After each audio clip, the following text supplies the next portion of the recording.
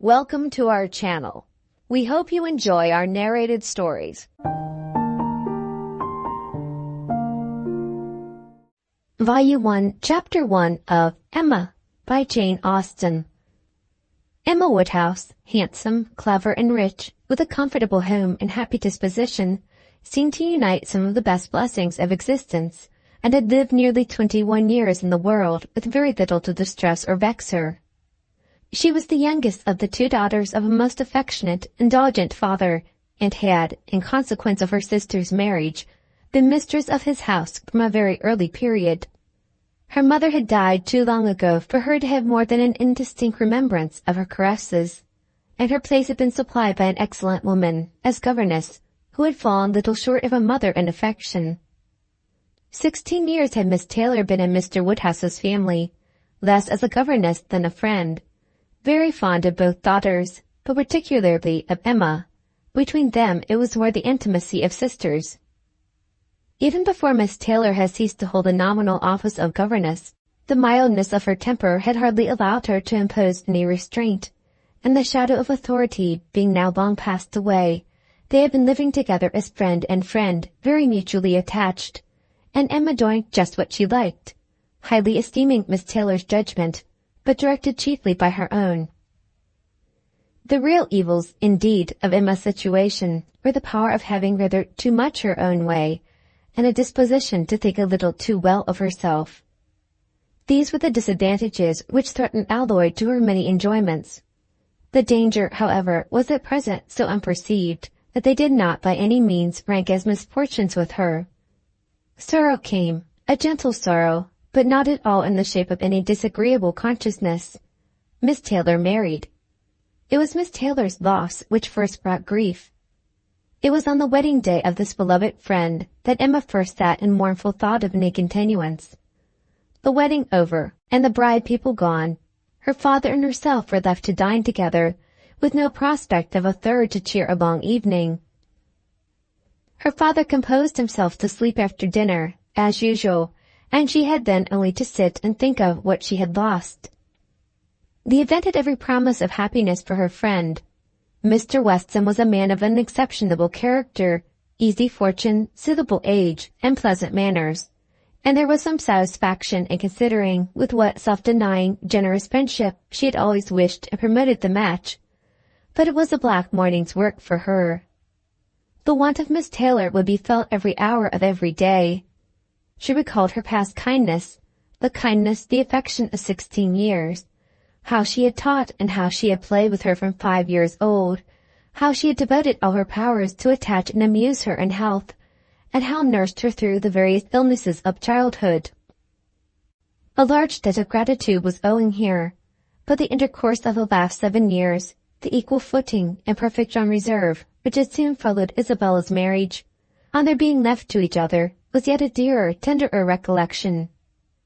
She had been a friend and companion such as few possessed, intelligent, well-informed, useful, gentle, knowing all the ways of the family, interested in all its concerns, and peculiarly interested in herself, in every pleasure, every scheme of hers, one to whom she could speak every thought as it arose, and who had such an affection for her as could never find fault. How was she to bear the change? It was true that her friend was going only half a mile from them, but Emma was aware that great must be the difference between a Mrs. Weston, only half a mile from them, and a Miss Taylor in the house, and with all her advantages, natural and domestic, she was now in great danger of suffering from intellectual solitude. She dearly loved her father, but he was no companion for her. He could not meet her in conversation, rational or playful. The evil of the actual disparity in their ages, and Mr. Woodhouse had not married early, was much increased by his constitution and habits, for having been a valetudinarian all his life, without activity of mind or body, he was a much older man in ways than in years, and though everywhere beloved for the friendliness of his heart and his amiable temper, his talents could not have recommended him at any time. Her sister, though comparatively but little removed by matrimony, being settled in London, only 16 miles off, was much beyond her daily reach, and many a long October and November evening must be struggled through at Hartfield, before Christmas brought the next visits from Isabella and her husband and their little children, to fill the house and give her pleasant society again. Highbury, the large and populous village, almost amounting to a town, to which Hartfield, in spite of its separate lawn and shrubberies and name, did really belong, afforded her no equals. The Woodhouses were first in consequence there. All looked up to them. She had many acquaintances in the place, for her father was universally civil, but not one among them who could be accepted in lieu of Miss Taylor for even half a day. It was a melancholy change, and Emma could not but sigh over it and wish for impossible things, till her father awoke and made it necessary to be cheerful. His spirits required support. He was a nervous man, easily depressed, fond of everybody that he was used to, and hating to part with them, hating change of every kind. Matrimony, as the origin of change, was always disagreeable, and he was by no means yet reconciled to his own daughter's marrying, nor could ever speak of her but with compassion, though it had been entirely a match of affection. When he was now obliged to part with Miss Taylor too, and from his habits of gentle selfishness, and of being never able to suppose that other people could feel differently from himself, he was very much disposed to think Miss Taylor had done as sad a thing for herself as for them, and would have been a great deal happier if she had spent all the rest of her life at Hartfield. Emma smiled and chatted as cheerfully as she could, to keep him from such thoughts, but when tea came it was impossible for him not to say exactly as he had said at dinner. "Poor Miss Taylor, I wish she were here again. What a pity it is that Mr. Weston ever thought of her." "I cannot agree with you, Papa. You know I cannot. Mr. Weston is such a good-humored, pleasant, excellent man, that he thoroughly deserves a good wife. And you would not have had Miss Taylor live with us forever, and bear all my odd humours, when she might have had a house of her own." "A house of her own? But where is the advantage of a house of her own? This is 3 times as large, and you have never any odd humours, my dear." "How often we shall be going to see them, and they coming to see us. We shall be always meeting. We must begin. We must go and pay a wedding visit very soon." "My dear, how am I to get so far? Randalls is such a distance. I could not walk half so far." "No, Papa, nobody thought of your walking. We must go in the carriage, to be sure." "The carriage? But James would not like to put the horses to for such a little way. And where are the poor horses to be while we are paying our visit?" "They are to be put into Mr. Weston's stable, Papa. You know we have settled all that already. We talked it all over with Mr. Weston last night. And as for James, you may be very sure he will always like going to Randalls, because of his daughter's being housemaid there. I only doubt whether he will ever take us anywhere else. That was your doing, Papa. You got Hannah that good place. Nobody thought of Hannah till you mentioned her. James is so obliged to you." "I am very glad I did think of her. It was very lucky, for I would not have had poor James think himself slighted upon any account, and I am sure she will make a very good servant. She is a civil, pretty-spoken girl, and I have a great opinion of her. Whenever I see her, she always curtsies and asks me how I do, in a very pretty manner, and when you have had her here to do needlework, I observe she always turns the lock of the door the right way, and never bangs it. I am sure she will be an excellent servant, and it will be a great comfort to poor Miss Taylor to have somebody about her that she is used to see. Whenever James goes over to see his daughter, you know, she will be hearing of us. He will be able to tell her how we all are." Emma spared no exertions to maintain this happier flow of ideas, and hoped, by the help of backgammon, to get her father tolerably through the evening, and be attacked by no regrets but her own. The backgammon table was placed, but a visitor immediately afterwards walked in and made it unnecessary. Mr. Knightley, a sensible man about 7 or 38, was not only a very old and intimate friend of the family, but particularly connected with it as the elder brother of Isabella's husband. He lived about a mile from Highbury, and was a frequent visitor, and always welcome, and at this time more welcome than usual, as coming directly from their mutual connections in London. He had returned to a late dinner after some days' absence, and now walked up to Hartfield to say that all were well in Brunswick Square. It was a happy circumstance, and animated Mr. Woodhouse for some time. Mr. Knightley had a cheerful manner, which always did him good, and his many inquiries after poor Isabella and her children were answered most satisfactorily. When this was over, Mr. Woodhouse gratefully observed, "It is very kind of you, Mr. Knightley, to come out at this late hour to call upon us.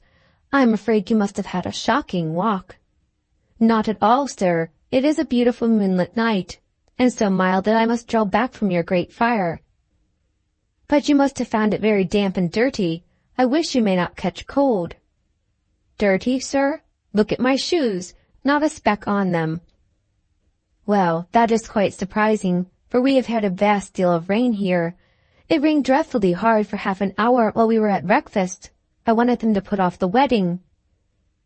"By the by, I have not wished you joy, being pretty well aware of what sort of joy you must both be feeling. I have been in no hurry with my congratulations, but I hope it all went off tolerably well. How did you all behave? Who cried most?" "Ah, poor Miss Taylor! 'Tis a sad business." "Poor Mr. and Miss Woodhouse, if you please, but I cannot possibly say, poor Miss Taylor. I have a great regard for you and Emma, but when it comes to the question of dependence or independence, at any rate, it must be better to have only one to please than two." "Especially when one of those two is such a fanciful, troublesome creature," said Emma playfully. "That is what you have in your head, I know, and what you would certainly say if my father were not by." "I believe it is very true, my dear, indeed," said Mr. Woodhouse with a sigh. "I am afraid I am sometimes very fanciful and troublesome." "My dearest papa, you do not think I could mean you, or suppose Mr. Knightley to mean you? What a horrible idea! Oh, no, I meant only myself. Mr. Knightley loves to find fault with me, you know. In a joke. It is all a joke. We always say what we like to one another." Mr. Knightley, in fact, was one of the few people who could see faults in Emma Woodhouse, and the only one who ever told her of them. And though this was not particularly agreeable to Emma herself, she knew it would be so much less so to her father, that she would not have him really suspect such a circumstance as her not being thought perfect by everybody. "Emma knows I never flatter her," said Mr. Knightley, "but I mean no reflection on anybody. Miss Taylor has been used to have two persons to please. She will now have but one. The chances are that she must be a gainer."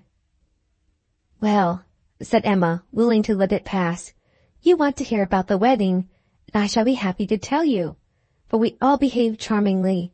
Everybody was punctual, everybody in their best looks, not a tear, and hardly a long face to be seen. Oh no, we all felt that we were going to be only half a mile apart, and were sure of meeting every day."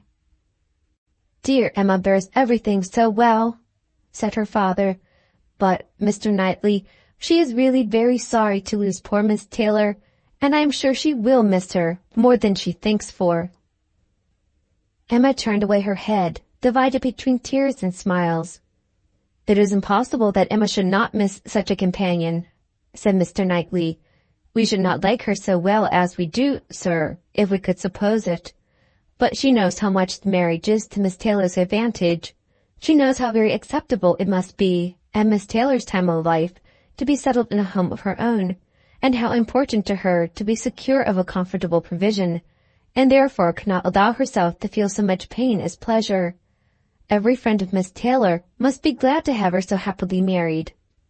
"And you have forgotten one matter of joy to me," said Emma, "and a very considerable one, that I made the match myself. I made the match, you know, 4 years ago, and to have it take place, and be proved in the right, when so many people said Mr. Weston would never marry again, may comfort me for anything." Mr. Knightley shook his head at her. Her father fondly repeated, "Ah, my dear, I wish you would not make matches and foretell things, for whatever you say always comes to pass. Pray do not make any more matches." "I promise you to make none for myself, papa, but I must indeed for other people. It is the greatest amusement in the world, and after such a success, you know. Everybody said that Mr. Weston would never marry again. Oh dear, no.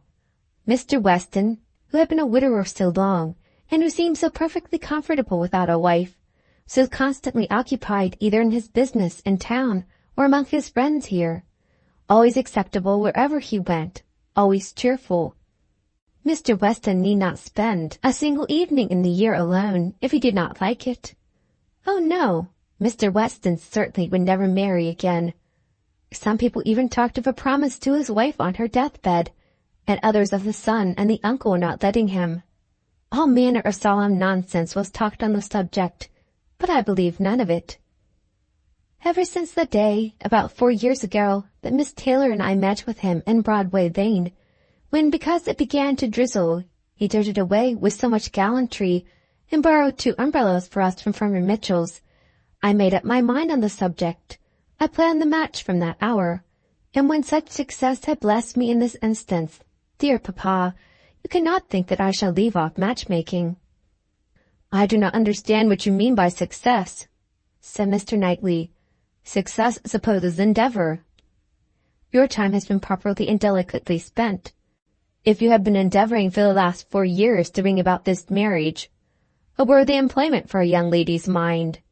But if what I rather imagine, your making the match, as you call it, means only your planning it, you're saying to yourself one idle day, I think it would be a very good thing for Miss Taylor if Mr. Weston were to marry her, and saying it again to yourself every now and then afterwards, why do you talk of success? Where is your merit? What are you proud of? You made a lucky guess, and that is all that can be said. You have never known the pleasure and triumph of a lucky guess? I pity you. I thought you clever, for, depend upon it, a lucky guess is never merely luck. There is always some talent in it. And as to my poor word, success, which you quarrel with, I do not know that I am so entirely without any claim to it. You have drawn 2 pretty pictures, but I think it may be a third, a something between the do-nothing and the do-all. If I had not promoted Mr. Weston's visits here, and given many little encouragements, and smoothed many little matters, it might not have come to anything after all. I think you must know Hartfield enough to comprehend that. A straightforward, open-hearted man like Weston, and a rational, unaffected woman like Miss Taylor, may be safely left to manage their own concerns. You are more likely to have done harm to yourself than good to them by interference. Emma never thinks of herself as she can do good to others, rejoined Mr. Woodhouse, understanding but in part. But, my dear, pray do not make any more matches. They are silly things, and break up one's family circle grievously. Only one more, papa, only for Mr. Elton. Poor Mr. Elton! You like Mr. Elton, papa. I must look about for a wife for him.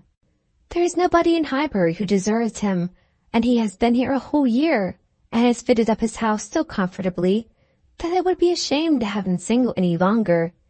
And I thought when he was joining their hands today, he looked so very much as if he would like to have the same kind of office done for him.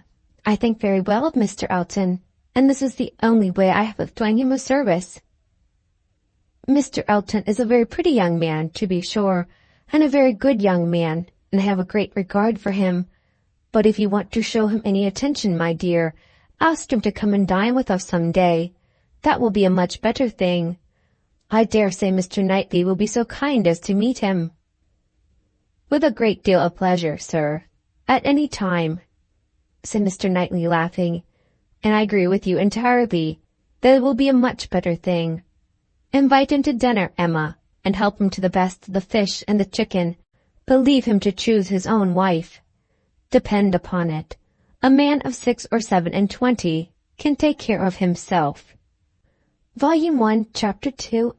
Mr. Weston was a native of Highbury, and born of a respectable family, which, for the last 2 or 3 generations, had been rising into gentility and property. He had received a good education, but on succeeding early in life to a small independence, had become indisposed for any of the more homely pursuits in which his brothers were engaged, and had satisfied an active, cheerful mind and social temper by entering into the militia of his county, then embodied. Captain Weston was a general favorite, and when the chances of his military life had introduced him to Miss Churchill of a great Yorkshire family, and Miss Churchill fell in love with him, nobody was surprised except her brother and his wife, who had never seen him, and who were full of pride and importance, which the connection would offend. Miss Churchill, however, being of age and with the full command of her fortune, though her fortune bore no proportion to the family estate, was not to be dissuaded from the marriage, and it took place to the infinite mortification of Mr. and Mrs. Churchill, who threw her off with due decorum. It was an unsuitable connection, and did not produce much happiness. Mrs. Weston ought to have found more in it, for she had a husband whose warm heart and sweet temper made him think everything due to her in return for the great goodness of being in love with him. But though she had one sort of spirit, she had not the best. She had resolution enough to pursue her own will in spite of her brother, but not enough to refrain from unreasonable regrets at that brother's unreasonable anger, nor from missing the luxuries of her former home. They lived beyond their income, but still it was nothing in comparison of Enscombe. She did not cease to love her husband, but she wanted at once to be the wife of Captain Weston and Miss Churchill of Enscombe. Captain Weston, who had been considered especially by the Churchills as making such an amazing match, was provided to have much the worst of the bargain, for when his wife died after 3 years' marriage, he was rather a poorer man than at first, and with a child to maintain. From the expense of the child, however, he was soon relieved. The boy had, with the additional softening claim of a lingering illness of his mother's, been the means of a sort of reconciliation, and Mr. and Mrs. Churchill, having no children of their own, nor any other young creature of equal kindred to care for, offered to take the whole charge of the little Frank soon after her decease. Some scruples and some reluctance the widower father may be supposed to have felt, but as they were overcome by other considerations, the child was given up to the care and the wealth of the Churchills, and he had only his own comfort to seek, and his own situation to improve as he could. A complete change of life became desirable. He quitted the militia and engaged in trade, having brothers already established in a good way in London, which afforded him a favorable opening. It was a concern which brought just employment enough. He has still a small house in Highbury, where most of his leisure days were spent, and between useful occupation and the pleasure of society, the next 18 or 20 years of his life passed cheerfully away. He had, by that time, realized an easy competence, enough to secure the purchase of a little estate adjoining Highbury, which he had always longed for, enough to marry a woman as portionless even as Miss Taylor, and to live according to the wishes of his own friendly and social disposition.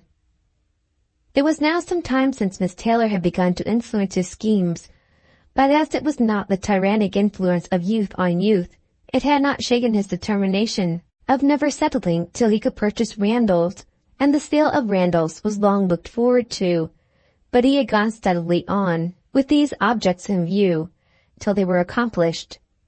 He had made his fortune, bought his house, and obtained his wife, and was beginning a new period of existence, with every probability of greater happiness than in any yet passed through. He had never been an unhappy man. His own temper had secured him from that, even in his first marriage, but his second must show him how delightful a well-judging and truly amiable woman could be, and must give him the pleasantest proof of its being a great deal better to choose than to be chosen, to excite gratitude than to feel it. He had only himself to please in his choice. His fortune was his own, for as to Frank, it was more than being tacitly brought up as his uncle's heir. It had become so avowed an adoption as to have him assume the name of Churchill on coming of age. It was most unlikely, therefore, that he should ever want his father's assistance. His father had no apprehension of it.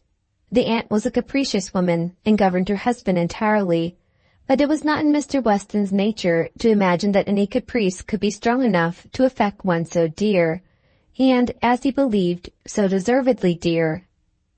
He saw his son every year in London, and was proud of him, and his fond report of him as a fine young man had made Highbury feel a sort of pride in him too. He was looked on as sufficiently belonging to the place to make his merits and prospects a kind of common concern. Mr. Frank Churchill was one of the boasts of Highbury, and a lively curiosity to see him prevailed, though the compliment was so little returned that he had never been there in his life. His coming to visit his father had been often talked of, but never achieved. Now, upon his father's marriage, it was very generally proposed, as the most proper attention, that the visit should take place. There was not a dissentient voice on the subject, either when Mrs. Perry drank tea with Mrs. and Miss Bates, or when Mrs. and Miss Bates returned the visit. Now was the time for Mr. Frank Churchill to come among them, and the hope strengthened when it was understood that he had written to his new mother on the occasion. For a few days, every morning visit in Highbury included some mention of the handsome letter Mrs. Weston had received. "I suppose you have heard of the handsome letter Mr. Frank Churchill had written to Mrs. Weston. I understand it was a very handsome letter indeed. Mr. Woodhouse told me of it. Mr. Woodhouse saw the letter, and he says he never saw such a handsome letter in his life." It was, indeed, a highly prized letter.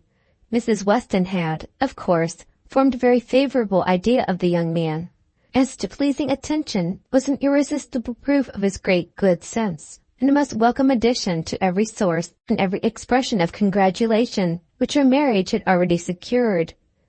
She felt herself a most fortunate woman, and she had lived long enough to know how fortunate she might well be thought, where the only regret was for a partial separation from friends whose friendship for her had never cooled, and who could ill bear to part with her. She knew that at times she must be missed, and could not think, without pain, of Emma's losing a single pleasure, or suffering an hour's anew, from the want of her companionableness. But dear Emma was of no feeble character.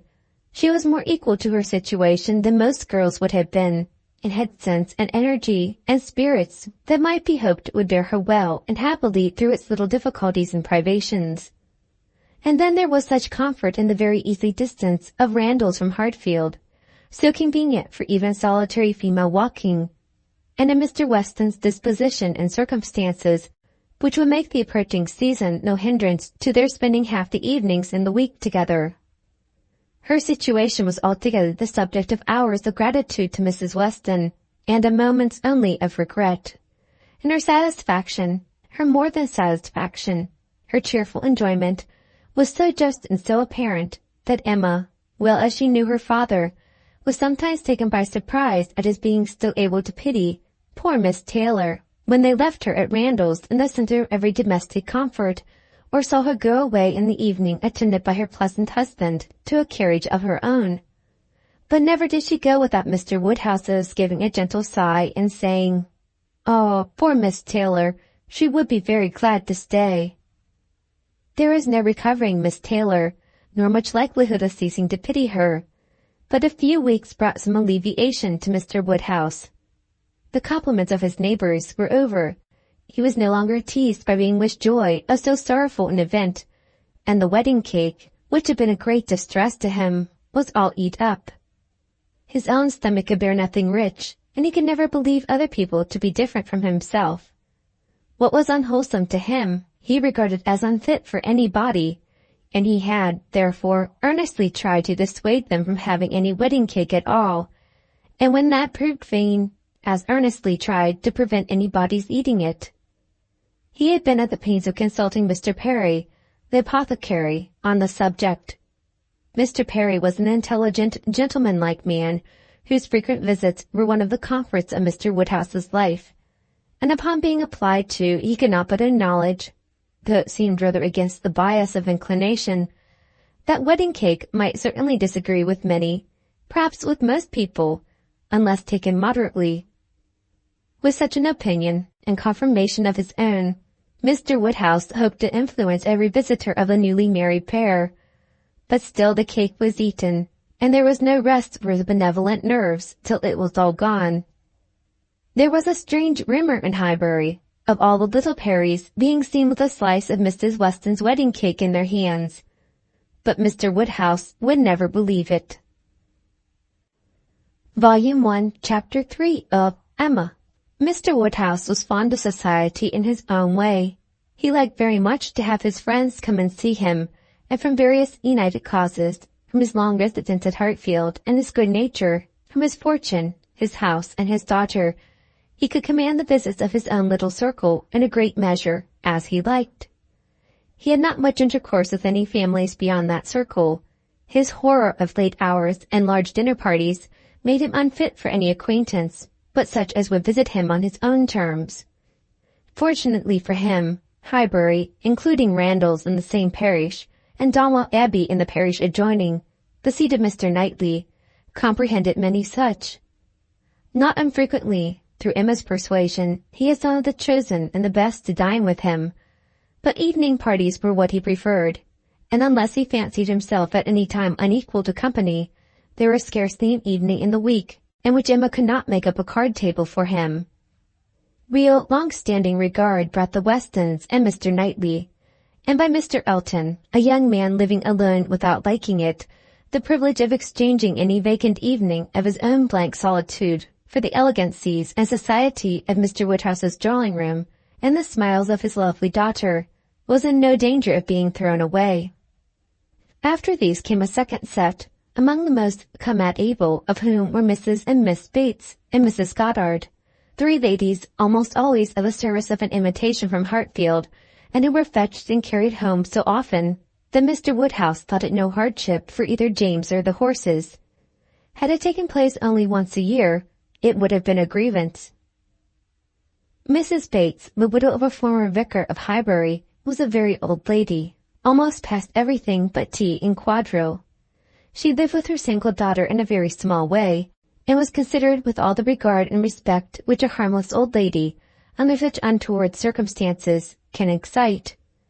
Her daughter enjoyed a most uncommon degree of popularity for a woman neither young, handsome, rich, nor married. Miss Bates stood in the very worst predicament in the world for having much of the public favor, and she had no intellectual superiority to make atonement to herself, or frighten those who might hate her into outward respect. She had never boasted either beauty or cleverness. Her youth had passed without distinction, and her middle of life was devoted to the care of a failing mother, and the endeavor to make a small income go as far as possible. And yet she was a happy woman, and a woman whom no one named without goodwill. It was her own universal goodwill and contented temper which worked such wonders. She loved everybody, and was interested in everybody's happiness, quick-sighted to everybody's merits, thought herself a most fortunate creature, and surrounded with blessings and such an excellent mother, and so many good neighbors and friends, and a home that wanted for nothing. The simplicity and cheerfulness of her nature, her contented and grateful spirit, were a recommendation to everybody, and the mind of felicity to herself. She was a great talker upon little matters, which exactly suited Mr. Woodhouse, full of trivial communications and harmless gossip. Mrs. Goddard was the mistress of a school, not of a seminary or an establishment or anything which professed, in long sentences of refined nonsense, to combine liberal acquirements with elegant morality, under new principles and new systems, and where young ladies for enormous pay might be screwed out of health and into vanity, but a real, honest, old-fashioned boarding school, where a reasonable quantity of accomplishments were sold at a reasonable price, and where girls might be sent to be out of the way, and scramble themselves into a little education, without any danger of coming back prodigies. Mrs. Goddard's school was in high repute, and very deservedly, for Highbury was reckoned a particularly healthy spot. She had an ample house and garden, gave the children plenty of wholesome food, let them run about a good deal in the summer, and in winter dressed their chilblains with her own hands. It was no wonder that a train of 20 young couple now walked after her to church. She was a plain, motherly kind of woman, who had worked hard in her youth, and now thought herself entitled to the occasional holiday of a tea visit, and having formerly owed much to Mr. Woodhouse's kindness, felt his particular claim on her to leave her neat parlor, hung round with fancy work, whenever she could, and win or lose a few sixpences by his fireside. These were the ladies whom Emma found herself very frequently able to collect, and happy was she for her father's sake in the power, though, as far as she was herself concerned, it was no remedy for the absence of Mrs. Weston. She was delighted to see her father look comfortable, and very much pleased with herself for contriving things so well. But the quiet prosings of 3 such women made her feel that every evening so spent was indeed one of the long evenings she had fearfully anticipated. As she sat one morning looking forward to exactly such a close of the present day, a note was brought from Mrs. Goddard, requesting, in most respectful terms, to be allowed to bring Miss Smith with her, a most welcome request, for Miss Smith was a girl of 17, whom Emma knew very well by sight, and had long felt an interest in, on account of her beauty. A very gracious invitation was returned, and the evening no longer dreaded by the fair mistress of the mansion. Harriet Smith was the natural daughter of somebody. Somebody had placed her, several years back, at Mrs. Goddard's school, and somebody had lately raised her from the condition of scholar to that of parlor boarder. This was all that was generally known of her history. She had no visible friends, but what had been acquired at Highbury, it was now just returned from a long visit in the country to some young ladies who had been at school there with her. She was a very pretty girl, and her beauty happened to be of a sort which Emma particularly admired.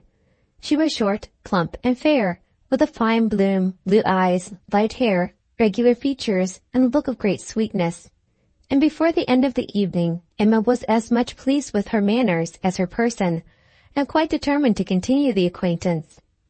She was not struck by anything remarkably clever in Miss Smith's conversation, but she found her altogether very engaging, not inconveniently shy, not unwilling to talk, and yet so far from pushing, shewing so proper and becoming a deference, seeming so pleasantly grateful for being admitted to Hartfield, and so artlessly impressed by the appearance of everything in so superior a style to what she had been used to, that she must have good sense and deserve encouragement. Encouragement should be given. Those soft blue eyes and all those natural graces should not be wasted on the inferior society of Highbury and its connections. The acquaintance she had already formed were unworthy of her. The friends from whom she had just parted, though very good sort of people, must be doing her harm. They were a family of the name of Martin, whom Emma well knew by character, as renting a large farm of Mr. Knightley, and residing in the parish of Donwell. Very creditably, she believed. She knew Mr. Knightley thought highly of them, but they must be coarse and unpolished, and very unfit to be the intimates of a girl who wanted only a little more knowledge and elegance to be quite perfect. She would notice her, she would improve her, she would detach her from her bad acquaintance, and introduce her into good society. She would form her opinions and her manners. It would be an interesting and certainly a very kind undertaking, highly becoming her own situation in life, her leisure and powers. She was so busy in admiring those soft blue eyes, and talking and listening, and forming all these new schemes and the in-betweens, that the evening flew away at a very unusual rate, and the supper table, which always closed such parties, and for which she had been used to sit and watch the due time, was all set out and ready, and moved forwards to the fire before she was aware. With an alacrity beyond the common impulse of a spirit which yet was never indifferent to the credit of doing everything well and attentively, with a real good will of a mind delighted with its own ideas, did she then do all the honours of the meal, and help and recommend the minced chicken and scallop oysters, with an urgency which she knew would be acceptable to the early hours and civil scruples of their guests. Upon such occasions poor Mr. Woodhouse's feelings were in sad warfare. He loved to have the cloth laid, because that had been the fashion of his youth. But his conviction of suppers being very unwholesome made him rather sorry to see anything put on it, and while his hospitality would have welcomed his visitors to everything, his care for their health made him grieve that they would eat. Such another small basin of thin gruel as his own was all that he could, with thorough self-approbation, recommend. Though he might constrain himself, while the ladies were comfortably clearing the nicer things, to say, "Miss Bates, I may propose your venturing on one of these eggs. An egg boiled very soft is not unwholesome. Cyril understands boiling an egg better than anybody. I would not recommend an egg boiled by anybody else. But you need not be afraid. They are very small, you see, and our small eggs will not hurt you. Miss Bates, then Emma help you to a little bit of tart, a very little bit. Ours are all apple tarts. You need not be afraid of unwholesome preserves here. I do not advise the custard. Mrs. Goddard, what say you to half a glass of wine, a small half glass, put into a tumbler of water? I do not think he could disagree with you."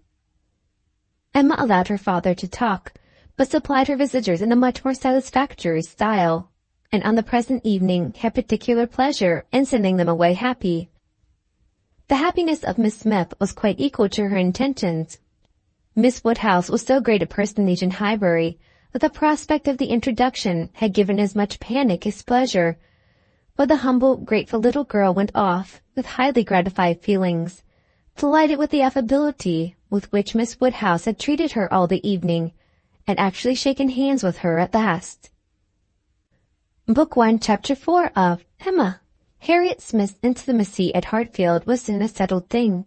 Quick and decided in her ways, Emma lost no time in inviting, encouraging, and telling her to come very often, and as their acquaintance increased, so did their satisfaction in each other. As a walking companion, Emma had very early foreseen how useful she must find her.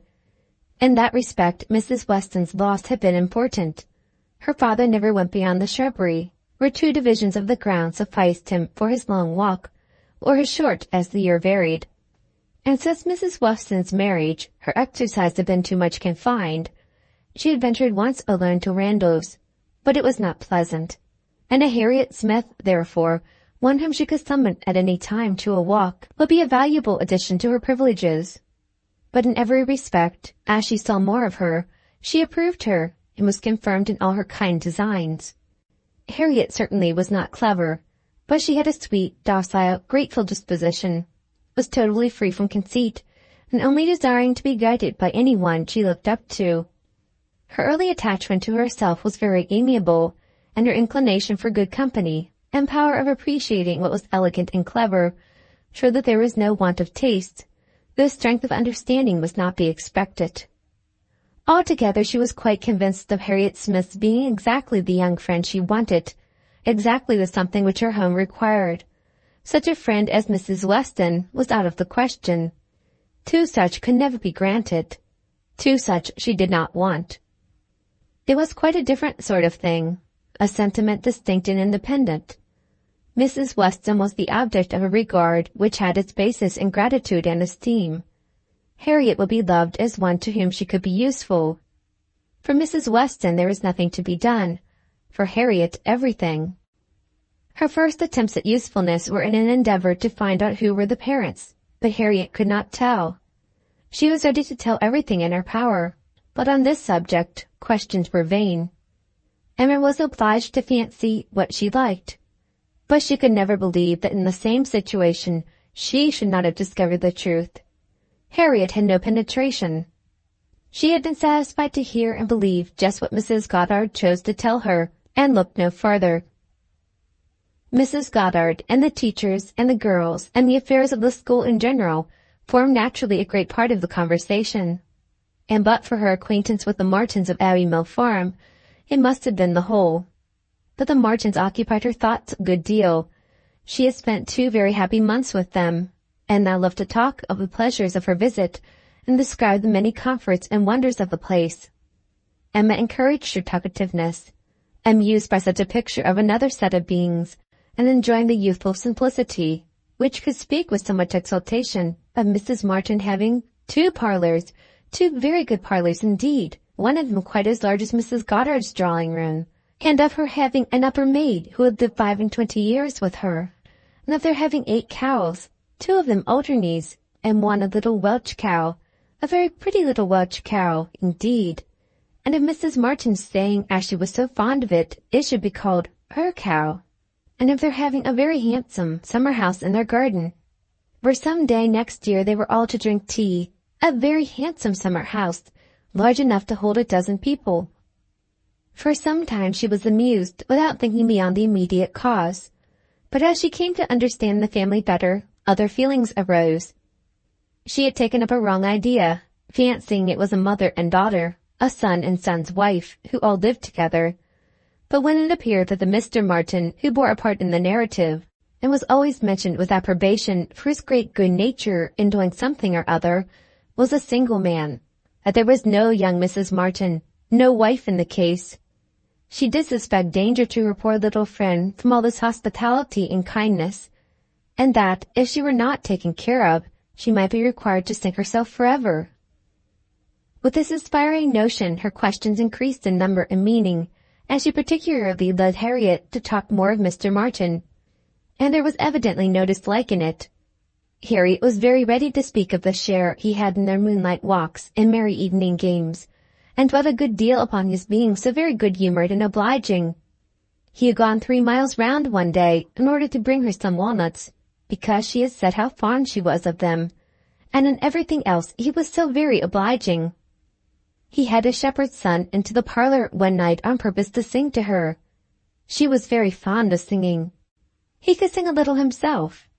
She believed he was very clever and understood everything. He had a very fine flock, and while she was with them, he had been bid more for his wool than anybody in the country. She believed everybody spoke well of him. His mother and sisters were very fond of him. Mrs. Martin had told her one day, and there was a blush as she said it, that it was impossible for anybody to be a better son, and therefore she was sure, whenever he married, he would make a good husband. Not that she wanted him to marry. She was in no hurry at all. "Well done, Mrs. Martin," thought Emma. "You know what you are about." And when she had come away, Mrs. Martin was so very kind as to send Mrs. Goddard a beautiful goose, the finest goose Mrs. Goddard had ever seen.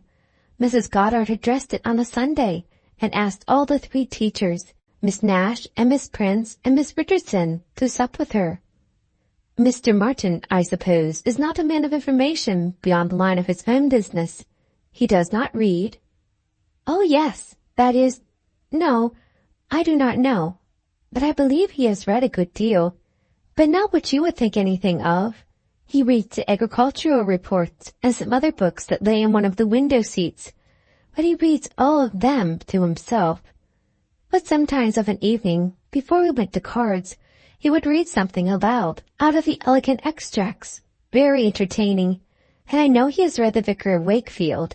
He never read the Romance of the Forest, nor the Children of the Abbey. He had never heard of such books before. I mentioned them, but he is determined to get them now as soon as ever he can. The next question was, "What sort of looking man is Mr. Martin?" "Oh, not handsome, not at all handsome. I thought him very plain at first, but I do not think him so plain now. One does not, you know, after a time. But did you never see him?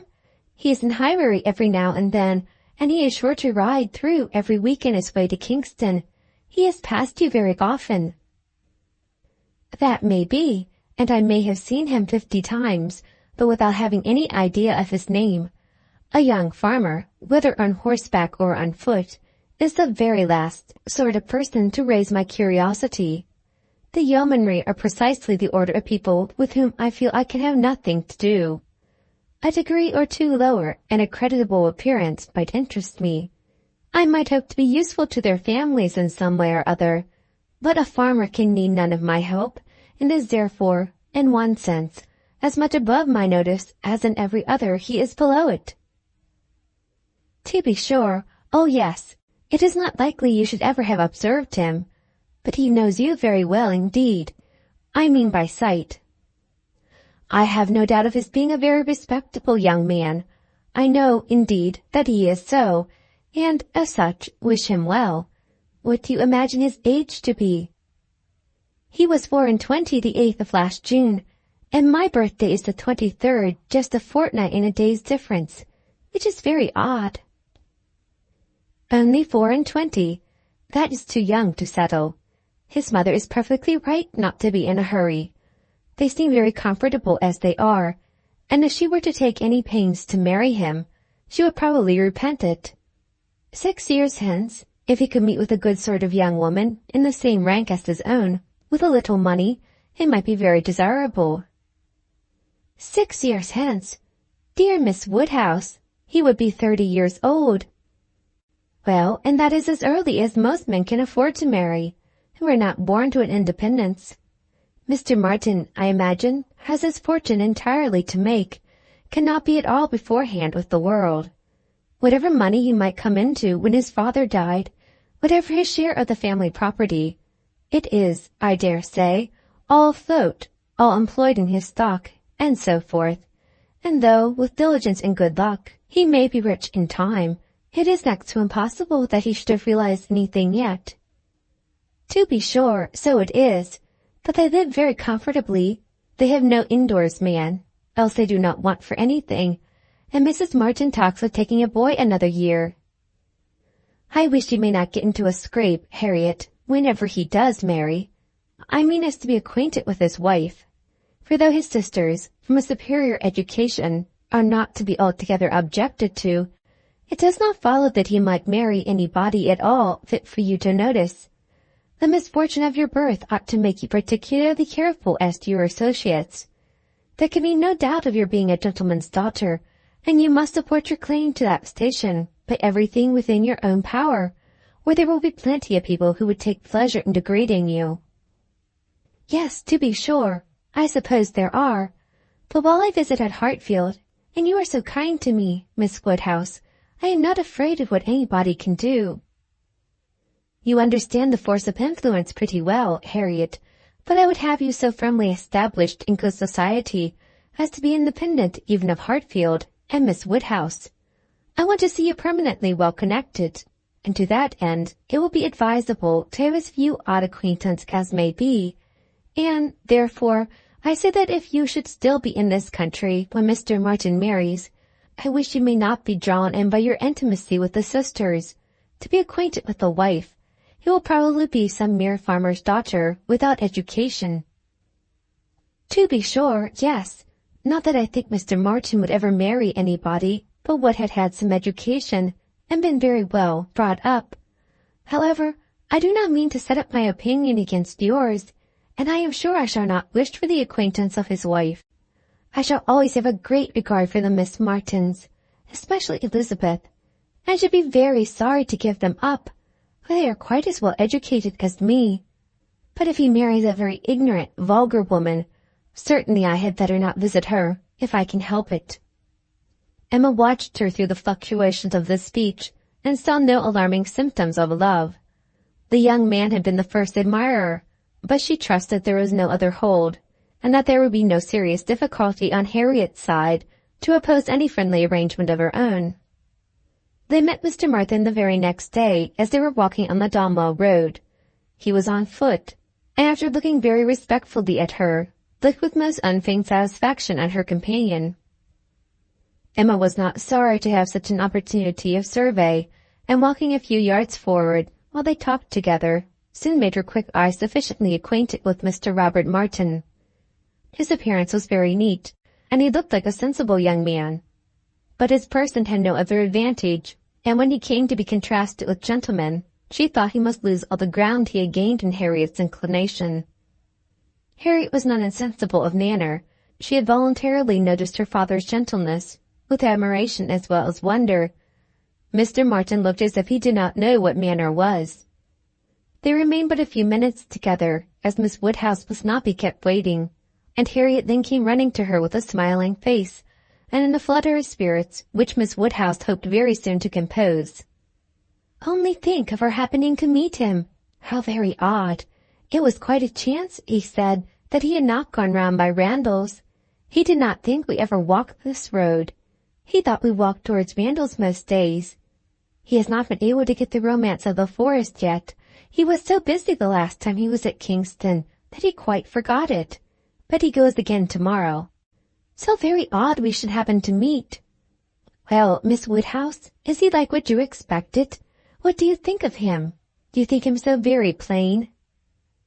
"He is very plain, undoubtedly, remarkably plain, but that is nothing compared with his entire want of gentility. I had no right to expect much, and I did not expect much, but I had no idea that he could be so very clownish, so totally without air. I had imagined him, I confess, a degree or two nearer gentility." "To be sure," said Harriet in a mortified voice, "he is not so genteel as real gentlemen."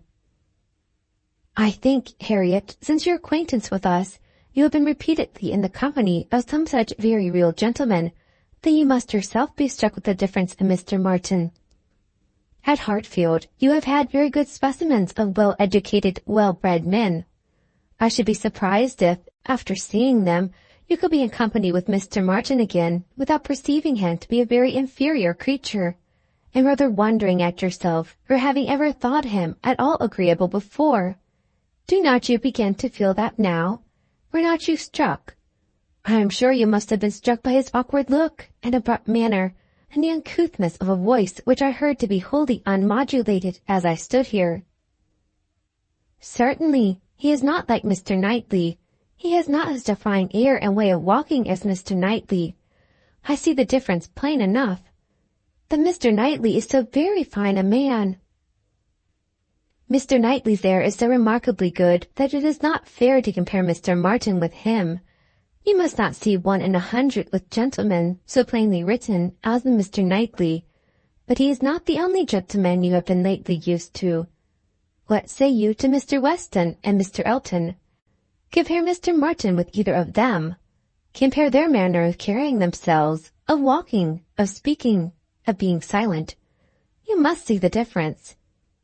Oh, yes, there is a great difference. But Mr. Weston is almost an old man. Mr. Weston must be between 40 and 50. Which makes his good manners the more valuable. The older a person grows, Harriet, the more important it is that their manners should not be bad. The more glaring and disgusting any loudness or coarseness or awkwardness becomes. What is passable in youth is detestable in later age. Mr. Martin is now awkward and abrupt. But will he be at Mr. Weston's time of life? There is no saying, indeed, replied Harriet rather solemnly. But there may be pretty good guessing. He will be a completely gross, vulgar farmer, totally inattentive to appearances, and thinking of nothing but profit and loss. Will he indeed? That will be very bad. How much his business engrosses him already is very plain from the circumstance of his forgetting to inquire for the book you recommended. He was a great deal too full of the market to think of anything else, which is just as it should be, for a thriving man. What has he to do with books? And I have no doubt that he will thrive, and be a very rich man in time, and his being illiterate and coarse need not disturb us. I wonder he did not remember the book, was all Harriet's answer, and spoken with a degree of grave displeasure, which Emma thought might be safely left to itself. She, therefore, said no more for some time. Her next beginning was, In one respect, perhaps, Mr. Elton's manners are superior to Mr. Knightley's or Mr. Weston's. They have more gentleness. They might be more safely held up as a pattern. There is an openness, a quickness, almost a bluntness in Mr. Weston, which everybody likes in him, because there is so much good humor with it. But that would not do to be copied. Neither would Mr. Knightley's downright decided, commanding sort of manner, though it suits him very well. His figure and look and situation in life seem to allow it. But if any young man were to set about copying him, he would not be sufferable. On the contrary, I think a young man might be very safely recommended to take Mr. Elton as a model. Mr. Elton is good-humored, cheerful, obliging, and gentle. He seems to me to be grown particularly gentle of late. I do not know whether he has any design of ingratiating himself with either of us, Harriet, by additional softness, but it strikes me that his manners are softer than they used to be. If he means anything, it must be to please you. Did not I tell you what he said of you the other day? She then repeated some more impersonal praise which she had drawn from Mr. Elton, and now did full justice to, and Harriet blushed and smiled, and said she had always thought Mr. Elton very agreeable.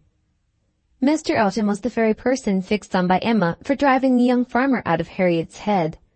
She thought it would be an excellent match, and only too palpably desirable, natural, and probable for her to have much merit in planning it. She feared it was what everybody else must think of and predict. It was not likely, however, that anybody should have equaled her in the date of a plan, as it had entered her brain during the very first evening of Harriet's coming to Hartfield. The longer she considered it, the greater was her sense of its expediency. Mr. Elton's situation was most suitable, quite the gentleman himself, and without low connections, at the same time not of any family that could fairly object to the doubtful birth of Harriet. He had a comfortable home for her, and Emma imagined a very sufficient income, for though the vicarage of Highbury was not large, he was known to have some independent property, and she thought very highly of him as a good-humoured, well-meaning, respectable young man, without any deficiency of useful understanding or knowledge of the world. She had already satisfied herself that he thought Harriet a beautiful girl, which she trusted, with such frequent meetings at Hartfield, was foundation enough on his side, and on Harriet's there could be little doubt that the idea of being preferred by him would have all the usual weight and efficacy. And he was really a very pleasing young man, a young man whom any woman not fastidious might like. He was reckoned very handsome, his person much admired in general, though not by her, there being a want of elegance of feature, which she could not dispense with. But the girl who could be gratified by Robert Martin's riding about the country to get walnuts for her might very well be conquered by Mr. Elton's admiration. Volume 1, Chapter 5 of Emma. "I do not know what your opinion may be, Mrs. Austen," said Mr. Knightley, "of this great intimacy between Emma and Harriet Smith, but I think it a bad thing." "A bad thing? Do you really think it a bad thing? Why so?" "I think they will neither of them do the other any good." "You surprise me. Emma must do Harriet good, and by supplying her with a new object of interest, Harriet may be said to do Emma good. I have been seeing their intimacy with the greatest pleasure. How very differently we feel. Not think they will do each other any good. This will certainly be the beginning of one of our quarrels about Emma, Mr. Knightley." "Perhaps you think I am come on purpose to quarrel with you, knowing Weston to be out, and that you must still fight your own battle." "Mr. Weston would undoubtedly support me if he were here, for he thinks exactly as I do on the subject. We were speaking of it only yesterday, and agreeing how fortunate it was for Emma that there should be such a girl in Highbury for her to associate with. Mr. Knightley, I shall not allow you to be a fair judge in this case. You are so much used to live alone that you do not know the value of a companion, and perhaps no man can be a good judge of the comfort a woman feels in the society of one of her own sex, after being used to it all her life. I can imagine your objection to Harriet Smith. She is not the superior young woman which Emma's friends ought to be, but on the other hand, as Emma wants to see her better informed, it will be an inducement to her to read more herself.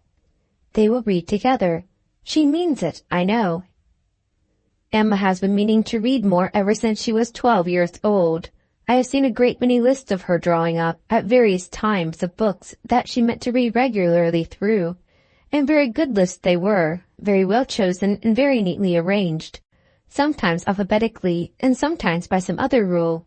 The list she drew up when only 14, I remember thinking it did her judgment so much credit that I preserved it some time, and I dare say she may have made out a very good list now. But I have done with expecting any course of steady reading from Emma.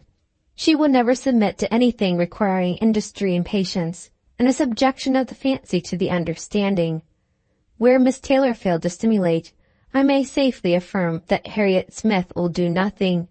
You never could persuade her to read half so much as you wished. You know you could not." "I dare say," replied Mrs. Weston, smiling, "that I thought so then. But since we have parted, I can never remember Emma's omitting to do anything I wished." "There is hardly any desiring to refresh such a memory as that," said Mr. Knightley feelingly, and for a moment or two he had done. "But I," he soon added, "who have had no such charm thrown over my senses, must still see, hear, and remember. Emma is spoiled by being the cleverest of her family.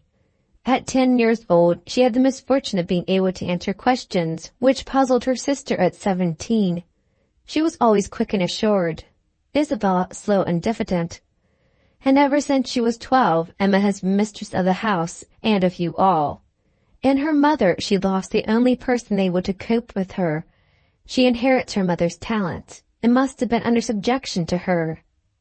I should have been sorry, Mr. Knightley, to be dependent on your recommendation.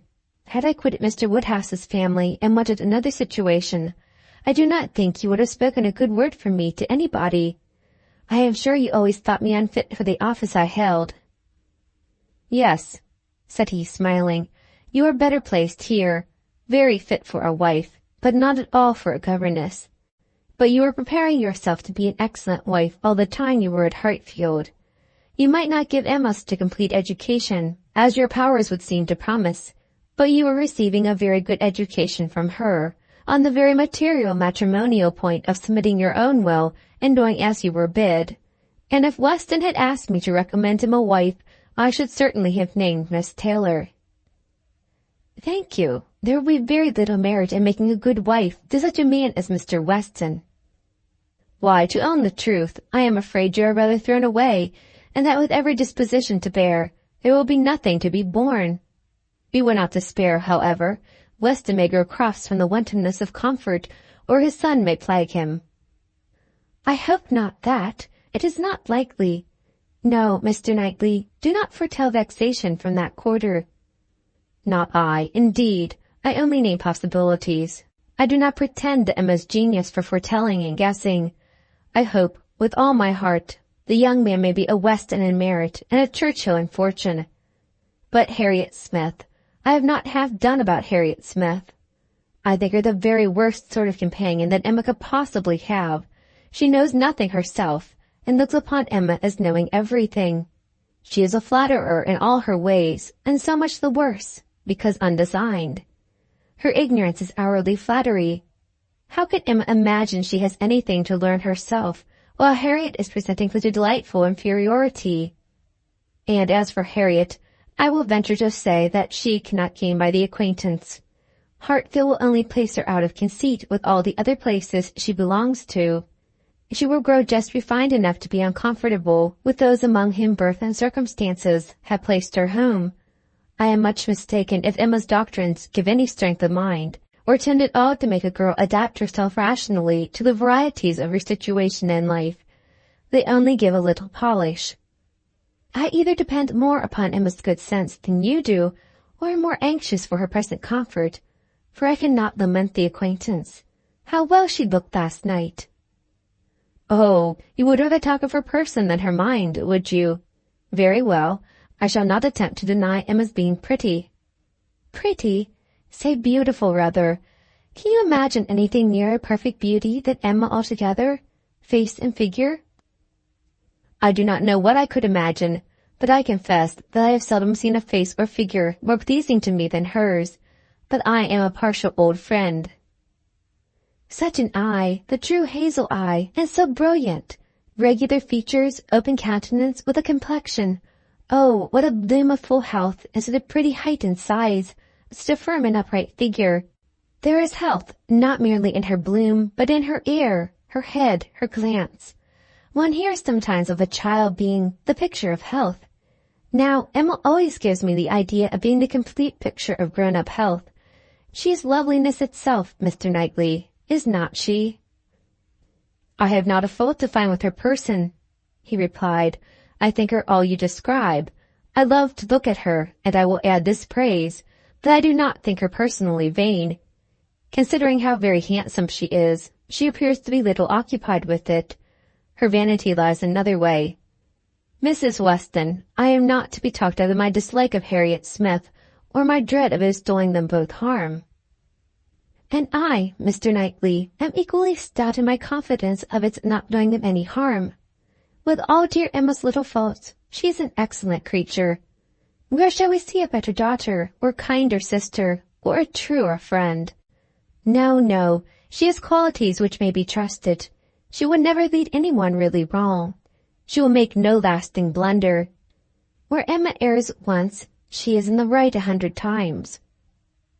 Very well, I will not plague you any more.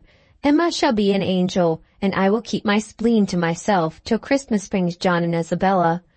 John loves Emma with a reasonable, and therefore not a blind affection, and Isabella always thinks as he does, except when he is not quite frightened enough about the children. I am sure of having their opinions with me. I know that you all love her really too well to be unjust or unkind, but excuse me, Mr. Knightley, if I take the liberty. I consider myself, you know, as having somewhat of the privilege of speech that Emma's mother might have had. The liberty of hinting that I do not think any possible good can arise from Harriet Smith's intimacy being made a matter of much discussion among you. Pray excuse me. But supposing any little inconvenience may be apprehended from the intimacy, it cannot be expected that Emma, accountable to nobody but her father, who perfectly approves the acquaintance, should put an end to it, so long as it is a source of pleasure to herself. It has been so many years my province to give advice, that you cannot be surprised, Mr. Knightley, at this little remains of office." "Not at all," cried he. "I am much obliged to you for it. It is very good advice, and it shall have a better fate than your advice has often found, for it shall be attended to." Mrs. John Knightley is easily alarmed, and might be made unhappy about her sister. "Be satisfied," said he. "I will not raise any outcry. I will keep my ill humor to myself. I have a very sincere interest in Emma. Isabella does not seem more my sister, has never excited a greater interest, perhaps hardly so great. There is an anxiety, a curiosity, in what one feels for Emma. I wonder what will become of her." "So do I," said Mrs. Weston gently. "Very much. She always declares she will never marry, which, of course, means just nothing at all. But I have no idea that she has yet ever seen a man she cared for. It would not be a bad thing for her to be very much in love with a proper object. I should like to see Emma in love, and in some doubt of return. It would do her good. But there is nobody hereabouts to attach her, and she goes so seldom from home." "There does, indeed, seem as little to tempt her to break her resolution at present," said Mrs. Weston, "as can well be. And while she is so happy at Hartfield, I cannot wish her to be forming any attachment which would be creating such difficulties on poor Mr. Woodhouse's account. I do not recommend matrimony at present to Emma, though I mean no slight to the state, I assure you." Part of her meaning was to conceal some favourite thoughts of her own and Mr. Weston's on the subject, as much as possible.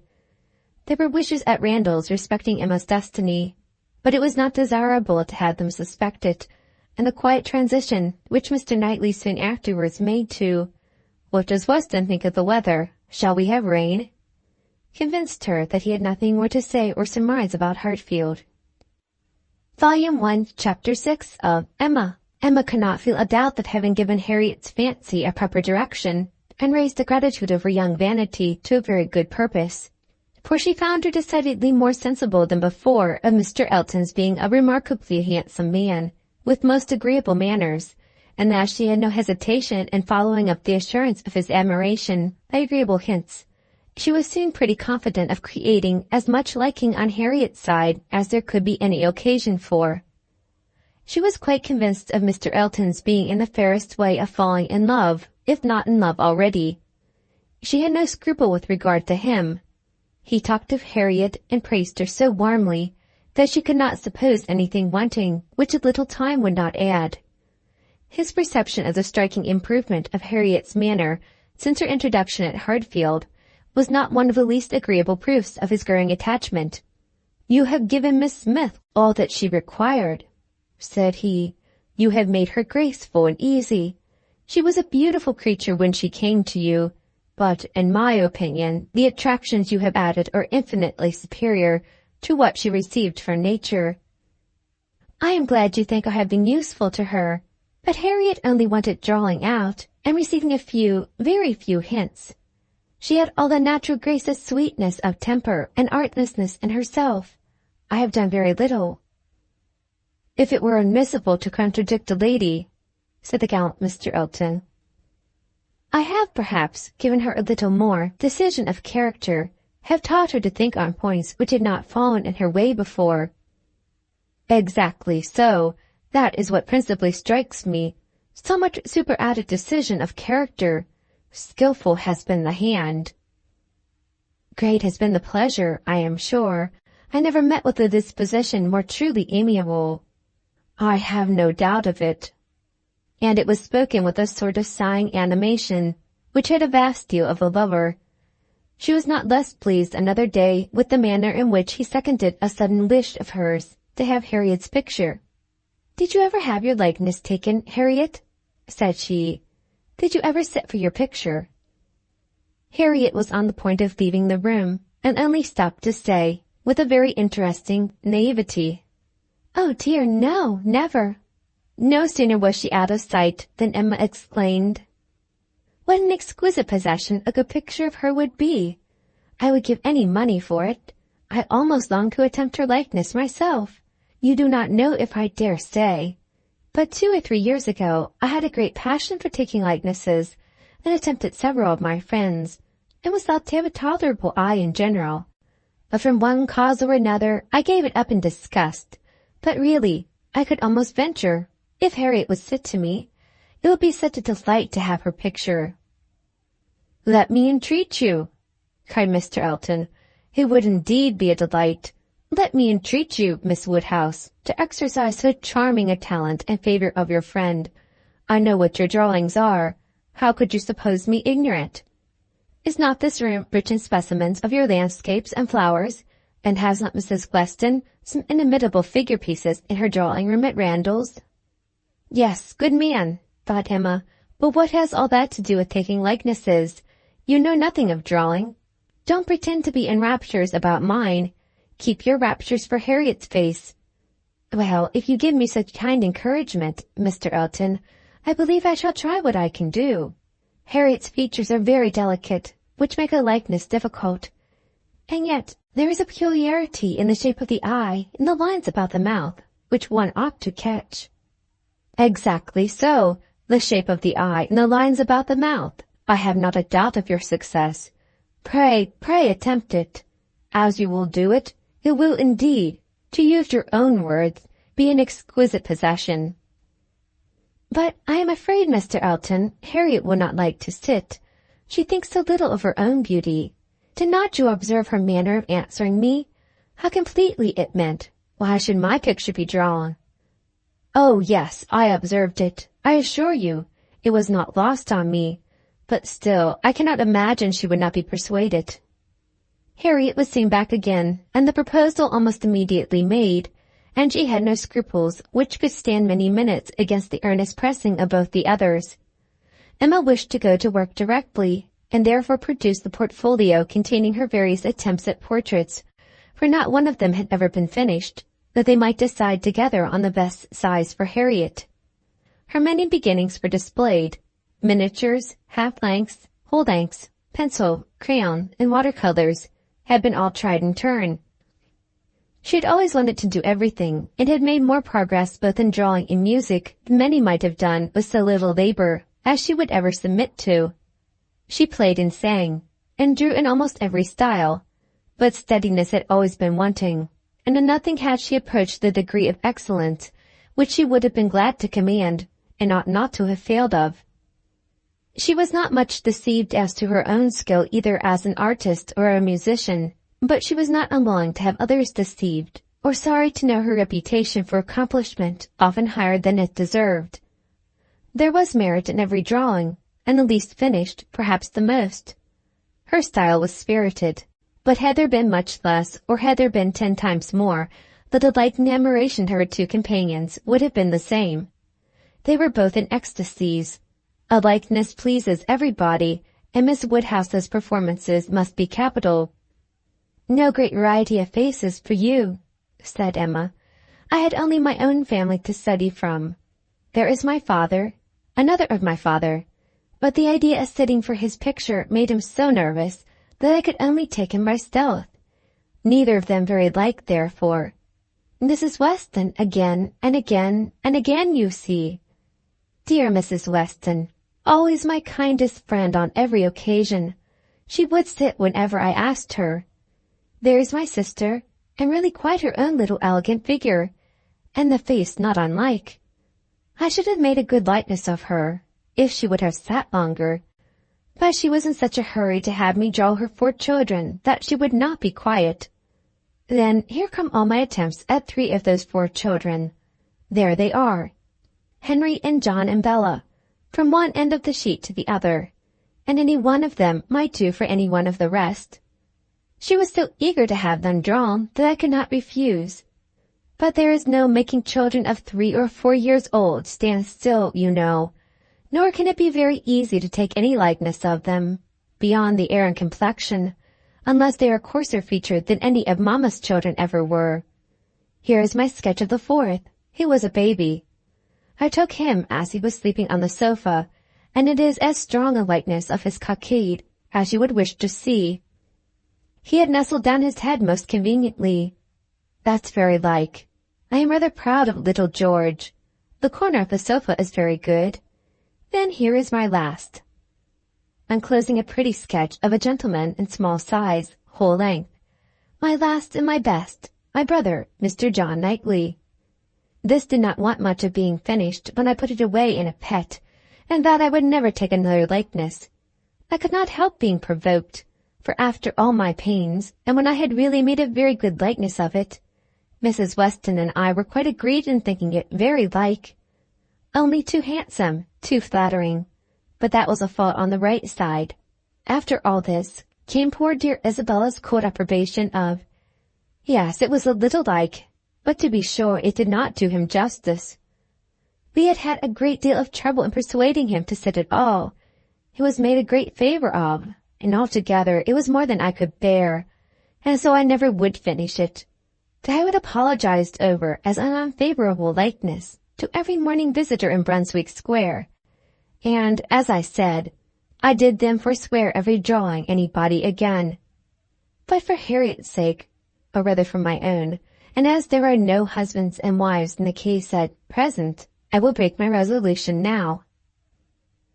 Mr. Elton seemed very properly struck, and delighted by the idea, and was repeating, no husbands and wives in the case at present, indeed, as you observe. Exactly so. No husbands and wives. With so interesting a consciousness that Emma began to consider whether she had not better leave them together at once. But as she wanted to be drawing, the declaration must wait a little longer. She was soon fixed on the size and sort of portrait. It was to be a whole length in watercolor, like Mr. John Knightley's, and was destined, if she could please herself, to hold a very honorable station over the mantelpiece. The sitting began, and Harriet, smiling and blushing, and afraid of not keeping her attitude and countenance, presented a very sweet mixture of youthful expression to the steady eyes of the artist. But there was no doing anything, with Mr. Elton fidgeting behind her and watching every touch. She gave him credit for stationing himself where he might gaze and gaze again without offense, but was really obliged to put an end to it and request him to place himself elsewhere. It then occurred to her to employ him in reading. If he would be so kind as to read to them, it would be a kindness indeed. It would amuse away the difficulties of her part and lessen the irksomeness of Miss Smith's. Mr. Elton was only too happy. Harriet listened, and Emma drew in peace. She must allow him to be still frequently coming to look. Anything less would certainly have been too little in a lover, and he was ready at the smallest intermission of the pencil to jump up and see the progress, and be charmed. There was no being displeased with such an encourager, for his admiration made him discern a likeness almost before it was possible. She could not respect his eye, but his love and his complaisance were unexceptionable. The sitting was altogether very satisfactory. She was quite enough pleased with the first day's sketch to wish them to go on. There is no want of likeness. She had been fortunate in the attitude, and now she meant to throw in a little improvement to the figure, to give a little more height and considerably more elegance. She had great confidence of its being in every way a pretty drawing at last, and of its filling its destined place with credit to them both, a standing memorial of the beauty of one, the skill of the other, and the friendship of both, with as many other agreeable associations as Mr. Elton's very promising attachment was likely to add. Harriet was to sit again the next day, and Mr. Elton, just as he ought, entreated for the permission of attending and reading to them again.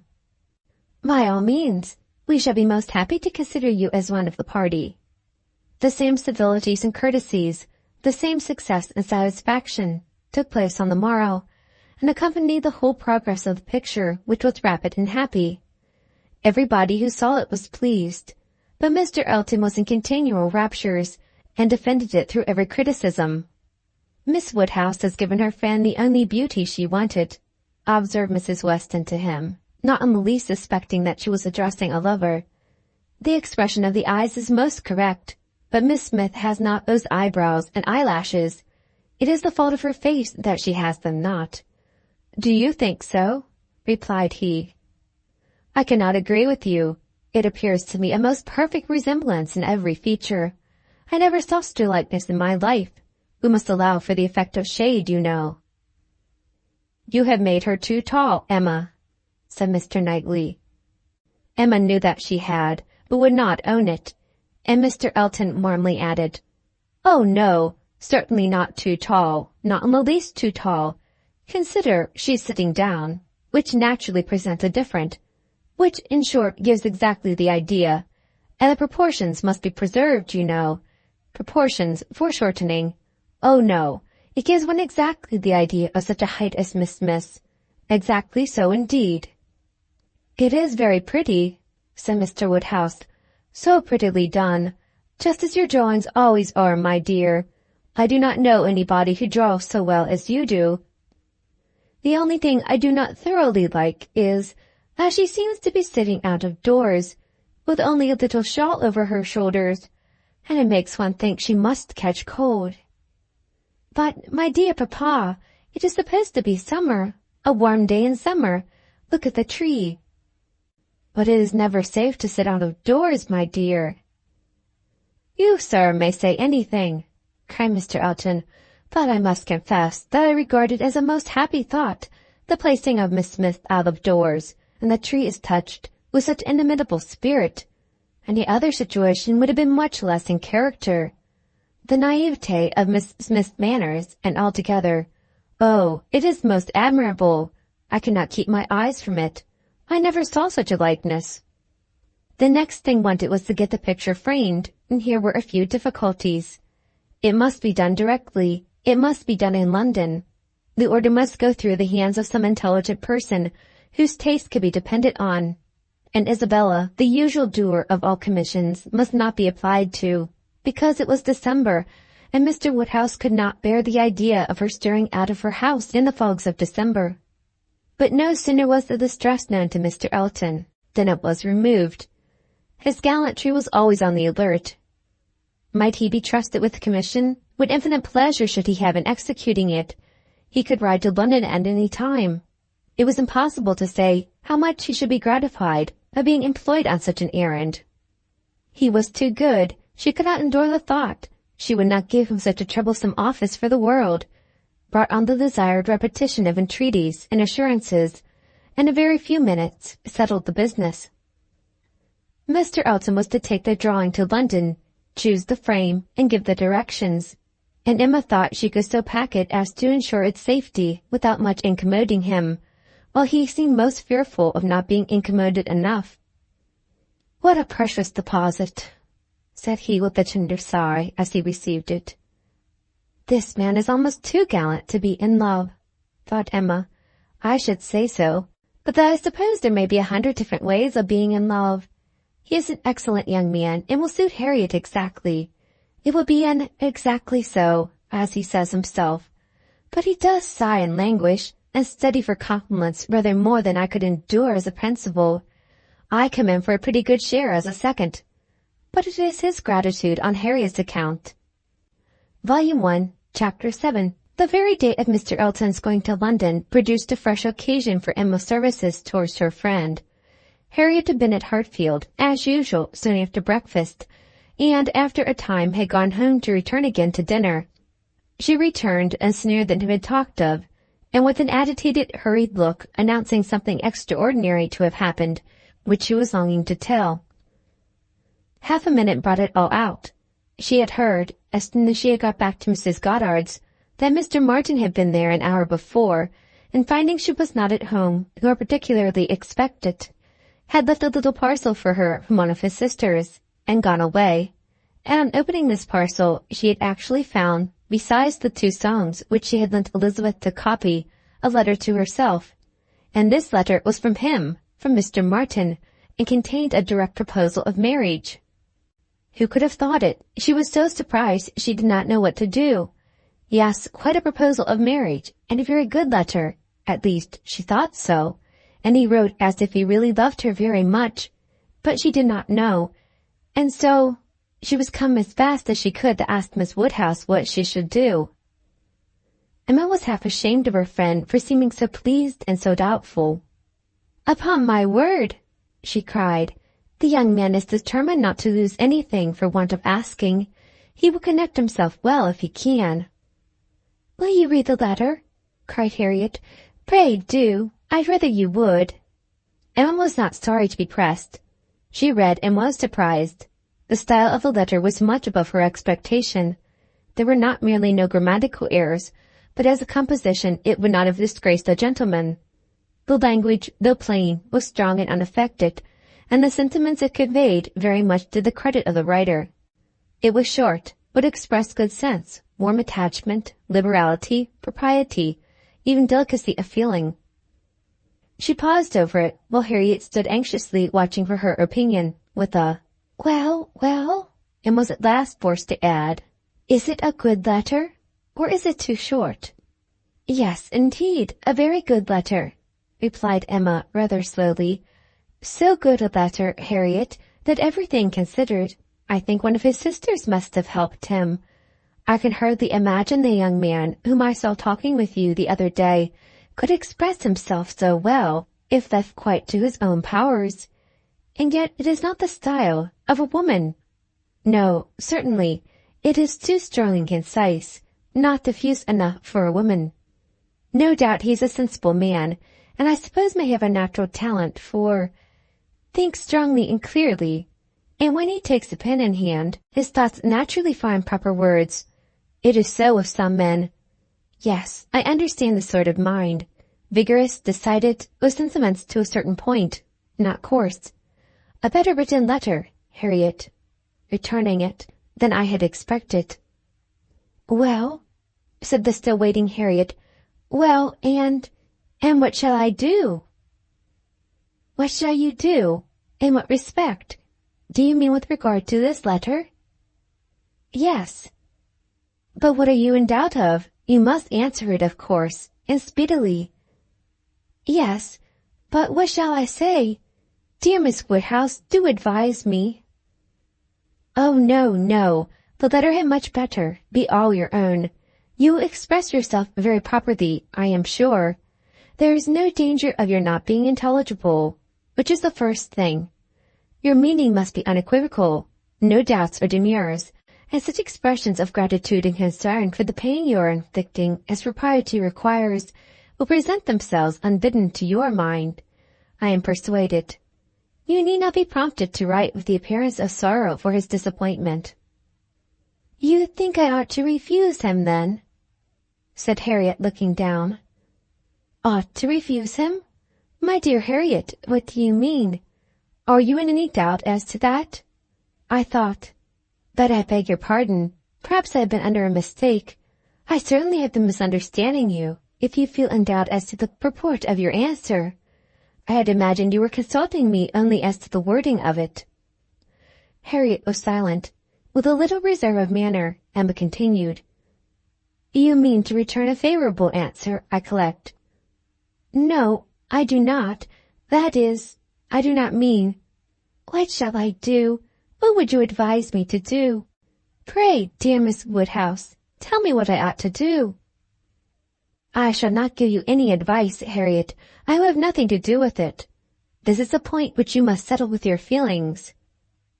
"I had no notion that he liked me so very much," said Harriet, contemplating the letter. For a while Emma persevered in her silence, but beginning to apprehend the bewitching flattery of that letter might be too powerful, she thought it best to say, "I lay it down as a general rule, Harriet, that if a woman doubts as to whether she should accept a man or not, she certainly ought to refuse him.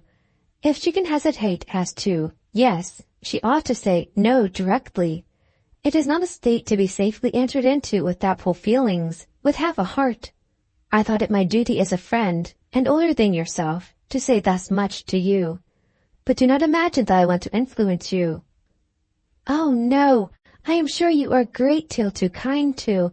But if you would just advise me what I had best do—" "No, no, I do not mean that. As you say, one's mind ought to be quite made up. One should not be hesitating. It is a very serious thing. It will be safer to say no, perhaps. Do you think I had better say no?" "Not for the world," said Emma, smiling graciously. "Would I advise you either way. You must be the best judge of your own happiness. If you prefer Mr. Martin to every other person, if you think him the most agreeable man you have ever been in company with, why should you hesitate?" "You blush, Harriet. Does anybody else occur to you at this moment under such a definition?" "Harriet, do not deceive yourself. Do not be run away with by gratitude and compassion. At this moment, whom are you thinking of?" The symptoms were favorable.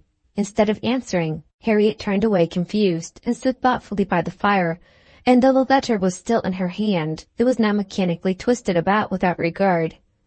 Emma waited the result with impatience, but not without strong hopes.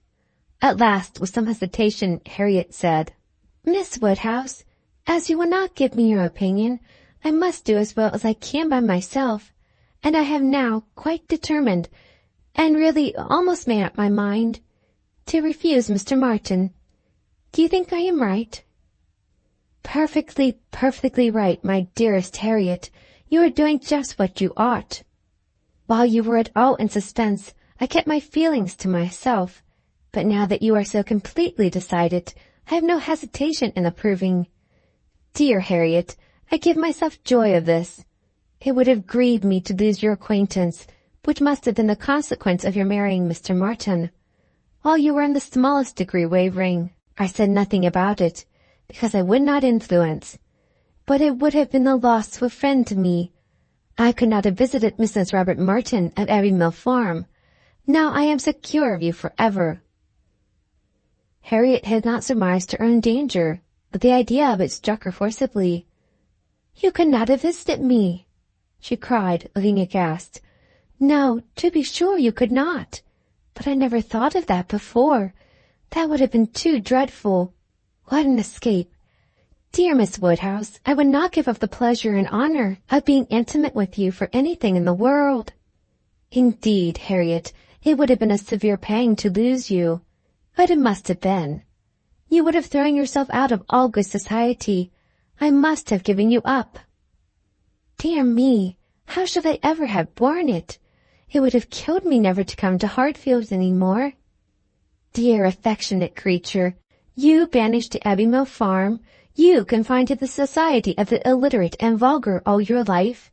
I wonder how the young man could have the assurance to ask it. He must have a pretty good opinion of himself." "I do not think he is conceited either, in general," said Harriet, her conscience opposing such censure. "At least, he is very good-natured, and I shall always feel much obliged to him, and have a great regard for. But that is quite a different thing from, and you know, though he may like me, it does not follow that I should. And certainly, I must confess that since my visiting here, I have seen people, and if one comes to compare them, person and manners, there is no comparison at all. One is so very handsome and agreeable. However, I do really think Mr. Martin a very amiable young man, and have a great opinion of him. And his being so much attached to me, and his writing such a letter. But as to leaving you, it is what I would not do upon any consideration." Thank you, my own sweet little friend. We will not be parted. A woman is not to marry a man merely because she is asked, or because he is attached to her and can write a tolerable letter. "Oh, no, and it is but a short letter, too." Emma felt the bad taste of her friend, but let it pass with a "Very true, and it would be a small consolation to her, for the clownish manner which might be offending her every hour of the day, to know that her husband could write a good letter." "Oh, yes, very. Nobody cares for a letter. The thing is, to be always happy with pleasant companions. I am quite determined to refuse them. But how shall I do it? What shall I say?" Emma assured her there would be no difficulty in the answer, and advised its being written directly, which was agreed to, in the hope of her assistance. And though Emma continued to protest against any assistance being wanted, it was in fact given in the formation of every sentence. Though looking over his letter again, in replying to it, has such a softening tendency that it was particularly necessary to brace her up with a few decisive expressions, and she was so very much concerned at the idea of making him unhappy, and thought so much of what his mother and sisters would think and say, and was so anxious that they should not fancy her ungrateful, that Emma believed if the young man had come in her way at that moment, he would have been accepted after all. This letter, however, was written and sealed and sent. The business was finished, and Harriet safe. She was rather low all the evening, but Emma could allow for her amiable regrets, and sometimes relieved them by speaking of her own affection, sometimes by bringing forward the idea of Mr. Elton. "I shall never be invited to Abbey Mill again," was said in rather a sorrowful tone. "Nor, if you were, could I ever bear to part with you, my Harriet. You are a great deal too necessary at Hartfield to be spared to Abbey Mill. And I am sure I should never want to go there. I am never happy but at Hartfield." Some time afterwards it was, "I think Mrs. Goddard would be very much surprised if she knew what had happened. I am sure Miss Nash would, for Miss Nash thinks her own sister very well married, and it is only a linen draper." "One should be sorry to see greater pride or refinement in the teacher of a school, Harriet. I dare say Miss Nash would envy you such an opportunity as this of being married. Even this conquest would appear valuable in her eyes. As to anything superior for you, I suppose she is quite in the dark. The attentions of a certain person can hardly be among the tittle-tattle of Highbury yet. Hitherto, I fancy, you and I are the only people to whom his looks and manners have explained themselves." Harriet blushed and smiled, and said something about wondering that people should like her so much.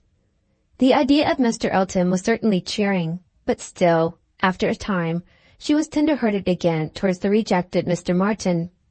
"Now he has got my letter," said she softly. "I wonder what they are all doing, whether his sisters know. If he is unhappy, they will be unhappy too. I hope he will not mind it so very much." "Let us think of those among our absent friends who are more cheerfully employed," cried Emma. "At this moment, perhaps, Mr. Elton is showing your picture to his mother and sisters, telling how much more beautiful is the original, and after being asked for it 5 or 6 times, allowing them to hear your name, your own dear name." "My picture! But he has left my picture in Bond Street." "Has he so? Then I know nothing of Mr. Elton. No, my dear little modest Harriet. Depend upon it, the picture will not be in Bond Street till just before he mounts his horse tomorrow. It is his companion all this evening, his solace, his delight. It opens his designs to his family. It introduces you among them. It diffuses through the party those pleasantest feelings of our nature, eager curiosity and warm prepossession. How cheerful, how animated, how suspicious, how busy their imaginations all are." Harriet smiled again, and her smiles grew stronger. Volume 1, Chapter 9 of Emma. Harriet supped at Hartfield that night.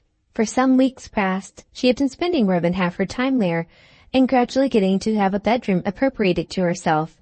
And Emma judged it best in every respect, safest and kindest, to keep her with them as much as possible just at present. She was obliged to go the next morning for an hour or two to Mrs. Goddard's, but it was then to be settled that she should return to Hartfield to make a regular visit of some days.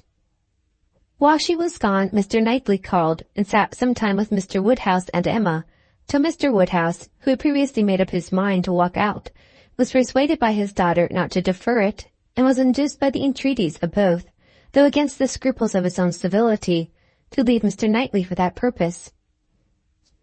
Mr. Knightley, who had nothing of ceremony about him, was offering by his short, decided answers an amusing contrast to the protracted apologies and civil hesitations of the other.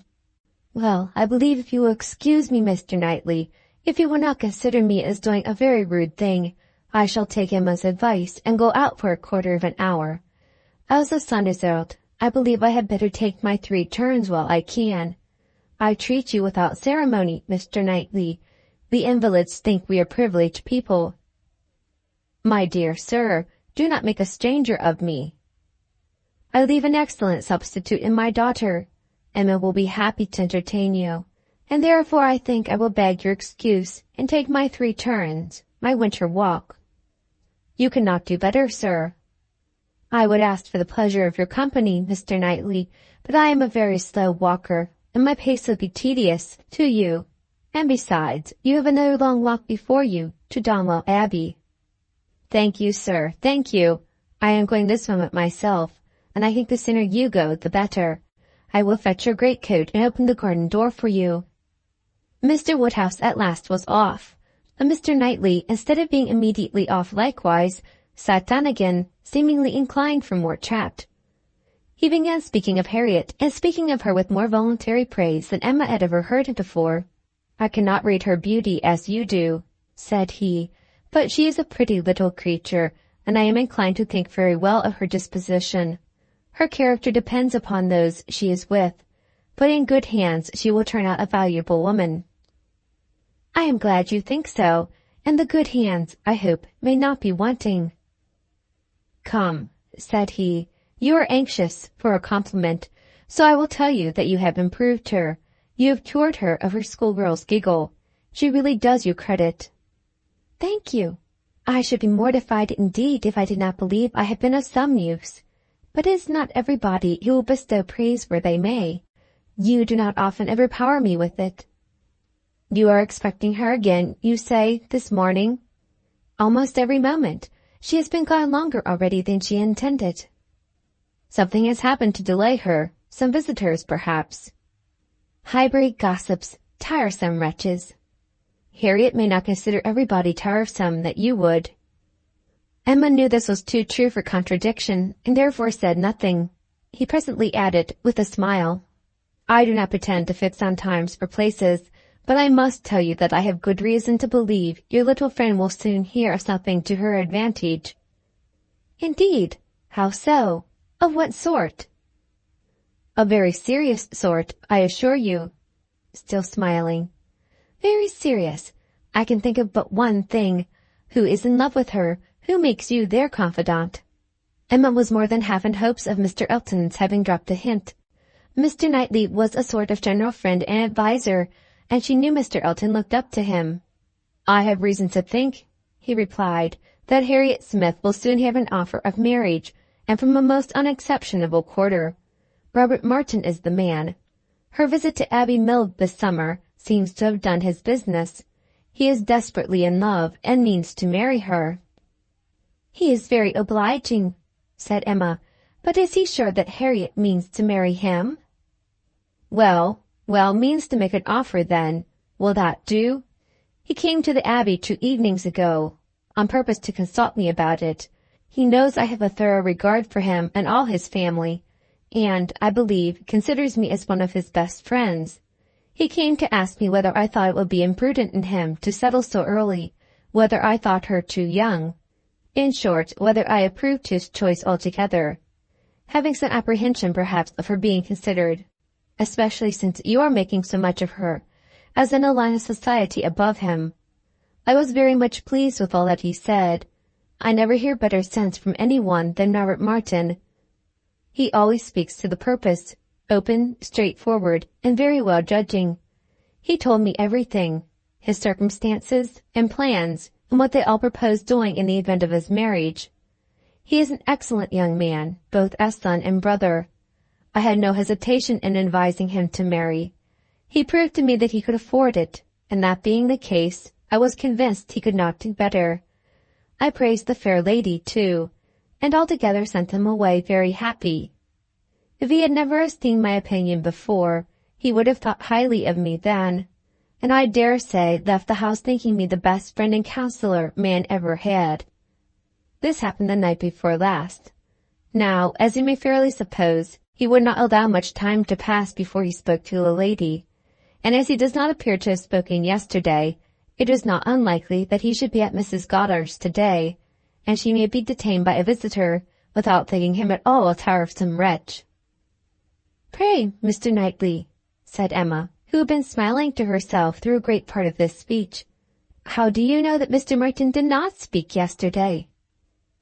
"Certainly," replied he, surprised, "I do not absolutely know it, but it may be inferred. Was not she the whole day with you?"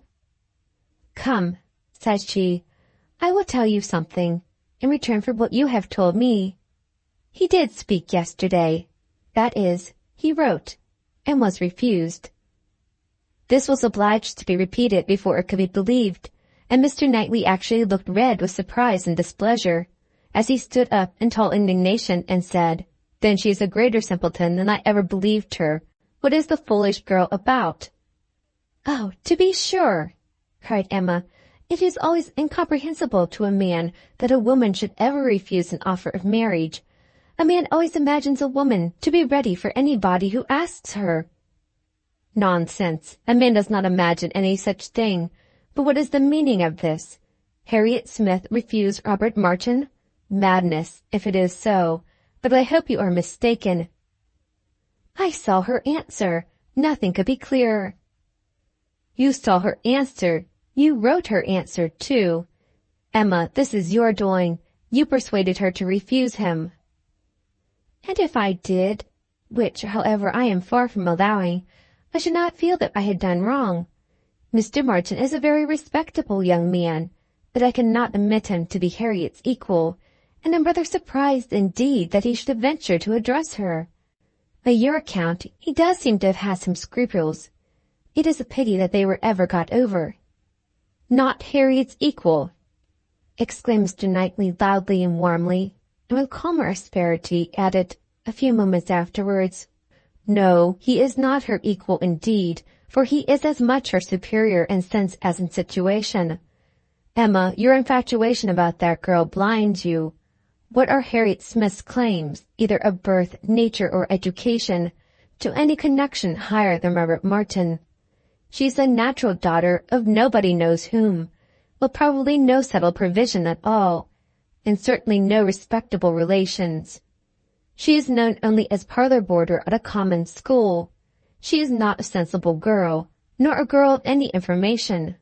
She has been taught nothing useful, and is too young and too simple to have acquired anything herself. At her age she could have no experience, and with her little wit is not very likely ever to have any that can avail her. She is pretty, and she is good-tempered, and that is all. My only scruple in advising the match was on his account, as being beneath his deserts and a dead connection for him.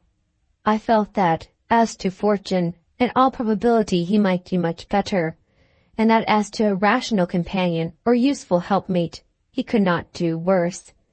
But I could not reason so to a man in love, and was willing to trust to there being no harm in her, to her having that sort of disposition, which, in good hands, like his, might be easily led aright and turn out very well. The advantage of the match I felt to be all on her side, and had not the smallest doubt, nor have I now, that there would be a general cry out upon her extreme good luck. Even your satisfaction I made sure of. It crossed my mind immediately that you would not regret your friend's leaving Highbury for the sake of her being settled so well. I remember saying to myself, even Emma, with all her partiality for Harriet, will think this a good match. I cannot help wondering at your knowing so little of Emma as to say any such thing. What? Think a farmer, and with all his sense and all his merit, Mr. Martin is nothing more. A good match for my intimate friend. Not regret her leaving Highbury for the sake of marrying a man whom I could never admit as an acquaintance of my own. I wonder you should think it possible for me to have such feelings. I assure you mine are very different. I must think your statement by no means fair. You are not just to Harriet's claims. They would be estimated very differently by others, as well as myself. Mr. Martin may be the richest of the two, but he is undoubtedly her inferior as to rank in society. The sphere in which she moves is much above his. It would be a degradation. A degradation to illegitimacy and ignorance, to be married to a respectable, intelligent gentleman farmer. As to the circumstances of her birth, though in a legal sense she may be called nobody, it would not hold in common sense. She is not to pay for the offense of others by being held below the level of those with whom she is brought up. There can scarcely be a doubt that her father is a gentleman, and a gentleman of fortune. Her allowance is very liberal. Nothing has ever been grudged for her improvement or comfort. That she is a gentleman's daughter is indubitable to me. That she associates with gentlemen's daughters, no one, I apprehend, will deny. She is superior to Mr. Robert Martin. Whoever might be her parents, said Mr. Knightley, whoever may have had the charge of her, It does not appear to have been any part of their plan to introduce her into what you would call good society. After receiving a very indifferent education, she is left in Mrs. Goddard's hands to shift as she can, to move, in short, in Mrs. Goddard's line, to have Mrs. Goddard's acquaintance. Her friends evidently thought this good enough for her, and it was good enough. She desired nothing better herself. Till you chose to turn her into a friend, her mind had no distaste for her own set, nor any ambition beyond it. She was as happy as possible with the Martins in the summer. She had no sense of superiority then. If she has it now, you have given it. You have been no friend to Harriet Smith, Emma. Robert Martin would never have proceeded so far if he had not felt persuaded of her not being disinclined to him. I know him well. He has too much real feeling to address any woman on a haphazard of selfish passion. And as to conceit, he is the farthest from it of any man I know. Depend upon it, he had encouragement. It was most convenient to Emma not to make a direct reply to this assertion. She chose rather to take up her own line of the subject again. You are a very warm friend to Mr. Martin, but, as I said before, are unjust to Harriet. Harriet's claims to marry well are not so contemptible as you represent them. She is not a clever girl, but she has better sense than you are aware of, and does not deserve to have her understanding spoken of so slightingly.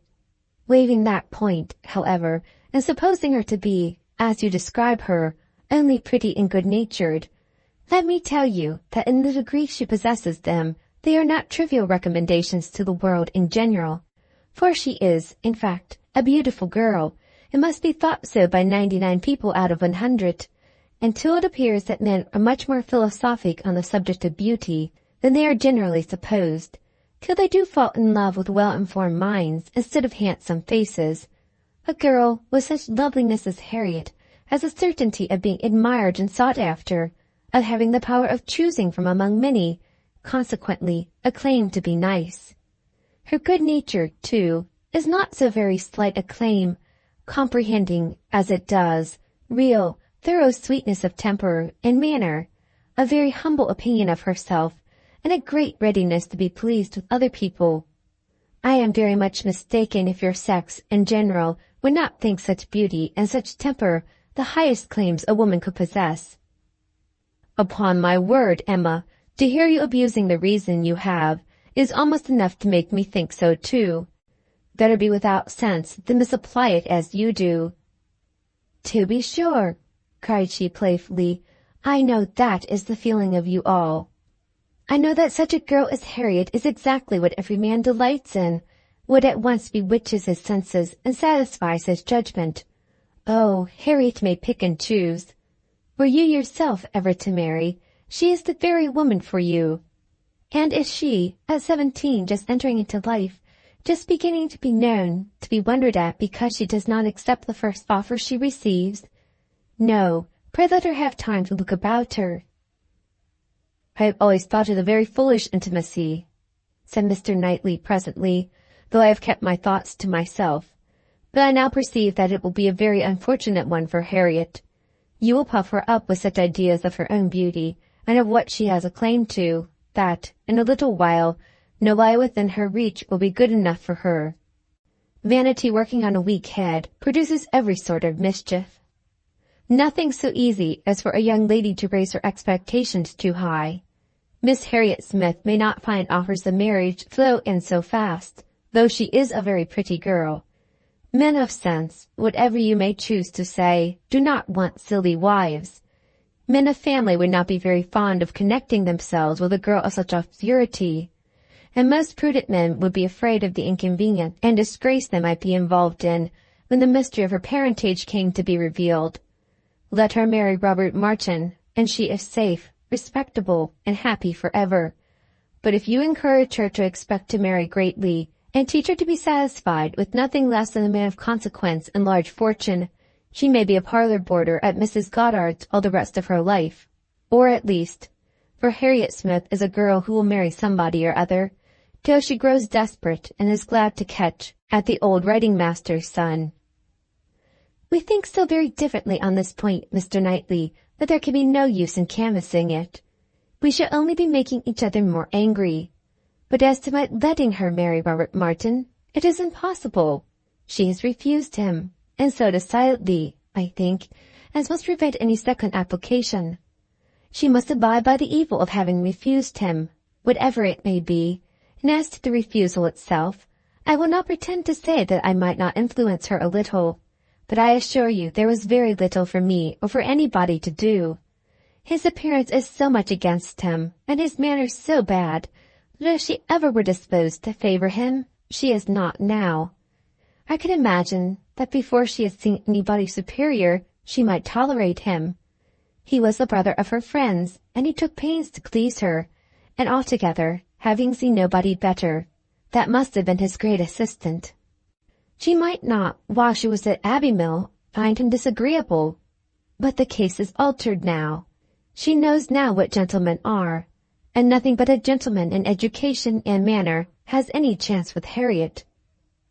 Nonsense, arrant nonsense, as ever was talked, cried Mr. Knightley. Robert Martin's manners have sense, sincerity, and good humour to recommend them, and his mind has more true gentility than Harriet Smith could understand. Emma made no answer and tried to look cheerfully unconcerned, but was really feeling uncomfortable and wanting him very much to be gone. She did not repent what she had done.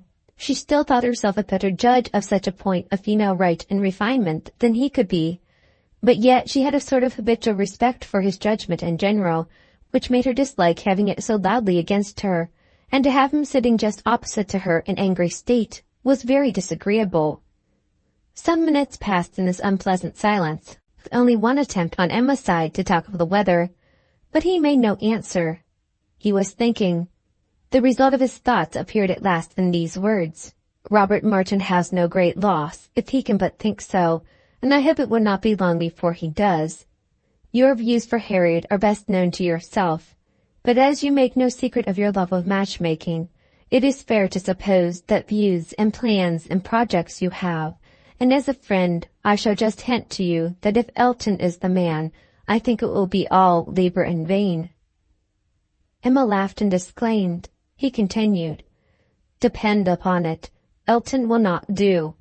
Elton is a very good sort of man, and a very respectable vicar of Highbury, but not at all likely to make an imprudent match.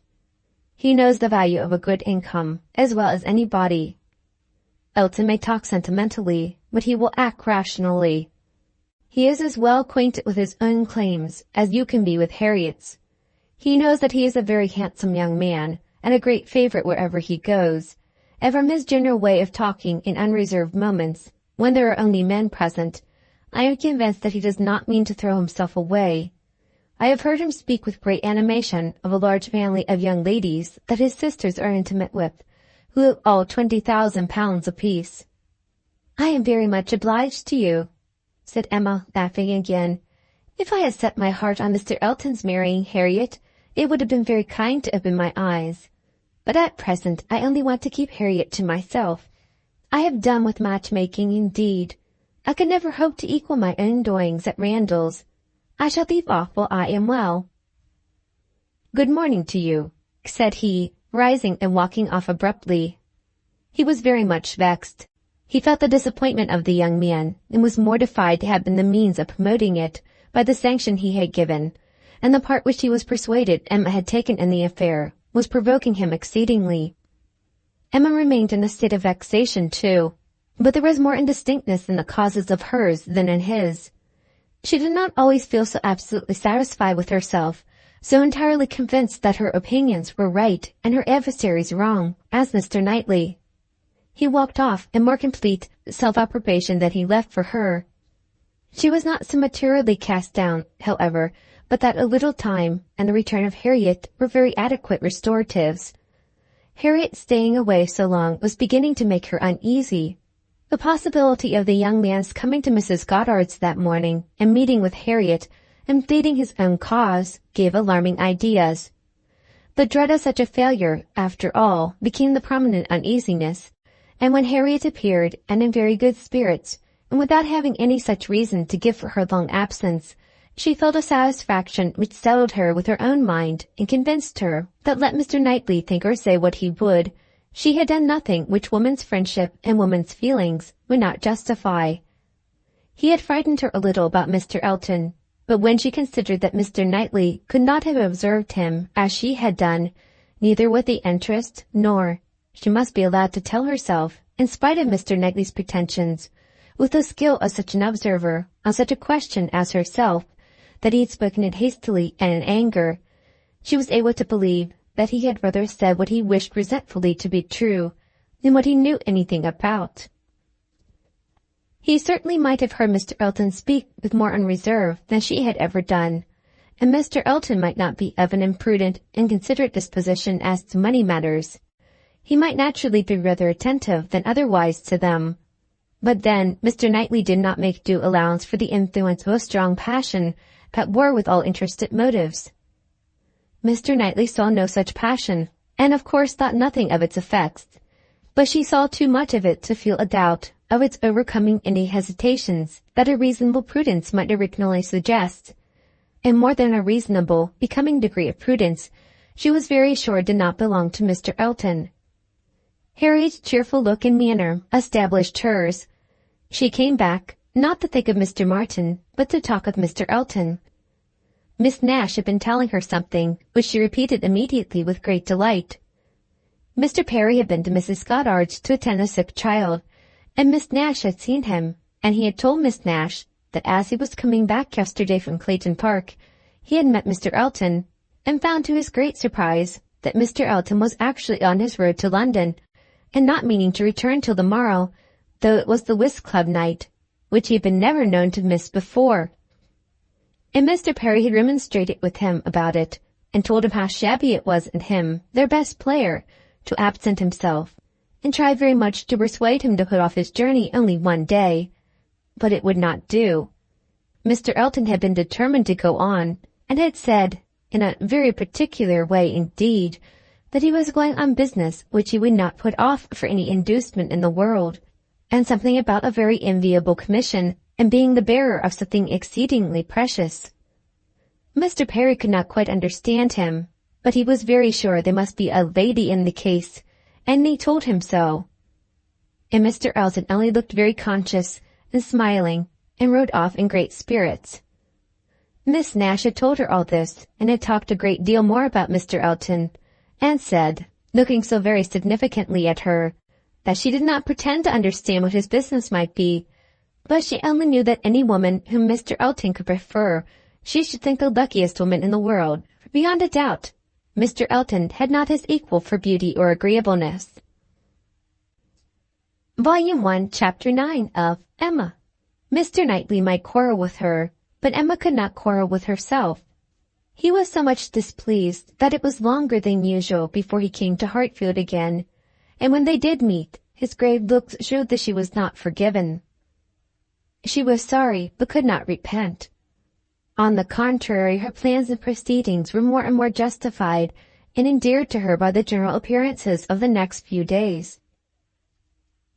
The picture, elegantly framed, came safely to hand soon after Mr. Elton's return, and being hung over the mantelpiece of the common sitting-room, he got up to look at it, and sighed out his half sentences of admiration, just as he ought. And as for Harriet's feelings, they were visibly forming themselves into as strong and steady an attachment as her youth and sort of mind admitted. Emma was soon perfectly satisfied of Mr. Martin's being no otherwise remembered than as he furnished a contrast with Mr. Elton, of the utmost advantage to the latter. Her views in improving her little friend's mind by a great deal of useful reading and conversation had never yet led to more than a few first chapters, and the intention of going on tomorrow. It was much easier to chat than to study, much pleasanter to let her imagination range and work at Harriet's fortune, than to be laboring to enlarge her comprehension or exercise it on sober facts.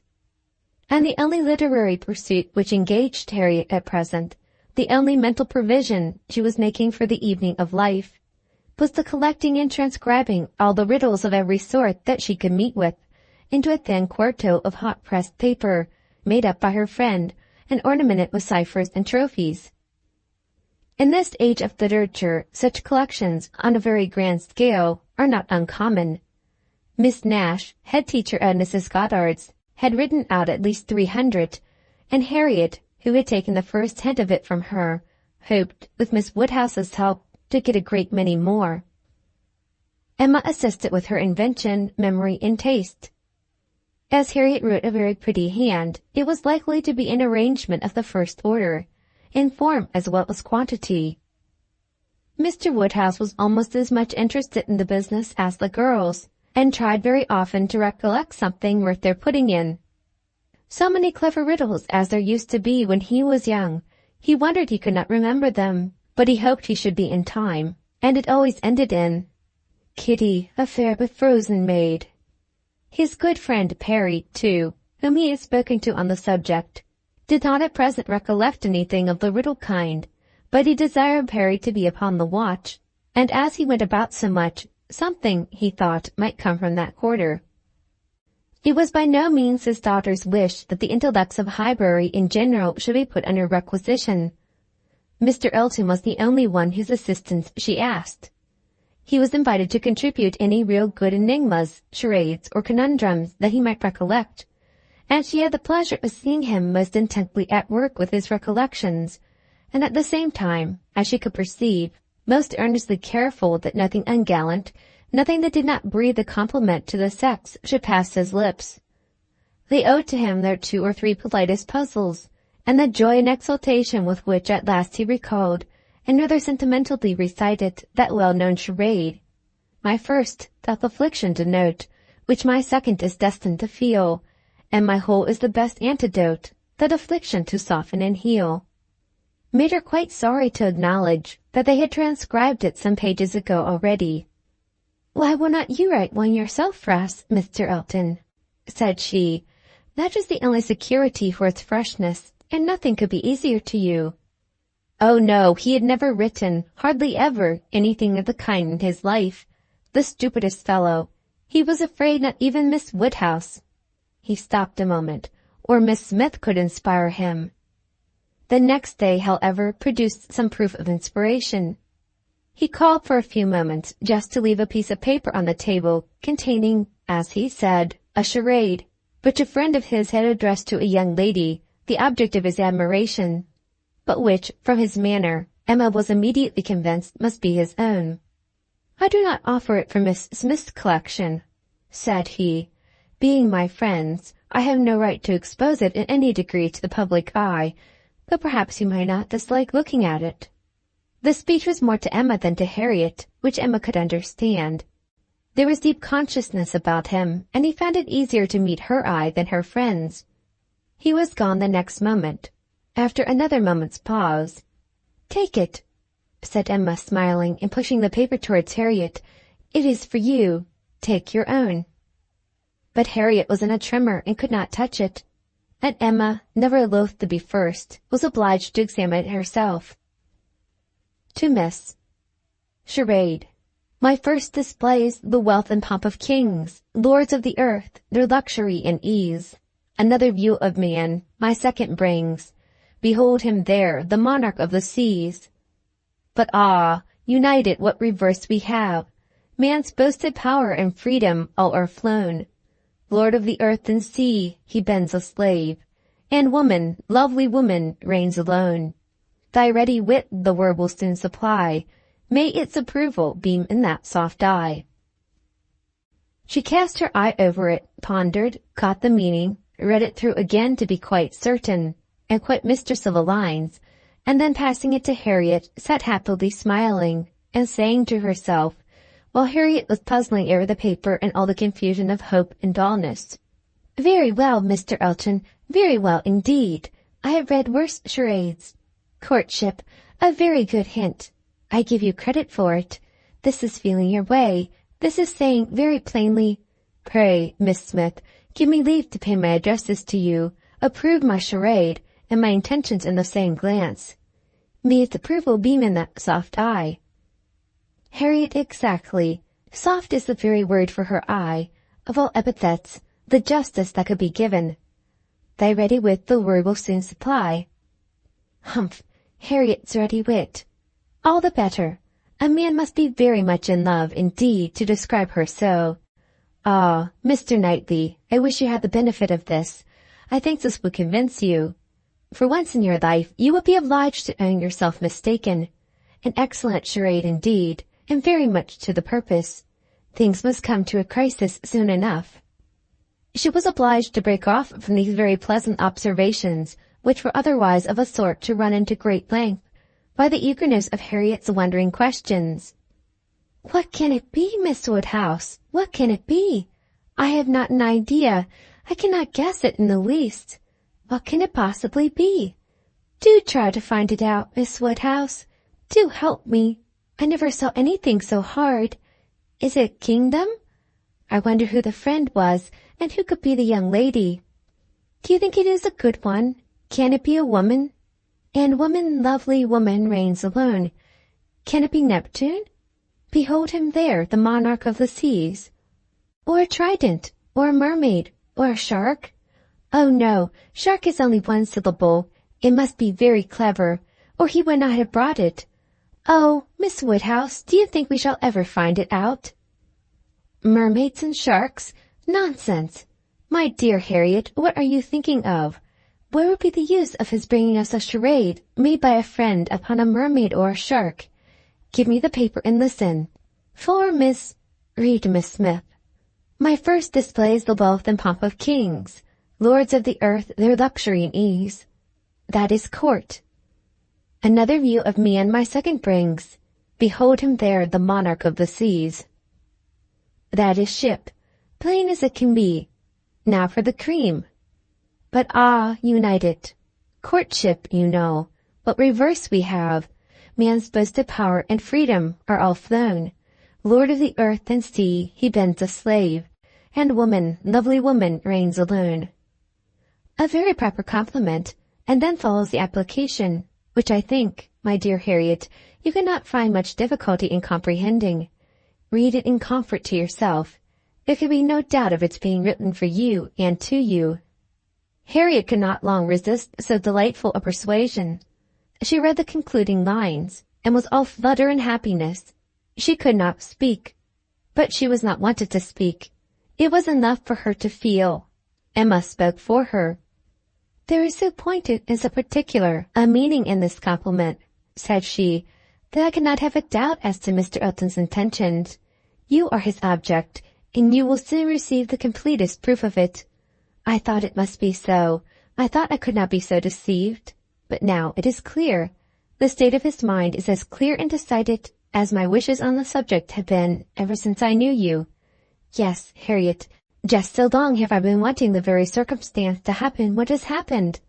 I could never tell whether an attachment between you and Mr. Elton were most desirable or most natural. Its probability and its eligibility have really so equaled each other. I am very happy. I congratulate you, my dear Harriet, with all my heart. This is an attachment which a woman may well feel pride in creating. This is a connection which offers nothing but good. It will give you everything that you want. Consideration, independence, a proper home. It will fix you in the center of all your real friends, close to Hartfield, and to me. It can confirm our intimacy forever. This, Harriet, which can never raise a blush in either of us. Dear Miss Woodhouse, and dear Miss Woodhouse, was all that Harriet, with many tender embraces, could articulate at first. But when they did arrive at something more like conversation, it was sufficiently clear to her friend that she saw, felt, anticipated, and remembered just as she ought. Mr. Elton's superiority had very ample acknowledgment. Whatever you say is always right, cried Harriet, and therefore I suppose, and believe, and hope it must be so. But otherwise I could not have imagined it. It is so much beyond anything I deserve. Mr. Elton, who might marry anybody. There cannot be two opinions about him. He is so very superior. Only think of those sweet verses. To Miss... Dear me, how clever! Could it really be meant for me? I cannot make a question or listen to a question about that. It is a certainty. Receive it on my judgment. It is a sort of prologue to the play, a motto to the chapter, and will be soon followed by matter-of-fact prose. It is a sort of thing which nobody could have expected. I am sure a month ago I had no more idea myself. The strangest things do take place. When Miss Smith and Mr. Eltons get acquainted, they do indeed, and really it is strange.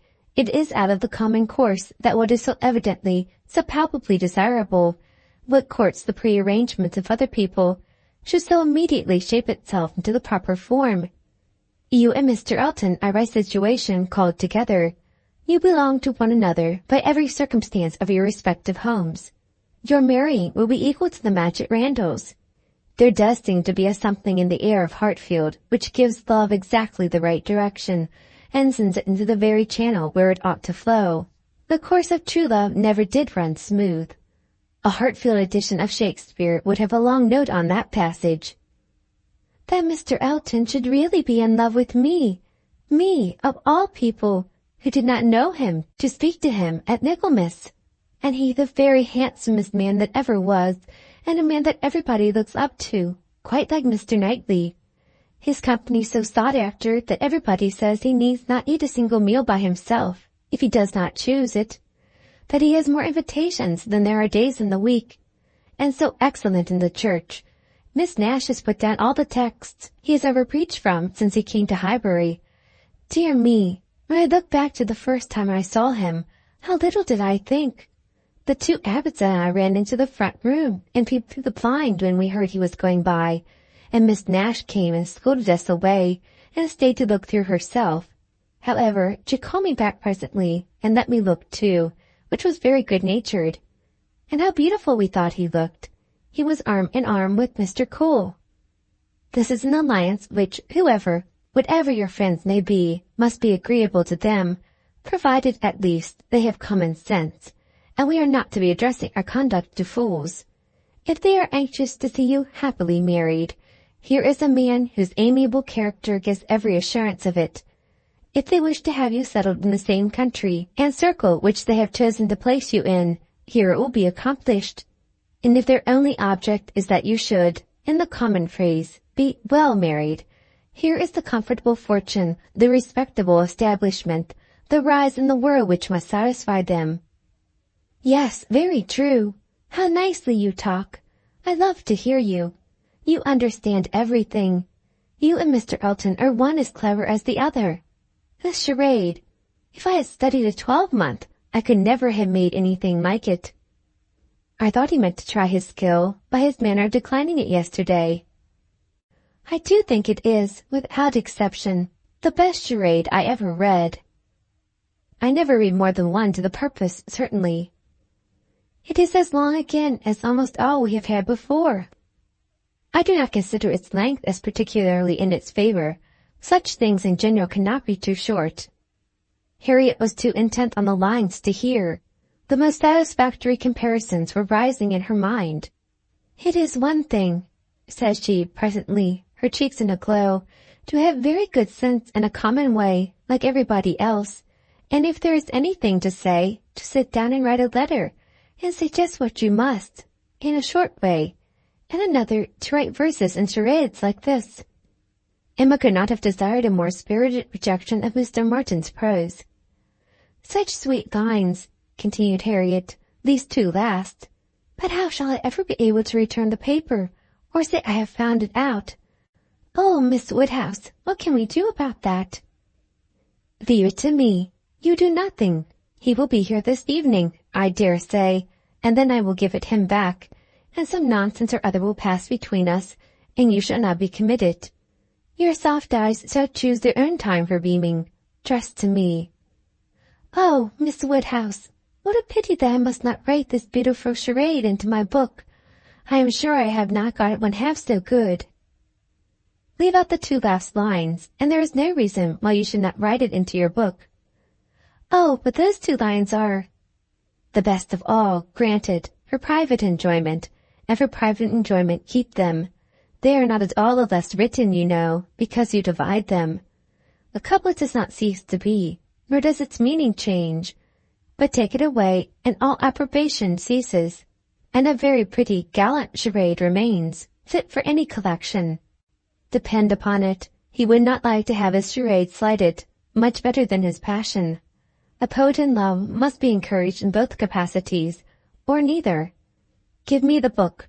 I will write it down, and then there can be no possible reflection on you." Harriet submitted, though her mind could hardly separate the parts, so as to feel quite sure that her friend were not writing down a declaration of love. It seemed too precious an offering for any degree of publicity. "I shall never let that book go out of my own hands," said she. "Very well," replied Emma, "a most natural feeling, and the longer it lasts, the better I shall be pleased. But here is my father coming. You will not object to my reading the charade to him. It will be giving him so much pleasure. He loves anything of the sort, and especially anything that pays woman a compliment. He has the tenderest spirit of gallantry towards us all. You must let me read it to him." Harriet looked grave. "My dear Harriet, you must not refine too much upon this charade. You will betray your feelings improperly if you are too conscious and too quick, and appear to affix more meaning, or even quite all the meaning which may be affixed to it. Do not be overpowered by such a little tribute of admiration. If he had been anxious for secrecy, he would not have left the paper while I was by, but he rather pushed it towards me than towards you. Do not let us be too solemn on the business. He has encouragement enough to proceed, without our sighing out our souls over this charade." "Oh, no, I hope I shall not be ridiculous about it. Do as you please."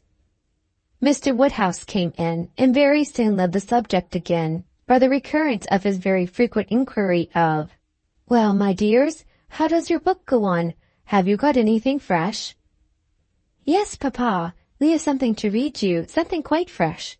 A piece of paper was found on the table this morning, dropped, we supposed, by a fairy, containing a very pretty charade, and we have just copied it in." She read it to him, just as he liked to have anything read, slowly and distinctly, and 2 or 3 times over, with explanations of every part as she proceeded.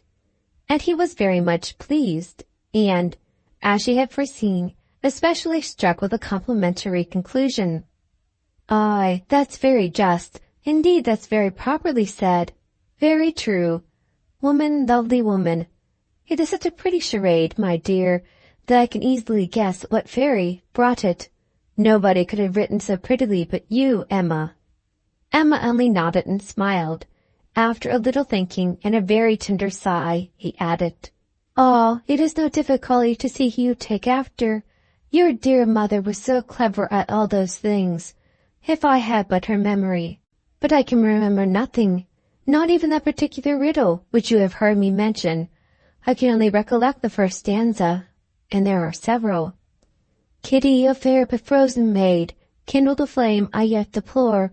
The hoodwinked boy I called to aid, though of his near approach afraid, so fatal to my suit before." And that is all that I can recollect of it, but it is very clever all the way through. But I think, my dear, you said you had got it. "Yes, papa, it is written out on our 2nd page. We copied it from the elegant extracts. It was Garrick's, you know." "Aye, very true. I wish I could recollect more of it. Kitty, a fair but frozen maid. Her name makes me think of poor Isabella, for she was very near being christened Catherine after her grandmamma. I hope we shall have her here next week. Have you thought, my dear, where you shall put her, and what room there will be for the children?" "Oh, yes, she will have her own room, of course, the room she always has, and there is a nursery for the children, just as usual, you know. Why should there be any change?" "I do not know, my dear, but it is so long since she was here. Not since last Easter, and then only for a few days. Mr. John Knightley's being a lawyer is very inconvenient. Poor Isabella, she is sadly taken away from us all, and how sorry she will be when she comes not to see Miss Taylor here."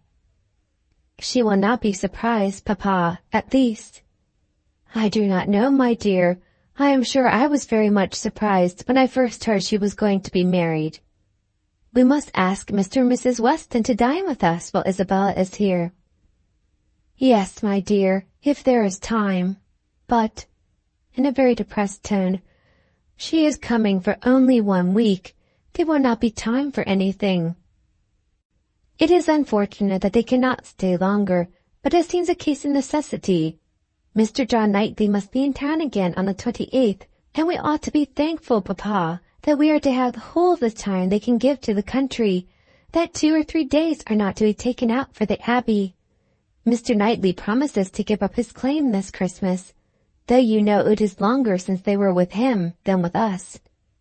It will be very hard indeed, my dear, if poor Isabella were to be anywhere but at Hartfield. Mr. Woodhouse can never allow for Mr. Knightley's claim on his brother, or anybody's claim on Isabella except his own. He sat musing a little while, and then said, "But I do not see why poor Isabella should be obliged to go back so soon, though he does. I think, Emma, I shall try and persuade her to stay longer with us. She and the children might stay very well." "Ah, Papa, that is what you never have been able to accomplish, and I do not think you ever will. Isabella cannot bear to stay behind her husband." This was too true for contradiction. Unwelcome as it was, Mr. Woodhouse could only give a submissive sigh, and as Emma saw his spirits affected by the idea of his daughter's attachment to her husband, she immediately led to such a branch of the subject as must raise them. "Harriet must give us as much of her company as she can while my brother and sister are here. I am sure she will be pleased with the children. We are very proud of the children, are we not, Papa? I wonder which she will think the handsomest, Henry or John? Aye, I wonder which she will. Poor little dears, how glad they will be to come. They are very fond of being at Hartfield, Harriet." "I dare say they are, sir. I am sure I do not know who is not." "Henry is a fine boy, but John is very like his mamma. Henry is the eldest. He was named after me, not after his father. John, the second, is named after his father. Some people are surprised, I believe, that the eldest was not, but Isabella would have him called Henry, which I thought very pretty of her. And he is a very clever boy indeed. They are all remarkably clever, and they have so many pretty ways. They will come and stand by my chair and say, 'Grandpapa, can you give me a bit of string?' And once Henry asked me for a knife, but I told him knives are only made for grandpapas. I think their fathers drew rough with them very often." "He appears rough to you," said Emma, "because you are so very gentle yourself. But if you could compare him with other papas, you would not think him rough. He wishes his boys to be active and hearty, and if they misbehave, can give them a sharp word now and then.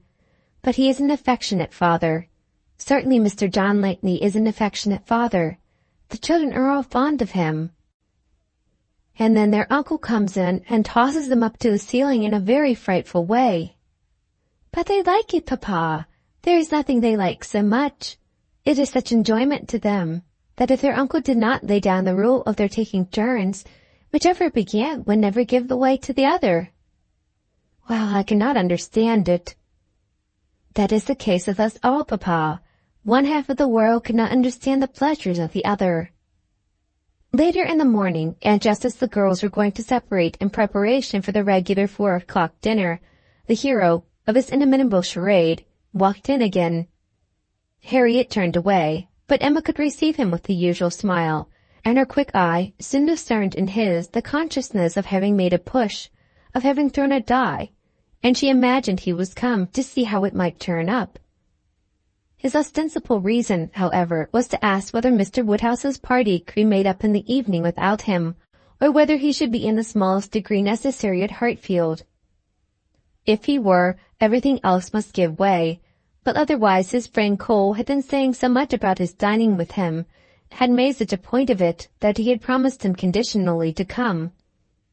Emma thanked him, but could not allow this disappointing his friend on their account. Her father was sure of his rubber. He re-urged, she re-declined, and he seemed then about to make his bow, when taking the paper from the table, she returned it. "Oh, here is the charade you were so obliging as to leave with us. Thank you for the sight of it. We admired it so much that I have ventured to write it into Miss Smith's collection. Your friend will not take it amiss, I hope. Of course I have not transcribed beyond the first 8 lines." Mr. Elton certainly did not very well know what to say. He looked rather doubtfully, rather confused, said something about honor, glanced at Emma and Harriet, and then seeing the book open on the table, took it up and examined it very attentively. With the view of passing off an awkward moment, Emma smilingly said, "You must make my apologies to your friend, but so good a charade must not be confined to one or two. He may be sure of every woman's approbation while he writes with such gallantry." "I have no hesitation in saying," replied Mr. Elton, though hesitating a good deal while he spoke, "I have no hesitation in saying, at least if my friend feels at all as I do, I have not the smallest doubt that could he see his little effusion honored as I see it, looking at the book again and replacing it on the table, he would consider it as the proudest moment of his life." After this speech he was gone as soon as possible. Emma could not think it too soon, for with all his good and agreeable qualities, there was a sort of parade in his speeches which was very apt to incline her to laugh. She ran away to indulge the inclination, leaving the tender and the sublime of pleasure to Harriet's share. Volume 1, Chapter 10 of Emma. Though now the middle of December, there had yet been no weather to prevent the young ladies from tolerably regular exercise, and on the morrow Emma had a charitable visit to pay to a poor sick family who lived a little way out of Highbury. Their road to this detached cottage was down Vicarage Lane, a lane leading at right angles from the broad though irregular main street of the place, and as may be inferred, containing the blessed abode of Mr. Elton. A few inferior dwellings were first to be passed, and then, about a quarter of a mile down the lane, rose the vicarage, an old and not very good house, almost as close to the road as it could be. It had no advantage of situation, but had been very much smartened up by the present proprietor, and such as it was, there could be no possibility of the two friends passing it without a slackened pace and observing eyes. Emma's remark was, "There it is. There go you and your riddle book one of these days." Harriet's was, "Oh, what a sweet house! How very beautiful! There are the yellow curtains Miss Nash admires so much." "I do not often walk this way now," said Emma as they proceeded, "but then there will be an inducement, and I shall gradually get intimately acquainted with all the hedges, gates, poles, and pollards of this part of Highbury." Harriet, she found, had never in her life been within inside the vicarage, and her curiosity to see it was so extreme that, considering exteriors and probabilities, Emma could only class it as a proof of love, with Mr. Elton's seeing ready wit in her. "I wish we could contrive it," said she, "but I cannot think of any tolerable pretence for going in. No servant that I want to inquire about of his housekeeper, no message from my father." She pondered but could think of nothing. After a mutual silence of some minutes, Harriet thus began again. "I do so wonder, Miss Woodhouse, that you should not be married, or going to be married, so charming as you are." Emma laughed and replied, "My being charming, Harriet, is not quite enough to induce me to marry. I must find other people charming, one other person at least, and I am not only not going to be married at present, but have very little intention of marrying at all." "Ah, so you say, but I cannot believe it. I must see somebody very superior to anyone I have seen yet, to be tempted. Mr. Elton, you know," recollecting herself, "is out of the question, and I do not wish to see any such person. I would rather not be tempted. I cannot really change for the better. If I were to marry, I must expect to repent it." "Dear me, it is so odd to hear a woman talk so. I have none of the usual inducements of women to marry. Were I to fall in love, indeed, it would be a different thing. But I never have been in love. It is not my way or my nature, and I do not think I ever shall. And, without love, I am sure I should be a fool to change such a situation as mine. Fortune I do not want. Employment I do not want. Consequence I do not want. I believe few married women are half as much mistress of their husband's house as I am of Hartfield, and never, never could I expect to be so truly beloved and important, so always first and always right in any man's eyes as I am in my father's. But then to be an old maid at last, like Miss Bates. That is as formidable an image as you could present, Harriet, and if I thought I should ever be like Miss Bates, so silly, so satisfied, so smiling, so prosing, so undistinguishing and unfastidious, and so apt to tell everything relative to everybody about me. I would marry tomorrow. But between us, I am convinced there never can be any likeness except in being unmarried. But still, you will be an old maid, and that's so dreadful. Never mind, Harriet. I shall not be a poor old maid, and it is poverty only which makes celibacy contemptible to a generous public. A single woman with a very narrow income must be a ridiculous, disagreeable old maid, the proper sport of boys and girls. But a single woman of good fortune is always respectable, and may be as sensible and pleasant as anybody else, and the distinction is not quite so much against the candor and common sense of the world as appears at first, for a very narrow income has a tendency to contract the mind and sour the temper. Those who can barely live, and who live perforce in a very small, and generally very inferior, society, may well be illiberal and cross. This does not apply, however, to Miss Bates. She is only too good-natured and too silly to suit me, but in general she is very much to the taste of everybody, though single and though poor. Poverty certainly has not contracted her mind. I really believe, if she had only a shilling in the world, she would be very likely to give away sixpence of it, and nobody is afraid of her. That is a great charm. Dear me, but what shall you do? How shall you employ yourself when you grow old?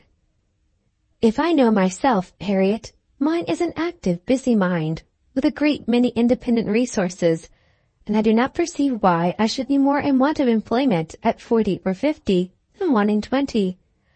Women's usual occupations of hand and mind will be as open to me then as they are now, or with no important variation. If I draw less, I shall read more. If I give up music, I shall take to carpet work. And as for objects of interest, objects for the affections, which is in truth the great point of inferiority, the want of which is really the great evil to be avoided in not marrying, I shall be very well off, with all the children of a sister I love so much to care about. There will be enough of them, in all probability, to supply every sort of sensation that declining life can need. There will be enough for every hope and every fear, and though my attachment to 9 can equal that of a parent, it suits my ideas of comfort better than what is warmer and blinder. My nephews and nieces. I shall often have a niece with me. Do you know Miss Bates' niece? That is, I know you must have seen her 100 times, but are you acquainted? Oh, yes, we are always forced to be acquainted whenever she comes to Highbury. By the by, that is almost enough to put one out of conceit with a niece. Heaven forbid, at least, that I should ever bore people half so much about all the Knightleys together as she does about Jane Fairfax. One is sick of the very name of Jane Fairfax. Every letter from her is read 40 times over. Her compliments to all friends go round and round again, and if she does but send her aunt the pattern of a stomacher or knit a pair of girders for her grandmother, one hears of nothing else for a month.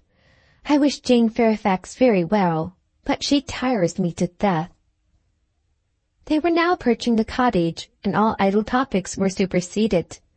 Emma was very compassionate, and the distresses of the poor were as sure of relief from her personal attention and kindness, her counsel and her patience, as from her purse. She understood their ways, could allow for their ignorance and their temptations, had no romantic expectations of extraordinary virtue from those for whom education had done so little, entered into their troubles with ready sympathy, and always gave her assistance with as much intelligence as good-will. In the present instance, it was sickness and poverty, together which she came to visit, and after remaining there as long as she could give comfort or advice, she quitted the cottage with such an impression of the scene as made her say to Harriet as they walked away, "These are the sights, Harriet, to do one good. How trifling they make everything else appear. I feel now as if I could think of nothing but these poor creatures all the rest of the day, and yet who can say how soon it may all vanish from my mind?" "Very true," said Harriet. "Poor creatures, one can think of nothing else." "And really, I do not think the impression will soon be over," said Emma, as she crossed the low hedge and tottering footstep which ended the narrow, slippery path through the cottage garden and brought them into the lane again. "I do not think it will," stopping to look once more at all the outward wretchedness of the place, and recall the still greater within.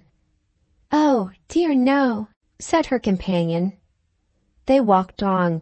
The lane made a slight bend, and when the bend was passed, Mr. Elton was immediately in sight, and so near as to give Emma time only to say farther, "Ah, Harriet, here comes a very sudden trial of our stability in good thoughts. Well," smiling, "I hope it may be allowed that if compassion has produced exertion and relief to the sufferers, it has done all that is truly important. If we feel for the wretched enough to do all we can for them, the rest is empty sympathy, only distressing to ourselves." Harriet could just answer, "Oh, dear, yes," before the gentleman joined them. The wants and sufferings of the poor family, however, were the first subject on meeting. He had been going to call on them. His visit he would now defer, but they had a very interesting parley about what could be done and should be done. Mr. Elton then turned back to accompany them. To fall in with each other on such an errand as this, thought Emma, to meet in a charitable scheme, this will bring a great increase of love on each side. I should not wonder if it were to bring on the declaration it must, if I were not here. I wish I were anywhere else. Anxious to separate herself from them as far as she could, she soon afterwards took possession of a narrow footpath, a little raised on one side of the lane, leaving them together in the main road. But she had not been there 2 minutes when she found that Harriet's habits of dependence and imitation were bringing her up to, and that, in short, they would both be soon after her. This would not do. She immediately stopped, on the pretence of having some alteration to make in the lacing of her half-boot, and stooping down, in complete occupation of the footpath, begged them to have the goodness to walk on, and she would follow in half a minute. They did as they were desired, and by the time she judged it reasonable to have done with her boot, she had the comfort of farther delay in her power, being overtaken by a child from the cottage, setting out according to orders, with her pitcher, to fetch broth from Hartfield. To walk by the side of this child and talk to and question her was the most natural thing in the world, or would have been the most natural had she been acting just then without design, and by this means the others were still able to keep ahead without any obligation of waiting for her. She gained on them, however, involuntarily. The child's pace was quick, and theirs rather slow, and she was the more concerned at it, from their being evidently in a conversation which interested them. Mr. Elton was speaking with animation, Harriet listening with a very pleased attention, and Emma, having sent the child on, was beginning to think how she might draw back a little more, when they both looked around, and she was obliged to join them. Mr. Elton was still talking, still engaged in some interesting detail, and Emma experienced some disappointment when she found that he was only giving his fair companion an account of the yesterday's party at his friend Cole's, and that she was come in herself for the Stilton cheese, the North Wiltshire, the butter, the celery, the beetroot, and all the dessert. This would soon have led to something better, of course, was her consoling reflection. Anything interests between those who love, and any one who will serve as introduction to what is near the heart, if I could but have kept longer away. They now walked on together quietly, till within view of the vicarage pales, when a sudden resolution of at least getting Harriet into the house made her again find something very much amiss about her boot, and fall behind to arrange it once more. She then broke the lace off short, and dexterously throwing it into a ditch, was presently obliged to entreat them to stop, and acknowledged her inability to put herself to rights, so as to be able to walk home in tolerable comfort. "Part of my lace is gone," said she, "and I do not know how I am to contrive. I really am a most troublesome companion to you both, but I hope I am not often so ill-equipped. Mr. Elton, I must beg leave to stop at your house and ask your housekeeper for a bit of ribbon, or string, or anything just to keep my boot on." Mr. Elton looked all happiness at this proposition, and nothing could exceed his alertness and attention in conducting them into his house, and endeavouring to make everything appear to advantage. The room they were taken into was the one he chiefly occupied, and looking forwards. Behind it was another, with which it immediately communicated. The door between them was open, and Emma passed into it with the housekeeper to receive her assistance, in the most comfortable manner. She was obliged to leave the door ajar as she found it, but she fully intended that Mr. Elton should close it. It was not closed, however, it still remained ajar. But by engaging the housekeeper in incessant conversation, she hoped to make it practicable for him to choose his own subject in the adjoining room. For 10 minutes she could hear nothing but herself. It could be protracted no longer. She was then obliged to be finished and make her appearance. The lovers were standing together at one of the windows. It had a most favorable aspect, and for half a minute Emma felt the glory of having schemed successfully. But it would not do. He had not come to the point. He had been most agreeable, most delightful. He had told Harriet that he had seen them go by, and had purposely followed them. Other little gallantries and allusions had been dropped, but nothing serious. Cautious, very cautious. Emma, he advances inch by inch, and will hazard nothing till he believes himself secure.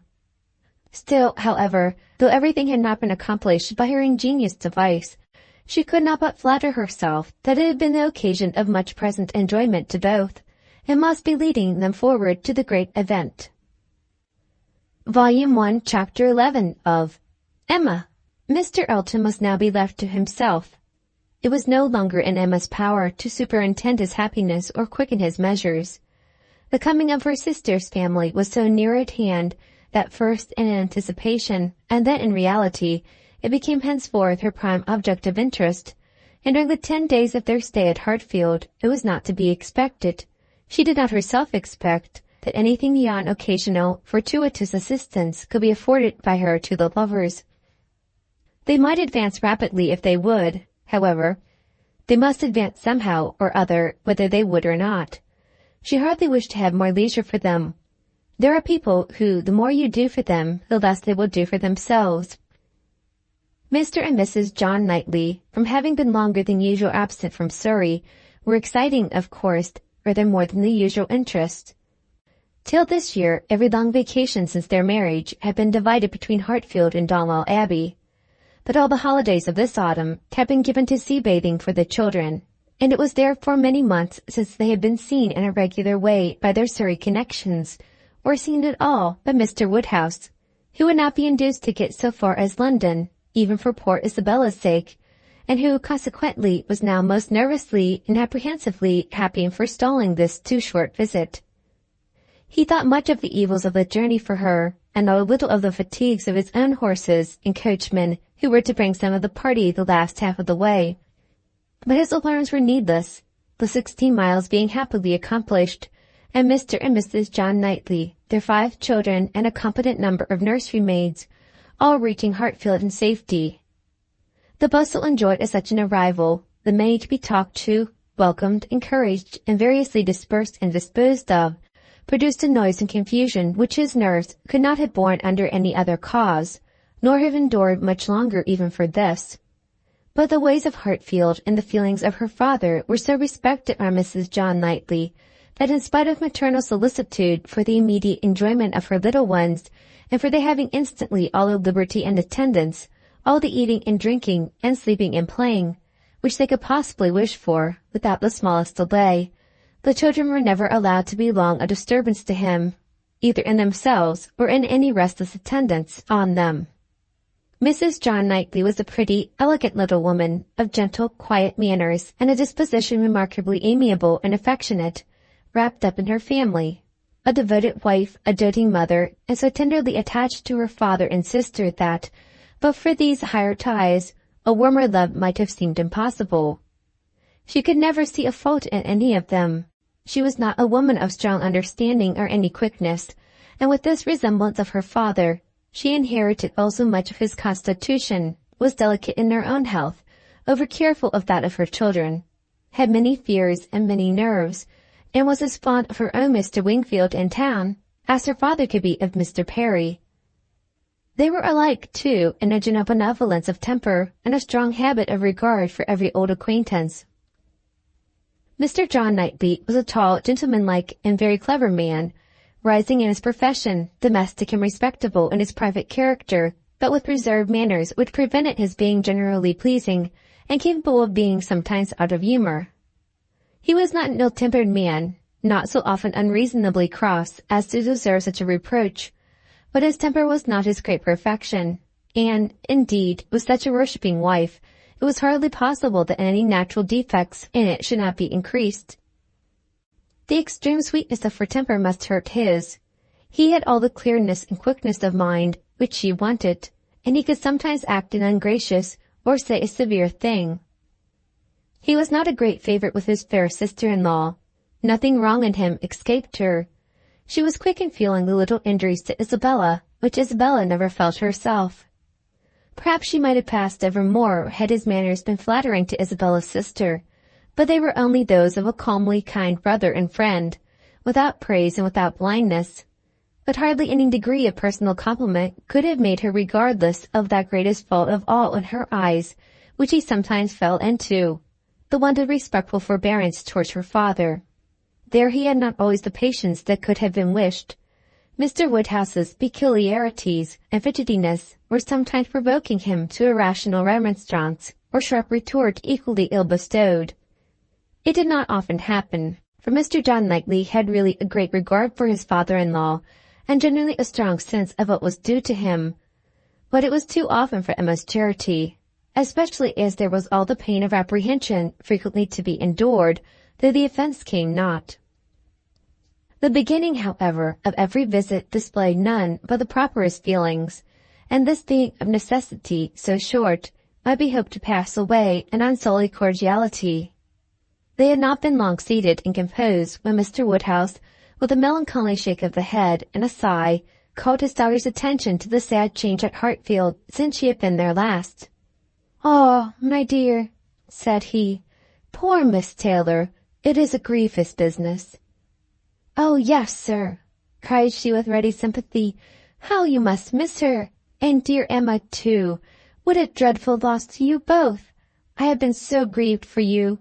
I could not imagine how you could possibly do without her. It is a sad change indeed, but I hope she is pretty well, sir." "Pretty well, my dear, I hope, pretty well. I do not know but that the place agrees with her tolerably." Mr. John Knightley here asked Emma quietly whether there were any doubts of the heir of Randalls. "Oh, no, none in the least.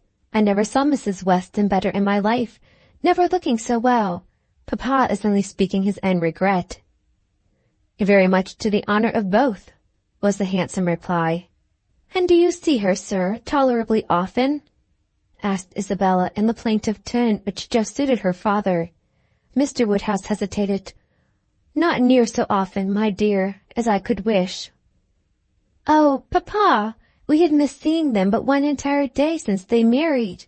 Either in the morning or evening of every day, excepting one, have we seen either Mr. Weston or Mrs. Weston, and generally both, either at Randalls or here, and as you may suppose, Isabella, most frequently here. They are very, very kind in their visits. Mr. Weston is really as kind as herself. Papa, if you speak in that melancholy way, you will be giving Isabella a false idea of us all. Everybody must be aware that Miss Taylor must be missed, but everybody ought also to be assured that Mr. and Mrs. Weston do really prevent our missing her, by any means, to the extent we ourselves anticipated, which is the exact truth." "Just as it should be," said Mr. John Knightley, "and just as I hoped it was from your letters. Her wish of showing you attention cannot be doubted, and his being a disengaged and social man makes it all easy. I have been always telling you, my love, that I had no idea of the change being so very material to Hartfield as you apprehend it, and now you have Emma's account. I hope you will be satisfied." "Why, to be sure," said Mr. Woodhouse. "Yes, certainly. I cannot deny that Mrs. Weston, poor Mrs. Weston, does come and see us pretty often, but then she is always obliged to go away again." "It would be very hard upon Mr. Weston if she did not, papa. You quite forget poor Mr. Weston." "I think, indeed," said John Knightley pleasantly, "that Mr. Weston has some little claim. You and I, Emma, will venture to take the part of the poor husband. I being a husband, and you not being a wife, the claims of the man may very likely strike us with equal force. As for Isabella, she has been married long enough to see the convenience of putting all the Mr. Westons aside as much as she can." "Me, my love," cried his wife, hearing and understanding only in part. Are you talking about me? I am sure nobody ought to be, or can be, a greater advocate for matrimony than I am, and if it had not been for the misery of her leaving Hartfield, I should never have thought of Miss Taylor but as the most fortunate woman in the world. And as to slighting Mr. Weston, that excellent Mr. Weston, I think there is nothing he does not deserve. I believe he is one of the very best-tempered men that ever existed. Excepting yourself and your brother, I do not know his equal for temper. I shall never forget his flying Henry's kite for him that very windy day last Easter, and ever since his particular kindness last September 12th in writing that note, at 12 o'clock at night, on purpose to assure me that there was no scarlet fever at Cobham, I have been convinced there could not be a more feeling heart nor a better man in existence. If anybody can deserve him, it must be Miss Taylor. "Where is the young man?" said John Knightley. "Has he been here on this occasion, or has he not?" "He has not been here yet," replied Emma. "There was a strong expectation of his coming soon after the marriage, but it ended in nothing, and I have not heard him mentioned lately." "But you should tell him of a letter, my dear," said her father. "He wrote a letter to poor Mrs. Weston, to congratulate her, and a very proper, handsome letter it was. She showed it to me. I thought it very well done of him indeed. Whether it was his own idea, you know, one cannot tell. He is but young, and his uncle, perhaps—" "My dear papa, he is 23. You forget how time passes." 23? Is he indeed? Well, I could not have thought it. And he was but 2 years old when he lost his poor mother. Well, time does fly indeed, and my memory is very bad. However, it was an exceeding good, pretty letter, and gave Mr. and Mrs. Weston a great deal of pleasure. I remember it was written from Weymouth, and dated September 28th, and began, 'My dear Madam,' but I forget how it went on, and it was signed F.C. Weston Churchill. I remember that perfectly." "How very pleasing and proper of him!" cried the good-hearted Mrs. John Knightley. "I have no doubt of his being a most amiable young man. But how sad it is that he should not live at home with his father. There is something so shocking in a child's being taken away from his parents and natural home. I never could comprehend how Mr. Weston could part with him. To give up one's child! I really never could think well of anybody who proposed such a thing to anybody else." "Nobody ever did think well of the Churchills, I fancy," observed Mr. John Knightley coolly. "But you need not imagine Mr. Weston to have felt what you would feel in giving up Henry or John. Mr. Weston is rather an easy, cheerful-tempered man, though a man of strong feelings. He takes things as he finds them, and makes enjoyment of them, somehow or other, depending, I suspect, much more upon what is called society for his comforts. That is, upon the power of eating and drinking, and playing whist with his neighbors 5 times a week, than upon family affection, or anything the home affords."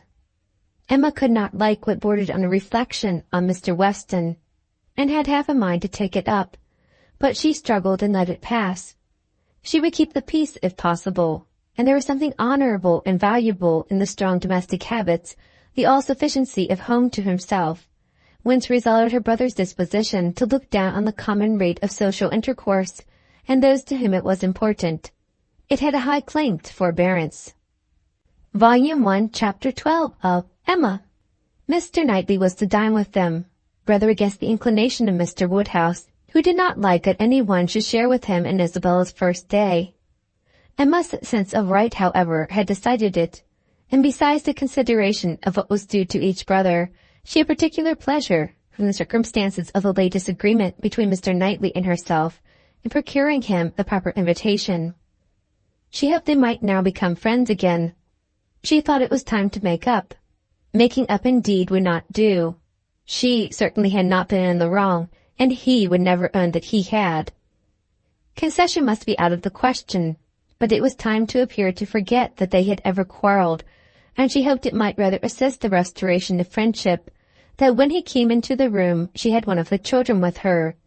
The youngest, a nice little girl about 8 months old, who was now making her first visit to Hartfield, and very happy to be danced about in her aunt's arms. It did assist, for though he began with grave looks and short questions, he was soon led on to talk of them all in the usual way, and to take the child out of her arms with all the unceremoniousness of perfect amity. Emma felt they were friends again, and the conviction giving her at first great satisfaction, and then a little sauciness, she could not help saying, as he was admiring the baby, "What a comfort it is that we think alike about our nephews and nieces. As to men and women, our opinions are sometimes very different, but with regard to these children, I observe we never disagree." "If you were as much guided by nature in your estimate of men and women, and as little under the power of fancy and whim in your dealings with them, as you are where these children are concerned, we might always think alike." "To be sure, our discordancies must always arise from my being in the wrong." "Yes," said he, smiling, "and reason good. I was 16 years old when you were born."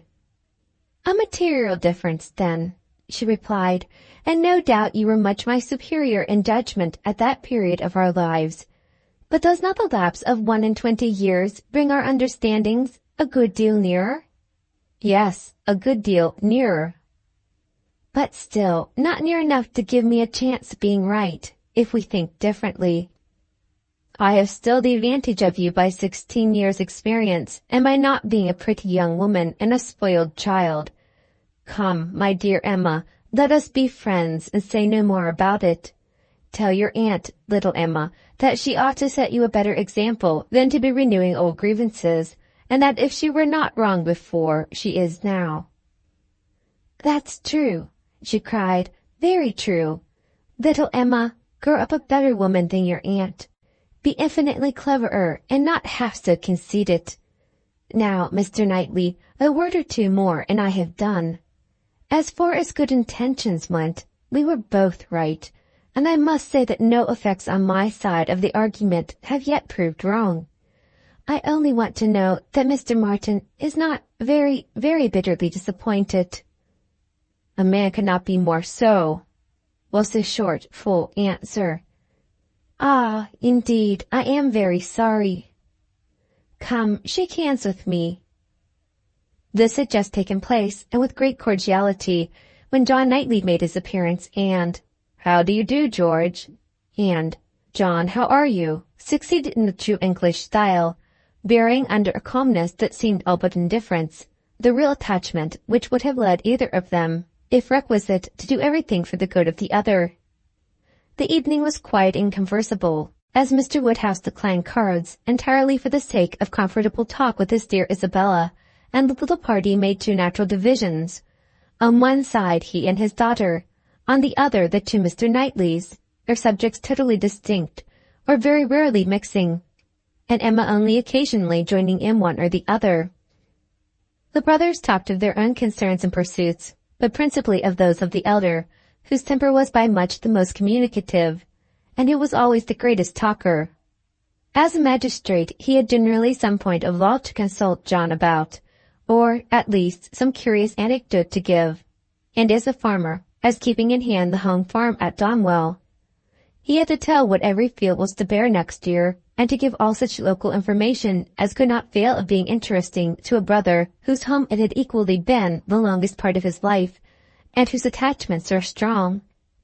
The plan of a drain, the change of a fence, the felling of a tree, and the destination of every acre for wheat, turnips, or spring corn, was entered into with as much equality of interest by John as his cooler manners rendered possible, and if his willing brother ever left him anything to inquire about, his inquiries even approached a tone of eagerness.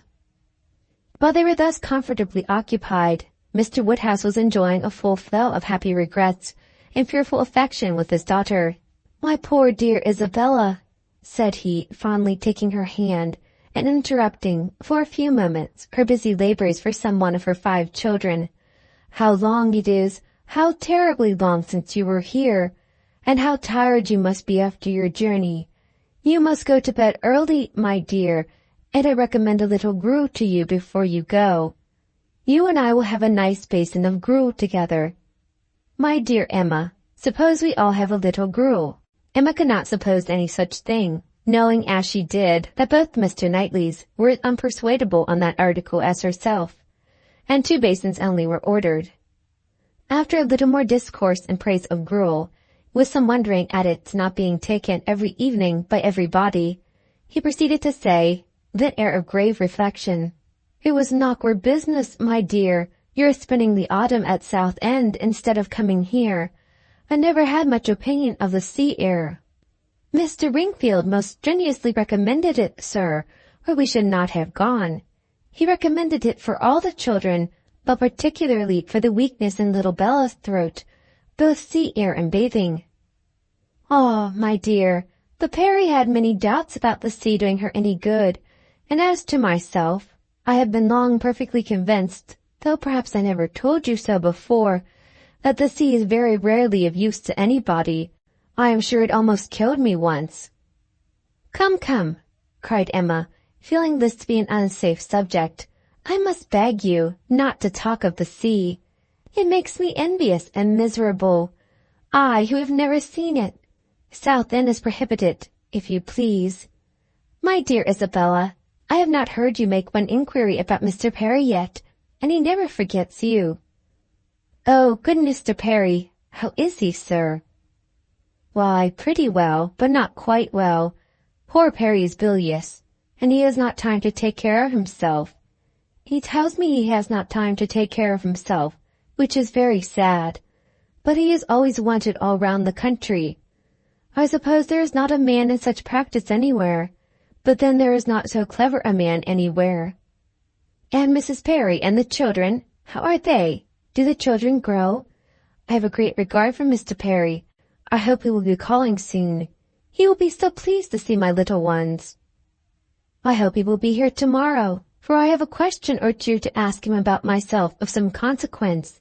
And, my dear, whenever he comes, you had better let him look at little Bella's throat." "Oh, my dear sir, her throat is so much better that I have hardly any uneasiness about it. Either bathing has been of the greatest service to her, or else it is to be attributed to an excellent embrocation of Mr. Wingfield's, which we have been applying at times ever since August."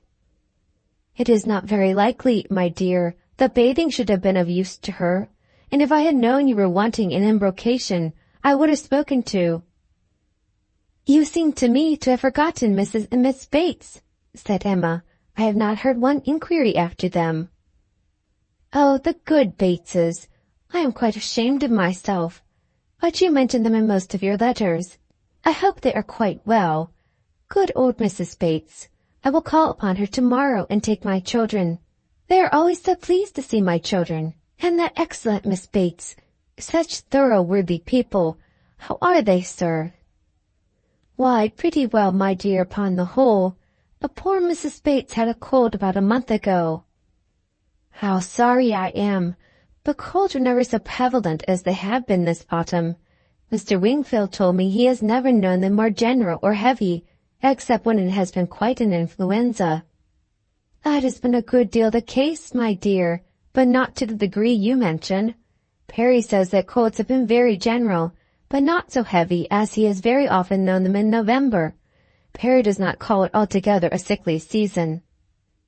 "No, I do not know that Mr. Wingfield considers it very sickly, except—" "Ah, my poor dear child, the truth is that in London it is always a sickly season. Nobody is healthy in London. Nobody can be.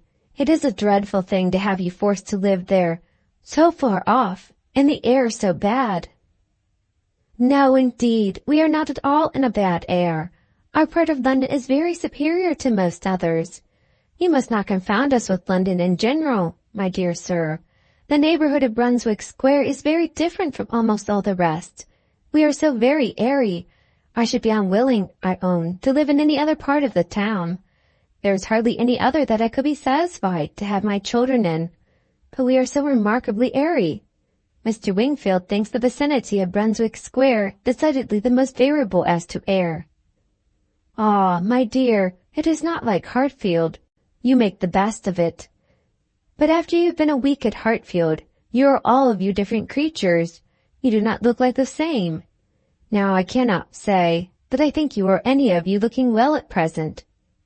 "I am sorry to hear you say so, sir, but I assure you, excepting those little nervous headaches and palpitations, which I am never entirely free from anywhere. I am quite well myself. And if the children were rather pale before they went to bed, it was only because they were a little more tired than usual from their journey and the happiness of coming. I hope you will think better of their looks tomorrow, for I assure you, Mr. Wingfield told me that he did not believe he had ever sent us off altogether in such good case. I trust, at least, that you do not think Mr. Knightley looking ill," turning her eyes with affectionate anxiety towards her husband. "Meddling, my dear. I cannot compliment you. I think Mr. John Knightley very far from looking well." "What is the matter, sir? Did you speak to me?" cried Mr. John Knightley, hearing his own name. "I am sorry to find, my love, that my father does not think you looking well, but I hope it is only from being a little fatigued. I could have wished, however, as you know, that you had seen Mr. Wingfield before you left home." "My dear Isabella," exclaimed he hastily, "pray do not concern yourself about my looks.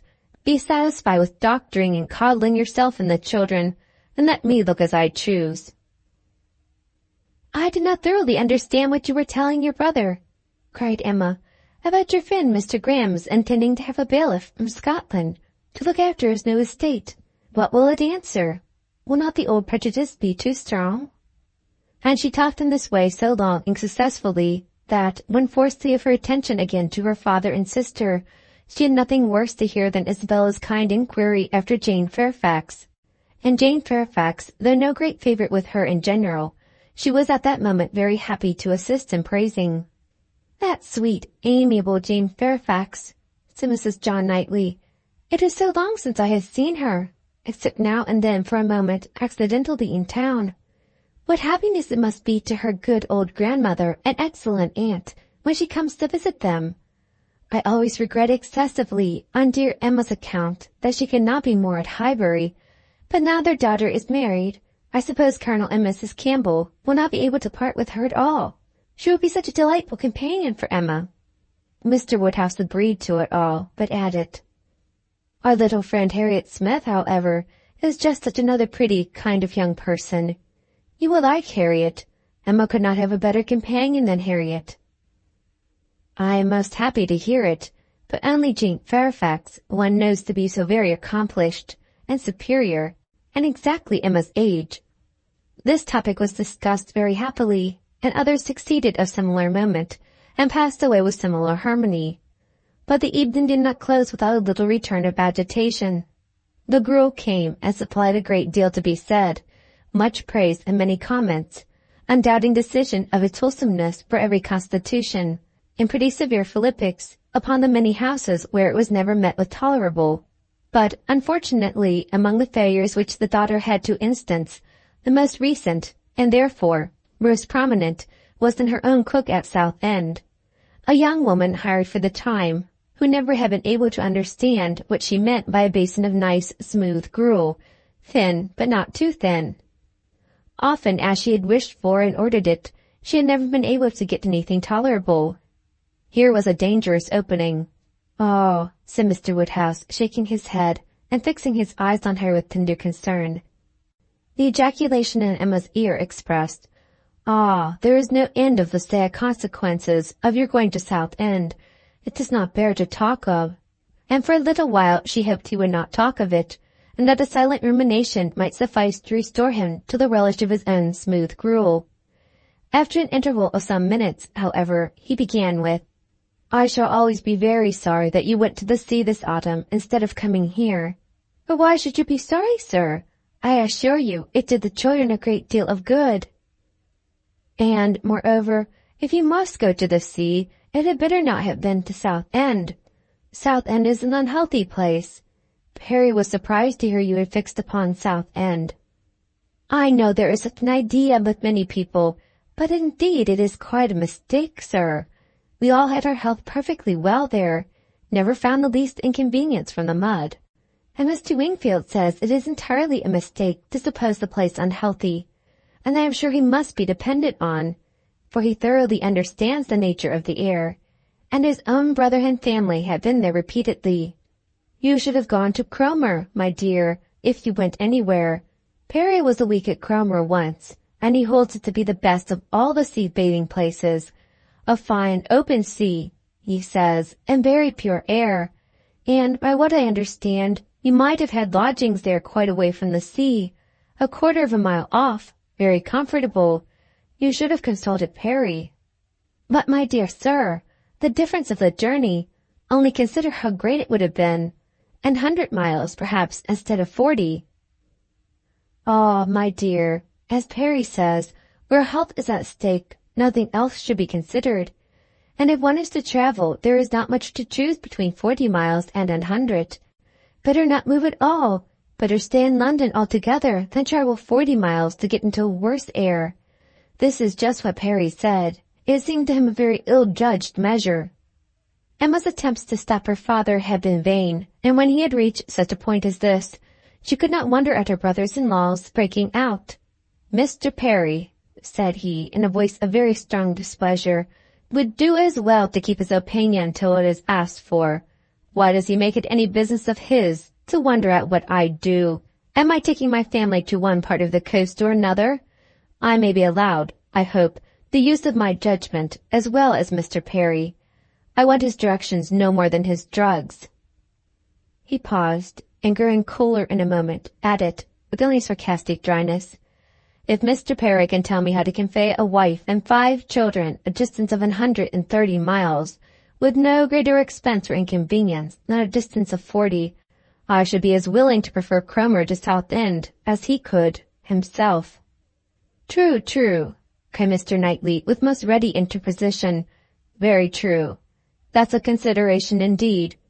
But, John, as to what I was telling you of my idea of moving the path to Langham, of turning it more to the right, that it may not cut through the home meadows, I cannot conceive any difficulty. I should not attempt it, if it were to be the means of inconvenience to the Highbury people. But if you call to mind exactly the present line of the path, the only way of proving it, however, will be to turn to our maps. I shall see you at the Abbey tomorrow morning, I hope, and then we will look them over, and you shall give me your opinion." Mr. Woodhouse was rather agitated by such harsh reflections on his friend Perry, to whom he had, in fact, though unconsciously, been attributing many of his own feelings and expressions. But the soothing attentions of his daughters gradually removed the present evil, and the immediate alertness of one brother, and brother recollections of the other, prevented any renewal of it. Volume 1, Chapter 13 of Emma. There could hardly be a happier creature in the world than Mrs. John Knightley, in this short visit to Hartfield, going about every morning among her old acquaintance with her 5 children, and talking over what she had done every evening with her father and sister. She had nothing to wish otherwise, but that the days did not pass so swiftly. It was a delightful visit, perfect in being much too short. In general, their evenings were less engaged with friends than their mornings, but one complete dinner engagement, and out of the house, too, there was no avoiding, though at Christmas. Mr. Weston would take no denial. They must all dine at Randall's one day. Even Mr. Woodhouse was persuaded to think it a possible thing in preference to a division of the party. How they were all to be conveyed he would have made a difficulty if he could, but as his son and daughter's carriage and horses were actually at Hartfield, he was not able to make more than a simple question on that head. It hardly amounted to a doubt, nor did it occupy Emma long to convince him that they might in one of the carriages find room for Harriet also. Harriet, Mr. Elton, and Mr. Knightley, their own especial set, were the only persons invited to meet them. The hours were to be early, as well as the numbers few. Mr. Woodhouse's habits and inclination being consulted in everything. The evening before this great event, for it was a very great event that Mr. Woodhouse should dine out, on the 24th of December, had been spent by Harriet at Hartfield, and she had gone home so much indisposed with a cold, that, but for her own earnest wish of being nursed by Mrs. Goddard, Emma could not have allowed her to leave the house. Emma called on her the next day, and found her doom already signed with regard to Randall's. She was very feverish, and had a bad sore throat. Mrs. Goddard was full of care and affection. Mr. Perry was talked of, and Harriet herself was too ill and low to resist the authority which excluded her from this delightful engagement, though she could not speak of her loss without many tears. Emma sat with her as long as she could, to attend her in Mrs. Goddard's unavoidable absences, and raise her spirits by representing how much Mr. Elton's would be depressed when he knew her state, and left her at last tolerably comfortable, and the sweet dependence of his having a most comfortless visit, and of their all missing her very much. She had not advanced many yards from Mrs. Goddard's door, when she was met by Mr. Elton himself, evidently coming towards it, and as they walked on slowly together in conversation about the invalid, of whom he, on the rumour of considerable illness, had been going to inquire, that he might carry some report of her to Hartfield, they were overtaken by Mr. John Knightley, returning from the daily visit to Donwell with his 2 eldest boys, whose healthy glowing faces showed all the benefit of a country run, and seemed to ensure a quick dispatch of the roast mutton and rice pudding they were hastening home for. They joined company and proceeded together. Emma was just describing the nature of her friend's complaint. A throat very much inflamed, with a great deal of heat about her, a quick, low pulse, etc., and she was sorry to find from Mrs. Goddard that Harriet was liable to very bad sore throats, and had often alarmed her with them. Mr. Elton looked all alarm on the occasion as he exclaimed, "A sore throat! I hope not infectious. I hope not of a putrid infectious sort. Has Perry seen her? Indeed, you should take care of yourself as well as of your friend. Let me entreat you to run no risks. Why does not Perry see her?" Emma, who was not really at all frightened herself, tranquilized this excessive apprehension by assurances of Mrs. Goddard's experience and care.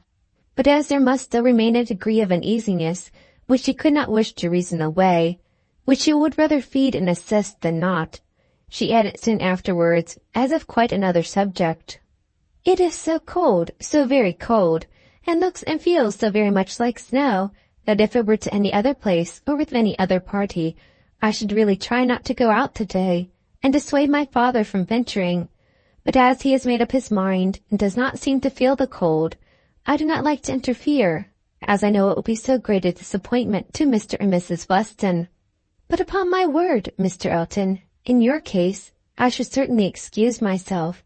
You appear to me a little hoarse already, and when you consider what demand of voice and what fatigues tomorrow will bring, I think it would be no more than common prudence to stay at home and take care of yourself tonight." Mr. Elton looked as if he did not very well know what answer to make, which was exactly the case. For though very much gratified by the kind care of such a fair lady, and not liking to resist any advice of hers, he had not really the least inclination to give up the visit. But Emma, too eager and busy in her own previous conceptions and views to hear him impartially, or see him with clear vision, was very well satisfied with his muttering acknowledgment of his being very cold, certainly very cold, and walked on, rejoicing in having extricated him from Randall's, and secured him the power of sending to inquire after Harriet every hour of the evening. "You do quite right," said she. "We will make your apologies to Mr. and Mrs. Weston." But hardly had she spoken when she found her brother was civilly offering a seat in his carriage, if the weather were Mr. Elton's only objection, and Elton actually accepting the offer with much prompt satisfaction. It was a done thing. Mr. Elton was to go, and never had his broad, handsome face expressed more pleasure than at this moment. Never had his smile been stronger, nor his eyes more exulting than when he next looked at her. "Well," said she to herself, "this is most strange, after I had got him off so well, to choose to go into company and leave Harriet ill behind. Most strange indeed. But there is, I believe, in many men, especially single men, such an inclination, such a passion for dining out. A dinner engagement is so high in the class of their pleasures, their employments, their dignities, almost their duties, that anything gives way to it, and this must be the case with Mr. Elton. A most valuable, amiable, pleasing young man, undoubtedly, and very much in love with Harriet. But still, he cannot refuse an invitation. He must dine out wherever he is asked. What a strange thing love is! He can see ready wit in Harriet, but will not dine alone for her. Soon afterwards Mr. Elton quitted them, and she could not but do him the justice of feeling that there was a great deal of sentiment in his manner of naming Harriet at parting, and the tone of his voice while assuring her that he should call at Mrs. Goddard's for news of her fair friend, the last thing before he prepared for the happiness of meeting her again, when he hoped to be able to give a better report. And he sighed and smiled himself off in a way that left the balance of approbation much in his favor. After a few minutes of entire silence between them, John Knightley began with, "I never in my life saw a man more intent on being agreeable than Mr. Elton. It is downright labor to him, where ladies are concerned. With men he can be rational and unaffected, but when he has ladies to please, every feature works." "Mr. Elton's manners are not perfect," replied Emma, "but where there is a wish to please, one ought to overlook, and one does overlook a great deal. Where a man does his best with only moderate powers, he will have the advantage over negligent superiority. There is such perfect good temper and goodwill in Mr. Elton as one cannot but value." "Yes," said Mr. John Knightley presently, with some slyness, "he seems to have a great deal of goodwill towards you." "Me?" she replied with a smile of astonishment. "Are you imagining me to be Mr. Elton's object?" "Such an imagination has crossed me, I own, Emma, and if it never occurred to you before, you may as well take it into consideration now." "Mr. Elton in love with me? What an idea!" "I do not say it is so, but you will do well to consider whether it is so or not, and to regulate your behavior accordingly. I think your manners to him encouraging. I speak as a friend, Emma. You had better look about you and ascertain what you do, and what you mean to do." "I thank you, but I assure you you are quite mistaken. Mr. Elton and I are very good friends, and nothing more." And she walked on, amusing herself in the consideration of the blunders which often arise from a partial knowledge of circumstances, of the mistakes which people of high pretensions to judgment are forever falling into, and not very well pleased with her brother for imagining her blind and ignorant and in want of counsel. He said no more. Mr. Woodhouse had so completely made up his mind to the visit that in spite of the increasing coldness, he seemed to have no idea of shrinking from it, and set forward at last most punctually with his eldest daughter in his own carriage, with less apparent consciousness of the weather than either of the others, too full of the wonder of his own going, and the pleasure it was to afford at Randalls to see that it was cold, and too well wrapped up to feel it. The cold, however, was severe, and by the time the second carriage was in motion, a few flakes of snow were finding their way down, and the sky had the appearance of being so overcharged as to want only a milder air to produce a very white world in a very short time. Emma soon saw that her companion was not in the happiest humour. The preparing and going abroad in such weather, with the sacrifice of his children after dinner, were evils, most disagreeables at least, which Mr. John Knightley did not by any means like. He anticipated nothing in the visit that could be at all worth the purchase, and the whole of their drive to the vicarage was spent by him in expressing his discontent. "A man," said he, "must have a very good opinion of himself when he asks people to leave their own fireside and encounter such a day as this, for the sake of coming to see him. He must think himself a most agreeable fellow. I could not do such a thing. It is the greatest absurdity. Actually snowing at this moment. The folly of not allowing people to be comfortable at home, and the folly of people's not staying comfortably at home when they can. If we were obliged to go out such an evening as this, by any call of duty or business, what a hardship we should deem it. And here are we, probably with rather thinner clothing than usual, setting forward voluntarily, without excuse, in defiance of the voice of nature, which tells man, and everything given to his view or his feelings, to stay at home himself, and keep all under shelter that he can. Here are we setting forward to spend 5 dull hours in another man's house, with nothing to say or to hear that was not said and heard yesterday, and may not be said and heard again tomorrow. Going in dismal weather, to return probably in worse. 4 horses and 4 servants taken out for nothing but to convey 5 idle, shivering creatures into colder rooms, and worse company than they might have had at home." Emma did not find herself equal to give the pleased assent, which no doubt he was in the habit of receiving, to emulate the "Very true, my love," which must have been usually administered by his travelling companion.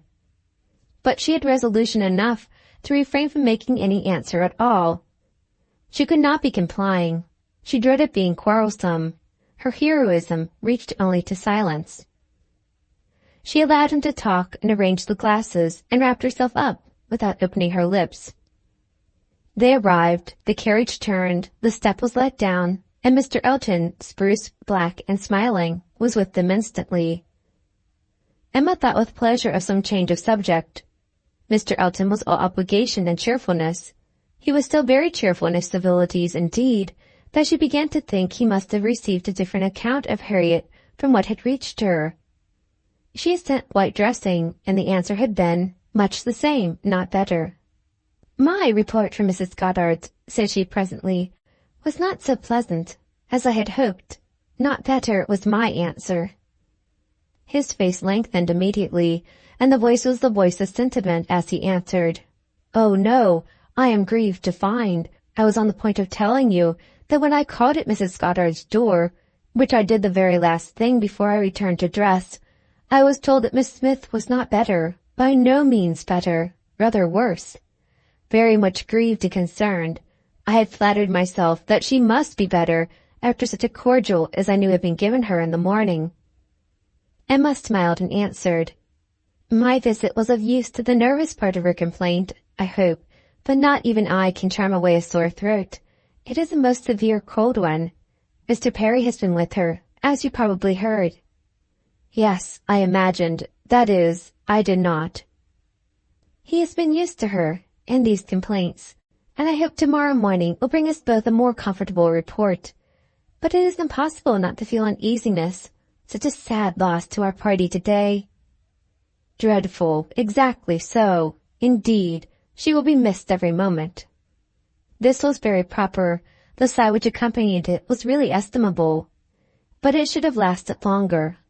Emma was rather in dismay when only half a minute afterwards he began to speak of other things, and in the voice of the greatest alacrity and enjoyment. "What an excellent device," said he, "the use of a sheepskin for carriages. How very comfortable they make it. Impossible to feel cold with such precautions.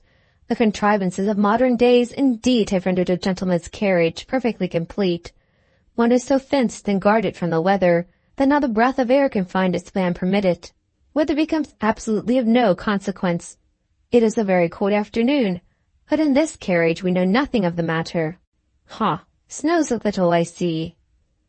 "Yes," said John Knightley, "and I think we shall have a good deal of it."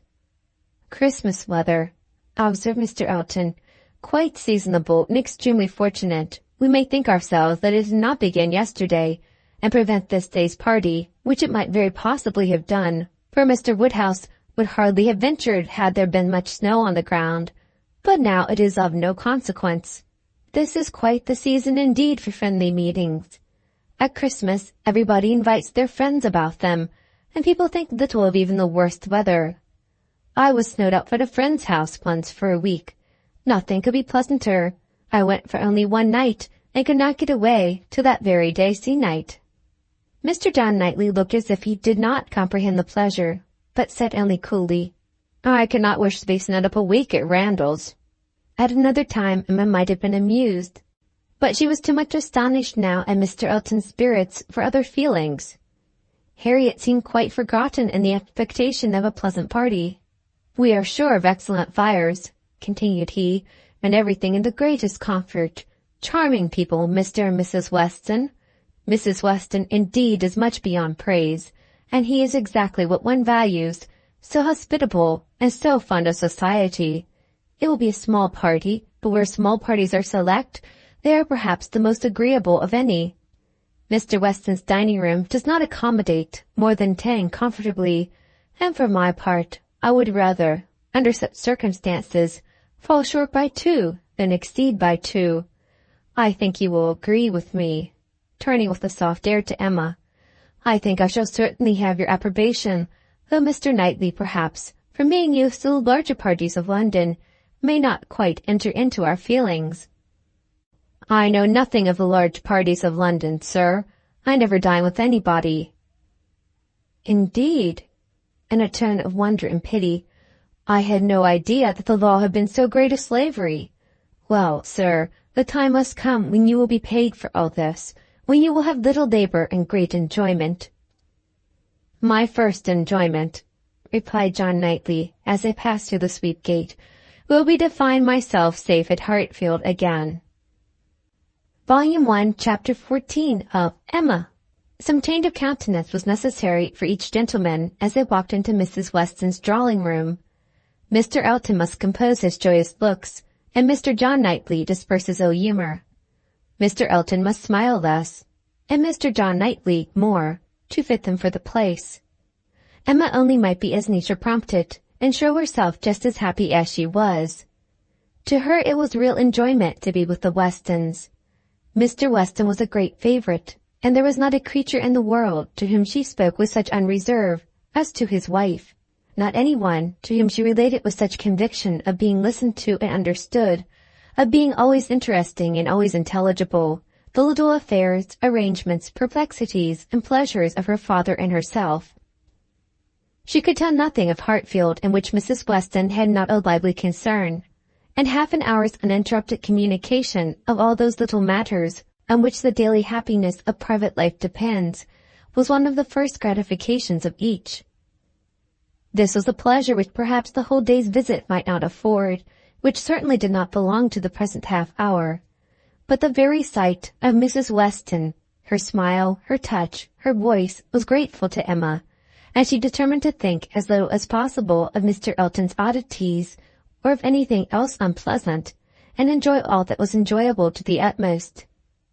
The misfortune of Harriet's cold had been pretty well gone through before her arrival.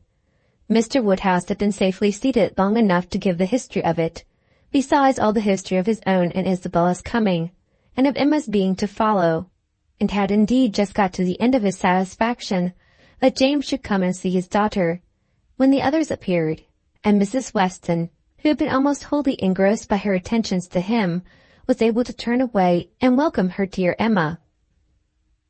Emma's project of forgetting Mr. Elton for a while made her rather sorry to find, when they had all taken their places, that he was close to her.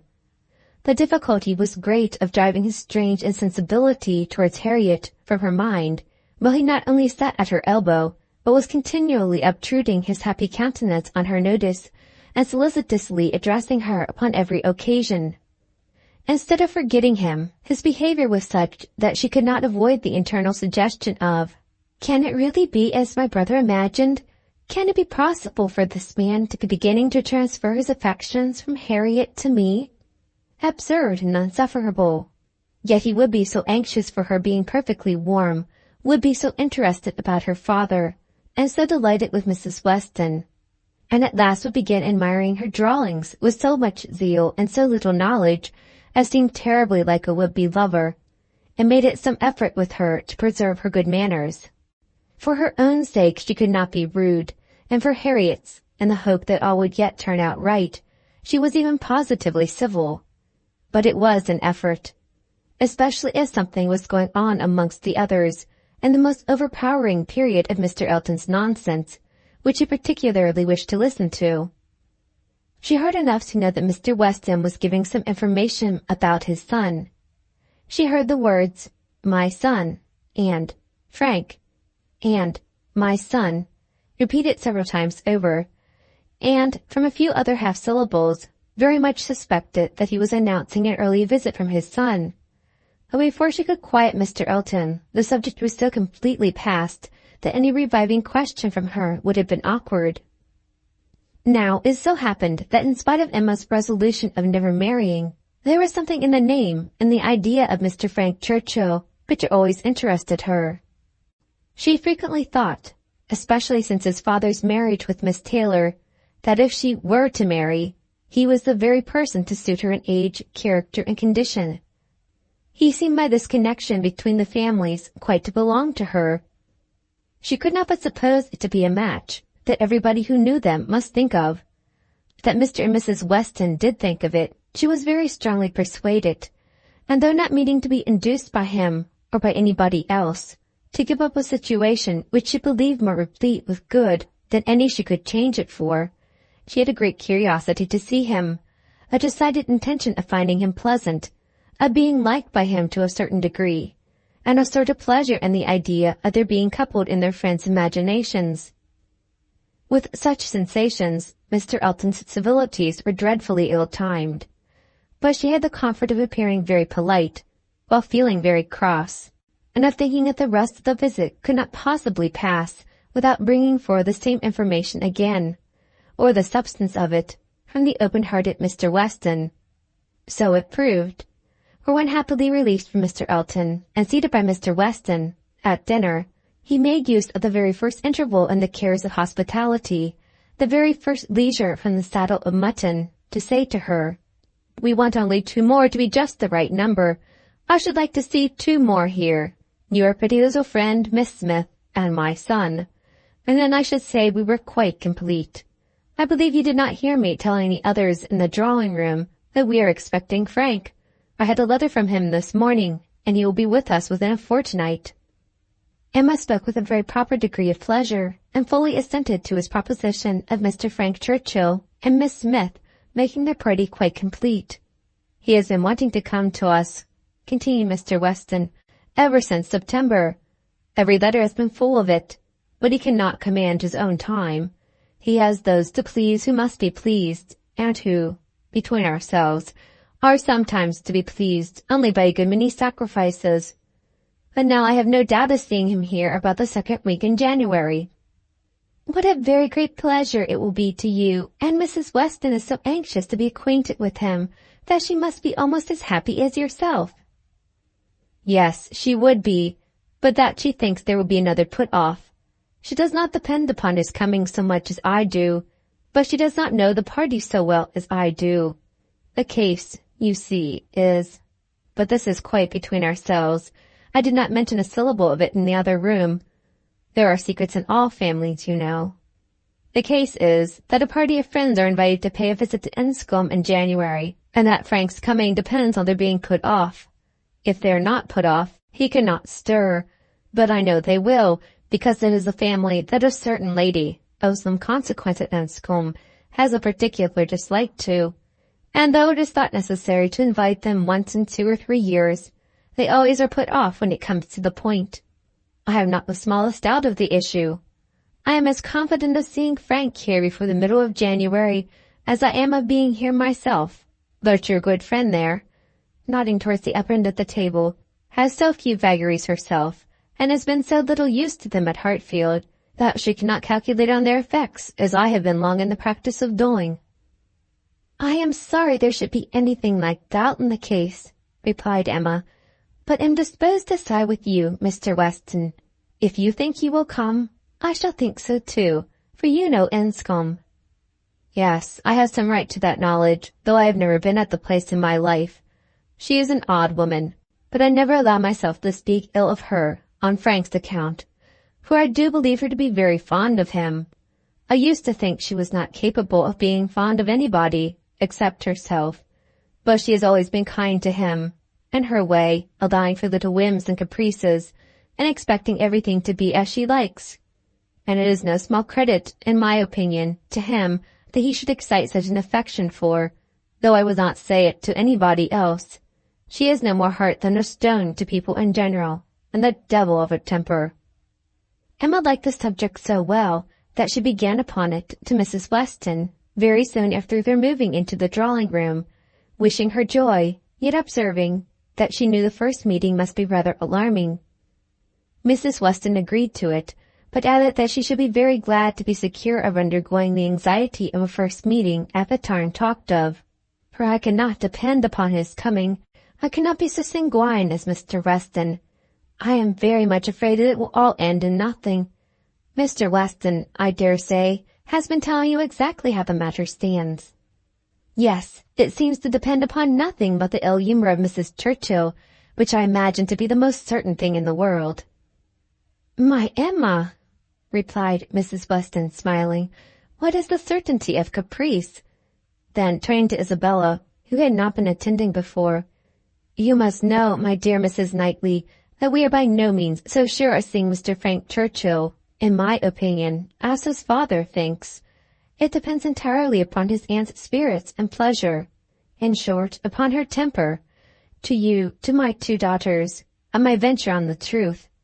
Mrs. Churchill rules at Enscombe, and is a very odd-tempered woman, and his coming now depends upon her being willing to spare him." "Oh, Mrs. Churchill, everybody knows Mrs. Churchill," replied Emma, "and I am sure I never think of that poor young man without the greatest compassion. To be constantly living with an ill-tempered person must be dreadful. It is what we happily have never known anything of, but it must be a life of misery. What a blessing that she never had any children. Poor little creatures, how unhappy she would have made them." Emma wished she had been alone with Mrs. Weston. She should then have heard more. Mrs. Weston would speak to her with a degree of unreserve which she would not hazard with Isabella, and, she really believed, would scarcely try to conceal anything relative to the Churchills from her, excepting those views on the young man, of which her own imagination had already given her such instinctive knowledge. But at present there was nothing more to be said. Mr. Woodhouse very soon followed them into the drawing-room. To be sitting long after dinner was a confinement that he could not endure. Neither wine nor conversation was anything to him, and gladly did he move to those with whom he was always comfortable. While he talked to Isabella, however, Emma found an opportunity of saying, "And so you do not consider this visit from your son as by any means certain?" "I am sorry for it. The introduction must be unpleasant whenever it takes place, and the sooner it can be over the better." "Yes, and every delay makes one more apprehensive of other delays. Even if this family, the Braithwaites, are put off, I am still afraid that some excuse may be found of disappointing us.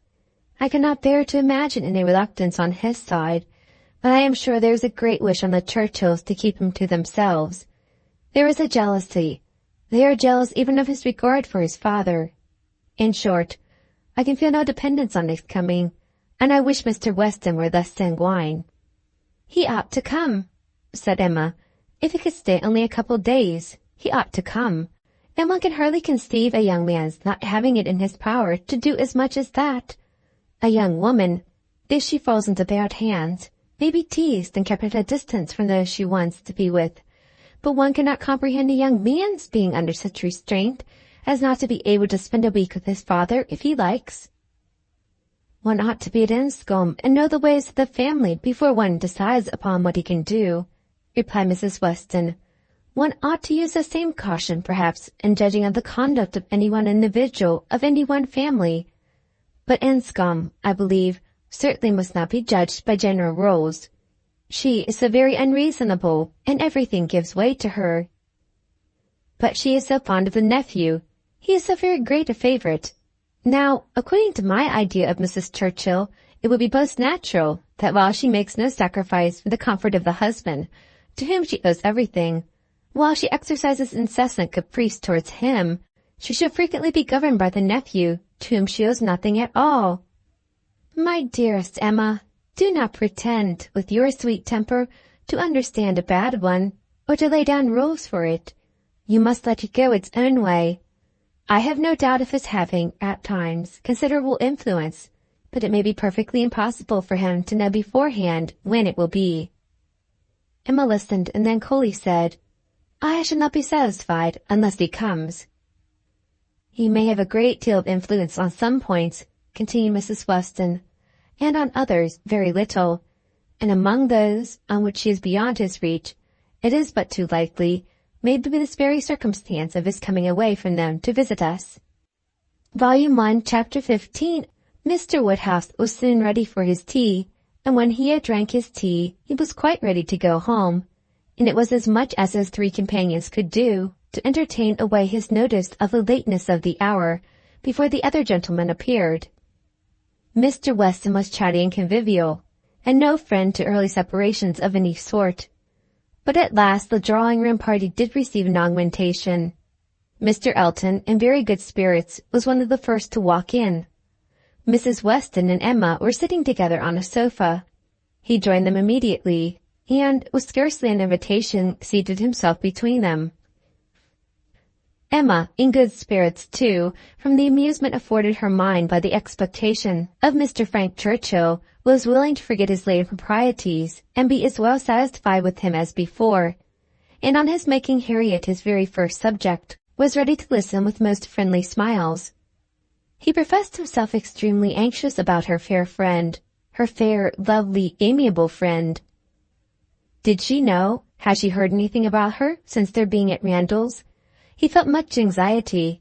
He must confess that the nature of her complaint alarmed him considerably. And in this style he talked on for some time very properly, not much attending to any answer, but altogether sufficiently awake to the terror of a bad sore throat, and Emma was quite in charity with him. But at last there seemed a perverse turn.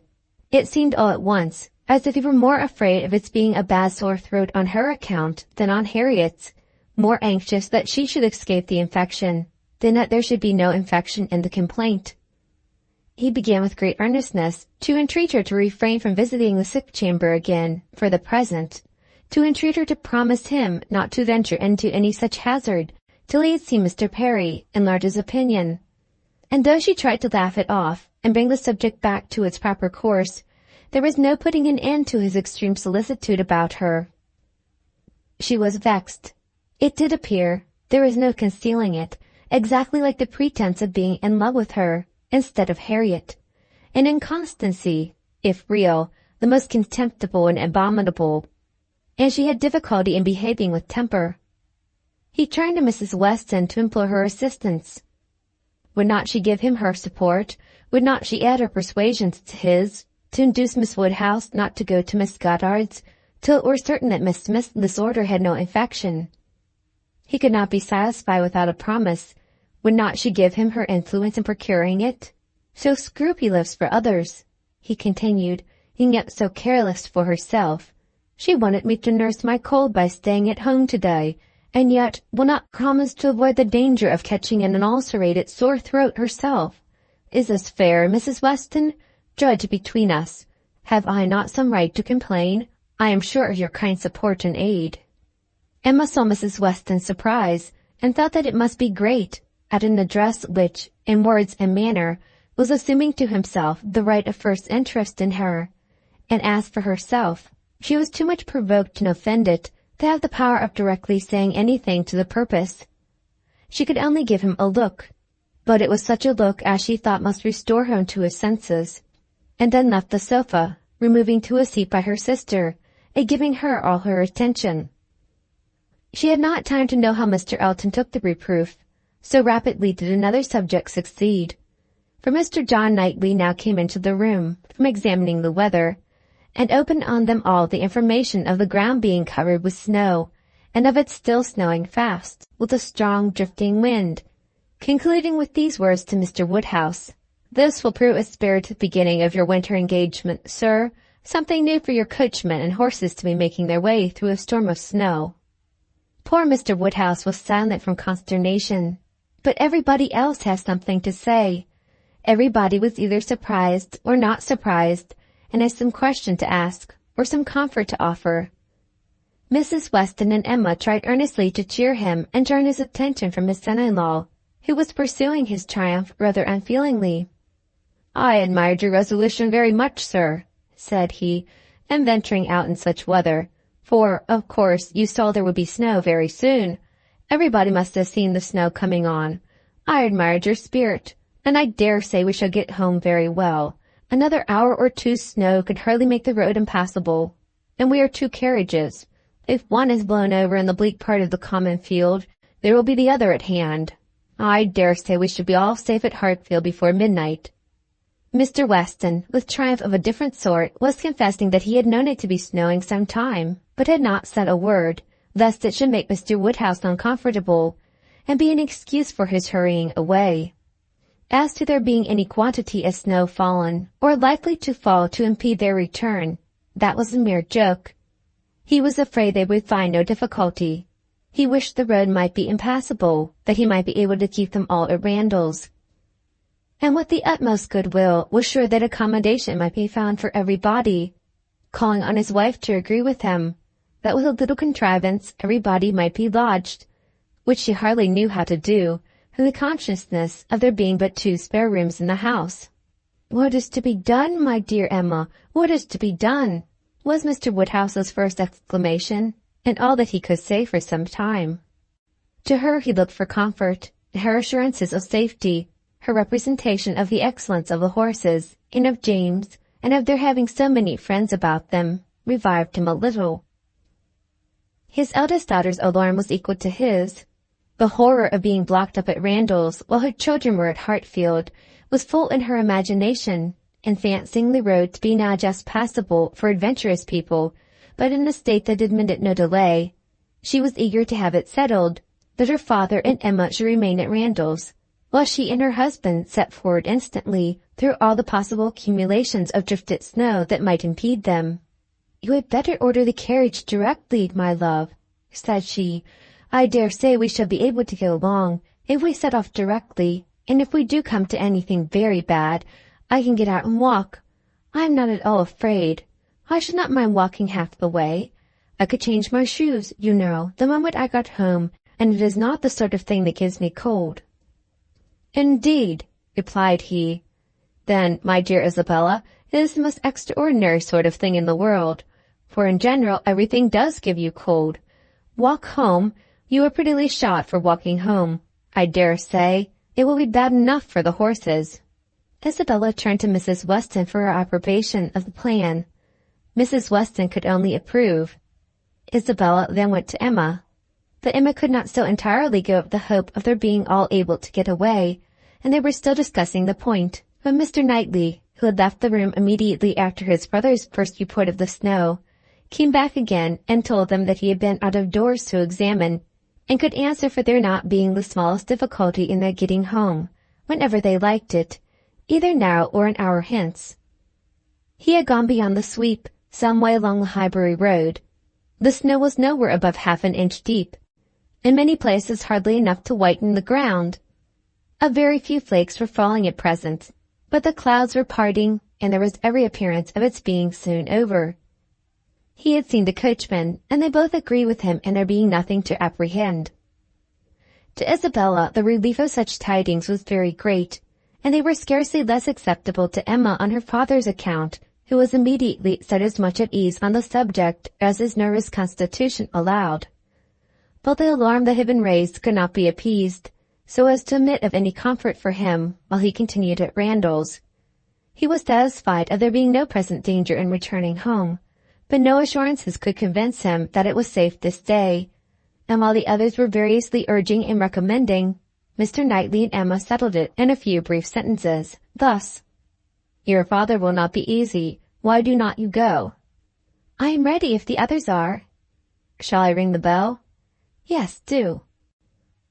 And the bell was rung, and the carriage was spoken for. A few minutes more, and Emma hoped to see one troublesome companion deposited in his own house to get sober and cool, and the other recover his temper and happiness when this visit of hardship were over. The carriage came, and Mr. Woodhouse, always the first object on such occasions, was carefully attended to his own by Mr. Knightley and Mr. Weston. But not all that either could say could prevent some renewal of alarm at the sight of the snow which had actually fallen, and the discovery of a much darker night than he had been prepared for. He was afraid they should have a very bad drive. He was afraid poor Isabella would not like it, and there would be poor Emma in the carriage behind. He did not know what they had best do. They must keep as much together as they could. And James was talked to, and given a charge to go very slow and wait for the other carriage. Isabella stepped in after her father. John Knightley, forgetting that he did not belong to their party, stepped in after his wife very naturally, so that Emma found, on being escorted and followed into the second carriage by Mr. Elton, that the door was to be lawfully shut on them, and that they were to have a tete-a-tete drive. It would not have been the awkwardness of a moment, it would have been rather a pleasure, previous to the suspicions of this very day. She could have talked to him of Harriet, and the 3/4 of a mile would have seemed but one. But now she would rather it had not happened. She believed he had been drinking too much of Mr. Weston's good wine, and thought sure that he would want to be talking nonsense. To restrain him as much as might be, by her own manners, she was immediately preparing to speak with exquisite calmness and gravity of the weather and the night. But scarcely had she begun, scarcely had they passed the sweep gate and joined the other carriage, than she found her subject cut up, her hand seized, her attention demanded, and Mr. Elton actually making violent love to her, availing himself of the precious opportunity, declaring sentiments which must be already well known, hoping, fearing, adoring, ready to die if she refused him, but flattering himself that his ardent attachment and unequalled love and unexampled passion could not fail of having some effect, and in short, very much resolved on being seriously accepted as soon as possible. It really was so. Without scruple, without apology, without much apparent diffidence, Mr. Elton, the lover of Harriet, was professing himself her lover. She tried to stop him, but vainly. He would go on and say it all. Angry as she was, the thought of the moment made her resolve to restrain herself when she did speak. She felt that half this folly must be drunkenness, and therefore could hope that it might belong only to the passing hour. Accordingly, with a mixture of the serious and the playful, which she hoped would best suit his half-and-half state, she replied, "I am very much astonished, Mr. Elton. This to me? You forget yourself. You take me for my friend. Any message to Miss Smith I shall be happy to deliver, but no more of this to me, if you please." Miss Smith? Message to Miss Smith? What could she possibly mean? And he repeated her words with such assurance of accent, such boastful pretence of amazement, that she could not help replying with quickness, "Mr. Elton, this is the most extraordinary conduct, and I can account for it only in one way. You are not yourself, or you could not speak either to me or of Harriet in such a manner. Command yourself enough to say no more, and I will endeavor to forget it." But Mr. Elton had only drunk wine enough to elevate his spirits, not at all to confuse his intellects. He perfectly knew his own meaning, and having warmly protested against her suspicion as most injurious, and slightly touched upon his request for Miss Smith as her friend, but acknowledging his wonder that Miss Smith should be mentioned at all, he resumed the subject of his own passion, and was very urgent for a favorable answer. As she thought less of his inebriety, she thought more of his inconstancy and presumption, and with fewer struggles for politeness, replied, "It is impossible for me to doubt any longer. You have made yourself too clear. Mr. Elton, my astonishment is much beyond anything I can express. After such behavior as I have witnessed during the last month to Miss Smith, such attentions as I have been in the daily habit of observing, to be addressing me in this manner, this is an unsteadiness of character, indeed, which I had not supposed possible. Believe me, sir, I am far, very far from gratified in being the object of such professions." "Good heaven!" cried Mr. Elton, "what can be the meaning of this? Miss Smith? I never thought of Miss Smith in the whole course of my existence, never paid her any attentions, but as your friend, never cared whether she were dead or alive, but as your friend.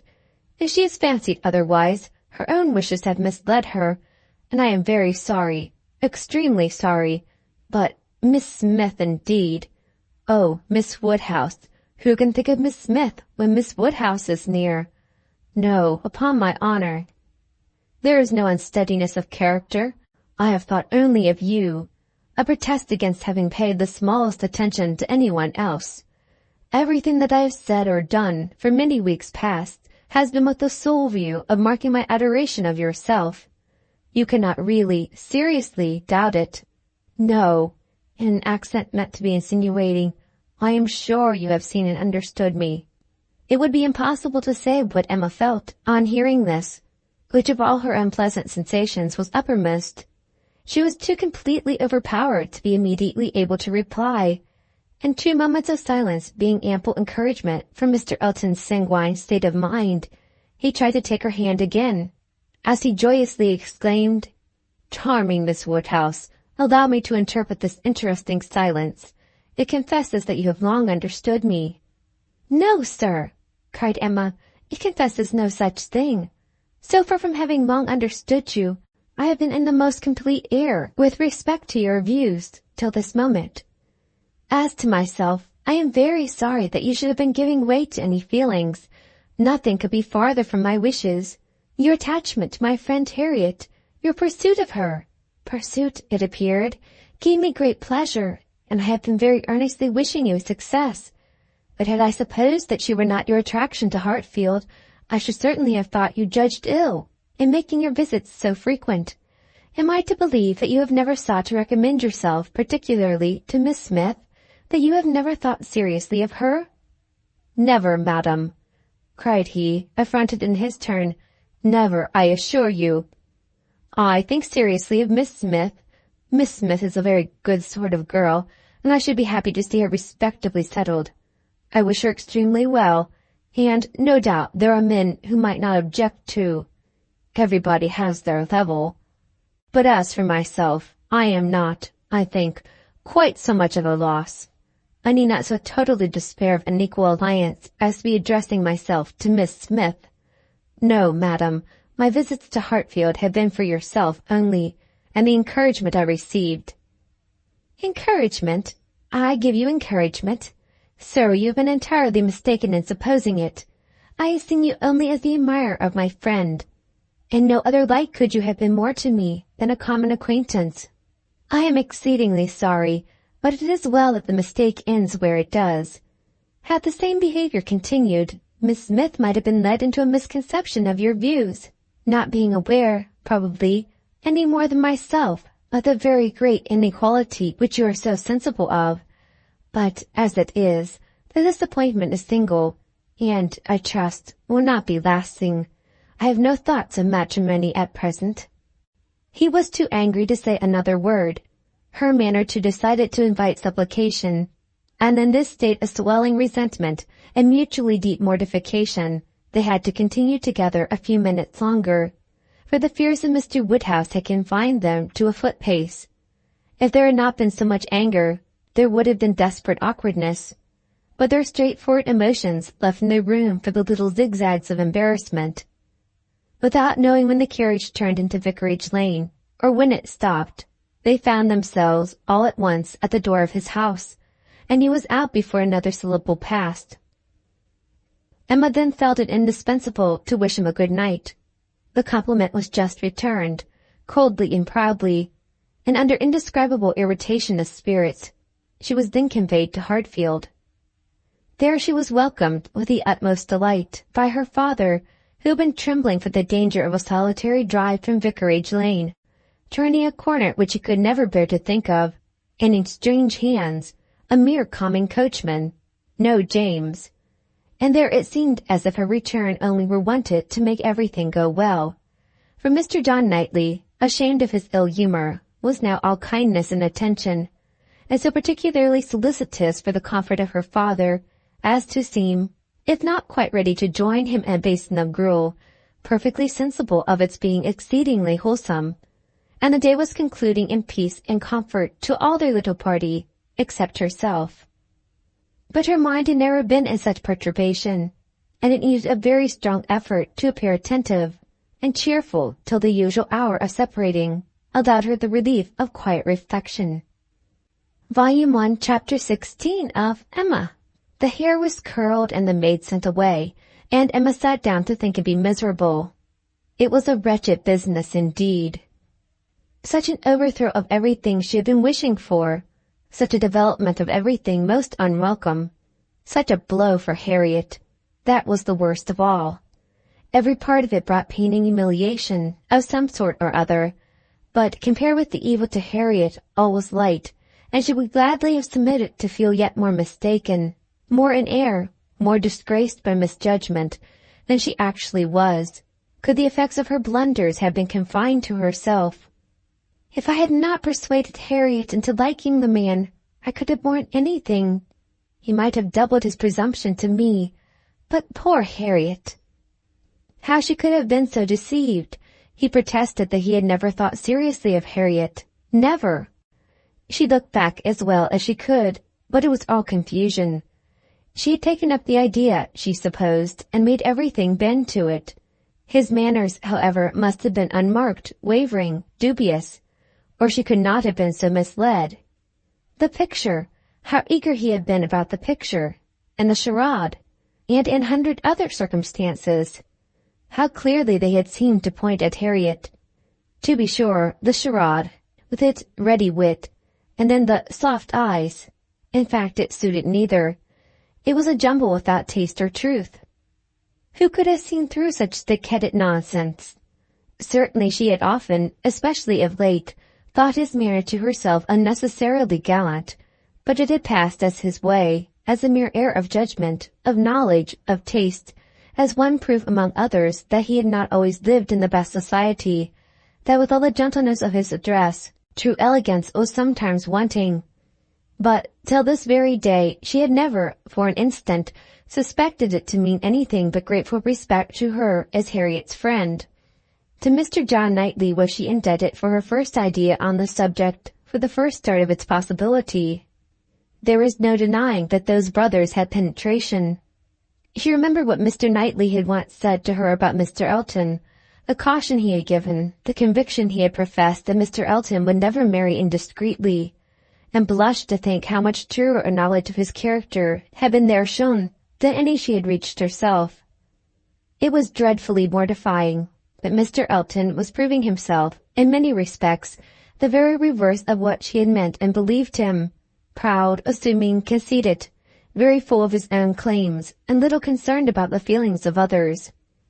Contrary to the usual course of things, Mr. Elton's wanting to pay his addresses to her had sunk him in her opinion. His professions and his proposals did him no service. She thought nothing of his attachment, and was insulted by his hopes. He wanted to marry well, and having the arrogance to raise his eyes to her, pretended to be in love. But she was perfectly easy as to his not suffering any disappointment that need be cared for. There had been no real affection, either in his language or manners. Sighs and fine words had been given in abundance, but she could hardly devise any set of expressions or fancy any tone of voice thus allied with real love. She need not trouble herself to pity him. He only wanted to aggrandize and enrich himself, and if Miss Woodhouse of Hartfield, the heiress of £30,000, were not quite so easily obtained as he had fancied, he would soon try for Miss Somebody else with 20 or with 10. But that he should talk of encouragement, should consider her as aware of his views, accepting his attentions, meaning, in short, to marry him, should suppose himself her equal in connection or mind, look down upon her friend, so well understanding the gradations of rank below him, and be so blind to what rose above, as to fancy himself showing no presumption in addressing her. It was most provoking. Perhaps it was not fair to expect him to feel how very much he was her inferior in talent and all the elegancies of mind. The very want of such equality might prevent his perception of it. But he must know that in fortune and consequence she was greatly his superior. He must know that the Woodhouses had been settled for several generations at Hartfield, the younger branch of a very ancient family, and that the Eltons were nobody. The landed property of Hartfield certainly was inconsiderable, being but a sort of notch in the Donwell Abbey estate, to which all the rest of Highbury belonged. But their fortune from other sources was such as to make them scarcely secondary to Donwell Abbey itself, and every other kind of consequence, and the Woodhouses had long held a high place in the consideration of the neighbourhood, which Mr. Elton had first entered not 2 years ago, to make his way as he could, without any alliances but in trade, or anything to recommend him to notice but his situation and his civility. But he had fancied her in love with him.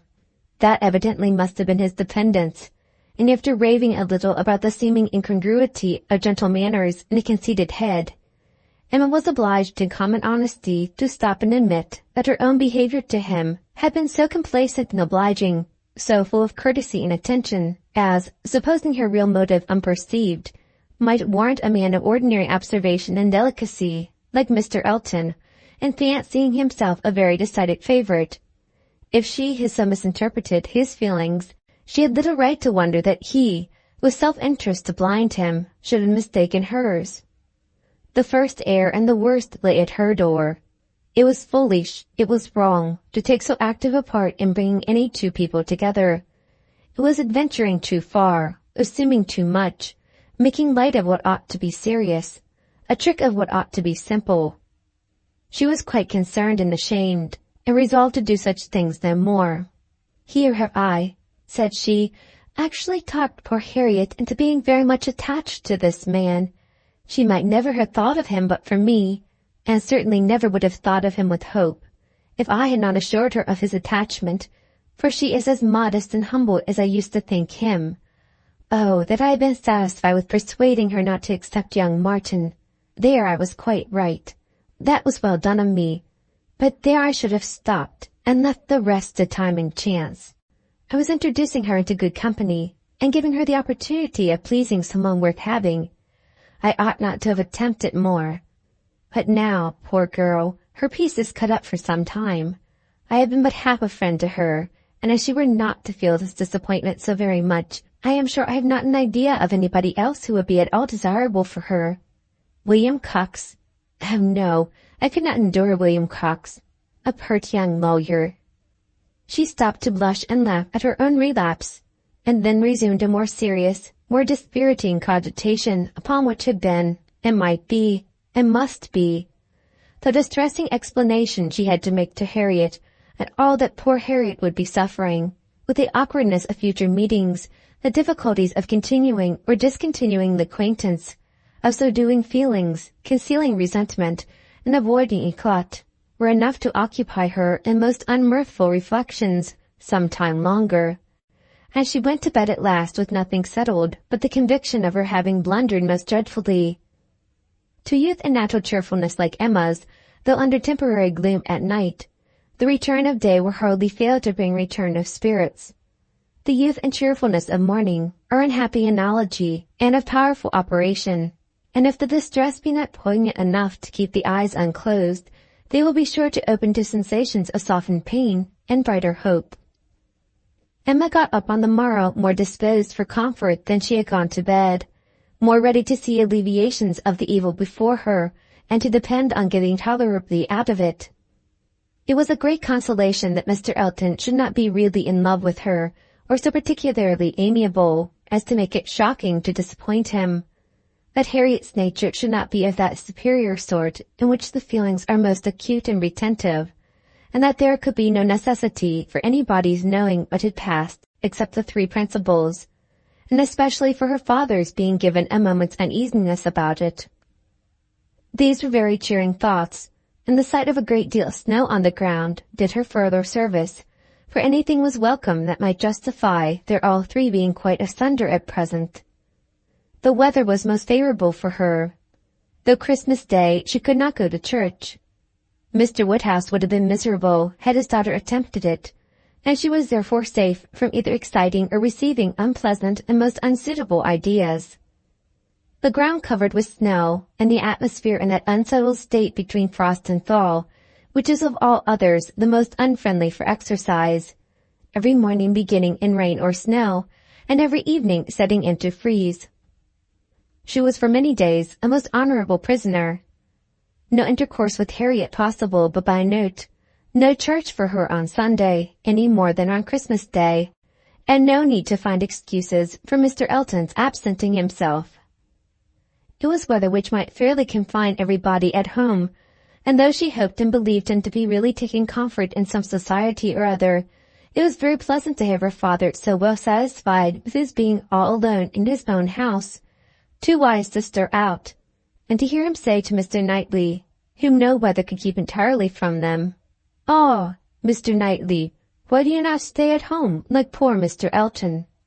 These days of confinement would have been, but for private perplexities, remarkably comfortable, as such seclusion exactly suited her brother, whose feelings must always be of great importance to his companions, and he had, besides, so thoroughly cleared off his ill humour at Randall's, that his amiableness never failed him during the rest of the stay at Hartfield. He was always agreeable and obliging, and speaking pleasantly of everybody. But with all the hopes of cheerfulness, and all the present comfort of delay, there was still such an evil hanging over her in the hour of explanation with Harriet, as made it impossible for Emma to be ever perfectly at ease. Volume 1, Chapter 17 of Emma. Mr. and Mrs. John Knightley were not detained long at Hartfield. The weather soon improved enough for those to move who must move, and Mr. Woodhouse, having, as usual, tried to persuade his daughter to stay behind with all her children, was obliged to see the whole party set off, and return to his lamentations over the destiny of poor Isabella, which poor Isabella, passing her life with those she doted on, full of their merits, blind to their faults, and always innocently busy, might have been a model of right feminine happiness. The evening of the very day on which they went brought a note from Mr. Elton to Mr. Woodhouse, a long, civil, ceremonious note, to say with Mr. Elton's best compliments that he was proposing to leave Highbury the following morning in his way to Bath, where, in compliance with the pressing entreaties of some friends, he had engaged to spend a few weeks, and very much regretted the impossibility he was under, from various circumstances of weather and business, of taking a personal leave of Mr. Woodhouse, of whose friendly civilities he should ever retain a grateful sense, and had Mr. Woodhouse any commands, should be happy to attend to them. Emma was most agreeably surprised. Mr. Elton's absence just at this time was the very thing to be desired. She admired him for contriving it, though not able to give him much credit for the manner in which it was announced. Resentment could not have been more plainly spoken than in a civility to her father from which she was so pointedly excluded. She had not even a share in his opening compliments. Her name was not mentioned, and there was so striking a change in all this, as such an ill-judged solemnity of leave-taking and his graceful acknowledgments, as she thought, at first, could not escape her father's suspicion. It did, however. Her father was quite taken up with the surprise of so sudden a journey, and his fears that Mr. Elton might never get safely to the end of it, and saw nothing extraordinary in his language. It was a very useful note, for it supplied them with fresh matter for thought and conversation during the rest of their lonely evening. Mr. Woodhouse talked over his alarms, and Emma was in spirits to persuade them away with all her usual promptitude. She now resolved to keep Harriet no longer in the dark. She had reason to believe her nearly recovered from her cold, and it was desirable that she should have as much time as possible for getting the better of her other complaint before the gentleman's return. She went to Mrs. Goddard's accordingly the very next day, to undergo the necessary penance of communication, and a severe one it was. She had to destroy all the hopes which she had been so industriously feeding, to appear in the ungracious character of the one preferred, and acknowledge herself grossly mistaken and misjudging in all her ideas on one subject, all her observations, all her convictions, all her prophecies for the last 6 weeks. The confession completely renewed her first shame, and the sight of Harriet's tears made her think that she should never be in charity with herself again. Harriet bore the intelligence very well, blaming nobody, and in everything testifying such an ingenuousness of disposition and lowly opinion of herself as must appear with particular advantage at that moment to her friend. Emma was in the humour to value simplicity and modesty to the utmost, and although it was amiable, although it ought to be attaching, seemed on Harriet's side, not her own. Harriet did not consider herself as having anything to complain of. The affection of such a man as Mr. Elton would have been too great a distinction. She never could have deserved him, and nobody but so partial and kind a friend as Miss Woodhouse would have thought it possible. Her tears fell abundantly, but her grief was so truly artless that no dignity could have made it more respectable in Emma's eyes, as she listened to her and tried to console her with all her heart and understanding, really for the time convinced that Harriet was the superior creature of the two, and that to resemble her would be more for her own welfare and happiness than all that genius or intelligence could do. It was rather too late in the day to set about being simple-minded and ignorant, but she left her with every previous resolution confirmed of being humble and discreet, and repressing imagination all the rest of her life.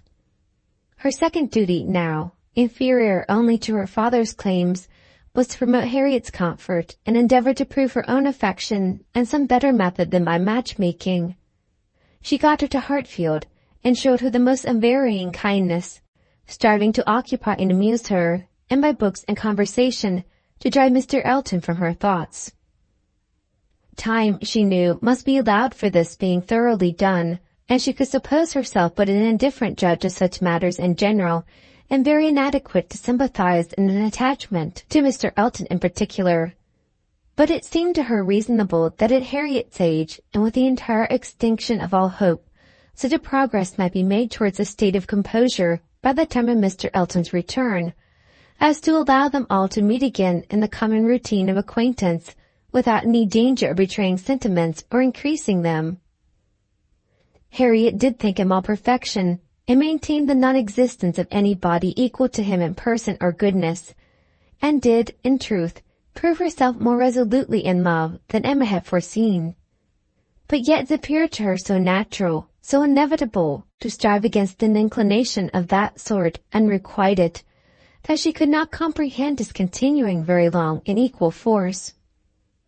If Mr. Elton on his return made his own indifference as evident and indubitable as she could not doubt he would anxiously do, she could not imagine Harriet's persisting to place her happiness in the sight or the recollection of him. Their being fixed, so absolutely fixed, in the same place, was bad for each, for all three. Not one of them had the power of removal or of effecting any material change of society. They must encounter each other and make the best of it. Harriet was farther unfortunate in the tone of her companions at Mrs. Goddard's, Mr. Elton being the adoration of all the teachers and great girls in the school, and it must be at Hartfield only that she could have any chance of hearing him spoken of with cooling moderation or repellent truth. Where the wound had been given, there must the cure be found, if anywhere, and Emma felt that, till she saw her in the way of cure, there could be no true peace for herself. Volume 1, Chapter 18 of Emma. Mr. Frank Churchill did not come. When the time proposed drew near, Mrs. Weston's fears were justified in the arrival of a letter of excuse. For the present he could not be spared, to his very great mortification and regret, but still he looked forward with the hope of coming to Randalls at no distant period. Mrs. Weston was exceedingly disappointed. Much more disappointed, in fact, than her husband, though her dependence on seeing the young man had been so much more sober. But a sanguine temper, though forever expecting more good than occurs, does not always pay for its hopes, but in a proportionate depression. It soon flies over the present failure, and begins to hope again. For half an hour Mr. Weston was surprised and sorry, but then he began to perceive that Frank's coming 2 or 3 months later would be a much better plan, better time of year, better weather, and that he would be able, without any doubt, to stay considerably longer with them than if he had come sooner. These feelings rapidly restored his comfort, while Mrs. Weston, of a more apprehensive disposition, foresaw nothing but a repetition of excuses and delays, and after all her concern for what her husband was to suffer, suffered a great deal more herself. Emma was not at this time in a state of spirits to care really about Mr. Frank Churchill's not coming, except as a disappointment at Randalls. The acquaintance at present had no charm for her. She wanted, rather, to be quiet and out of temptation. But still, as it was desirable that she should appear in general like her usual self, she took care to express as much interest in the circumstance and entirely as warmly into Mr. and Mrs. Weston's disappointment as might naturally belong to their friendship. She was the first to announce it to Mr. Knightley, and exclaimed quite as much as was necessary, or, being acting a part, perhaps rather more, at the conduct of the Churchills in keeping him away. She then proceeded to say a good deal more than she felt, of the advantage of such an addition to their confined society in Surrey, the pleasure of looking at somebody new, the gala day to Highbury entire, which the sight of him would have made, and ending with reflections on the Churchills again, found herself directly involved in a disagreement with Mr. Knightley, and, to her great amusement, perceived that she was taking the other side of the question from her real opinion, and making use of Mrs. Weston's arguments against herself. "The Churchills are very likely in fault," said Mr. Knightley coolly, "but I dare say he might come if he would." "I do not know why you should say so. He wishes exceedingly to come, but his uncle and aunt will not spare him." "I cannot believe that he has not the power of coming, if he made a point of it.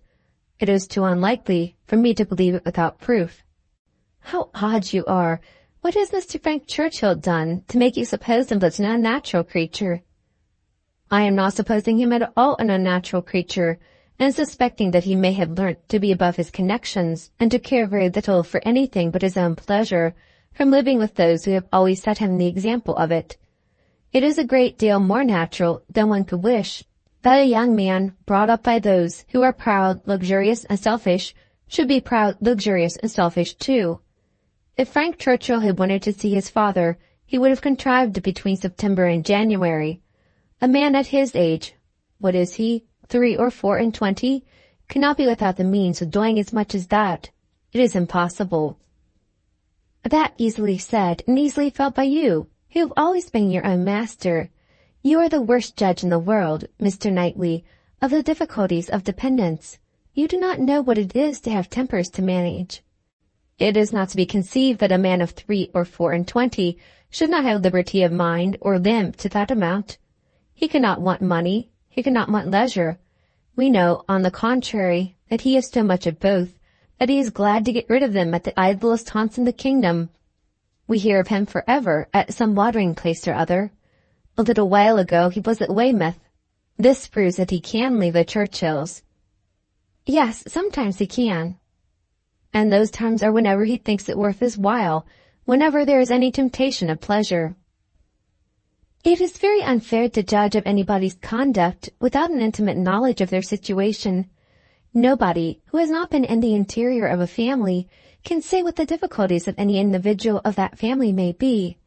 We ought to be acquainted with Enscombe and with Mrs. Churchill's temper before we pretend to decide upon what her nephew can do. He may, at times, be able to do a great deal more than he can at others. There is one thing, Emma, which a man can always do, if he chooses, and that is his duty, not by manoeuvring and finessing, but by vigor and resolution. It is Frank Churchill's duty to pay this attention to his father. He knows it to be so, by his promises and messages. But if he wished to do it, it might be done.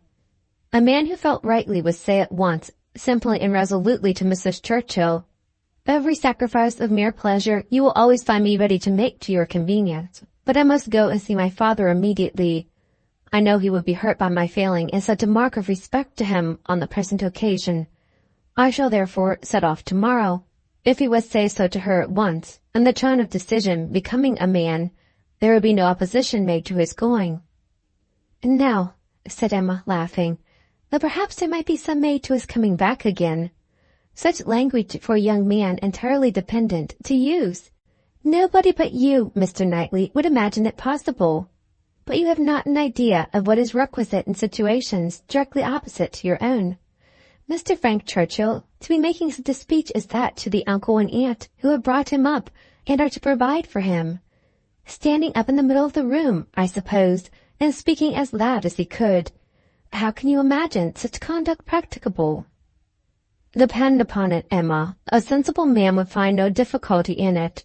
He would feel himself in the right, and the declaration made, of course, as a man of sense would make it, in a proper manner, would do him more good, raise him higher, fix his interest stronger with the people he depended on, than all that a line of shifts and expedients can ever do.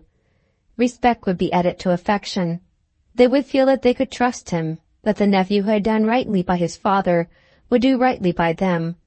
For they know, as well as he does, as well as all the world must know, that he ought to pay this visit to his father, and while meanly exerting their power to delay it, are in their hearts not thinking the better of him for submitting to their whims. Respect for right conduct is felt by everybody. If he would act in this sort of manner, on principle, consistently, regularly, their little minds would bend to his." "I rather doubt that. You are very fond of bending little minds, but where little minds belong to rich people in authority, I think they have a knack of swelling out till they are quite as unmanageable as great ones. I can imagine that if you, as you are, Mr. Knightley, were to be transported and placed all at once in Mr. Frank Churchill's situation, you would be able to say and do just what you might have been recommending for him, and it might have a very good effect. The Churchills might not have a word to say in return. But then you would have no habits of early obedience and long observance to break through. To him who has, it might not be so easy to burst forth at once into perfect independence, and settle their claims on his gratitude and regard it not. He may have as strong a sense of what would be right as you can have, without being so equal, under particular circumstances, to act up to it." "Then it would not be so strong a sense, if it failed to produce equal exertion, it could not be an equal conviction. Oh, the difference of situation and habit! I wish you would try to understand what an amiable young man may be likely to feel in directly opposing those whom, as a child and boy, he has been looking up to all his life. Our amiable young man is a very weak young man, if this be the first occasion of his carrying through a resolution to do right against the will of others. It ought to have been a habit with him by this time of following his duty instead of consulting expediency. I can allow for the fears of the child, but not of the man. As he became rational, he ought to have roused himself and shaken off all that was unworthy in their authority. He ought to have opposed the first attempt on their side to make him slight his father. Had he begun as he ought, there would have been no difficulty now. "We shall never agree about him," cried Emma, "but that is nothing extraordinary. I had not the least idea of his being a weak young man. I feel sure that he is not. Mr. Weston would not be blind to folly, though in his own son. But he is very likely to have a more yielding, complying, mild disposition than would suit your notions of man's perfection. I dare say he has, and though it may cut him off from some advantages, it will secure him many others. Yes, all the advantages of sitting still when he ought to move, and of leading a life of mere idle pleasure, and fancying himself extremely expert in finding excuses for it.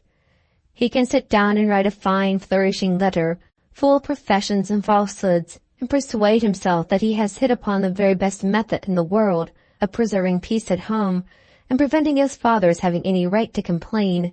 His letters disgust me." "Your feelings are singular. They seem to satisfy everybody else." "I suspect they do not satisfy Mrs. Weston. They hardly can satisfy a woman of her good sense and quick feelings, standing in a mother's place, but without a mother's affection to blind her. It is on her account that attention to Randalls is doubly due, and she must doubly feel the omission. Had she been a person of consequence herself, he would have come, I dare say, and it would not have signified whether he did or no. Can you think your friend behindhand in these sort of considerations? Do you suppose she does not often say all this to herself? No, Emma, your amiable young man can be amiable only in French, not in English. He may be very amiable, have very good manners, and be very agreeable, but he can have no English delicacy towards the feelings of other people, nothing really amiable about him." "You seem determined to think ill of him." "Me? Not at all," replied Mr. Knightley, rather displeased.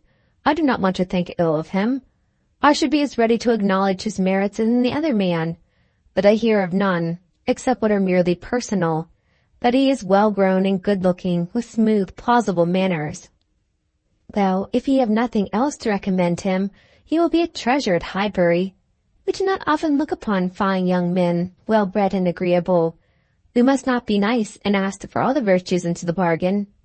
Cannot you imagine, Mr. Knightley, what a sensation his coming will produce?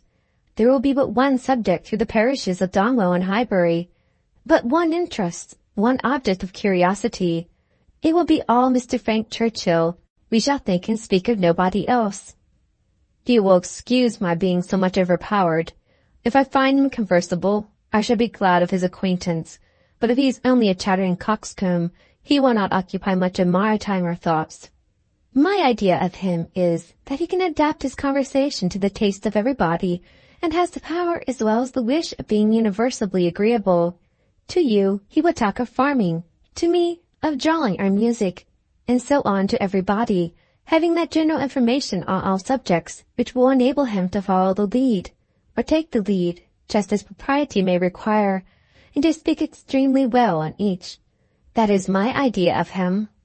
"And mine," said Mr. Knightley warmly, "is that if he turn out anything like it, he will be the most insufferable fellow breathing.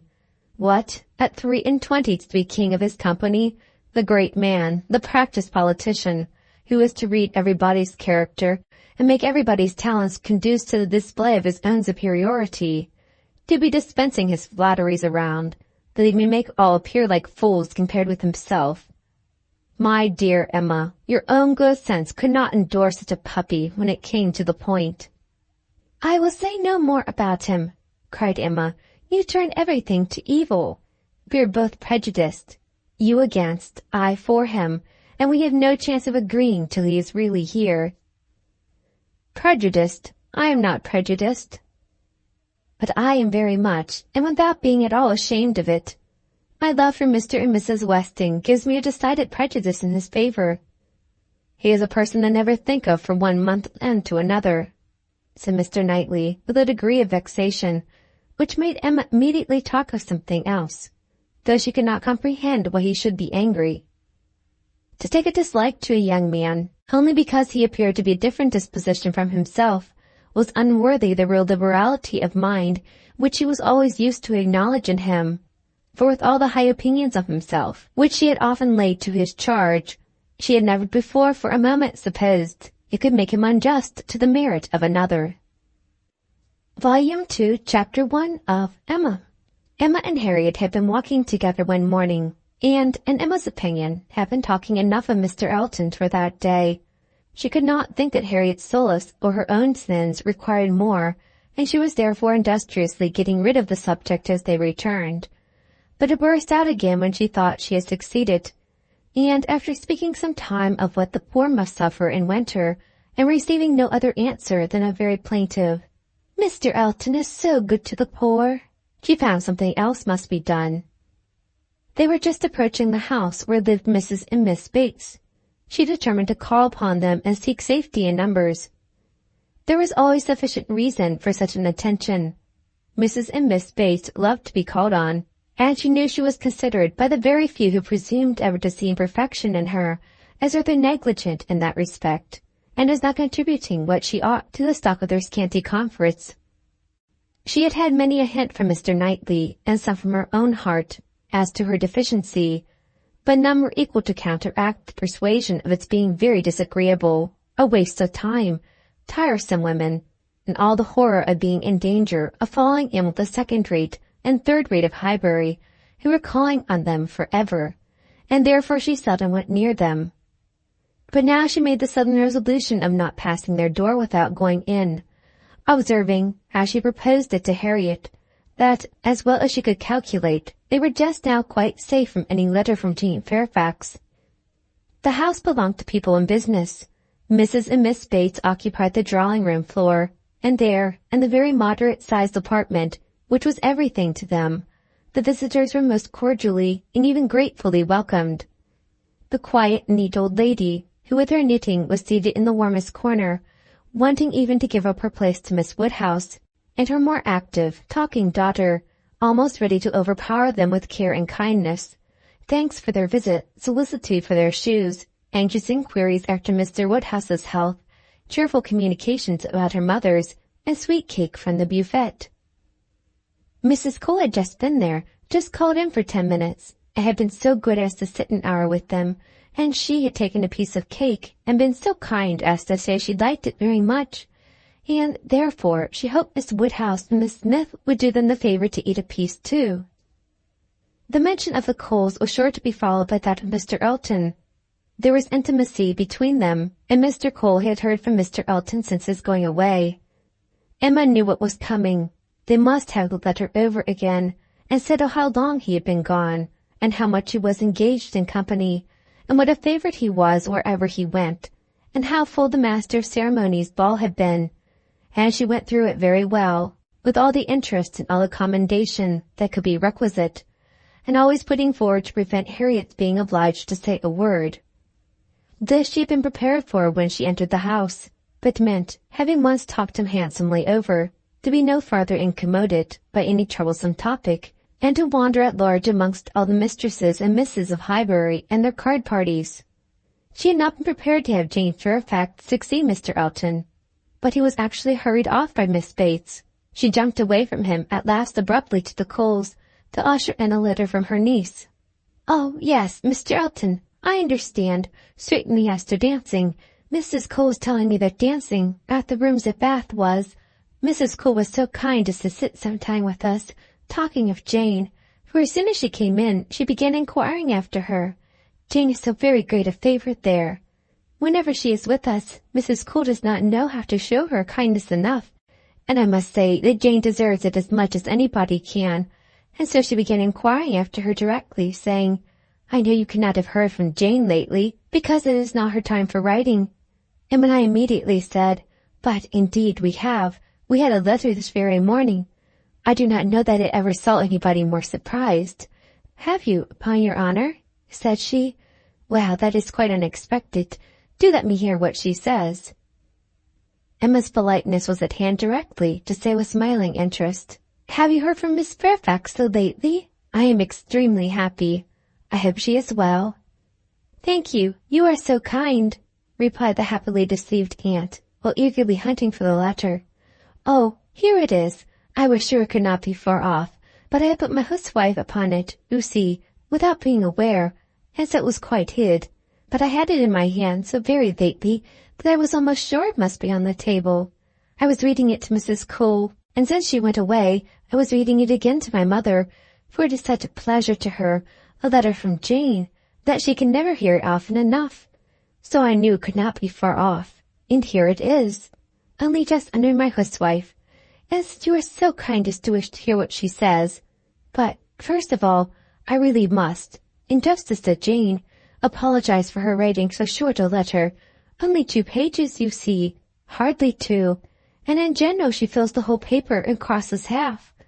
My mother often wonders that I can make it out so well. She often says when the letter is first open, Well, Hetty, now I think you will be put to it to make out all that checker work. Don't you, ma'am?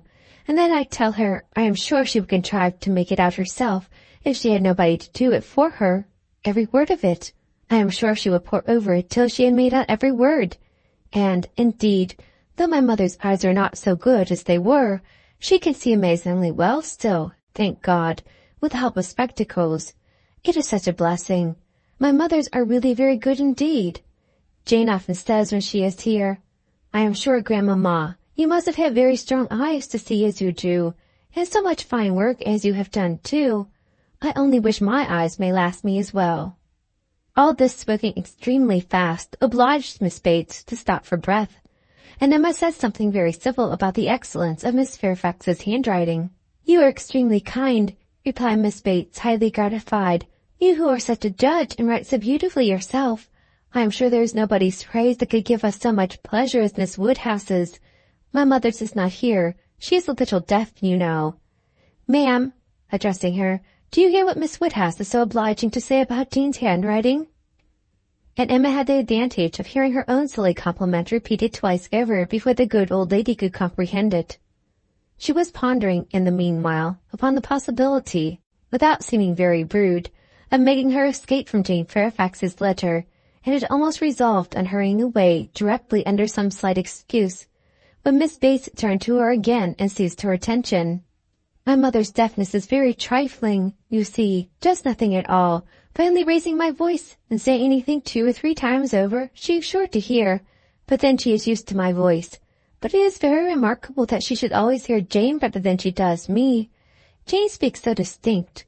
However, she will not find her grandmamma at all deafer than she was 2 years ago, which is saying a great deal at my mother's time of life.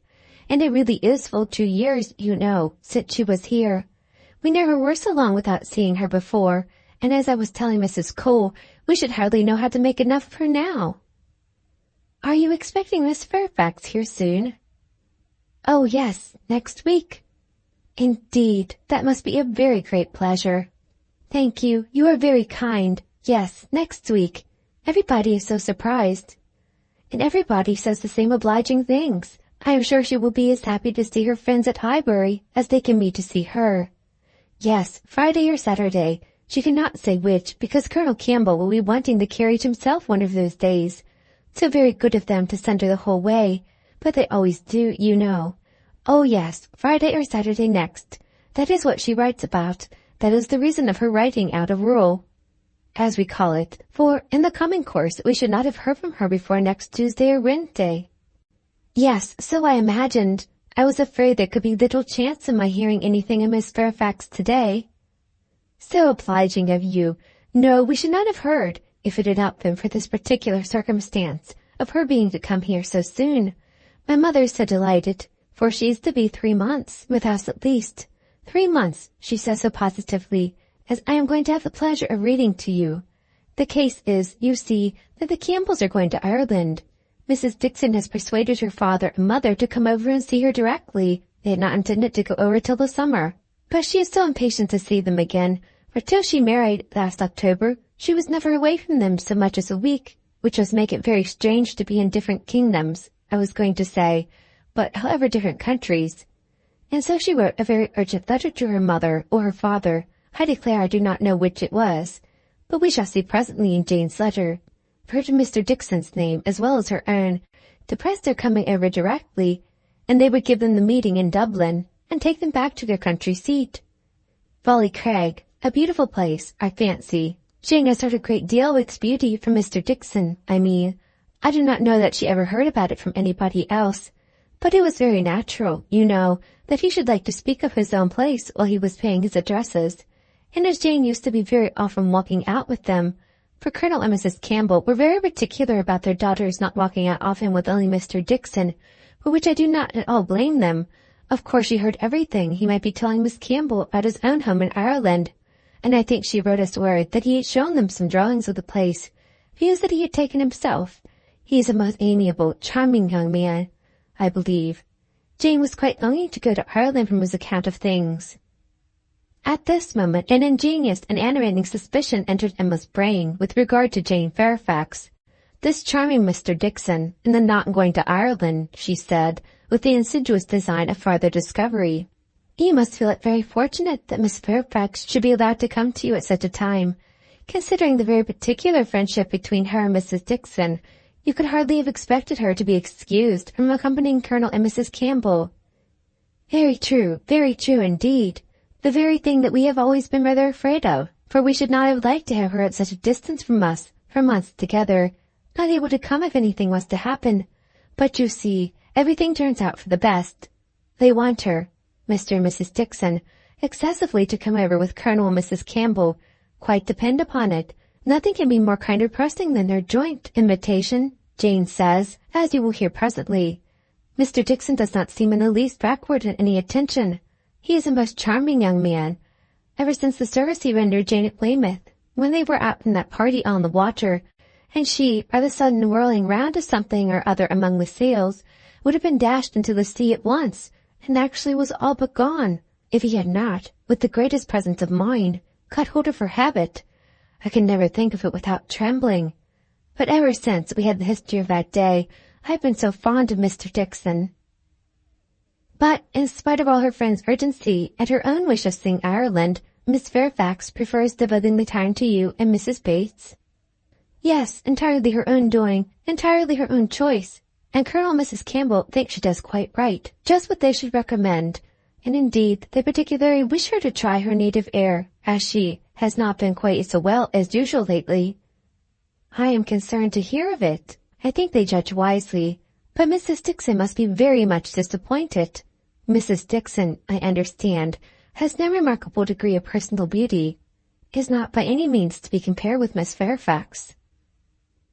Oh, no, you are very obliging to say such things, but certainly not. There is no comparison between them. Miss Campbell always is absolutely plain, but extremely elegant and amiable. Yes, that of course. Jane caught a bad cold, poor thing, so long ago as the 7th of November, as I am going to read to you, and has never been well since. A long time, is not it, for a cold to hang upon her?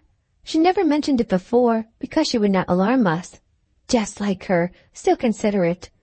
But however, she is so far from well that her kind friends the Campbells think she had better come home and try an air that always agrees with her, and they have no doubt that 3 or 4 months at Highbury will entirely cure her, and it is certainly a great deal better that she should come here than go to Ireland if she is unwell. Nobody could nurse her as we should do. It appears to me the most desirable arrangement in the world. And so she is to come to us next Friday or Saturday, and the Campbells leave town in their way to Holyhead the Monday following, as you will find from Jane's letter. So sudden. You may guess, dear Miss Woodhouse, what a flurry it has thrown me in. If it was not for the drawback of her illness, but I am afraid we must expect to see her grown thin and looking very poorly. I must tell you what an unlucky thing happened to me as to that. I always make a point of reading Jane's letter through to myself first, before I read them aloud to my mother, you know, for fear of there being anything in them to distress her. Jane desired me to do it, so I always do it, and so I began today with my usual caution. But no sooner did I come to the mention of her being unwell, than I burst out, quite frightened, with, "Bless me, poor Jane is ill," which my mother, being on the watch, heard distinctly, and was sadly alarmed at. However, when I read on, I found it was not near so bad as I had fancied at first, and I make so light of it now to her that she does not think much about it. But I cannot imagine how I could be so off my guard. If Jane does not get well soon, we will call on Mr. Perry. The expense shall not be thought of, and though he is so liberal and so fond of Jane that I dare say he would not mean to charge anything for attendance, we could not suffer it to be so, you know. He has a wife and family to maintain, and is not to be giving away his time. Well, now I have just given you a hint of what Jane writes about. We will turn to her letter, and I am sure she tells her own story a great deal better than I can tell it for her. "I am afraid we must be running away," said Emma, glancing at Harriet, and beginning to rise. "My father will be expecting us. I had no intention. I thought I had no power of staying more than 5 minutes when I first entered the house. I merely called because I would not pass the door without inquiring after Mrs. Bates, but I have been so pleasantly detained. Now, however, we must wish you and Mrs. Bates good morning." And not all that could be urged to detain her succeeded. She regained the street, happy in this, that though much had been forced on her against her will, though she had, in fact, heard the whole substance of Jane Fairfax's letter, she had been able to escape the letter itself. Volume 1, Chapter 2 of Emma. Jane Fairfax was an orphan, the only child of Mrs. Bates' youngest daughter.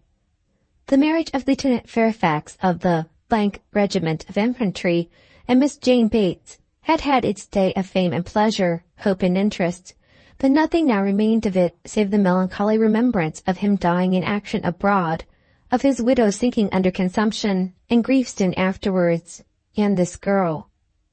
By birth she belonged to Highbury, and when at 3 years old, on losing her mother, she became the property, the charge, the consolation, the fondling of her grandmother and aunt. There has seemed every probability of her being permanently fixed there, of her being taught only what very limited means could command, and growing up with no advantages of connection or improvement, to being grafted on what nature had given her in a pleasing person, good understanding, and warm-hearted, well-meaning relations. But the compassionate feelings of a friend of her father gave a change to her destiny. This was Colonel Campbell, who had very highly regarded Fairfax as an excellent officer and most deserving young man, and farther, he had been indebted to him for such attentions during a severe camp fever as he believed had saved his life. These were claims which he did not learn to overlook, though some years passed away from the death of poor Fairfax before his own return to England put anything in his power. When he did return, he sought out the child and took notice of her.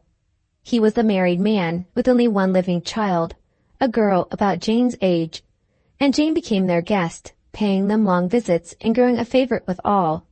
And before she was 9 years old, his daughter's great fondness for her and his own wish of being a real friend united to produce an offer from Colonel Campbell of undertaking the whole charge of her education. It was accepted, and from that period Jane had belonged to Colonel Campbell's family and had lived with them entirely, only visiting her grandmother from time to time. The plan was that she should be brought up for educating others, the very few £100 which she inherited from her father making independence impossible. To provide for her otherwise was out of Colonel Campbell's power, for though his income, by pay and appointments, was handsome, his fortune was moderate, and must be all his daughter's. But by giving her an education, he hoped to be supplying the means of respectable subsistence hereafter. Such was Jane Fairfax's history. She had fallen into good hands, known nothing but kindness, from the Campbells, and been given an excellent education. Living constantly with right-minded and well-informed people, her heart and understanding had received every advantage of discipline and culture, and Colonel Campbell's residence being in London, every lighter talent had been done full justice to by the attendance of first-rate masters. Her disposition and abilities were equally worthy of all that friendship could do, and at 18 or 19 she was, as far as such an early age can be qualified for the care of children, wholly competent to the office of instruction herself. But she was too much beloved to be parted with. Neither father nor mother could promote, and the daughter could not endure it. The evil day was put off.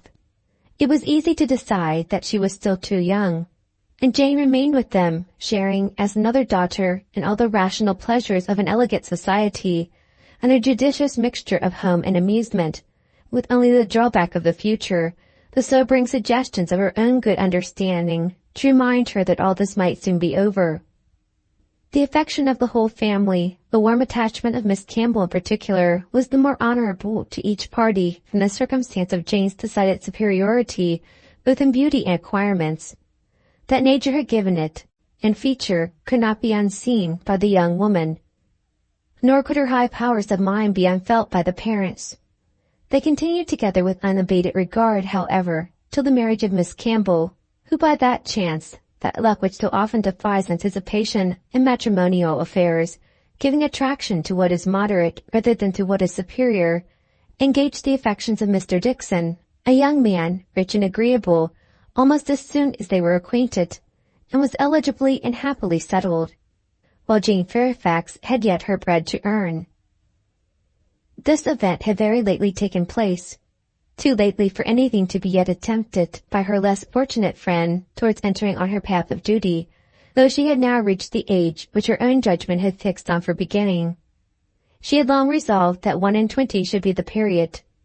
With the fortitude of a devoted novitiate, she had resolved at 21 to complete the sacrifice and retire from all the pleasures of life, of rational intercourse, equal society, peace and hope, to penance and mortification forever. The good sense of Colonel and Mrs. Campbell could not oppose such a resolution, though their feelings did. As long as they lived, no exertions would be necessary. Their home might be hers forever, and for their own comfort they would have retained her wholly. But this would be selfish. What must be at last had better be soon. Perhaps they began to feel it might have been kinder and wiser to have resisted the temptation of any delay, and spared her from a taste of such enjoyments of ease and leisure as must now be relinquished. Still, however, affection was glad to catch at any reasonable excuse for not hurrying on the wretched moment. She had never been quite well since the time of their daughter's marriage, and till she should have completely recovered her usual strength, they must forbid her engaging in duties which, so far from being compatible with a weakened frame and varying spirits, seemed, under the most favorable circumstances, to require something more than human perfection of body and mind to be discharged with tolerable comfort. With regard to her not accompanying them to Ireland, her account to her aunt contained nothing but truth, though there might be some truths not told. It was her own choice to give the time of their absence to Highbury, to spend, perhaps, her last months of perfect liberty with those kind relations to whom she was so very dear, and the Campbells, whatever might be their motive or motives, whether single or double or treble, gave the arrangement their ready sanction, and said that they depended more on a few months spent in her native air for the recovery of her health than on anything else. Certain it was that she was to come, and that Highbury, instead of welcoming that perfect novelty which had been so long promised it, Mr. Frank Churchill, must put up for the present with Jane Fairfax, who could bring only the freshness of a 2 years' absence. Emma was sorry to have to pay civilities to a person she did not like through 3 long months, to be always doing more than she wished and less than she ought. Why she did not like Jane Fairfax might be a difficult question to answer. Mr. Knightley had once told her it was because she saw in her the real accomplished young woman which she wanted to be thought herself, and though the accusation had been eagerly refuted at the time, there were moments of self-examination in which her conscience could not quite acquit her. But she could never get acquainted with her. She did not know how it was, but there was such coldness and reserve, such apparent indifference, whether she pleased or not. And then her aunt was such an eternal talker, and she was made such a fuss with by everybody, and it had been always imagined that they were to be so intimate, because their ages were the same. Everybody had supposed they must be so fond of each other. These were her reasons. She had no better. It was so dislike, so little jest. Every imputed fault was so magnified by fancy, that she never saw Jane Fairfax the first time after any considerable absence, without feeling that she had injured her. And now, when the due visit was paid on her arrival, after a 2 years' interval, she was particularly struck with the very appearance and manners, which for those 2 whole years she had been depreciating. Jane Fairfax was very elegant, remarkably elegant, and she had herself the highest value for elegance. Her height was pretty, just such as almost everybody would think tall, and nobody could think very tall. Her figure particularly graceful, her size a most becoming medium, between fat and thin, though a slight appearance of ill health seemed to point out the likeliest evil of the two. Emma could not but feel all this, and then her face, her features, there was more beauty in them altogether than she had remembered. It was not regular, but it was very pleasing beauty. Her eyes, a deep gray, with dark eyelashes and eyebrows, had never been denied their praise, which she had been used to cavil at, as wanting color, had a clearness and delicacy which really needed no fuller bloom. It was a style of beauty of which elegance was the reigning character, and as such she must, in honor, by all her principles, admire it. Elegance, which, whether a person or a mind, she saw so little in Highbury. There, not to be vulgar, was distinction and merit. In short, she sat, during the first visit, looking at Jane Fairfax with twofold complacency, the sense of pleasure and the sense of rendering justice, and was determining that she would dislike her no longer.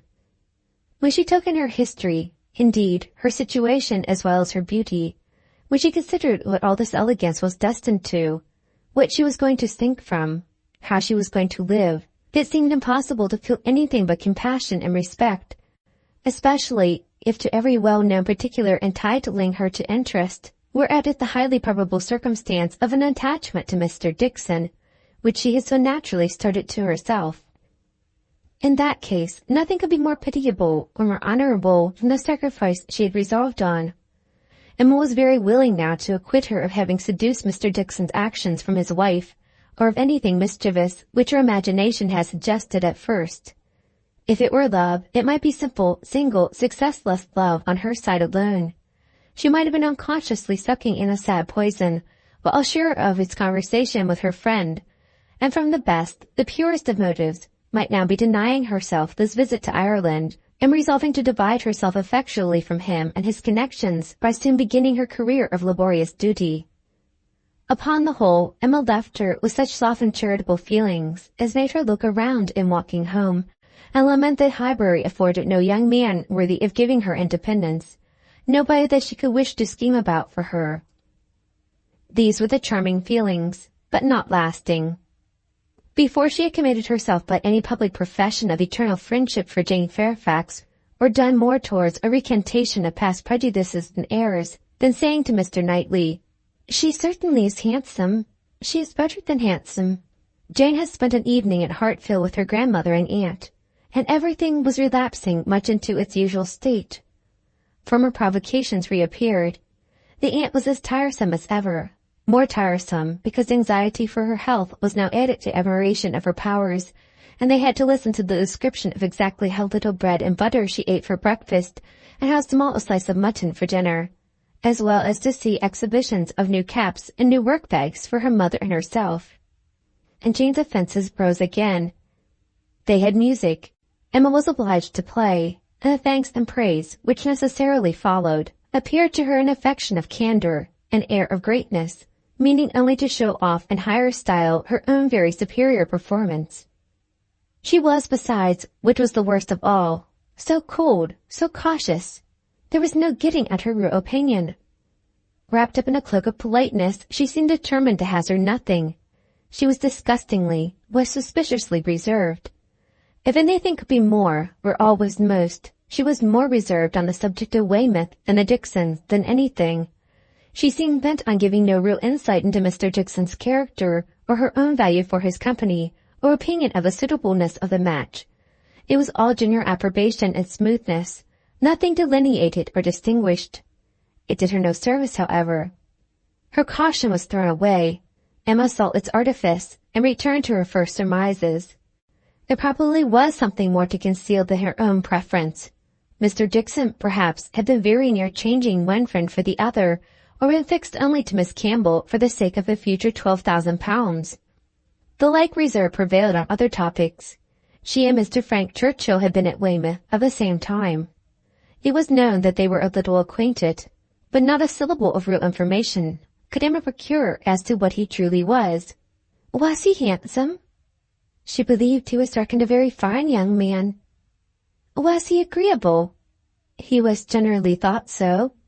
Did he appear a sensible young man, a young man of information? At a watering place or in a common London acquaintance, it was difficult to decide on such points.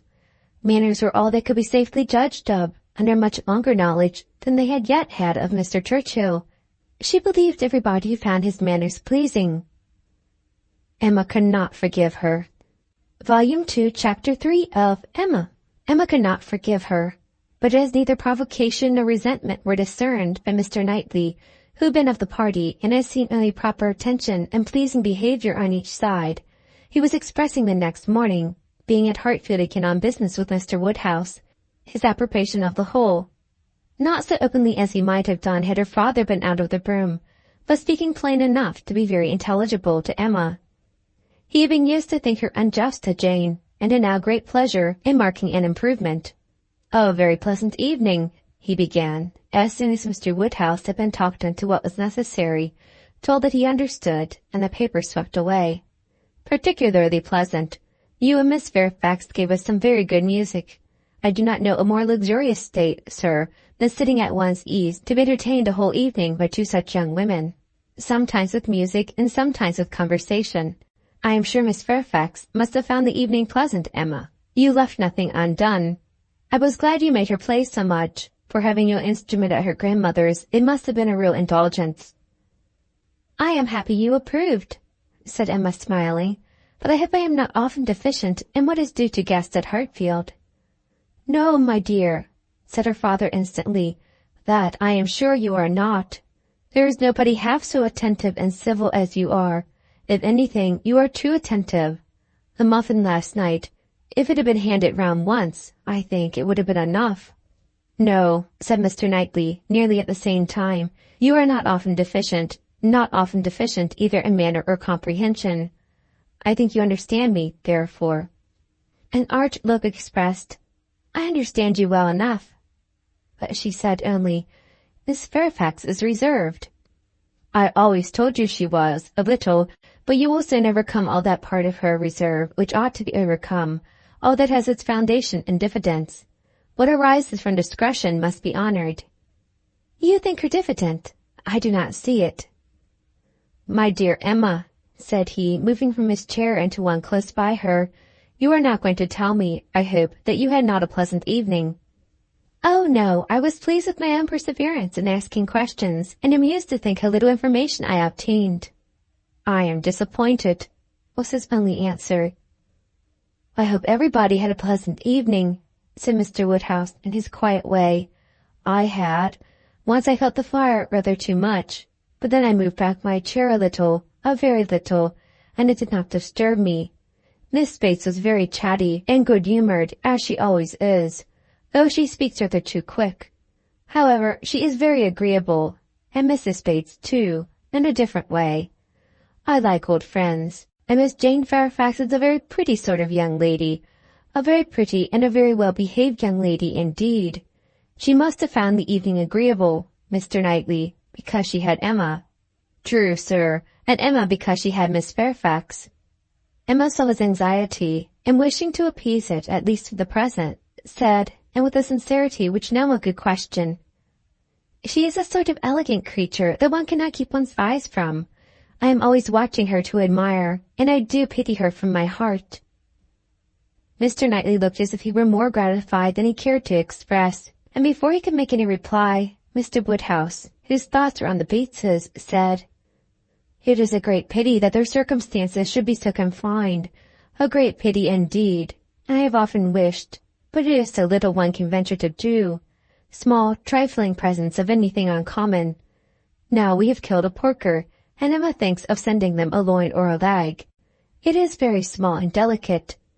Hartfield pork is not like any other pork, but still it is pork, and, my dear Emma, unless one could be sure of their making it into steaks, nicely fried, as ours are fried, with all the smallest grease, and not roast it, for no stomach can bear roast pork.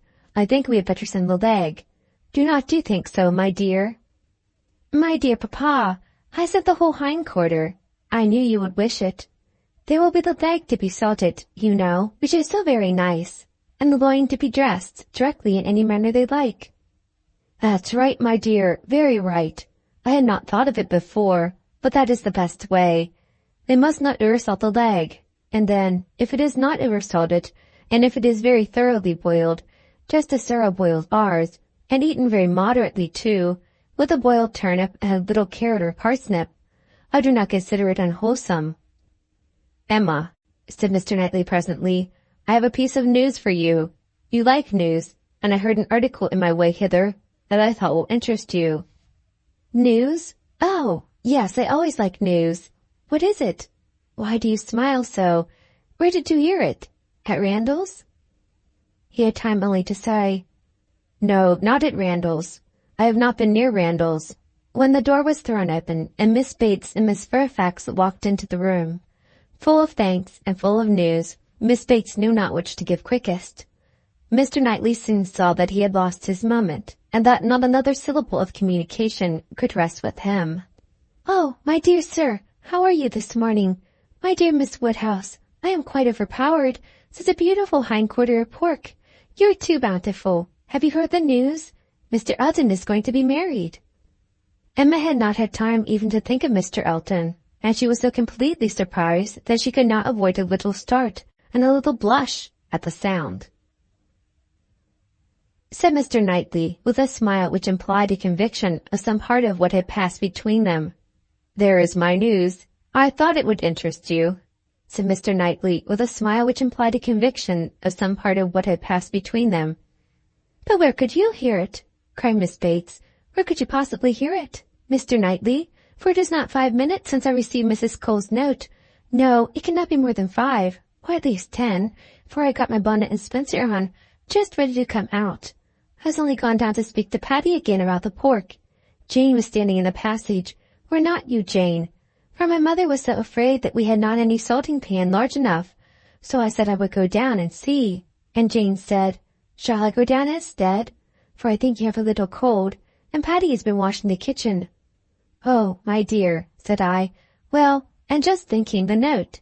A Miss Hawkins, that's all I know. A Miss Hawkins of Bath. But, Mr. Knightley, how could you possibly have heard it? For the very moment Mr. Cole told Mrs. Cole of it, she sat down and wrote to me. A Miss Hawkins.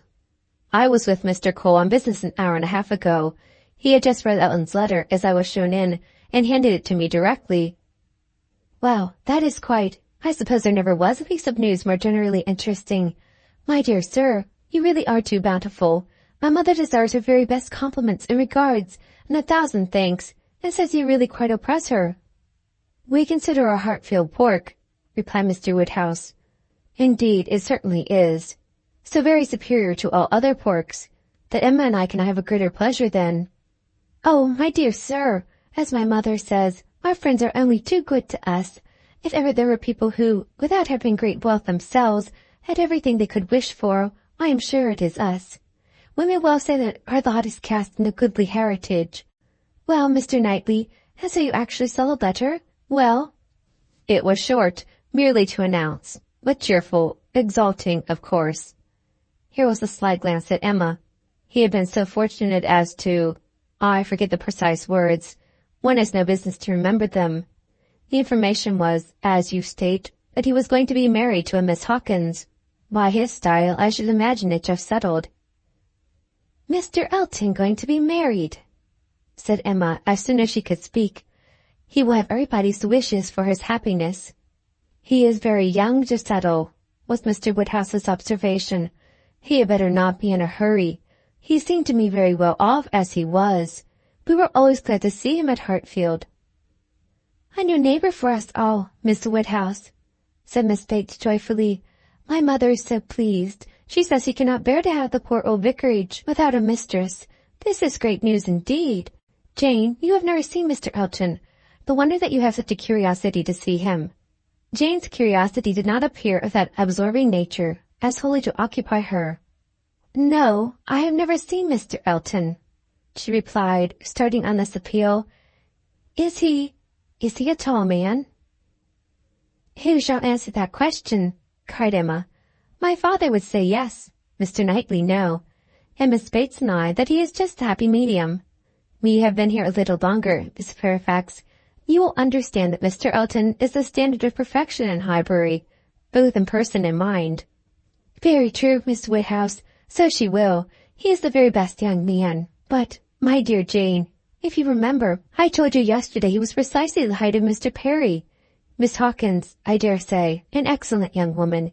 His extreme attention to my mother wanted her to sit in the vicarage pew, that she might hear the better, for my mother is a little deaf, you know. It is not much, but she does not hear quite quick. Jane says that Colonel Campbell is a little deaf. He fancied bathing might be good for him, the warm bath, but she says it did her no lasting benefit. Colonel Campbell, you know, is quite our angel, and Mr. Dixon seems a very charming young man, quite worthy of him. It is such a happiness when good people get together, and they always do. Now, here will be Mr. Elton and Miss Hawkins, and there are the Coles, such very good people, and the Perrys. I suppose there never was a happier or a better couple than Mr. and Mrs. Perry. I say, sir, turning to Mr. Woodhouse, I think there are few places with such society as Highbury. I always say we are quite blessed in our neighbours. My dear sir, if there is one thing my mother loves better than another, it is pork, a roast loin of pork. As to who or what Miss Hawkins is, or how long he has been acquainted with her, said Emma, nothing, I suppose, can be known. One feels that it cannot be a very long acquaintance. He has been gone only 4 weeks. Nobody had any information to give, and after a few more wonderings, Emma said, You are silent, Miss Fairfax, but I hope you mean to take an interest in this news. You, who have been hearing and seeing so much of late on these subjects, who must have been so deep in the business on Miss Campbell's account. We should not excuse your being indifferent about Mr. Elton and Miss Hawkins. When I have seen Mr. Elton, replied Jane, I dare say I shall be interested, but I believe it requires that with me. And as it is some months since Miss Campbell married, the impression may be a little worn off. Yes, he has been gone just 4 weeks, as you observe, Miss Woodhouse, said Miss Bates. 4 weeks yesterday. Miss Hawkins. Well, I had always rather fancied it would be some young lady hereabouts. Not that I ever. Mrs. Cole once whispered to me, but I immediately said, No, Mr. Elton is a most worthy young man, but, in short, I do not think I am particularly quick at those sort of discoveries. I do not pretend to it. What is before me, I see. At the same time, nobody could wonder if Mr. Elton should have aspired. Miss Woodhouse lets me chatter on, so good-humouredly. She knows I would not offend for the world. How does Miss Smith do? She seems quite recovered now. Have you heard from Mrs. John Knightley lately? Oh, those dear little children. Jane, do you know I always fancy Mr. Dixon like Mr. John Knightley? I mean in person, tall, and with that sort of look, and not very talkative. Quite wrong, my dear aunt. There is no likeness at all. Very odd, but one never does form a just idea of anybody beforehand. One takes up a notion and runs away with it. Mr. Dixon, you say, is not strictly speaking handsome. Handsome? Oh, no, far from it. Certainly plain. I told you he was plain. My dear, you said that Miss Campbell would not allow him to be plain, and that you yourself— Oh, as for me, my judgment is worth nothing. Where I have a regard, I always think a person well looking. But I gave what I believe the general opinion when I called him plain. Well, my dear Jane, I believe we must be running away. The weather does not look well, and Grandmamma will be uneasy. You are too obliging, my dear Miss Woodhouse, but we really must take leave. This has been a most agreeable piece of news indeed. I shall just go round by Mrs. Cole's, but I shall not stop 3 minutes. And, Jane, you had better go home directly. I would not have you out in a shower. We think she is the better for Highbury already. Thank you, we do indeed. I shall not attempt calling on Mrs. Goddard, for I really do not think she cares for anything but boiled pork. When we dress the leg, it will be another thing. Good morning to you, my dear sir. Oh, Mr. Knightley is coming too. Well, that is so very. I am sure if Jane is tired, you will be so kind as to give her your arm. Mr. Elton and Miss Hawkins, good morning to you. Emma, alone with her father, had half her attention wanted by him, while he lamented that young people would be in such a hurry to marry, and to marry strangers too.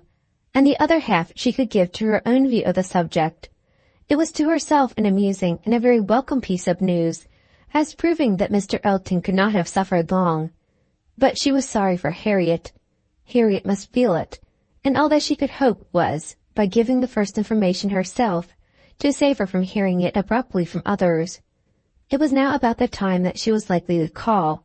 If she were to meet Miss Bates in her way, and upon its beginning to rain, Emma was obliged to expect that the weather would be detaining her at Mrs. Goddard's, and that the intelligence would undoubtedly rush upon her without preparation. The shower was heavy but short, and it had not been over 5 minutes when in came Harriet. It was just the heated, agitated look which hurrying thither with a full heart was likely to give, and the, "Oh, Miss Woodhouse, what do you think has happened?" which instantly burst forth, had all the evidence of corresponding perturbation. As the blow was given, Emma felt that she could not now show greater kindness than in listening, and Harriet, unchecked, ran eagerly through what she had to tell. She had set out for Mrs. Goddard's half an hour ago. She had been afraid it would rain. She had been afraid it would pour down every moment, but she thought she might get to Hartfield first. She had hurried on as fast as possible, but then, as she was passing by the house where a young woman was making up a gown for her, she thought she would just step in and see how it went on, and though she did not seem to stay half a moment there, soon after she came out it began to rain, and she did not know what to do, so she ran on directly, as fast as she could, and took shelter at Ford's. Ford's was the principal woolen draper, linen draper, and haberdasher shop united, the shop first in size and fashion in the place. And so there she had sat, without an idea of anything in the world, full 10 minutes perhaps, when all of a sudden, who should come in? To be sure, it was so very odd. But they always felt it Ford's. Who should come in but Elizabeth Martin and her brother. "Dear Miss Woodhouse, only think, I thought I should have fainted. I did not know what to do. I was sitting near the door. Elizabeth saw me directly, but he did not. He was busy with the umbrella. I am sure she saw me, but she looked away directly and took no notice, and they both went to quite the farther end of the shop, and I kept sitting near the door. Oh dear, I was so miserable. I am sure I must have been as white as my gown. I could not go away, you know, because of the rain, but I did so wish myself anywhere in the world but there. Oh, dear Miss Woodhouse.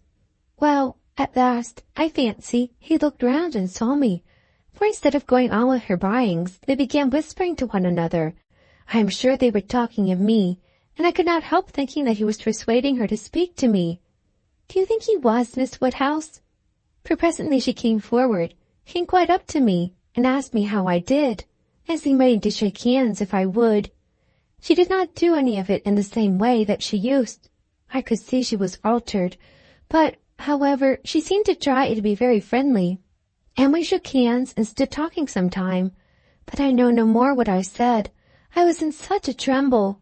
I remember she said she was sorry we never met now, which I thought almost too kind. Dear Miss Woodhouse, I was absolutely miserable. By that time it was beginning to hold up, and I was determined that nothing should stop me from getting away. And then, only think, I found he was coming up towards me too, slowly, you know, and as if he did not quite know what to do. And so he came and spoke, and I answered, and I stood for a minute, feeling dreadfully, you know. One can't tell how, and then I took courage and said it did not rain, and I must go. And so off I set, and I had not gone 3 yards from the door when he came after me. Only to say, if I was going to Hartfield, he thought I had much better go round by Mr. Cole's stables, for I should find the near way quite flooded by this rain.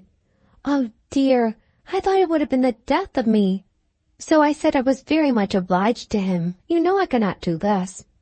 And then he went back to Elizabeth, and I came round by the stables. I believe I did, but I hardly knew where I was, or anything about it. Oh, Miss Woodhouse, I would rather have done anything than have it happen. And yet, you know, there was a sort of satisfaction in seeing him behave so pleasantly and so kindly, and Elizabeth too. Oh, Miss Woodhouse, do talk to me and make me comfortable again. Very sincerely did Emma wish to do so, but it was not immediately in her power. She was obliged to stop and think. She was not thoroughly comfortable herself.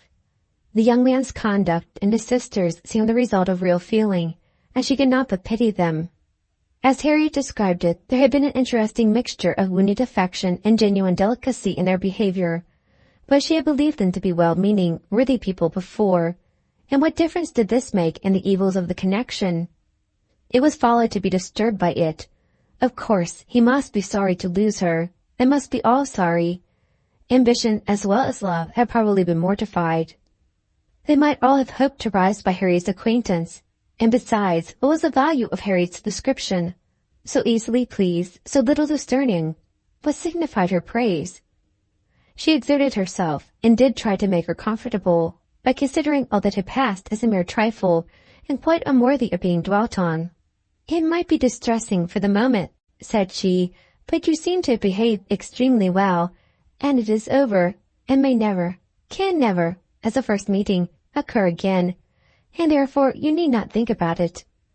Harriet said, "Very true," and she would not think about it, but still she talked of it. Still she could talk of nothing else, and Emma, at last, in order to put the Mortons out of her head, was obliged to hurry on the news, which she had meant to give with so much tender caution, hardly knowing herself whether to rejoice or be angry, ashamed or only amused, at such a state of mind in poor Harriet, such a conclusion of Mr. Elton's importance with her. Mr. Elton's rights, however, gradually revived.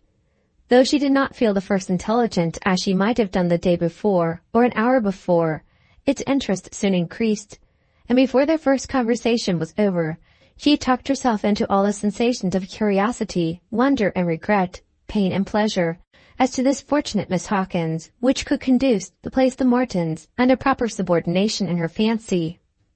Emma learned to be rather glad that there had been such a meeting.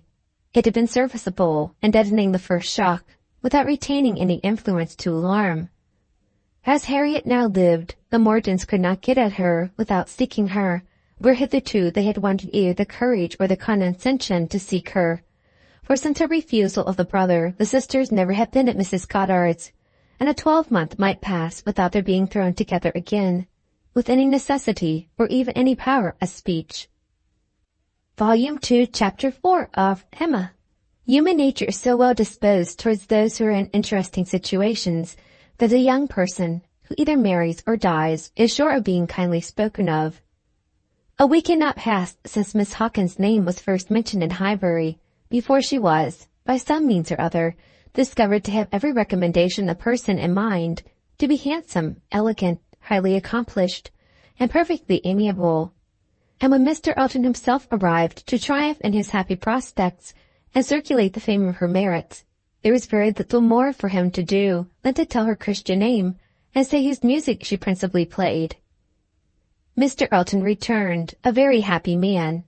He had gone away rejected and mortified, disappointed in a very sanguine hope, after a series of what appeared to him strong encouragement, and not only losing the right lady, but finding himself debased to the level of a very wrong one.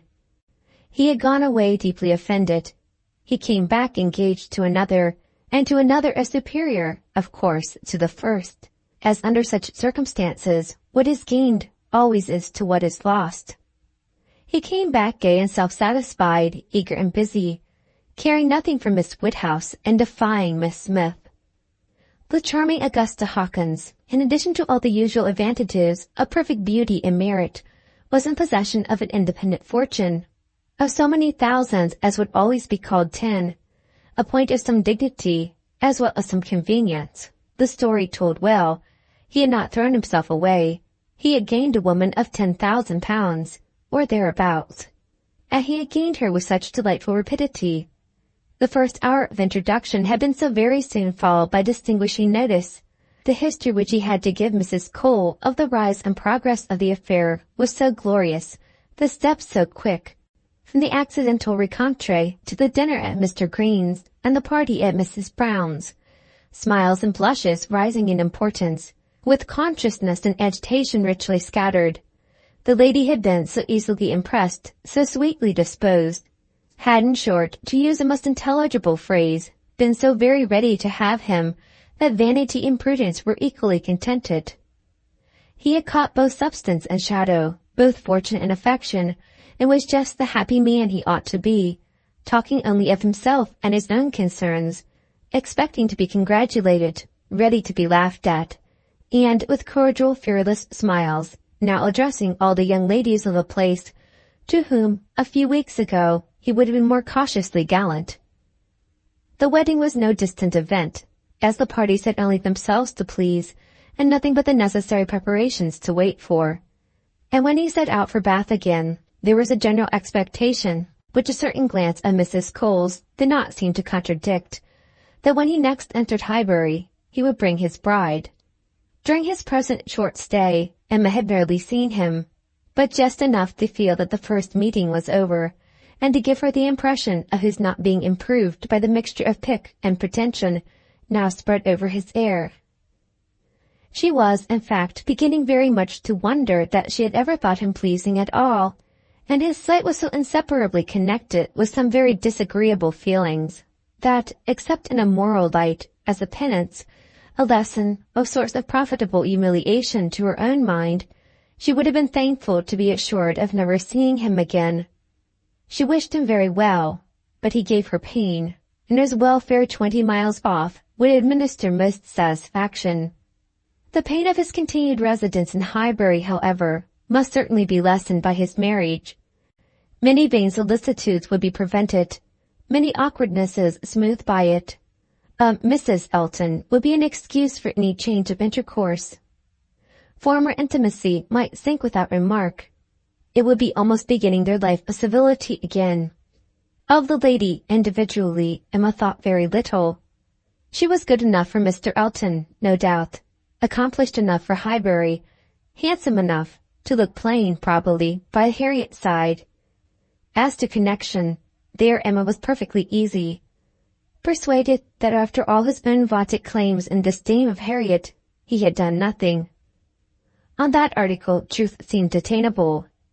What she was must be uncertain, but who she was might be found out, and setting aside the £10,000, it did not appear that she was at all Harriet's superior. She brought no name, no blood, no alliance. Miss Hawkins was the youngest of the 2 daughters of a Bristol merchant. Of course, he must be called. But as the whole of the profits of his mercantile life appeared so very moderate, it was not unfair to guess the dignity of his line of trade had been very moderate also. Part of every winter she had been used to spend in Bath, but Bristol was her home, the very heart of Bristol, for though the father and mother had died some years ago, an uncle remained. In the law line, nothing more distinctly honorable was hazarded of him than that he was in the law line, and with him the daughter had lived. Emma guessed him to be the drudge of some attorney, and too stupid to rise. And all the grandeur of the connection seemed dependent on the elder sister, who was very well married, to a gentleman in a great way, near Bristol, who kept 2 carriages. That was the wind-up of the history. That was the glory of Miss Hawkins. Could she but have given Harriet her feelings about it all, she had talked her into love, but, alas, she was not so easily to be talked out of it. The charm of an object to occupy the many vacancies of Harriet's mind was not to be talked away. He might be superseded by another. He certainly would indeed. Nothing could be clearer. Even a Robert Martin would have been sufficient. But nothing else, she feared, would cure her. Harriet was one of those who, having once begun, would be always in love. And now, poor girl, she was considerably worse from this reappearance of Mr. Elton. She was always having a glimpse of him somewhere or other. Emma saw him only once, but 2 or 3 times every day Harriet was sure just to meet with him, or just to miss him, just to hear his voice, or see his shoulder, just to have something occur to preserve him in her fancy, and all the favoring warmth of surprise and conjecture.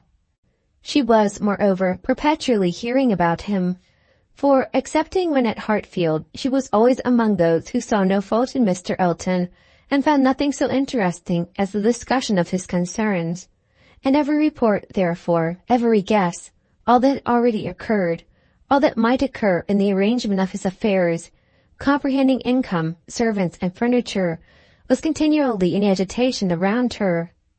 Her regret was receiving strength by invariable praise of him, and her regrets kept alive, and feelings irritated by Cecil's repetitions of Miss Hawkins's happiness and continual observation of how much he seemed attached.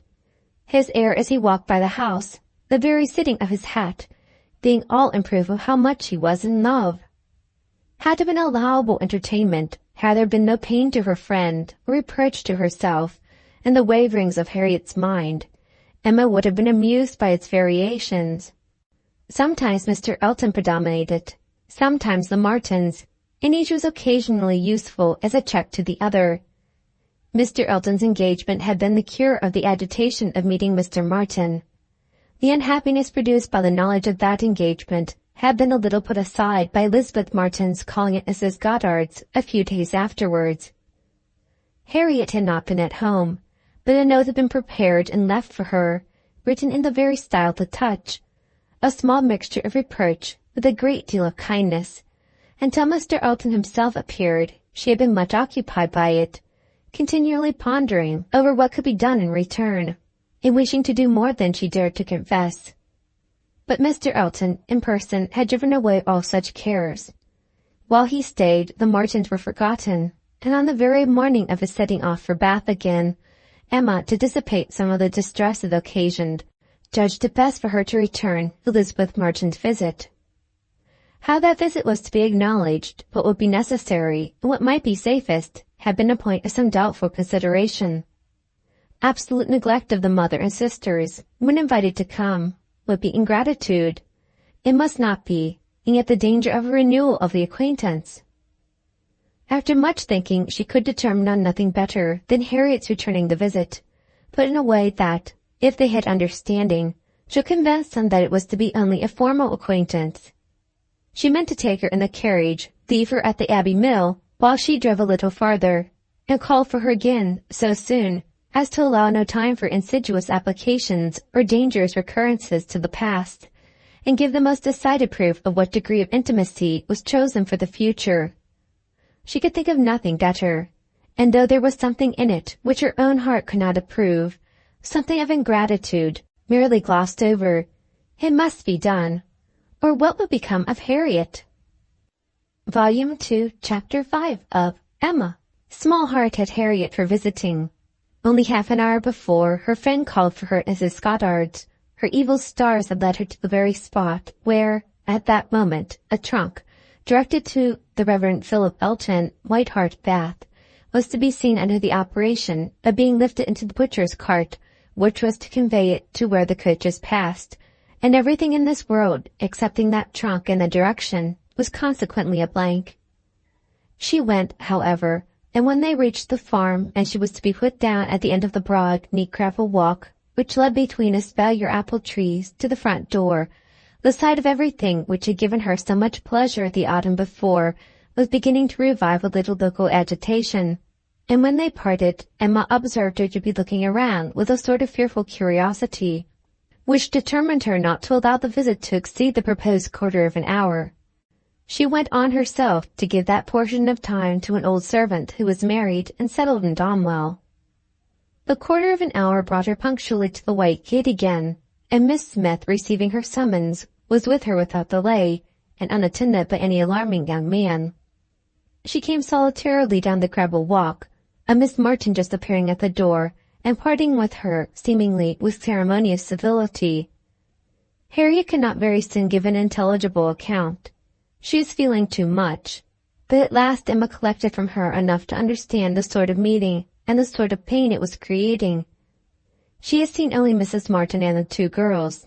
They had received her doubtingly, if not coolly, and nothing beyond the merest commonplace had been talked about all the time, till just at last, when Mrs. Martin's saying, all of a sudden, that she thought Miss Smith was grown, had brought on a more interesting subject in a warmer manner.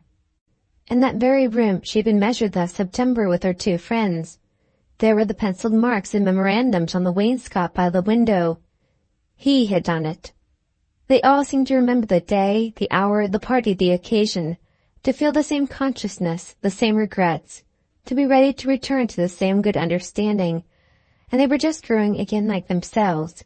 Harriet, as Emma must suspect, as ready as the best of them to be cordial and happy, when the carriage reappeared and all was over. The style of the visit and the shortness of it were then felt to be decisive. 14 minutes to be given to those with whom she had thankfully passed 6 weeks, not 6 months ago. Emma could not but picture it all, and feel how justly they might resent. How naturally Harriet must suffer. It was a bad business. She would have given a great deal or endured a great deal to have had the Martins in the higher rank of life. They were so deserving, or a little higher should have been enough. But as it was, how could she have done otherwise? Impossible. She could not repent. They must be separated, but there was a great deal of pain in the process, so much to herself at this time that she soon felt the necessity of a little consolation, and resolved on going home by way of Randalls to procure it. Her mind was quite sick of Mr. Elton and the Martins. The refreshment of Randalls was absolutely necessary. It was a good scheme. But on driving to the door they heard that neither master nor mistress was at home. They had both been out some time. The man believed they were gone to Hartfield. "This is too bad," cried Emma, as they turned away. "And now we shall just miss them. Too provoking. I do not know when I have been so disappointed." And she leaned back in the corner to indulge her murmurs or to reason them away, probably a little of both, such being the commonest process of a not ill-disposed mind. Presently the carriage stopped. She looked up. It was stopped by Mr. and Mrs. Weston, who were standing to speak to her. There was instant pleasure in the sight of them, and still greater pleasure was conveyed in sound, for Mr. Weston immediately accosted her with, "Howdy-do, howdy-do. We have been sitting with your father. Glad to see him so well. Frank comes tomorrow. I had a letter this morning. We shall see him tomorrow by dinner-time to a certainty. He is at Oxford today, and he comes for a whole fortnight. I knew it would be so. If he had come at Christmas, he would not have stayed 3 days. I was always glad he did not come at Christmas. Now we are going to have just the right weather for him. Fine, dry, settled weather. We shall enjoy him completely. Everything has turned out exactly as we could wish." There was no resisting such news, no possibility of avoiding the influence of such a happy face as Mr. Weston's, confirmed as it all was by the words and the countenance of his wife, fewer and quieter, but not less to the purpose. To know that she thought his coming certain was enough to make Emma consider it so, and sincerely did she rejoice in their joy. It was a most delightful reanimation of exhausted spirits. The worn-out past was sunk in the freshness of what was coming, and in the rapidity of half a moment's thought she hoped Mr. Elton would now be talked of no more. Mr. Weston gave her the history of the engagements at Enscombe, which allowed his son to answer for having an entire fortnight at his command, as well as the route and the method of his journey, and she listened and smiled and congratulated. "I shall soon bring him over to Hartfield," said he at the conclusion. Emma could imagine she saw a touch of the arm at this speech from his wife. "We had better move on, Mr. Weston," said she. "We are detaining the girls." "Well, well, I am ready." And turning again to Emma, "But you must not be expecting such a very fine young man. You have only had my account, you know. I dare say he is really nothing extraordinary." Though his own sparkling eyes at the moment were speaking a very different conviction. Emma could look perfectly unconscious and innocent and answer in a manner that appropriated nothing. "Think of me tomorrow, my dear Emma, about 4 o'clock," was Mrs. Weston's parting injunction, spoken with some anxiety, and meant only for her. 4 o'clock? Depend upon it, he will be here by 3, was Mr. Weston's quick amendment, and so ended a most satisfactory meeting. Emma's spirits were mounted quite up to happiness. Everything wore a different air. James and his horses seemed not half so sluggish as before. When she looked at the hedges, she thought the elder at least must soon be coming out, and when she turned round to Harriet, she saw something like a look of spring, a tender smile even there. "Will Mr. Frank Churchill pass through Bath as well as Oxford?" was the question, however, which did not augur much. But neither geography nor tranquillity could come all at once, and Emma was now in a humour to resolve that they should both come in time. The morning of the interesting day arrived, and Mrs. Weston's faithful pupil did not forget either at 10 or 11 or 12 o'clock that she was to think of her at 4. "My dear, dear, anxious friend," said she in mental soliloquy, while walking downstairs from her own room, "always over-careful for everybody's comfort but your own. I see you now in all your little fidgets, going again and again into his room, to be sure that all is right. The clock struck 12 as she passed through the hall.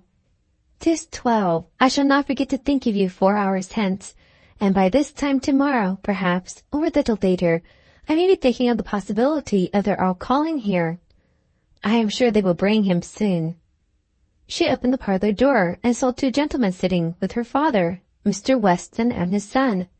They had been arrived only a few minutes, and Mr. Weston had scarcely finished his explanation of Frank's being a day before his time, and her father was yet in the midst of his very civil welcoming congratulations, when she appeared to have her share of surprise, introduction, and pleasure.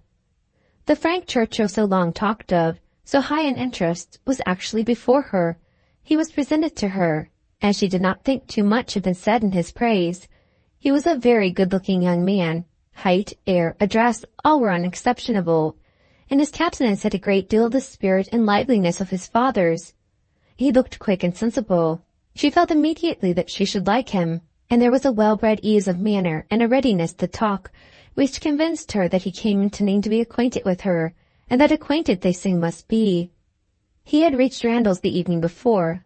She was pleased with the eagerness to arrive which had made him alter his plan and travel earlier, later, and quicker, that he might gain half a day.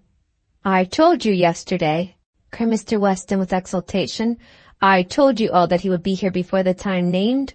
I remembered what I used to do myself. One cannot creep upon a journey. One cannot help getting on faster than one has planned, and the pleasure of coming in upon one's friends before the lookout begins is worth a great deal more than any little exertion it needs." "It is a great pleasure where one can indulge in it," said the young man, "though there are not many houses that I should presume on so far, but in coming home I felt I might do anything." The word home made his father look on him with fresh complacency. Emma was directly sure that he knew how to make himself agreeable. The conviction was strengthened by what followed. He was very much pleased with Randalls, thought it a most admirably arranged house, would hardly allow it even to be very small, admired the situation, the walk to Highbury, Highbury itself, Hartfield still more, and professed himself to have always felt the sort of interest in the country which none but one's own country gives, and the greatest curiosity to visit it. That he should never have been able to indulge so amiable a feeling before passed suspiciously through Emma's brain. But still, if it were a falsehood, it was a pleasant one, and pleasantly handled. His manner had no air of study or exaggeration. He did really look and enjoy as if in a state of no common enjoyment. Their subjects in general were such as belonged to an opening acquaintance. On his side were the inquiries. Was she a horsewoman? Pleasant rides? Pleasant walks? Had they a large neighborhood? Highbury perhaps afforded society enough. There were several very pretty houses in it and about it.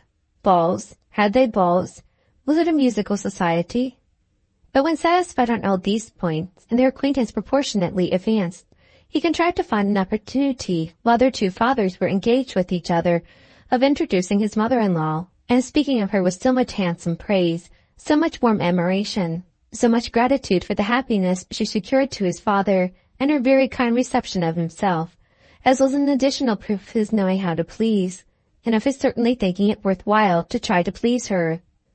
He did not advance a word of praise beyond what she knew to be thoroughly deserved of Mrs. Weston, but undoubtedly he could know very little of the matter. He understood what would be welcome. He could be sure of little else. His father's marriage, he said, had been the wisest measure. Every friend must rejoice in it, and the family from whom he had received such a blessing must be ever considered as having conferred the highest obligation on him. He got as near as he could to thanking her for Miss Taylor's merits, without seeming quite to forget that in the common course of things it was to be rather supposed that Miss Taylor had formed Miss Woodhouse's character than Miss Woodhouse Miss Taylor's. And at last, as if resolved to qualify his opinion completely for travelling round to its object, he wound it all up with astonishment at the youth and beauty of her person. "Elegant, agreeable manners I was prepared for," said he, "but I confess that, considering everything, I had not expected more than a very tolerably well-looking woman of a certain age. I did not know that I was to find a pretty young woman in Mrs. Weston." "You cannot see too much perfection in Mrs. Weston for my feelings," said Emma. "Were you to guess her to be 18, I should listen with pleasure." but she would be ready to quarrel with you for using such words. Don't let her imagine that you have spoken of her as a pretty young woman." "I hope I should know better," he replied.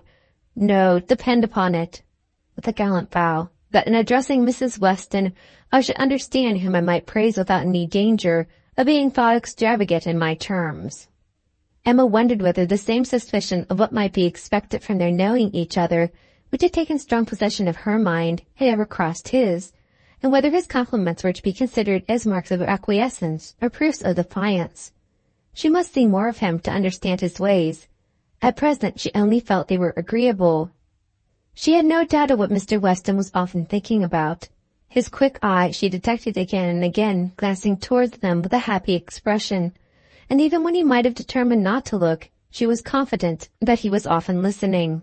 Her own father's perfect exemption from any thought of the kind, the entire deficiency in him of all such sort of penetration or suspicion, was a most comfortable circumstance. Happily he was not farther from approving matrimony than from foreseeing it. Though always objecting to every marriage that was arranged, he never suffered beforehand from the apprehension of any. It seemed as if he could not think so ill of any two persons' understanding as to suppose they meant to marry till it were proved against them. She blessed the favoring blindness.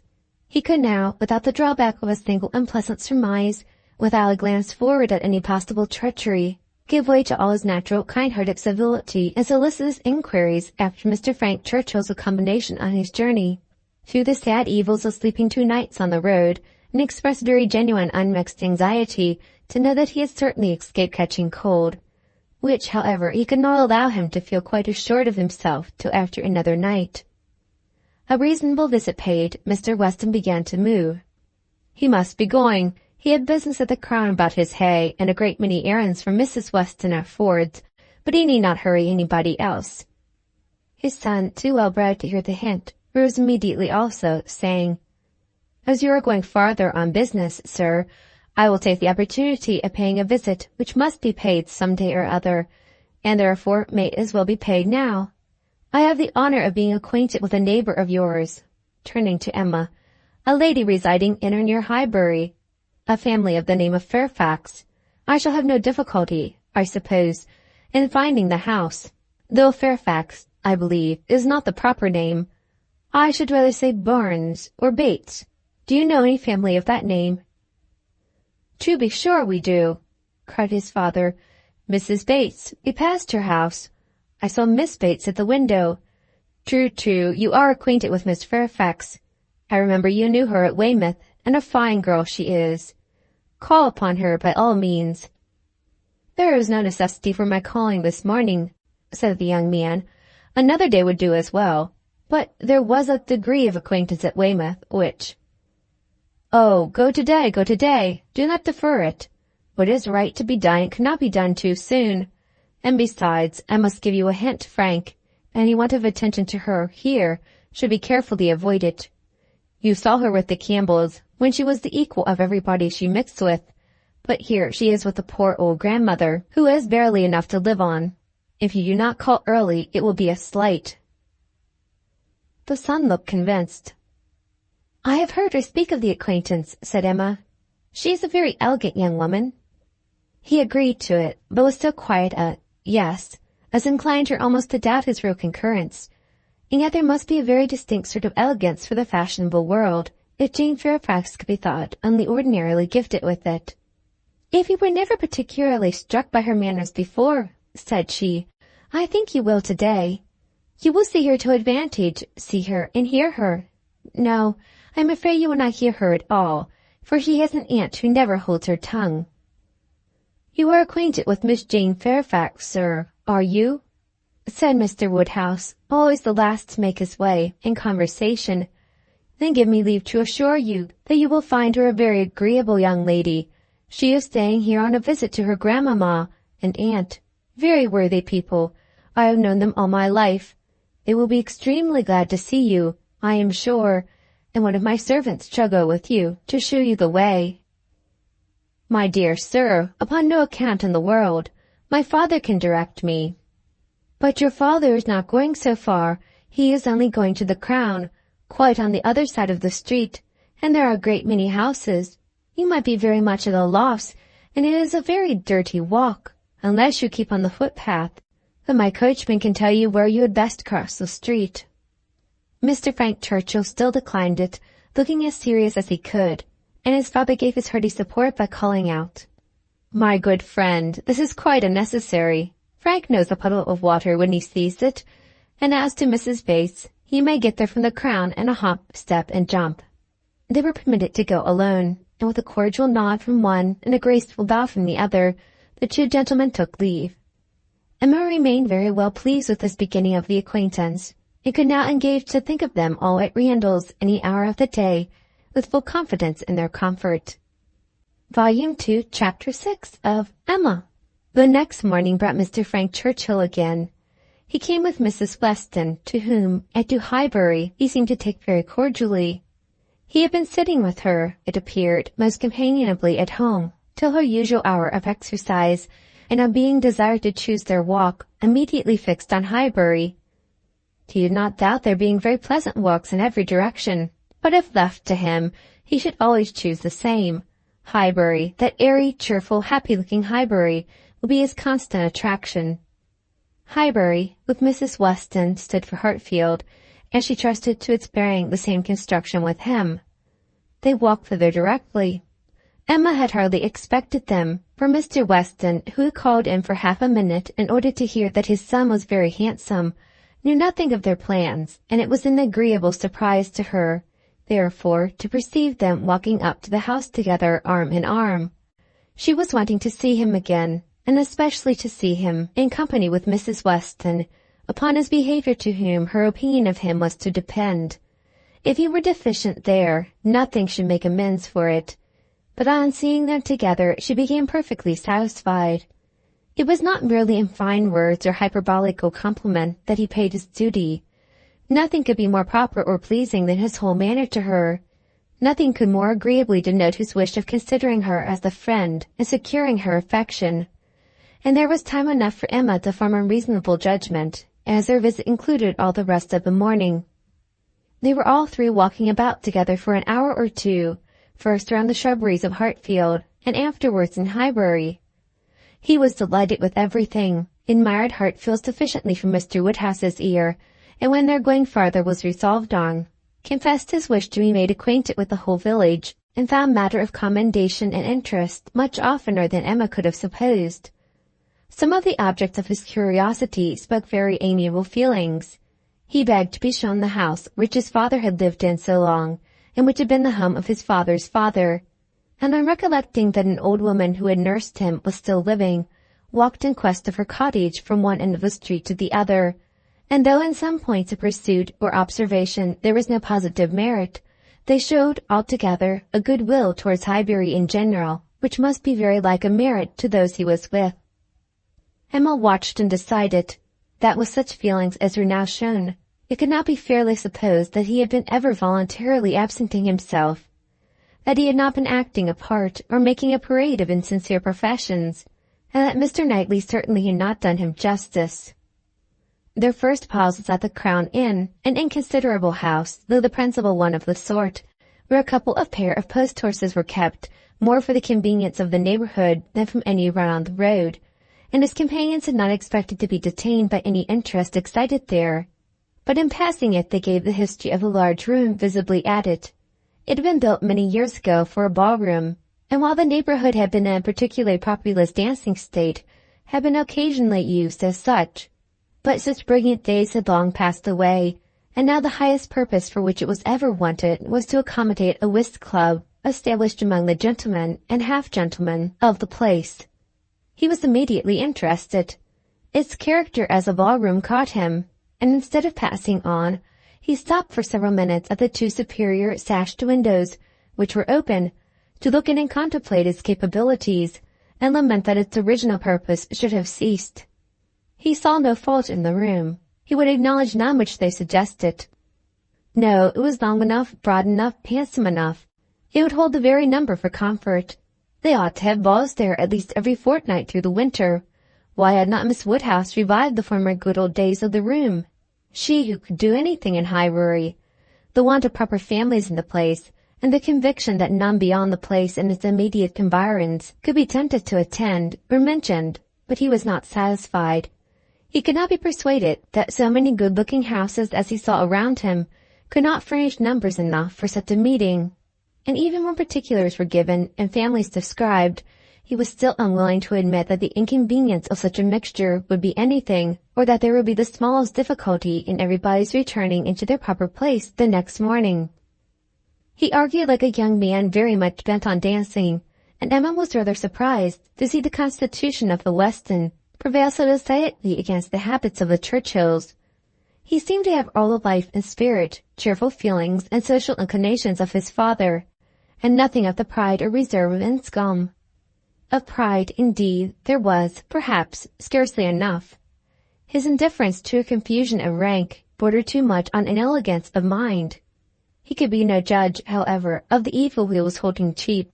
It was but an effusion of lively spirits. At last he was persuaded to move on from the front of the Crown, and being now almost facing the house where the Bateses lodged, Emma recollected his intended visit the day before, and asked him if he had paid it. "Yes, oh, yes," he replied. "I was just going to mention it. A very successful visit. I saw all the 3 ladies, and felt very much obliged to you for your preparatory hint. If the talking aunt had taken me quite by surprise, it must have been the death of me. As it was, I was only betrayed into paying a most unreasonable visit. 10 minutes would have been all that was necessary, perhaps all that was proper, and I had told my father I should certainly be at home before him. But there was no getting away, no pause, and, to my utter astonishment, I found, when he, finding me nowhere else, joined me there at last, that I'd been actually sitting with them very nearly 3/4 of an hour. The good lady had not given me the possibility of escape before." "And how did you think Miss Fairfax looking?" "Ill, very ill. That is, if a young lady can ever be allowed to look ill. But the expression is hardly admissible, Mrs. Weston, is it? Ladies can never look ill. And seriously, Miss Fairfax is naturally so pale as almost always to give the appearance of ill health, a most deplorable want of complexion." Emma would not agree to this, and began a warm defense of Miss Fairfax's complexion. It was certainly never brilliant, but she would not allow it to have a sickly hue in general, and there was a softness and delicacy in her skin which gave peculiar elegance to the character of her face. He listened with all due deference, acknowledged that he had heard many people say the same, but yet he must confess that to him nothing could make amends for the want of the fine glow of health. Where features were indifferent, a fine complexion gave beauty to them all, and where they were good, the effect was. Fortunately, he need not attempt to describe what the effect was. "Well," said Emma, "there is no disputing about taste. At least you admire her except her complexion." He shook his head and laughed. "I cannot separate Miss Fairfax and her complexion." "Did you see her often at Weymouth? Were you often in the same society?" At this moment they were approaching Ford's, and he hastily exclaimed, "Ha! This must be the very shop that everybody attends every day of their lives, as my father informs me. He comes to Highbury himself, he says, 6 days out of the 7, and there's always business at Ford's. If it be not inconvenient to you, pray let us go in, then to prove myself to belong to the place, to be a true citizen of Highbury. I must buy something at Ford's. It will be taking out my freedom. I dare say they sell gloves." "Oh, yes, gloves and everything. I do admire your patriotism. You will be adored in Highbury. You were very popular before you came, because you are Mr. Weston's son. But lay out half a guinea at Ford's, and your popularity will stand upon your own virtues." They went in, and while the sleek, well-tied parcels of men's beavers and York tan were bringing down and displaying on the counter, he said, "But I beg your pardon, Miss Woodhouse. You were speaking to me. You were saying something at the very moment of this burst of my amour patriae. Do not let me lose it. I assure you the utmost stretch of public fame will not make me amends for the loss of any happiness in private life." "I merely asked whether you had known much of Miss Fairfax and her party at Weymouth." "And now that I understand your question, I must pronounce it to be a very unfair one. It is always the lady's right to decide on the degree of acquaintance. Miss Fairfax must already have given her account. I shall not commit myself by claiming more than she may choose to allow." "Upon my word, you answer as discreetly as she could do herself. But her account of everything leaves so much to be guessed.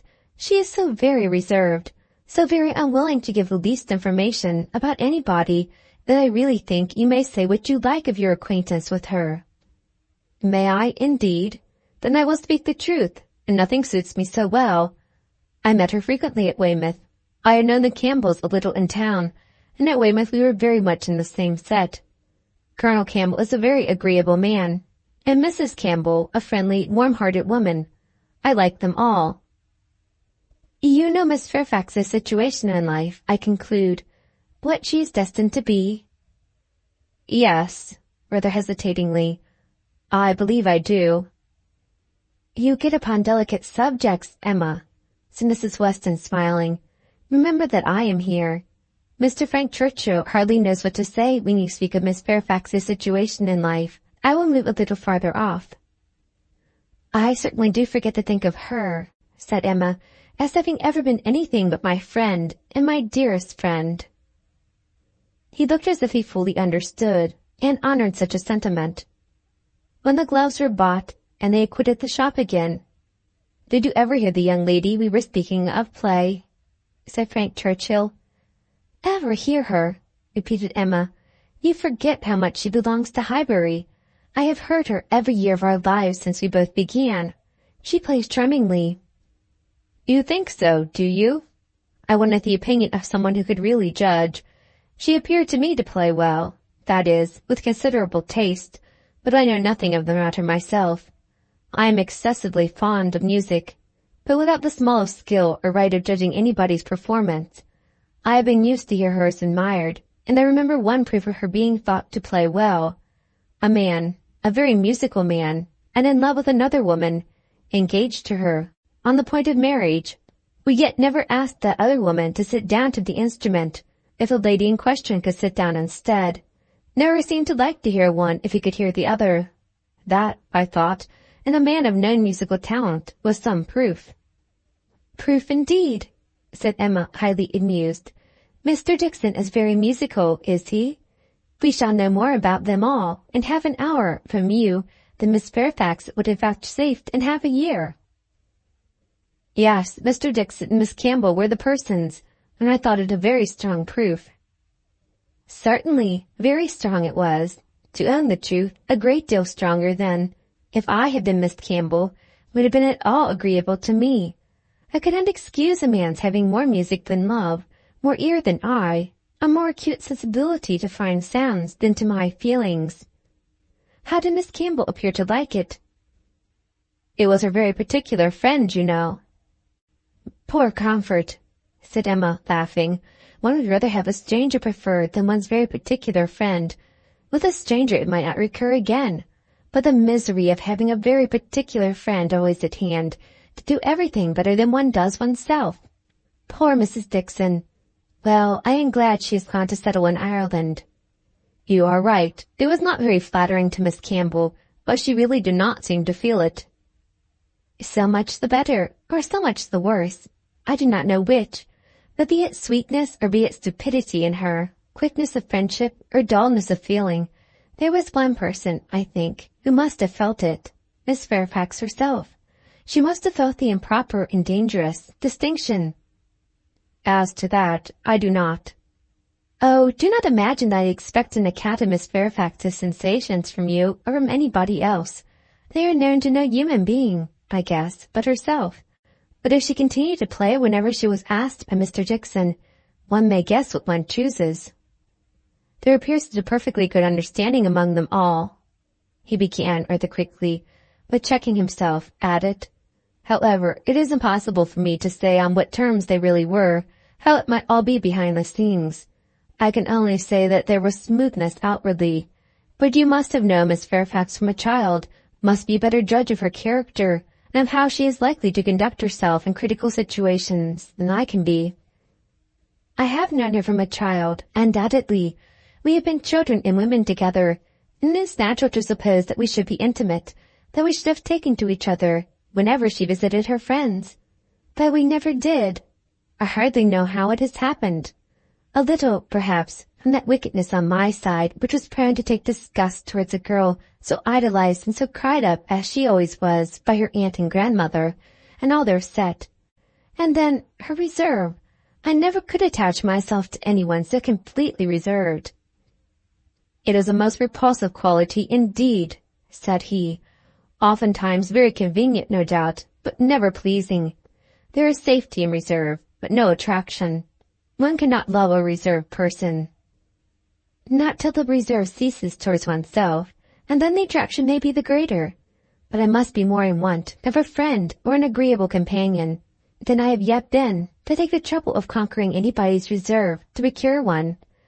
Intimacy between Miss Fairfax and me is quite out of the question. I have no reason to think ill of her, not the least, except that such extreme and perpetual cautiousness of word and manner, such a dread of giving a distinct idea about anybody, is apt to suggest suspicions of there being something to conceal.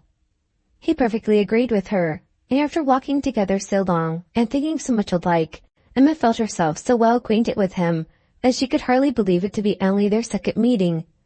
He was not exactly what she had expected, less of the man of the world in some of his notions, less of the spoiled child of fortune, therefore better than she had expected.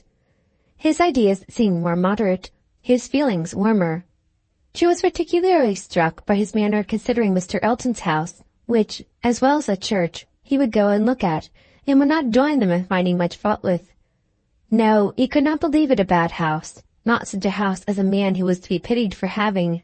If it were to be shared with the woman he loved, he could not think any man to be pitied for having that house. There must be ample room in it for every real comfort. A man must be a blockhead who wanted more. Mrs. Weston laughed and said he did not know what he was talking about. Used only to a large house himself, and without ever thinking how many advantages and accommodations were attached to its size, he could be no judge of the privations inevitably belonging to a small one. But Emma, in her own mind, determined that he did know what he was talking about, and that he showed a very amiable inclination to settle early in life, and to marry from worthy motives. He might not be aware of the inroads on domestic peace to be occasioned by no housekeeper's room, or a bad butler's pantry, but no doubt he did perfectly feel that Enscombe could not make him happy, and that whenever he were attached, he would willingly give up much of wealth to be allowed an early establishment. Volume 1, Chapter 7 of Emma's very good opinion of Frank Churchill was a little shaken the following day by hearing that he was gone off to London merely to have his hair cut. A sudden freak seemed to have seized him at breakfast, and he had sent for a chaise and set off, intending to return to dinner, but with no more important view that appeared than having his hair cut. There was certainly no harm in his travelling 16 miles twice over such an errand, but there was an air of foppery and nonsense in it which she could not approve. It did not accord with the rationality of plan, the moderation in expense, or even the unselfish warmth of heart which she had believed herself to discern in him yesterday. Vanity, extravagance, love of change, restlessness of temper, which must be doing something, good or bad, heedlessness as to the pleasure of his father and Mrs. Weston, indifferent as to how his conduct might appear in general. He became liable to all these charges. His father only called him a coxcomb, and thought it a very good story. But that Mrs. Weston did not like it was clear enough, by her passing it over as quickly as possible, and making no other comment than that all young people would have their little whims. With the exception of this little blot, Emma found that his visit hitherto had given her friend only good ideas of him. Mrs. Weston was very ready to say how attentive and pleasant a companion he made himself, how much she saw to like in his disposition altogether. He appeared to have a very open temper, certainly a very cheerful and lively one. She could observe nothing wrong in his notions, a great deal decidedly right. He spoke of his uncle with warm regard, was fond of talking of him, said he would be the best man in the world if he were left to himself, and though there was no being attached to the aunt, he acknowledged her kindness with gratitude and seemed to mean always to speak of her with respect. This was all very promising, and, but for such an unfortunate fancy for having his hair cut, there was nothing to denote him unworthy of the distinguished honor which her imagination had given him. The honor, if not of being really in love with her, of being at least very near it, and saved only by her own indifference, for still her resolution held of never marrying, the honor, in short, of being marked out for her by all their joint acquaintance. Mr. Weston, on his side, added a virtue to the account which must have some weight. He gave her to understand that Frank admired her extremely, thought her very beautiful and very charming, and was so much to be said for him altogether. She found she must not judge him harshly. As Mrs. Weston observed, all young people would have their little whims. There was one person among his new acquaintance in Surrey not so leniently disposed. In general, he was judged throughout the parishes of Donwell and Highbury with great candour. Liberal allowances were made for the little excesses of such a handsome young man, one who smiles so often and bows so well. But there was one spirit among them not to be softened from its power of censure by bows or smiles, Mr. Knightley. The circumstance was told him at Hartfield. For the moment he was silent, but Emma heard him almost immediately afterwards say to himself, over a newspaper he held in his hand, just the trifling silly fellow I took him for. She had half a mind to resent, but an instant's observation convinced her that it was really said only to relieve his own feelings, and not meant to provoke, and therefore she let it pass. Although in one instance the bearers of not good tidings, Mr. and Mrs. Weston's visit this morning was in another respect particularly opportune. Something occurred while they were at Hartfield to make Emma want their advice, and, which was still more lucky, she wanted exactly the advice they gave. This was the occurrence. The Coles had been settled some years in Highbury, and were very good sort of people, friendly, liberal, and unpretending, but, on the other hand, they were of low origin, in trade, and only moderately genteel. On their first coming into the country, they had lived in proportion to their income, quietly keeping little company, and that little inexpensively. But the last year or two had brought them a considerable increase of means. The house in town had yielded greater profits, and fortune in general had smiled on them. With their wealth, their views increased, their want of a larger house, their inclination for more company. They added to their house, to their number of servants, to their expenses of every sort, and by this time were, in fortune and style of living, second only to the family at Hartfield. Their love of society, in our new dining-room, prepared everybody for their keeping dinner company, and a few parties, chiefly among the single men, had already taken place.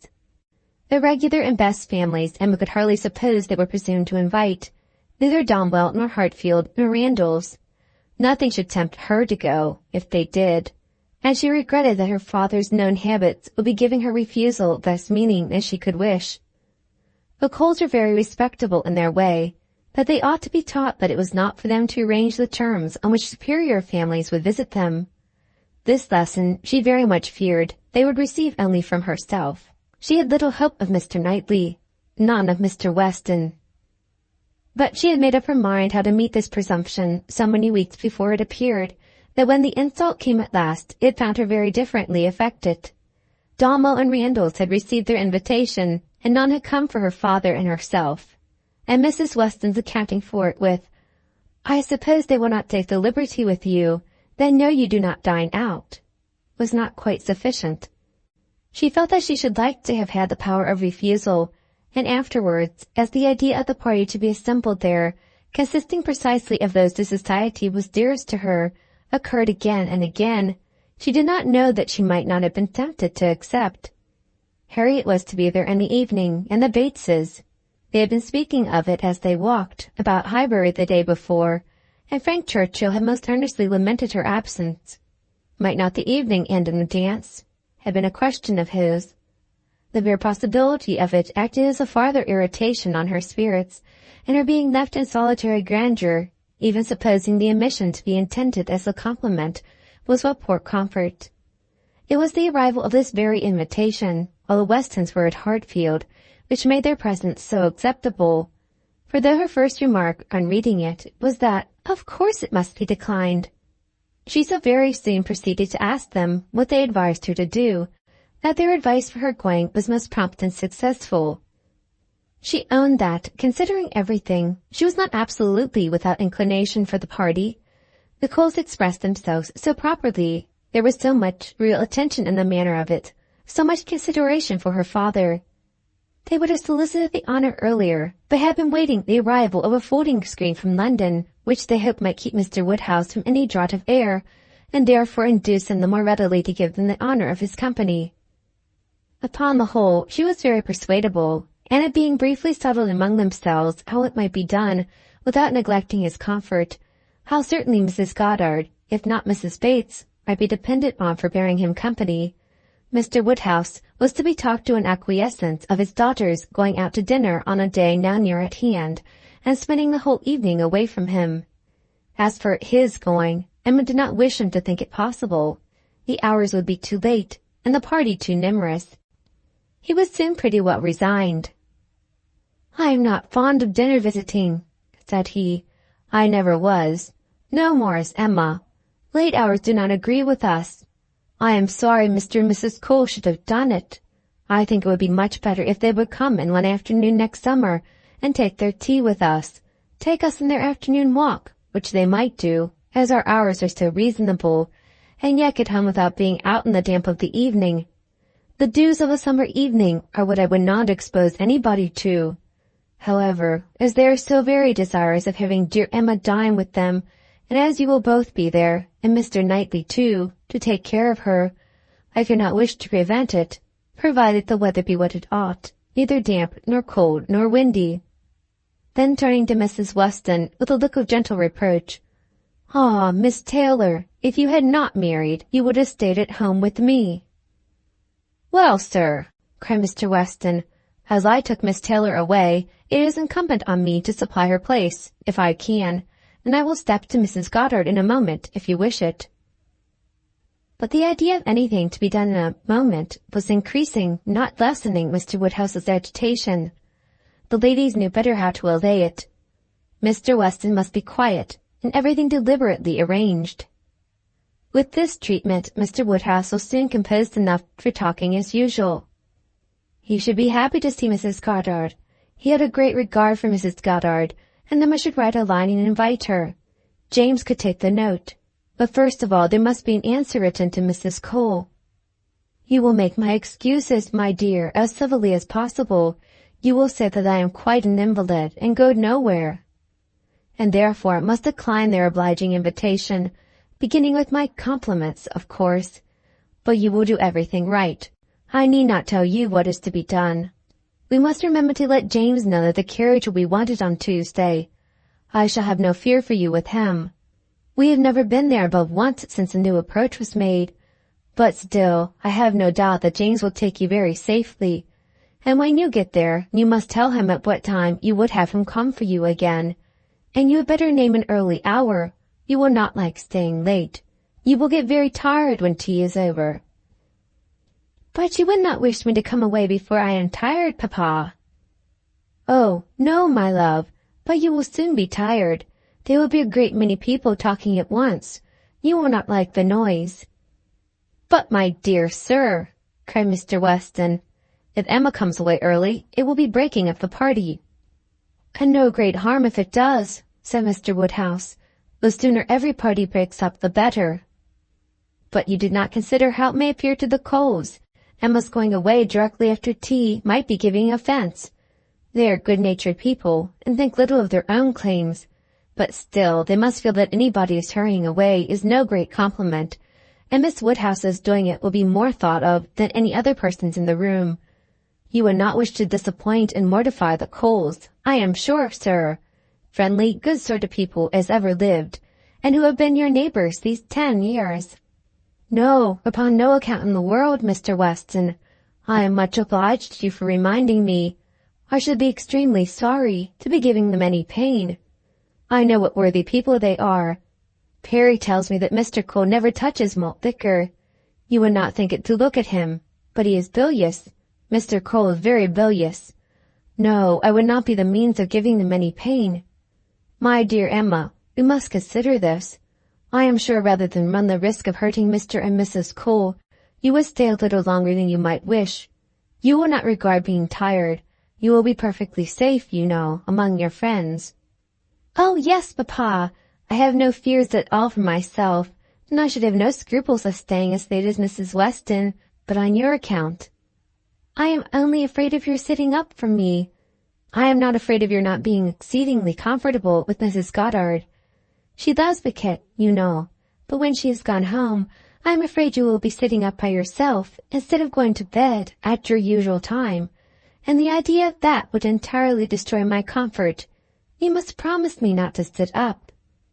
He did, on the condition of some promises on her side, such as that if she came home cold, she would be sure to warm herself thoroughly, if hungry, that she would take something to eat, that her own maid should sit up for her, and that Cyril and the butler should see that everything were safe in the house, as usual.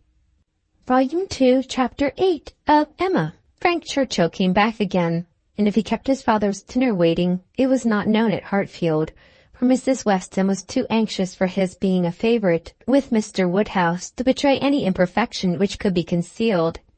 He came back, had had his hair cut, and laughed at himself with a very good grace, but without seeming really at all ashamed of what he had done. He had no reason to wish his hair longer, to conceal any confusion of face, no reason to wish the money unspent, to improve his spirits. He was quite as undaunted and as lively as ever, and, after seeing him, Emma thus moralized to herself: "I do not know whether it ought to be so, but certainly silly things do cease to be silly if they are done by sensible people in an impudent way.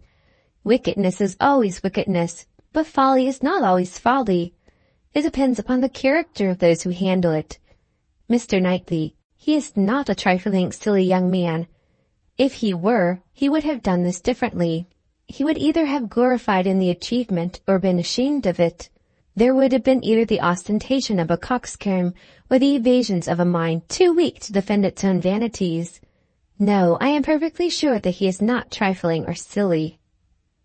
With Tuesday came the agreeable prospect of seeing him again, and for a longer time than hitherto, of judging of his general manners, and, by inference, of the meaning of his manners towards herself, of guessing how soon it might be necessary for her to throw coldness into her air, and of fancying what the observations of all those might be who were now seeing them together for the first time.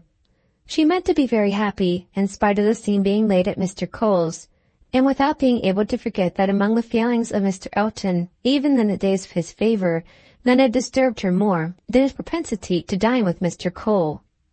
Her father's comfort was amply secured, Mrs. Bates as well as Mrs. Goddard being able to come, and her last pleasing duty before she left the house was to pay her respects to them as they sat together after dinner, and while her father was fondly nosing the beauty of her dress, to make the two ladies all the amends in her power by helping them to large slices of cake and full glasses of wine, for whatever unwilling self-denial his care of their constitution might have obliged him to practice during the meal. She provided a plentiful dinner for them. She wished she could know that they had been allowed to eat it. She followed another carriage to Mr. Cole's door, and was pleased to see that it was Mr. Knightley's, for Mr. Knightley, keeping no horses, having little spare money, and a great deal of health, activity, and independence, was too apt, in Emma's opinion, to get about as he could, and not use his carriage so often as became the owner of Donwell Abbey. She had an opportunity now of speaking her approbation, while warm from her heart, for he stopped to hand her out.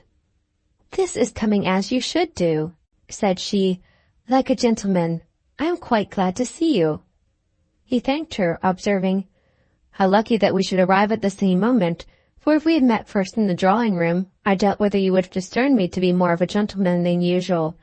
You might not have distinguished how I came by my look or manner." "Yes, I should. I am sure I should. There is always a look of consciousness or bustle when people come in a way which they know to be beneath them. You think you carry it off very well, I dare say, but with you it is a sort of bravado, an air of affected unconcern. I always observe it whenever I meet you under those circumstances. Now you have nothing to try for. You are not afraid of being supposed ashamed. You are not striving to look taller than anybody else. Now I shall really be very happy to walk into the same room with you." "Nonsensical girl," was his reply, but not at all in anger. Emma had as much reason to be satisfied with the rest of the party as with Mr. Knightley. She was received with a cordial respect, which could not but please, and given all the consequence she could wish for. When the Westons arrived, the kindest looks of love, the strongest of admiration were for her, from both husband and wife. The son approached her with a cheerful eagerness which marked her as his peculiar object, and at dinner she found him seated by her, and, as she firmly believed, not without some dexterity on his side. The party was rather large, as it included one other family, a proper unobjectionable country family, whom the Coles had the advantage of naming among their acquaintance, and the male part of Mr. Cox's family, the lawyer of Highbury. The less worthy females were to come in the evening with Miss Bates, Miss Fairfax, and Miss Smith, but already at dinner they were too numerous for any subject of conversation to be general, and while politics and Mr. Elton were talked over, Emma could fairly surrender all her attention to the pleasantness of her neighbour. The first remote sound to which she felt herself obliged to attend was the name of Jane Fairfax. Mrs. Cole seemed to be relating something of her that was expected to be very interesting. She listened and found it well worth listening to. That very dear part of Emma, her fancy, received an amusing supply.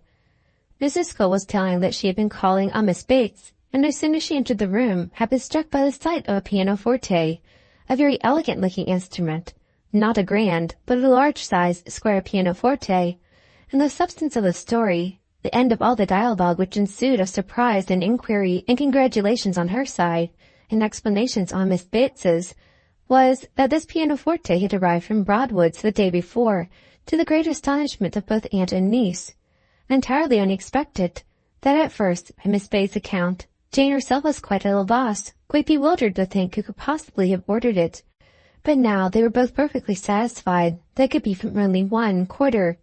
Of course it must be from Colonel Campbell. "One can suppose nothing else," added Mrs. Cole, and I was only surprised that there could ever have been a doubt. But Jane, it seems, had a letter from them very lately, and not a word was said about it. She knows their ways best, but I should not consider their silence as any reason for their not meaning to make the present.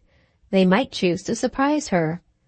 Mrs. Cole had many to agree with her. Everybody who spoke on the subject was equally convinced that it must come from Colonel Campbell, and equally rejoiced that such a present had been made. And there were enough ready to speak to allow Emma to think her own way, and still listen to Mrs. Cole. "I declare, I do not know when I have heard anything that has given me more satisfaction.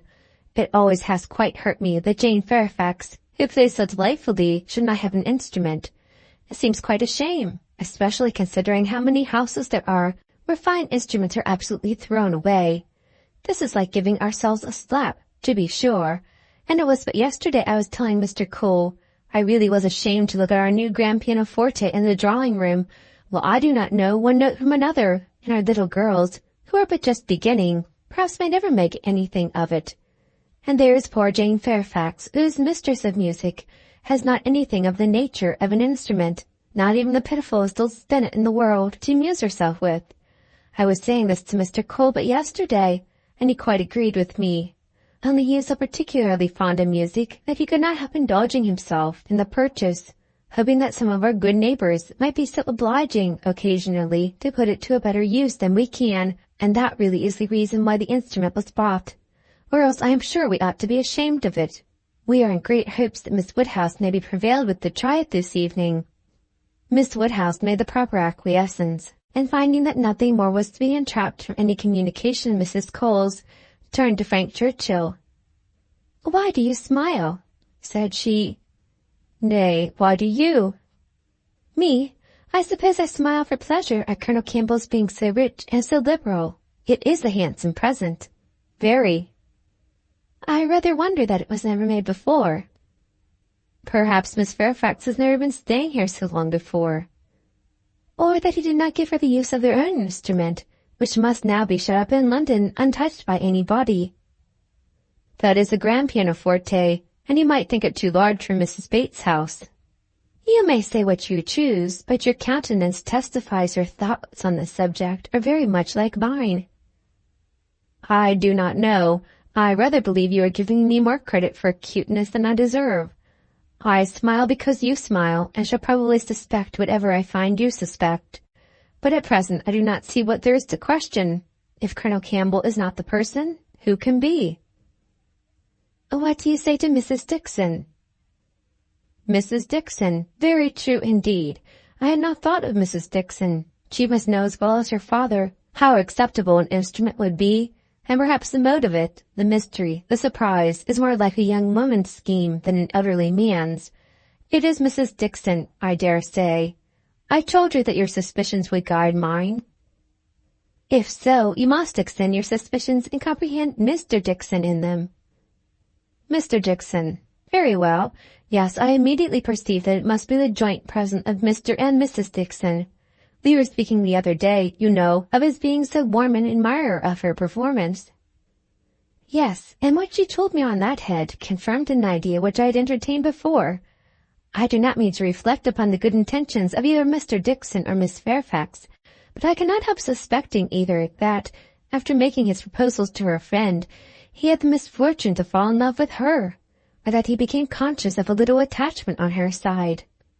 One might guess 20 things without guessing exactly the right, but I am sure there must be a particular cause for her choosing to come to Highbury instead of going with the Campbells to Ireland. Here she must be leading a life of privation and penance. There it would have been all enjoyment. As to the pretense of trying her native air, I look upon that as a mere excuse. In the summer it might have passed, but what could anybody's native air do for them in the months of January, February, and March? Good fires and carriages would be much more to the purpose in most cases of delicate health, and I dare say in hers. I do not require you to adopt all my suspicions, though you make so noble a profession of doing it, but I honestly tell you what they are. And, upon my word, they have an air of great probability. Mr. Dixon's preference of her music to her friends, I can answer for being very decided. And then he saved your life. Did you ever hear of that? A water party, and by some accident she was falling overboard. He caught her. He did. I was there. One of the party. Were you really? Well, but you observed nothing, of course, for it seems to be a new idea to you. If I had been there, I think I should have made some discoveries. I dare say you would, but I saw nothing but the fact that Miss Fairfax was nearly dashed from the vessel, and that Mr. Dixon caught her.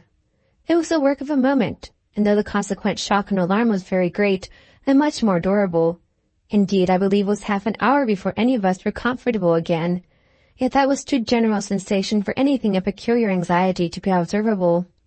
I do not mean to say, however, that you might not have made discoveries.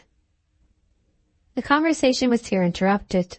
They were called on to share in the awkwardness of a rather long interval between the courses, and obliged to be as formal and as orderly as the others. But when the table was again safely covered, and every corner dish was placed exactly right, and occupation and ease were generally restored, Emma said, "The arrival of this pianoforte is decisive with me. I wanted to know a little more, and this tells me quite enough. Depend upon it, we shall soon hear that it is a present from Mr. and Mrs. Dixon." "And if the Dixons should absolutely deny all knowledge of it, we must conclude it comes from the Campbells." "No, I am sure it is not from the Campbells. Miss Fairfax knows it is not from the Campbells, but they would have been guessed at first. She would not have been puzzled had she dared fix on them.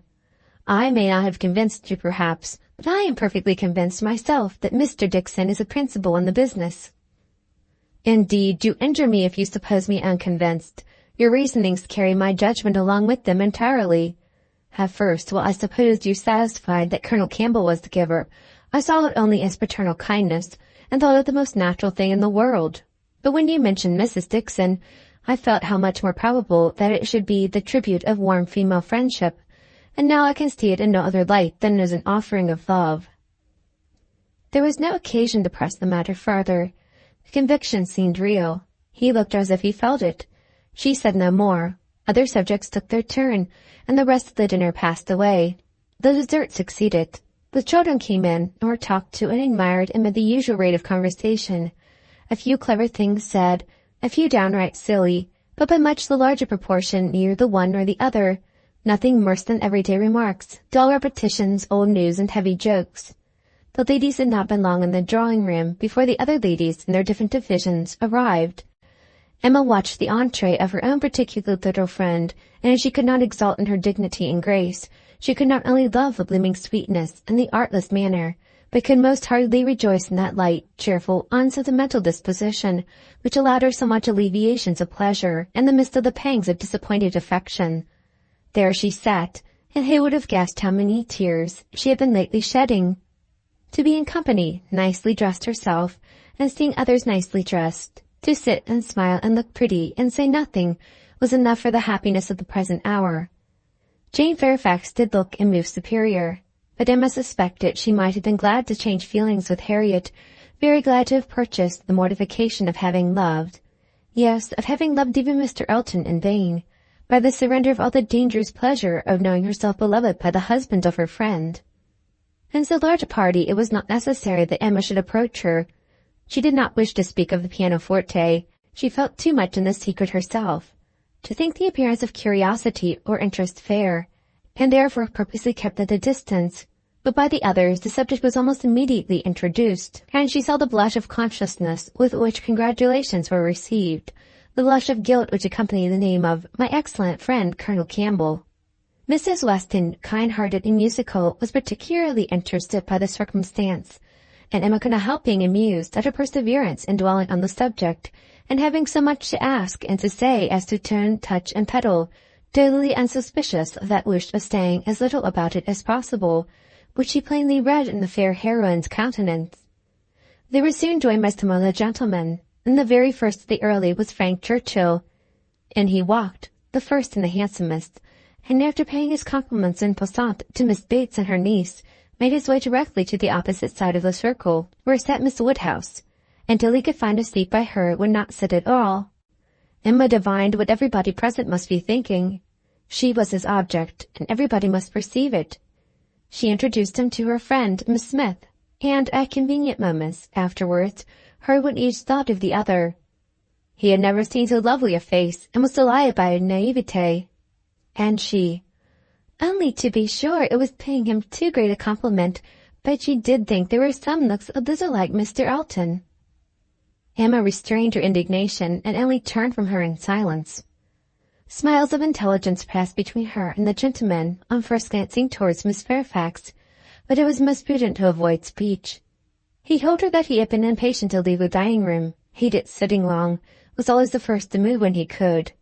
That of his father, Mr. Knightley, Mr. Cox, and Mr. Cole were left very busy over parish business. That as long as he had stayed, however, it had been pleasant enough, as he had found them in general a set of gentlemanlike, sensible men, and spoke so handsomely of Highbury altogether, thought it so abundant in agreeable families, that Emma began to feel she had been used to despise the place rather too much. She questioned him as to the society in Yorkshire, the extent of the neighbourhood about Enscombe, and the sort. I could make out from his answers that, as far as Enscombe was concerned, there was very little going on, that their visitings were among a range of great families, none very near, and that even when days were fixed and invitations accepted, it was an even chance that Mrs. Churchill were not in health and spirits for going, that they made a point of visiting no fresh person, and that, though he had his separate engagements, it was not without difficulty, without considerable address at times, that he could get away or introduce an acquaintance for a night. She saw that Enscombe could not satisfy, and that Highbury, taken at its best, might reasonably please a young man who had more retirement at home than he liked. His importance at Enscombe was very evident. He did not boast, but it naturally betrayed itself that he had persuaded his aunt where his uncle could do nothing, and on her laughing and noticing it, he owned that he believed, excepting 1 or 2 points, he could, with time, persuade her to anything. One of those points on which his influence failed, he then mentioned. He had wanted very much to go abroad, had been very eager to be allowed to travel, but she would not hear of it. This had happened the year before. Now, he said, he was beginning to have no longer the same wish. The unpersuadable point, which he did not mention, Emma guessed to be good behaviour to his father. "I have made a most wretched discovery," said he, after a short pause. "I have been here a week tomorrow, half my time. I never knew days fly so fast. A week tomorrow, and I have hardly begun to enjoy myself, and just got acquainted with Mrs. Weston, and others. I hate the recollection." "Perhaps you may now begin to regret that you spent 1 whole day, out of so few, in having your hair cut." "No," said he, smiling, "that is no subject of regret at all. I have no pleasure in seeing my friends, unless I can believe myself fit to be seen." The rest of the gentlemen being now in the room, Emma found herself obliged to turn from him for a few minutes and listen to Mr. Cole. When Mr. Cole had moved away and her attention could be restored as before, she saw Frank Churchill looking intently across the room at Miss Fairfax, who was sitting exactly opposite. "What is the matter?" said she. He started. "Thank you for rousing me," he replied. "I believe I've been very rude, but really Miss Fairfax has done her hair in so odd a way, so very odd a way, that I cannot keep my eyes from her. I never saw anything so outré. Those curls, this must be a fancy of her own. I see nobody else looking like her. I must go and ask her whether it is an Irish fashion. Shall I? Yes, I will. I declare I will, and you shall see how she takes it, whether she colors." He was gone immediately, and Emma soon saw him standing before Miss Fairfax and talking to her. But as to its effect on the young lady, as he had improvidentially placed himself exactly between them, exactly in front of Miss Fairfax, she could absolutely distinguish nothing. Before he could return to his chair, it was taken by Mrs. Weston. "This is the luxury of a large party," said she. "One can get near everybody and say everything. My dear Emma, I am longing to talk to you. I have been making discoveries and forming plans, just like yourself, and I must tell you while the idea is fresh. Do you know how Miss Bates and her niece came here?" "How? They were invited, were not they?" "Oh, yes, but how they were conveyed hither, the manner of their coming?" "They walked, I conclude. How else could they come?" "Very true. Well, a little while ago it occurred to me how very sad it would be to have Jane Fairfax walking home again, late at night, and cold as the nights are now. And as I looked at her, though I never saw her appear to more advantage, it struck me that she was heated, and would, therefore, be particularly liable to take cold. Poor girl, I could not bear the idea of it. So as soon as Mr. Weston came into the room, and I could get at him, I spoke to him about the carriage. You may guess how readily he came into my wishes, and having his approbation, I made my way directly to Miss Bates to assure her that the carriage would be at her service before it took us home, for I thought it would be making her comfortable at once. Good soul, she was as grateful as possible, you may be sure. Nobody was ever so fortunate as herself. But with many, many thanks, there was no occasion to trouble us, for Mr. Knightley's carriage had brought and was to take them home again. I was quite surprised. Very glad, I am sure, but really quite surprised. Still very kind attention, and so thoughtful an attention, the sort of thing that so few men would think of. And, in short, from knowing his usual ways, I am very much inclined to think that it was for their accommodation the carriage was used at all. I do suspect he would not have had a pair of horses for himself, and that it was only as an excuse for assisting them." "Very likely," said Emma. "Nothing more likely. I know no man more likely than Mr. Knightley to do this sort of thing, to do anything really good-natured, useful, considerate, or benevolent. He is not a gallant man, but he is a very humane one, and this, considering Jane Fairfax's ill health, would appear a case of humanity to him, and for an act of unostentatious kindness, there is nobody humor would fix on more than on Mr. Knightley. I know he had horses today, for we arrived together, and I laughed at him about it, but he said not a word that could betray." "Well," said Mrs. Weston, smiling, "you give him credit for more simple, disinterested benevolence and assistance than I do, for while Miss Bates was speaking, a suspicion darted into my head, and I have never been able to get it out again. The more I think of it, the more probable it appears. In short, I have made a match between Mr. Knightley and Jane Fairfax. See the consequence of keeping you company. What do you say to it?" "Mr. Knightley and Jane Fairfax!" exclaimed Emma. "Dear Mrs. Weston, how could you think of such a thing?" Mr. Knightley must not marry. You would not have little Henry cut out from Donwell. Oh, no, no, Henry must have Donwell. I cannot at all consent to Mr. Knightley's marrying, and I am sure it is not at all likely. I am amazed that you should think of such a thing." "My dear Emma, I have told you what led me to think of it. I do not want the match. I do not want to injure dear little Henry. But the idea has been given me by circumstances, and if Mr. Knightley really wished to marry, you would not have him refrain on Henry's account. A boy of 6 years old, who knows nothing of the matter? Yes, I would. I could not bear to have Henry supplanted. Mr. Knightley marry?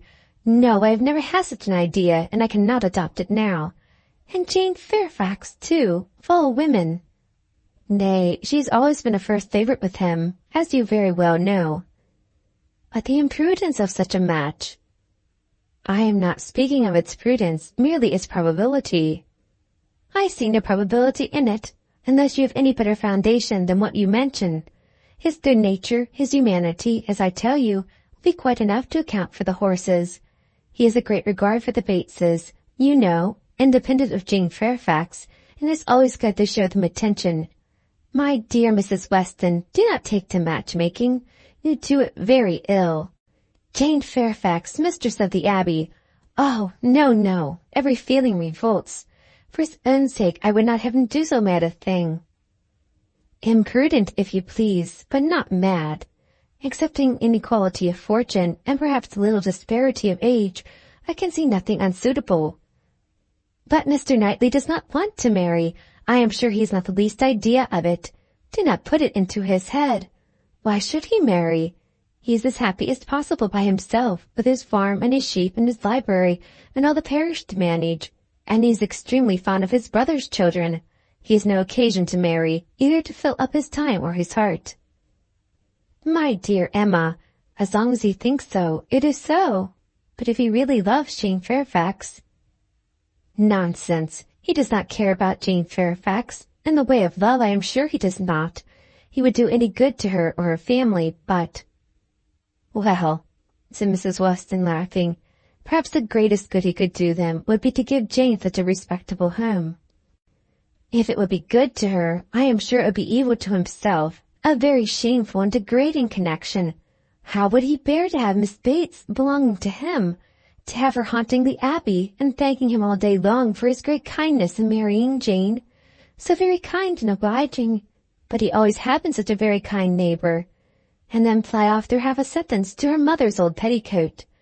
Not that it was such a very old petticoat either, for still it would last a great while. And, indeed, she must thankfully say that their petticoats were all very strong. For shame, Emma, do not mimic her. You divert me against my conscience. And, upon my word, I do not think Mr. Knightley would be much disturbed by Miss Bates. Little things do not irritate him. She might talk on, and if he wanted to say anything himself, he would only talk louder and drown her voice. But the question is not whether it be a bad connection for him, but whether he wishes it. And I think he does. I have heard him speak, and so must you, so very highly of Jane Fairfax. The interest he takes in her, his anxiety about her health, his concern that she should have no happier prospect. I have heard him express himself so warmly on those points, such an admirer of her performance on the pianoforte, and of her voice. I have heard him say that he could listen to her forever. Oh, and I had almost forgotten one idea that occurred to me. This pianoforte that has been sent here by somebody, though we have all been so well satisfied to consider it a present from the Campbells, may it not be from Mr. Knightley? I cannot help suspecting him. I think he is just the person to do it, even without being in love. Then it can be no argument to prove that he is in love, but I do not think it is at all a likely thing for him to do. Mr. Knightley does nothing mysteriously. I have heard him lamenting her having no instrument repeatedly, oftener than I should suppose such a circumstance would, in the common course of things, occur to him. Very well, and if he had intended to give her one, he would have told her so. There might be scruples of delicacy, my dear Emma. I have a very strong notion that it comes from him. I am sure he was particularly silent when Mrs. Cole told us of it at dinner. You take up an idea, Mrs. Weston, and run away with it, as you have many a time reproached me with doing. I see no sign of attachment. I believe nothing of the pianoforte, and proof only shall convince me that Mr. Knightley has any thought of marrying Jane Fairfax. They combated the point some time longer in the same way, Emma rather gaining ground over the mind of her friend, for Mrs. Weston was the most used of the two to yield, till a little bustle in the room showed them that tea was over and the instrument in preparation, and at the same moment Mr. Cole approaching to entreat Miss Woodhouse would do them the honour of trying it. Frank Churchill, of whom, in the eagerness of her conversation with Mrs. Weston, she had been seeing nothing except that he had found this tea by Miss Fairfax, followed Mr. Cole to add his very pressing entreaties, and as, in every respect, it suited Emma best to leave, She gave a very proper compliance. She knew the limitations of her own powers too well to attempt more than she could perform with credit. She wanted neither taste nor spirit in the little things which are generally acceptable, and could accompany her own voice well. One accompaniment to her song took her agreeably by surprise, a second slightly but correctly taken by Frank Churchill. Her pardon was duly begged at the close of the song, and everything usual followed. He was accused of having a delightful voice and a perfect knowledge of music, which was properly denied, and that he knew nothing of the matter, and had no voice at all, roundly asserted. They sang together once more, and Emma would then resign her place to Miss Fairfax, whose performance, both vocal and instrumental, she never could attempt to conceal from herself, was infinitely superior to her own. With mixed feelings, she seated herself at a little distance from the numbers round the instrument, to listen. Frank Churchill sang again. They had sung together once or twice that appeared at Weymouth, and the sight of Mr. Knightley among the most attentive soon drew away half Emma's mind, and she fell into a train of thinking on the subject of Mrs. Weston's suspicions, to which the sweet sounds of the united voices gave only momentary interruptions. Her objections to Mr. Knightley's marrying did not in the least subside. She could see nothing but evil in it. It would be a great disappointment to Mr. John Knightley, consequently to Isabella, a real injury to the children, a most mortifying change, a material loss to them all, a very great deduction from her father's daily comfort, and, as to herself, she could not at all endure the idea of Jane Fairfax at Donwell Airby, a Mrs. Knightley for them all to give way to. No, Mr. Knightley must never marry. Little Henry must remain the heir of Donwell. Presently Mr. Knightley looked back, and came and sat down by her. They talked at first only of the performance. His admiration was certainly very warm, yet she thought, but for Mrs. Weston, it would not have struck her. As a sort of touchstone, however, she began to speak of his kindness in conveying the aunt and niece, and though his answer was in the spirit of cutting the matter short, she believed it to indicate only his disinclination to dwell on any kindness of his own. "I often feel concern," said she, "that I dare not make our carriage more useful on such occasions. It is not that I am without the wish, but you know how impossible my father would deem it that James should put to for such a purpose." "Quite out of the question, quite out of the question," he replied, "but you must often wish it, I am sure." And he smiled with such seeming pleasure at the conviction that she must proceed another step. "This present from the Campbells," said she, "this pianoforte is very kindly given." "Yes," he replied, and without the smallest apparent embarrassment, but they would have done better had they given her notice of it. Surprises are foolish things. The pleasure is not enhanced, and the inconvenience is often considerable. I should have expected better judgment in Colonel Campbell. From that moment Emma could have taken her oath that Mr. Knightley had had no concern in giving the instrument, but whether he were entirely free from peculiar attachment, whether there were no actual preference, remained a little longer doubtful. Towards the end of Jane's second song her voice grew thick. "That will do," said he, when it was finished, thinking aloud. "You have sung quite enough for one evening. Now be quiet." Another song, however, was soon begged for. One more, they would not fatigue Miss Fairfax on any account, and would only ask for one more. And Frank Churchill was heard to say, "I think you could manage this without effort. The first part is so very trifling. The strength of the song falls on the second." Mr. Knightley grew angry. "That fellow," said he indignantly, "thinks of nothing but showing off his own voice. This must not be." And touching Miss Bates, who at that moment passed near, "Miss Bates, are you mad, to let your niece sing herself hoarse in this manner?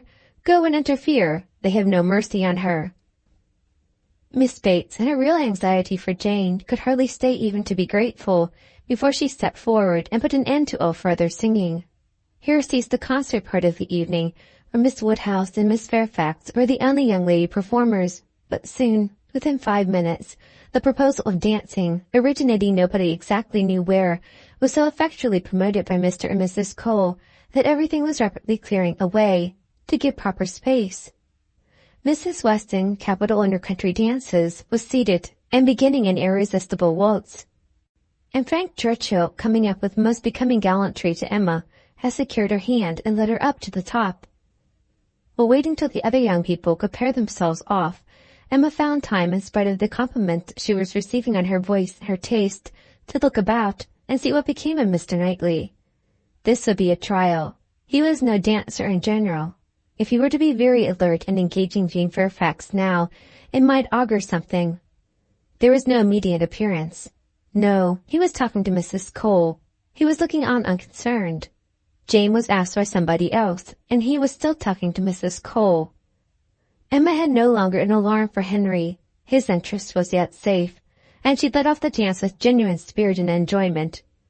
Not more than 5 couples could be mustered, but the rarity and the suddenness of it made it very delightful, and she found herself well matched in a partner. They were a couple worth looking at. 2 dances, unfortunately, were all that could be allowed.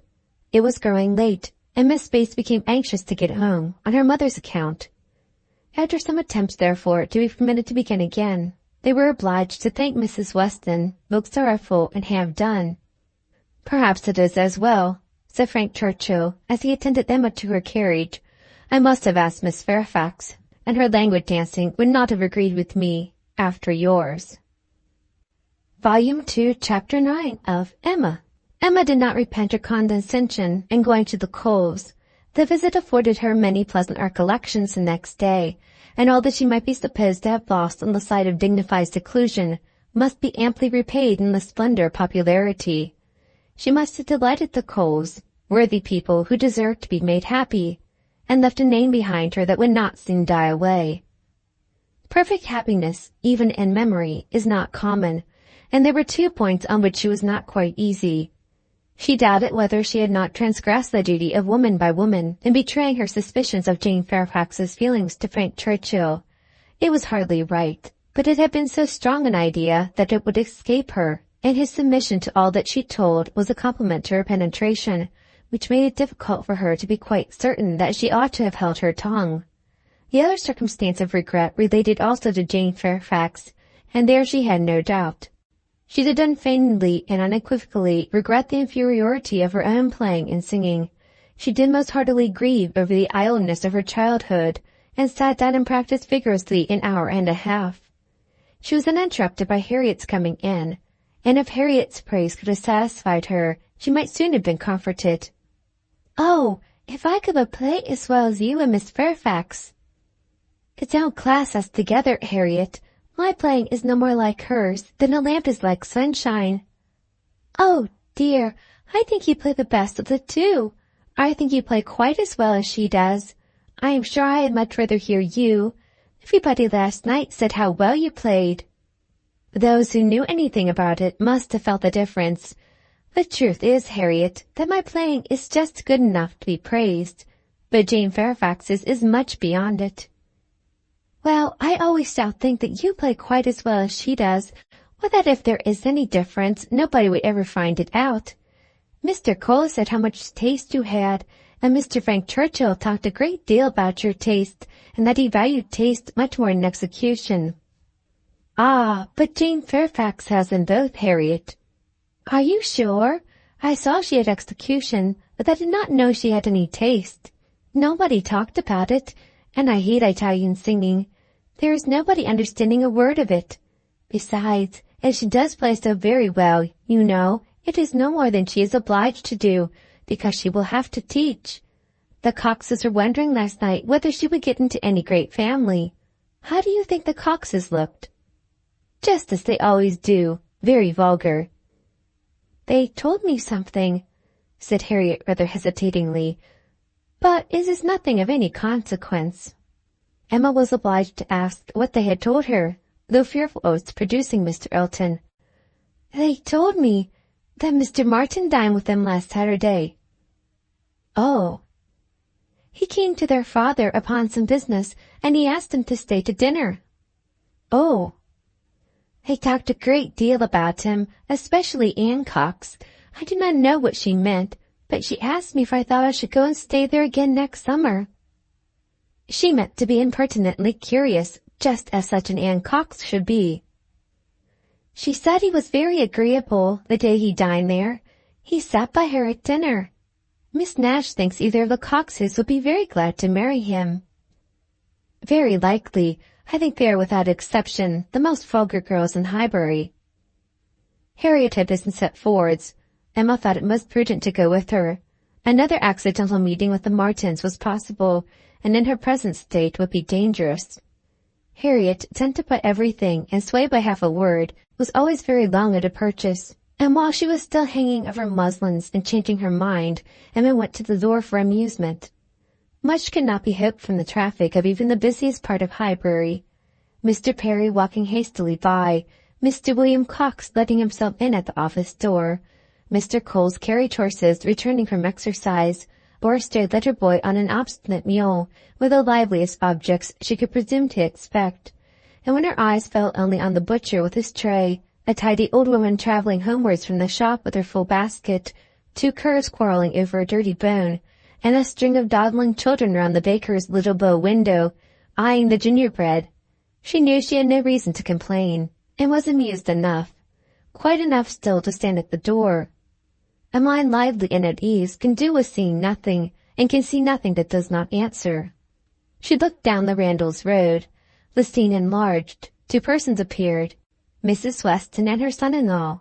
They were walking into Highbury, to Hartfield, of course. They were stopping, however, in the first place at Mrs. Bates's, whose house was a little nearer Randalls than Ford's, and had all but knocked, when Emma caught their eye. Immediately they crossed the road and came forward to her, and the agreeableness of yesterday's engagement seemed to give fresh pleasure to the present meeting.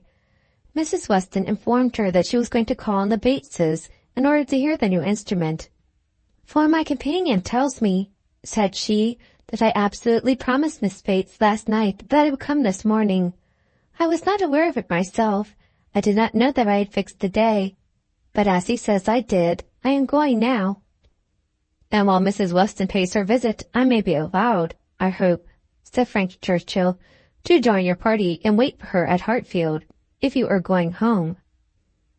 Mrs. Weston was disappointed. "I thought you meant to go with me. They would be very much pleased." "Me? I should be quite in the way. But perhaps I may be equally in the way here. Miss Woodhouse looks as if she did not want me. My aunt always sends me off when she is shopping. She says I fidget her to death. And Miss Woodhouse looks as if she could almost say the same. What am I to do?" "I am here on no business of my own," said Emma. "I am only waiting for my friend. She will probably have something done, and then we shall go home. But you had better go with Mrs. Weston and hear the instrument." "Well, if you advise it, but," with a smile, "if Colonel Campbell should have employed a careless friend, and if it should prove to have an indifferent tone, what shall I say? I shall be no support to Mrs. Weston. She might do very well by herself. A disagreeable truth will be palatable through her lips, but I am the wretchedest being in the world at a civil falsehood." "I do not believe any such thing," replied Emma. "I am persuaded that you can be as insincere as your neighbors when it is necessary, but there is no reason to suppose the instrument is indifferent. Quite otherwise, indeed, if I understand Miss Fairfax's opinion last night." "Do come with me," said Mrs. Weston, "if it be not very disagreeable to you. It need not detain us long. We will go to Hartfield afterwards. We will follow them to Hartfield. I really wish you to call with me. It will be felt so great an attention, and I always thought you meant it." He could say no more, and with the hope of Hartfield to reward him, returned with Mrs. Weston to Mrs. Bates's door. Emma watched them in, and then joined Harriet at the interesting counter, trying, with all the force of her mind, to convince her that if she wanted plain muslin, it was no use to look at figured, and that a blue ribbon, be it ever so beautiful, would still never match her yellow pattern. At last it was all settled, even to the destination of the parcel. "Should I send it to Mrs. Goddard's, ma'am?" asked Mrs. Ford. Yes, to Mrs. Goddard's. Only my pattern gown is at Hartfield. No, you shall send it to Hartfield, if you please. But then Mrs. Goddard will want to see it, and I could take the pattern gown home any day. But I shall want the ribbon directly, so it had better go to Hartfield. At least the ribbon. You could make it into 2 parcels, Mrs. Ford, could not you?" "It is not worth while, Harriet, to give Mrs. Ford the trouble of 2 parcels." "No more it is." "No trouble in the world, ma'am," said the obliging Mrs. Ford. "Oh, but indeed, I would much rather have it only in 1. Then, if you please, you shall send it all to Mrs. Goddard's. I do not know. No, I think, Miss Woodhouse, I may just as well have it sent to Hartfield and take it home with me at night. What do you advise?" "That you do not give another half-second to the subject. To Hartfield, if you please, Mrs. Ford." "Aye, that will be much the best," said Harriet, quite satisfied. "I should not at all like to have it sent to Mrs. Goddard's." Voices approached the shop, or rather one voice and two ladies. Mrs. Weston and Miss Bates met them at the door. "My dear Miss Woodhouse," said the latter, "I am just run across to entreat the favor of you to come and sit down with us a little while and give us your opinion of our new instrument, you and Miss Smith. How do you do, Miss Smith? Very well, I thank you, and I begged Mrs. Weston to come with me that I might be sure of succeeding." "I hope Mrs. Bates and Miss Fairfax are." "Very well, I am much obliged to you. My mother is delightfully well, and Jane caught no cold last night. How is Mr. Woodhouse? I am so glad to hear such a good account. Mrs. Weston told me you were here." "Oh, then," said I must run across. I am sure Miss Woodhouse will allow me just to run across and entreat her to come in. My mother will be so very happy to see her, and now we are such a nice party. She cannot refuse." "Aye, pray do," said Mr. Frank Churchill. "Miss Woodhouse's opinion of the instrument will be worth having." "But," said I shall be more sure of succeeding if one of you will go with me." "Oh," said he, "we have a minute till I have finished my job. For, would you believe it, Miss Woodhouse, there he is, in the most obliging manner in the world, fastening in the rivet of my mother's spectacles. The rivet came out, you know, this morning. So very obliging, for my mother had no use of her spectacles, could not put them on. And, by the by, everybody ought to have 2 pairs of spectacles. They should indeed. Jane said so. I meant to take them over to John Saunders the first thing I did, but something or other hindered me all the morning. First one thing, then another. There is no saying what, you know. At one time Patty came to say she thought the kitchen chimney wanted sweeping. "Oh," said I, "Patty, do not come with your bad news to me. Here is the rivet of your mistress's spectacles out." Then the baked apples came home. Mrs. Wallace sent them by her boy. They are extremely civil and obliging to us, the Wallaces, always. I have heard some people say that Mrs. Wallace can be uncivil and give a very rude answer, but we have never known anything but the greatest attention from them, and it cannot be for the value of our custom now. But what is our consumption of bread, you know? Only 3 of us, besides dear Jane at present, and she really eats nothing. Makes such a shocking breakfast you would be quite frightened if you saw it. I dare not let my mother know how little she eats, so I say one thing and then I say another, and it passes off. But about the middle of the day she gets hungry, and there is nothing she likes so well as these baked apples, and they are extremely wholesome, for I took the opportunity the other day of asking Mr. Perry. I happened to meet him in the street. Not that I had any doubt before. I have so often heard Mr. Woodhouse recommend a baked apple. I believe it is the only way that Mr. Woodhouse thinks the fruit thoroughly wholesome. We have apple dumplings, however, very often. Patty makes an excellent apple dumpling. Well, Mrs. Weston, you have prevailed, I hope, and these ladies will oblige us. Emma would be very happy to wait on Mrs. Bates, etc. And they did at last move out of the shop, with no farther delay from Miss Bates then. "How do you do, Mrs. Ford? I beg your pardon, I did not see you before. I hear you have a charming collection of new ribbons from town. Jane came back delighted yesterday. Hanky, the gloves do very well, only a little too large about the wrist, but Jane is taking them in." "What was I talking of?" says she, beginning again, when they were all on the street. Emma wondered on what, of all the medley, she would fix. "I declare, I cannot recollect what I was talking of. Oh, my mother's spectacles. So very obliging of Mr. Frank Churchill. Oh," said he, "I do think he can fasten the rivet. I like a job of this kind acceptably," which, you know, showed him to be so very. Indeed, I must say that, much as I had heard of him before, and much as I had expected, he very far exceeds anything. I do congratulate you, Mrs. Weston, most warmly. He seems everything the fondest parent could. "Oh," said he, "I can fasten the rivet. I like a job of that sort excessively." I never shall forget his manner, and when I brought out the baked apples from the closet, and hoped our friends would be so very obliging as to take some. "Oh," said he, directly, "there is nothing in the way of fruit half so good, and these are the finest-looking home-baked apples I ever saw in my life." That, you know, was so very... And I am sure, by his manner, it was no compliment. Indeed, they are very delightful apples, and Mrs. Wallace does them full justice. Only we do not have them baked more than twice, and Mr. Woodhouse made us promise to have them done 3 times. But Miss Woodhouse will be so good as not to mention it. The apples themselves are the very finest sort for baking, beyond a doubt, all from Donwell, some of Mr. Knightley's most liberal supply. He sends us a sack every year, and certainly there never was such a keeping apple anywhere as one of his trees. I believe there is 2 of them.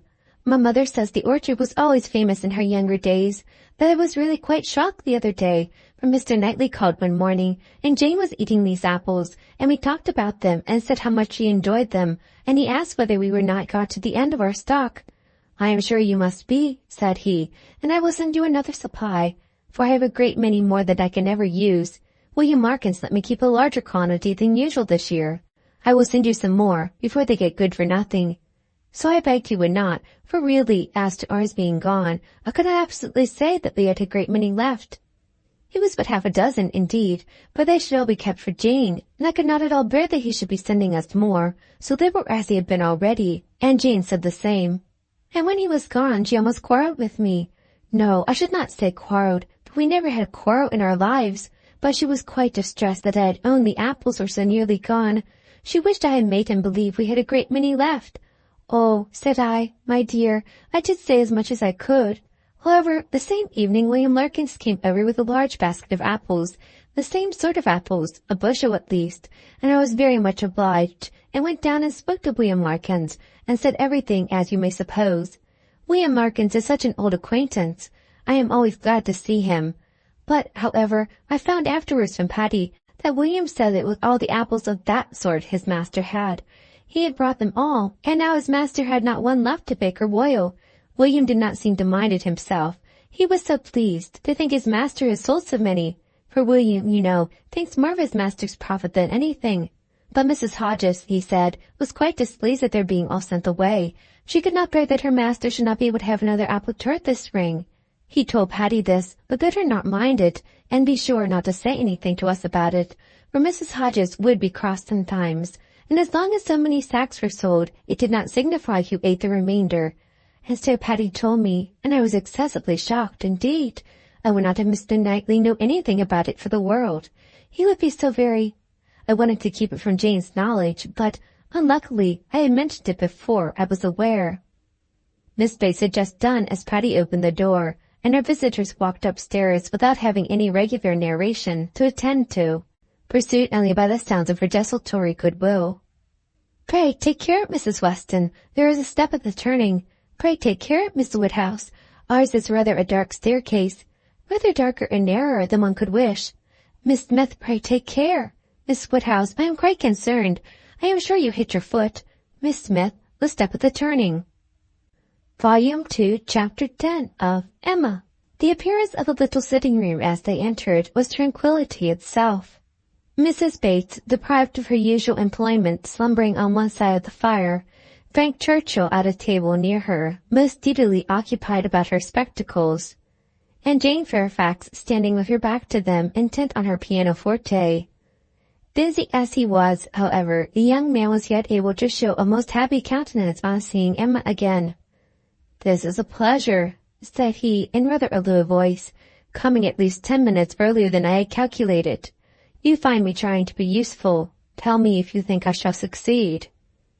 "What?" said Mrs. Weston. "Have not you finished it yet? You would not earn a very good livelihood as a working silversmith at this rate."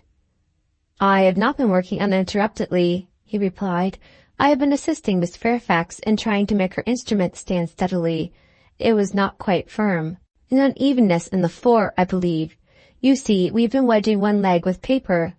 This was very kind of you to be persuaded to come. I was almost afraid you would be hurrying home." He contrived that she should be seated by him, and was sufficiently employed in looking out the best baked apple for her, and trying to make her help or advise him in his work, till Jane Fairfax was quite ready to sit down to the pianoforte again. That she was not immediately ready, Emma did suspect to arise from the state of her nerves. She had not yet possessed the instrument long enough to touch it without emotion.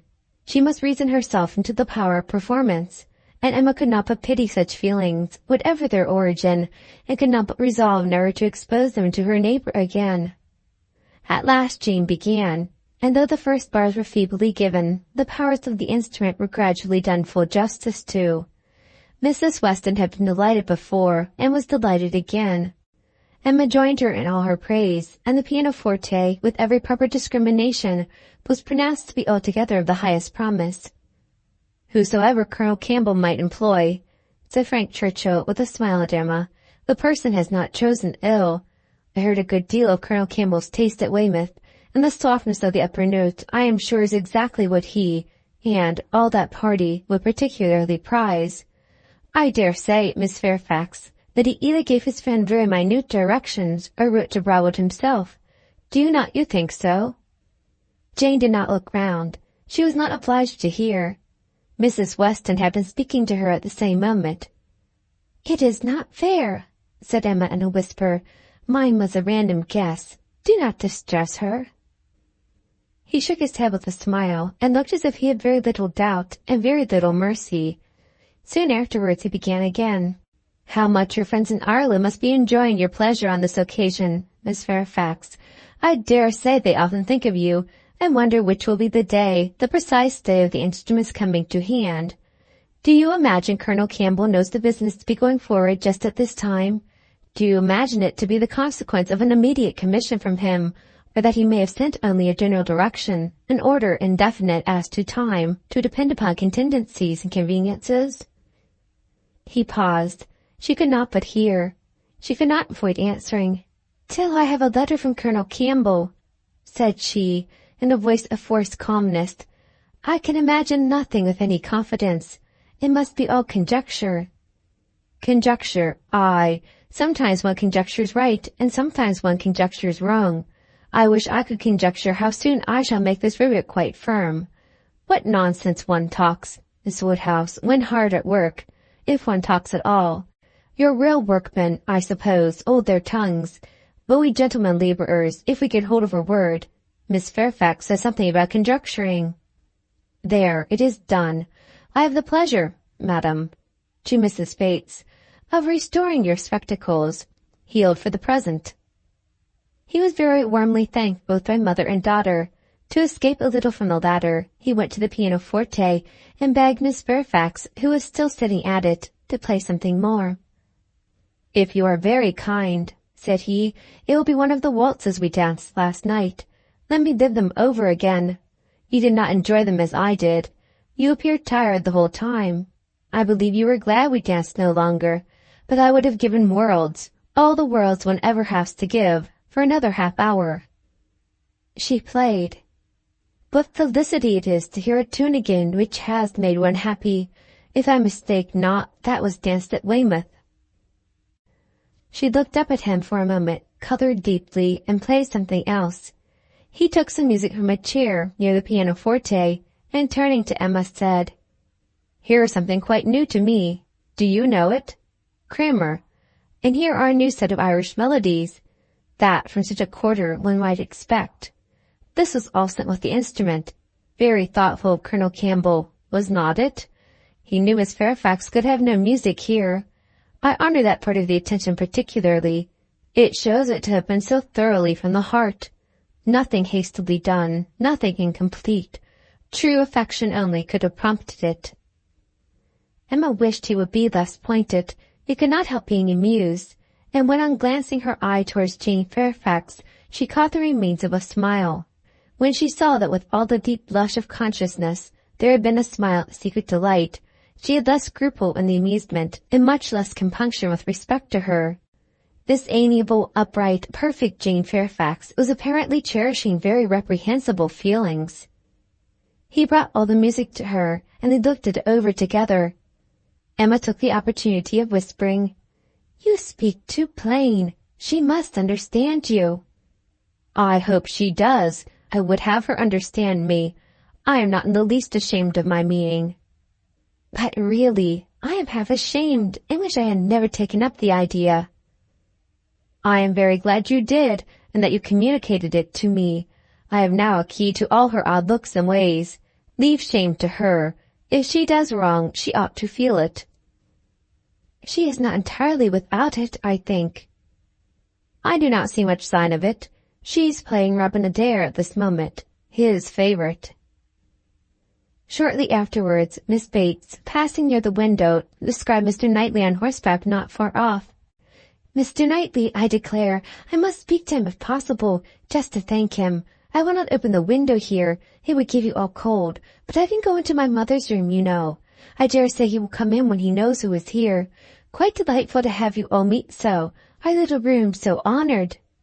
She was in the adjoining chamber while she still spoke, and opening the casement there immediately called Mr. Knightley's attention, and every syllable of their conversation was as distinctly heard by the others as if it had passed within the same apartment. "How do you do? How do you do? Very well, I thank you. So obliged to you for the carriage last night. We were just in time. My mother just ready for us. Pray come in, do come in. You will find some friends here." So began Miss Bates, and Mr. Knightley seemed determined to be heard in his turn, for most resolutely and commandingly did he say, "How is your niece, Miss Bates? I want to inquire after you all, but particularly your niece. How is Miss Fairfax? I hope she caught no cold last night. How is she today? Tell me how Miss Fairfax is." And Miss Bates was obliged to give a direct answer before he would hear her in anything else. The listeners were amused, and Mrs. Weston gave Emma a look of particular meaning.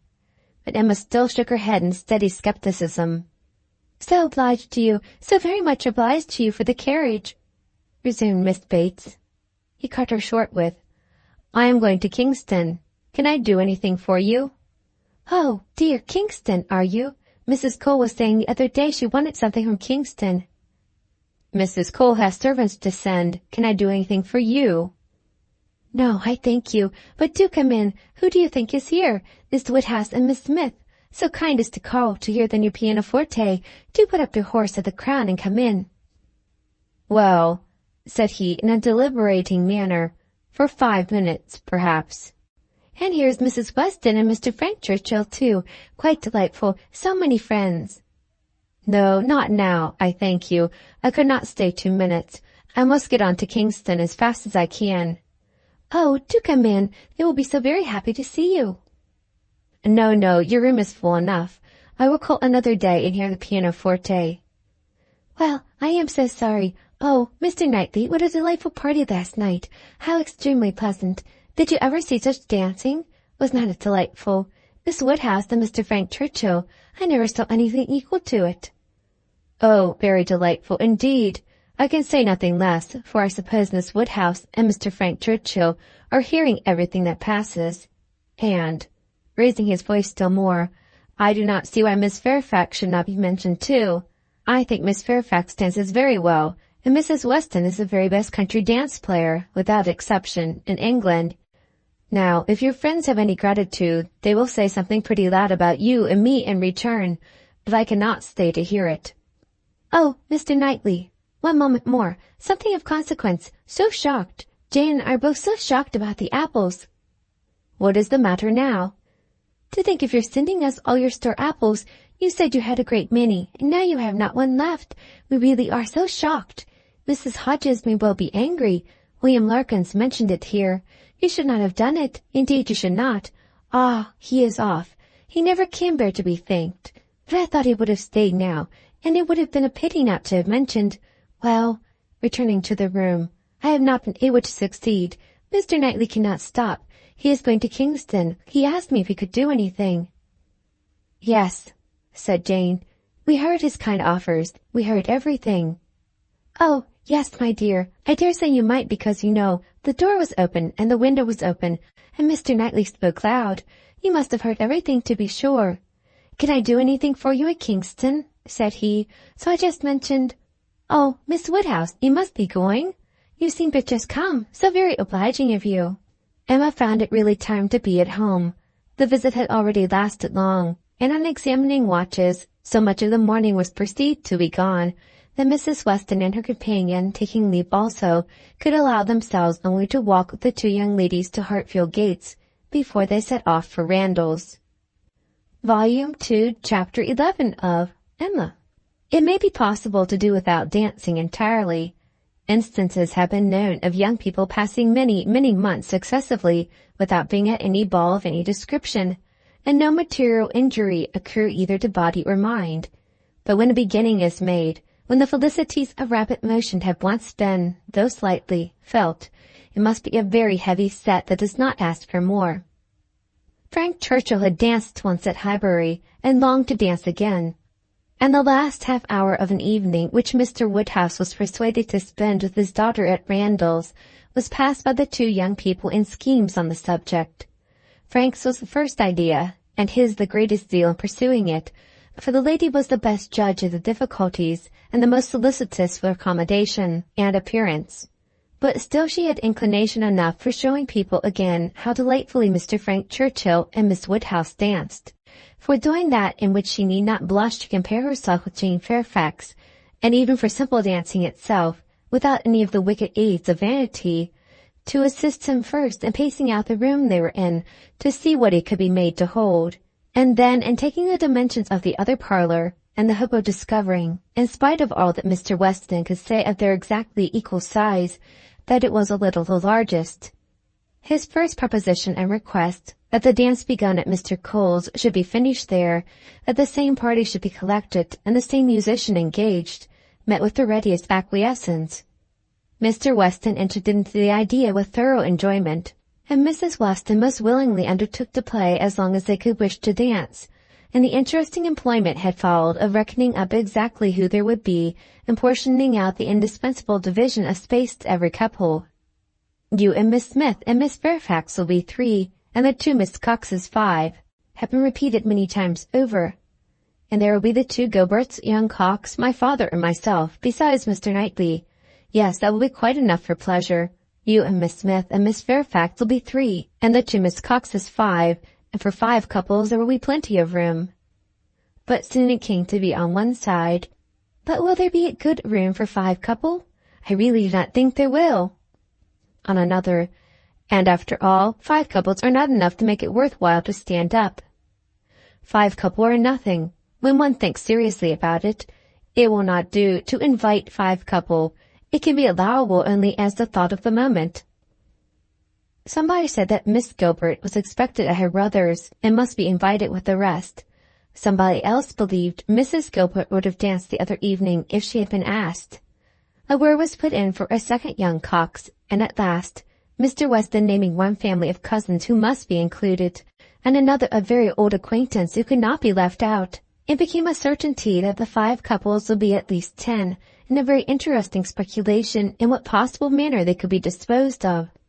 The doors of the 2 rooms were just opposite each other. Might not they use both rooms and dance across the passage? It seemed the best scheme, and yet it was not so good but that many of them wanted the better. Emma said it would be awkward. Mrs. Weston was in distress about the supper, and Mr. Woodhouse opposed it earnestly on the score of health. It made him so very unhappy, indeed, that it could not be persevered in. "Oh, no," said he, "it would be the extreme of imprudence. I could not bear it for Emma. Emma is not strong. She would catch a dreadful cold. So would poor little Harriet. So you would all.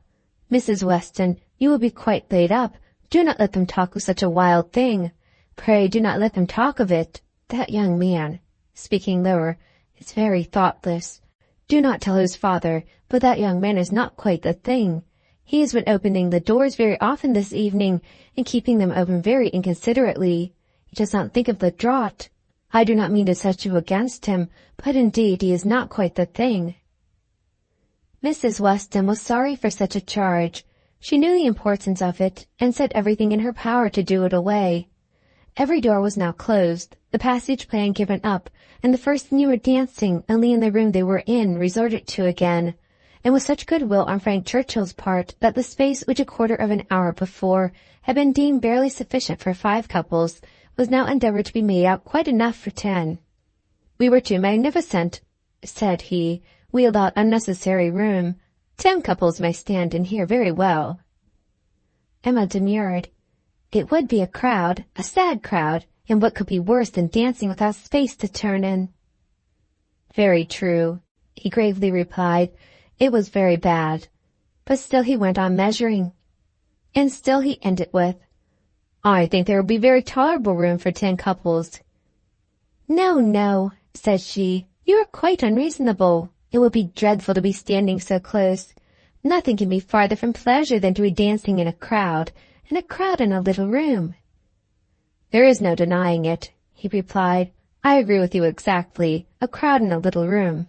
Miss Woodhouse, you have the art of giving pictures in a few words. Exquisite, quite exquisite. Still, however, having proceeded so far, one is unwilling to give the matter up. It would be a disappointment to my father. And altogether, I do not know that. I am rather of opinion that 10 couples might stand here very well. Emma perceived that the nature of his gallantry was a little self-willed, and that he would rather oppose than lose the pleasure of dancing with her. But she took the compliment and forgave the rest. Had she intended ever to marry him, it might have been worthwhile to pause and consider, and try to understand the value of his preference, and the character of his temper, but for all the purposes of their acquaintance, he was quite amiable enough. Before the middle of the next day, he was at Hartfield, and he entered the room with such an agreeable smile as certified the continuance of the scheme. It soon appeared that he came to announce an improvement. "Well, Miss Woodhouse," he almost immediately began, "your inclination for dancing has not been quite frightened away, I hope, by the terrors of my father's little rooms. I bring a new proposal on the subject, a thought of my father's, which waits only your approbation, to be acted upon. May I hope for the honour of your hand for the 2 first dances of this little projected ball, to be given, not at Randall's, but at the Crown Inn?" "The Crown?" "Yes, if you and Mr. Woodhouse see no objection, and I trust you cannot. My father hopes his friends will be so kind as to visit him there. Better accommodations, he can promise them, and not a less grateful welcome than at Randall's. It is his own idea. Mrs. Weston sees no objection in it, provided you are satisfied. This is what we all feel. Oh, you were perfectly right. 10 couple in either of the Randalls' rooms would have been unsufferable. Dreadful. I felt how right you were the whole time, but was too anxious for securing anything to like to yield. Is not it a good exchange? You consent. I hope you consent." "It appears to me a plan that nobody can object to. If Mr. and Mrs. Weston do not, I think it admirable, and, as far as I can answer for myself, shall be most happy. It seems the only improvement that could be. Papa, do you not think it an excellent improvement?" She was obliged to repeat and explain it before it was fully comprehended, and then, being quite new, farther representations were necessary to make it acceptable. No, he thought it very far from an improvement, a very bad plan, much worse than the other. A room at an inn was always damp and dangerous, never properly aired or fit to be inhabited. If they must dance, they had better dance at Randall's. He had never been in the room at the Crown in his life, did not know the people who kept it by sight. Oh no, a very bad plan. They would catch worse colds at the Crown than anywhere. "I was going to observe, sir," said Frank Churchill, "that one of the great recommendations of this change would be the very little danger of anybody's catching cold. So much less danger at the Crown than at Randall's. Mr. Perry might have reason to regret the alteration, but nobody else." "Sir," said Mr. Woodhouse rather warmly, "you are very much mistaken if you suppose Mr. Perry to be that sort of character. Mr. Perry is extremely concerned when any of us are ill, but I do not understand how the room at the Crown can be safer for you than your father's house." "From the very circumstances of its being larger, sir. We shall have no occasion to open the windows at all, not once the whole evening, and if it is that dreadful habit of opening the windows, letting in cold air upon heated bodies, which, as you well know, sir, does the mischief." "Open the windows? But surely, Mr. Churchill, nobody would think of opening the windows at Randall's. Nobody could be so imprudent. I never heard of such a thing. Dancing with open windows. I am sure neither your father nor Mrs. Weston, poor Miss Taylor that was, would suffer it." "Ah, sir, but a thoughtless young person will sometimes step behind a window curtain and throw up a sash, without its being suspected. I have often known it done myself." "Have you indeed, sir? Bless me, I never could have supposed it, but I live out of the world, and am often astonished at what I hear. However, this does make a difference, and, perhaps, when we come to talk it over, but these sort of things require a good deal of consideration. One cannot resolve upon them in a hurry.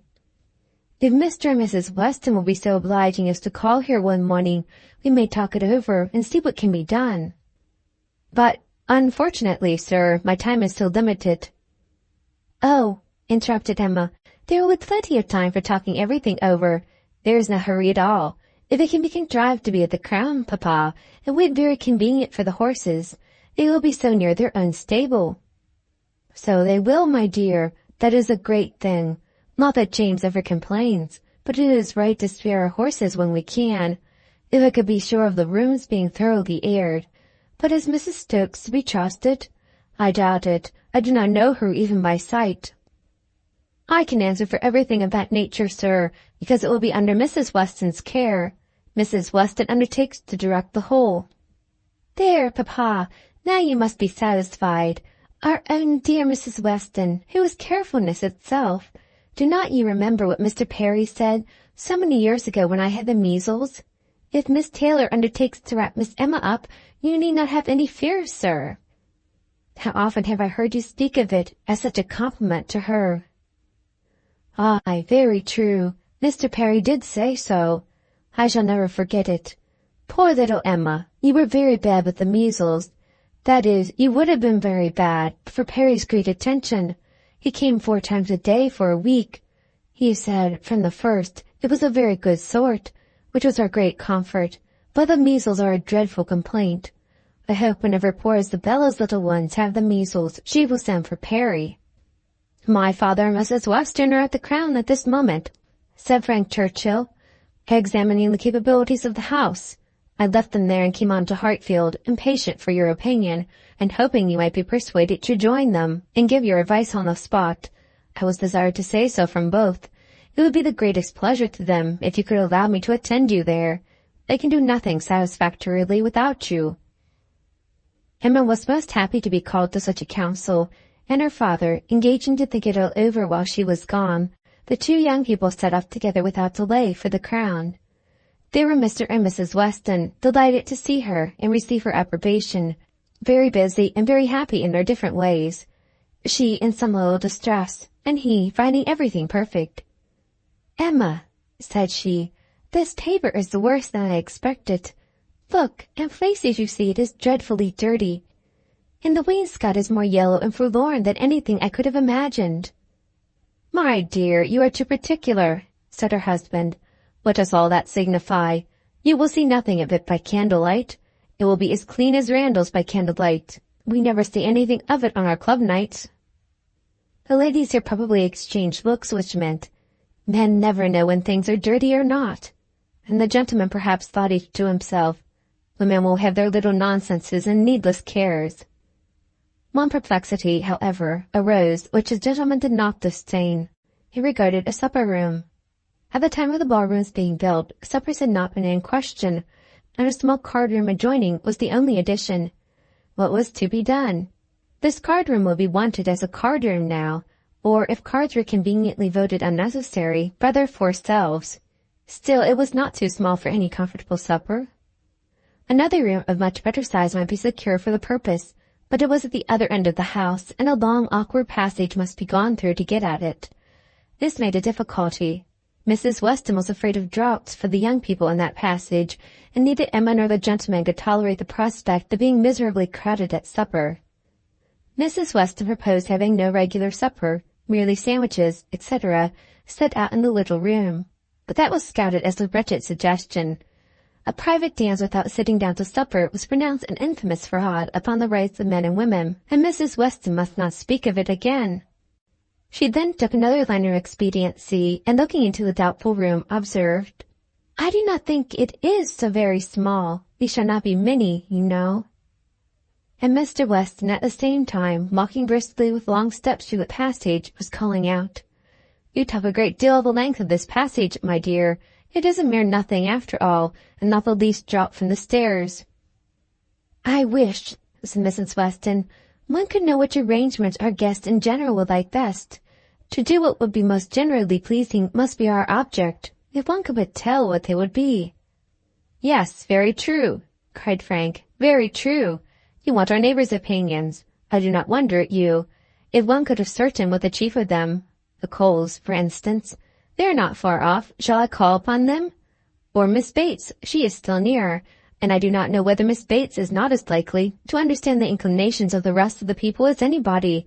I think we do want a larger council. Suppose I go and invite Miss Bates to join us." "Well, if you please. said Mrs. Weston rather hesitatingly, "if you think she will be of any use." "You will get nothing to the purpose from Miss Bates," said Emma.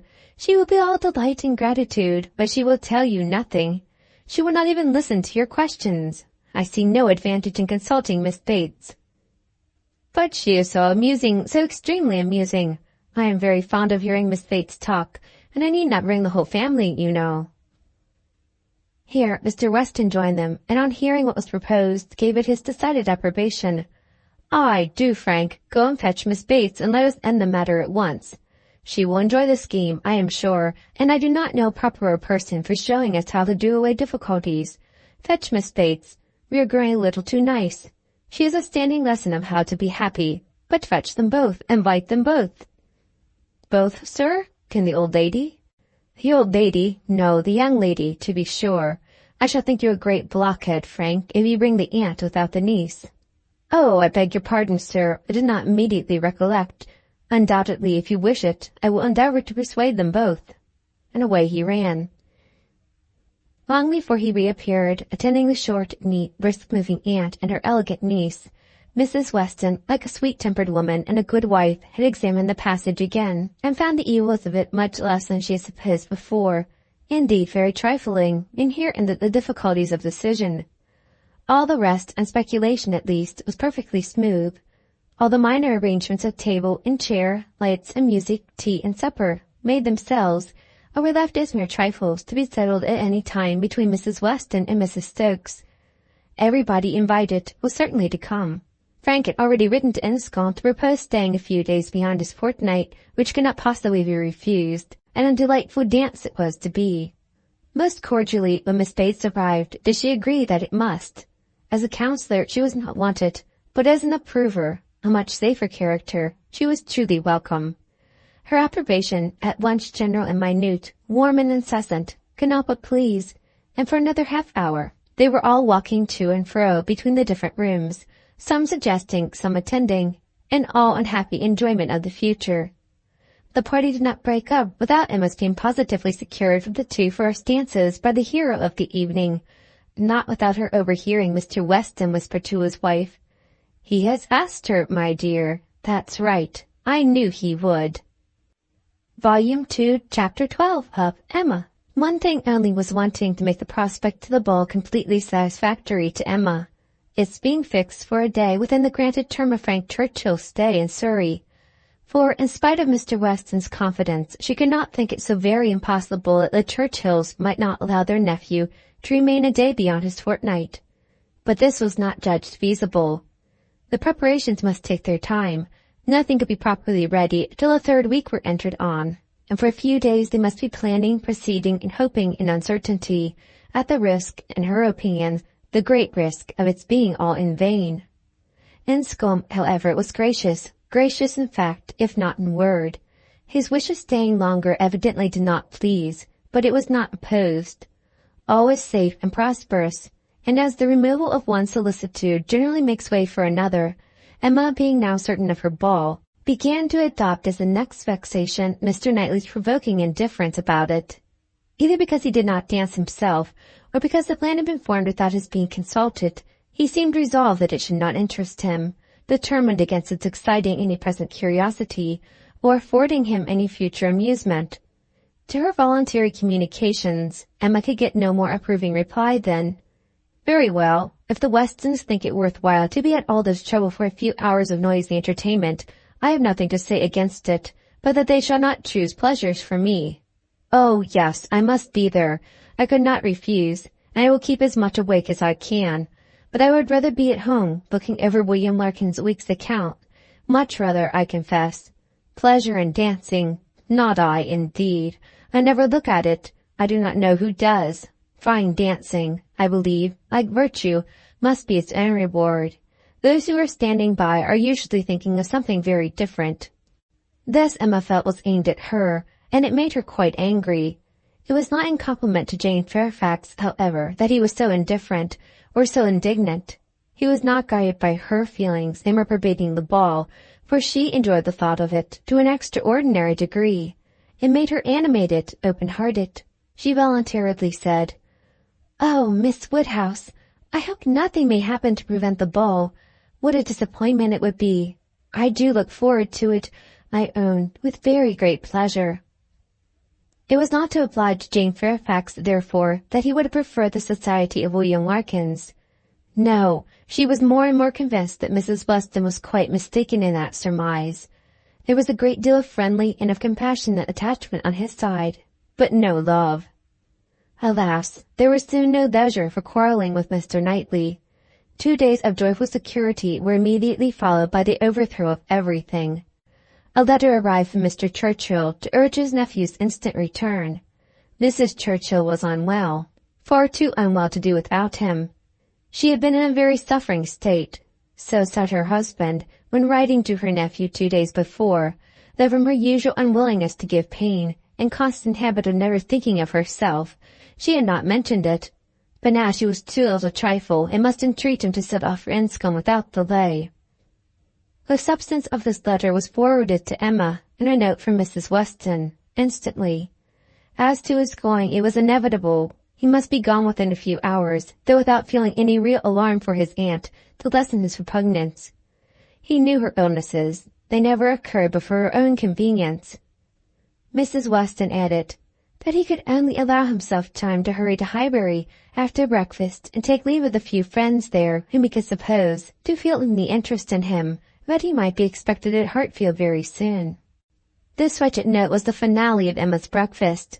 When once it had been read, there was no doing anything but lament and exclaim. The loss of the ball, the loss of the young man, and all that the young man might be feeling. It was too wretched. Such a delightful evening as it would have been. Everybody so happy, and she and her partner the happiest. I said it would be so, was the only consolation. Her father's feelings were quite distinct. He thought principally of Mrs. Churchill's illness, and wanted to know how she was treated. And as for the ball, it was shocking to have dear Emma disappointed, but they would all be safer at home. Emma was ready for her visitor some time before he appeared, but if this reflected at all upon his impatience, his sorrowful look and total want of spirits when he did come might redeem him. He felt that going away almost too much to speak of it. His dejection was most evident. He sat, really lost in thought for the first few minutes, and when rousing himself it was only to say, "Of all the horrid things, leave-taking is the worst." "But you will come again," said Emma. "This will not be your only visit to Randalls." "Ah," shaking his head, "the uncertainty of when I may be able to return. I shall try for it with zeal. It will be the object of all my thoughts and cares. And if my uncle and aunt go to town this spring, but I am afraid they did not stir last spring. I am afraid it is a custom gone forever. Our poor ball must be quite given up." "Ah, that ball! Why did we wait for anything? Why not seize the pleasure, at once? How often is happiness destroyed by preparation, foolish preparation? You told us it would be so. Oh, Miss Woodhouse, why are you always so right?" "Indeed, I am very sorry to be right in this instance. I would much rather have been married than wise." "If I can come again, we are still to have our ball. My father depends on it. Do not forget your engagement." Emma looked graciously. "Such a fortnight as it has been," he continued, "every day more precious and more delightful than the day before, every day making me less fit to bear any other place. Happy those who can remain at Highbury." "As you do us such ample justice now," said Emma, laughing, "I would venture to ask whether you did not come a little doubtfully at first. Did not we rather surpass your expectations? I am sure we do. I am sure you did not much expect to like us.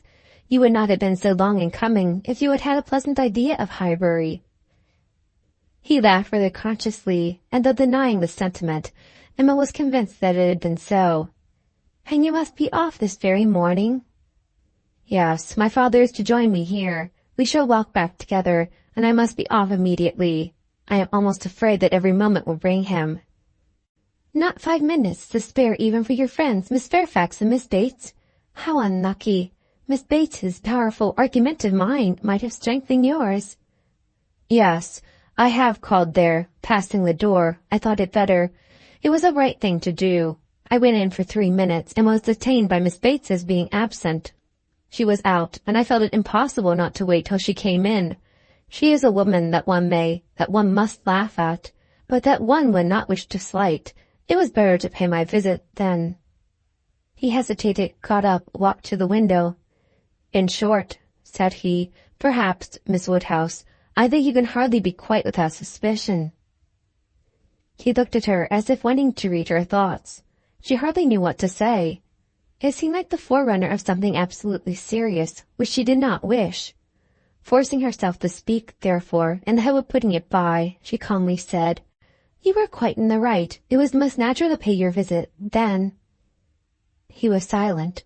She believed he was looking at her, probably reflecting on what she had said, and trying to understand the manner. She heard him sigh. It was natural for him to feel that he had cause to sigh. He could not believe her to be encouraging him. A few awkward moments passed, and he sat down again, and in a more determined manner said, "It was something to feel that all the rest of my time might be given to Hartfield. My regard for Hartfield is most warm." He stopped again, rose again, and seemed quite embarrassed. He was more in love with her than Emma had supposed, and who can say how it might have ended if his father had not made his appearance? Mr. Woodhouse soon followed, and the necessity of exertion made him composed. A very few minutes more, however, completed the present trial. Mr. Weston, always alert when business was to be done, and as incapable of procrastinating any evil that was inevitable as of foreseeing any that was doubtful, said, it was time to go. And the young man, though he might and did sigh, could not but agree to take leave. "I shall hear about you all," said he. "That is my chief consolation. I shall hear of everything that is going on among you. I have engaged Mrs. Weston to correspond with me. She has been so kind as to promise it. Oh, the blessing of a female correspondent when one is really interested in the absent! She would tell me everything. In her letters I shall be at dear Highbury again." A very friendly shake of the hand, a very earnest "good-bye" closed the speech, and the door soon shut out Frank Churchill. Short had been the notice, short their meeting. He was gone, and Emma felt so sorry to part, and foresaw so great a loss to their little society from his absence as to begin to be afraid of being too sorry and feeling it too much. It was a sad change. They had been meeting almost every day since his arrival. Certainly his being at Randalls had given great spirit to the last 2 weeks, indescribable spirit. The idea, the expectation of seeing him, which every morning had brought, the assurance of his attentions, his liveliness, his manners, it had been a very happy fortnight, and forlorn must be the sinking from it into the common course of Hartfield days. To complete every other recommendation, he had almost told her that he loved her. What strength or what constancy of affection he might be subject to was another point, but at present she could not doubt his having a decidedly warm admiration, a conscious preference of herself, and this persuasion, joined to all the rest, made her think that she must be a little in love with him, in spite of every previous determination against it. "I certainly must," said she. "This sensation of listlessness, weariness, stupidity, this disinclination to sit down and employ myself, this feeling of everything being dull and insipid about the house. I must be in love. I should be the oddest creature in the world, if I were not, for a few weeks at least. Well, evil to some is always good to others. I shall have many fellow mourners for the ball, if not for Frank Churchill. But Mr. Knightley will be happy. He may spend the evening with his dear William Larkins now if he likes."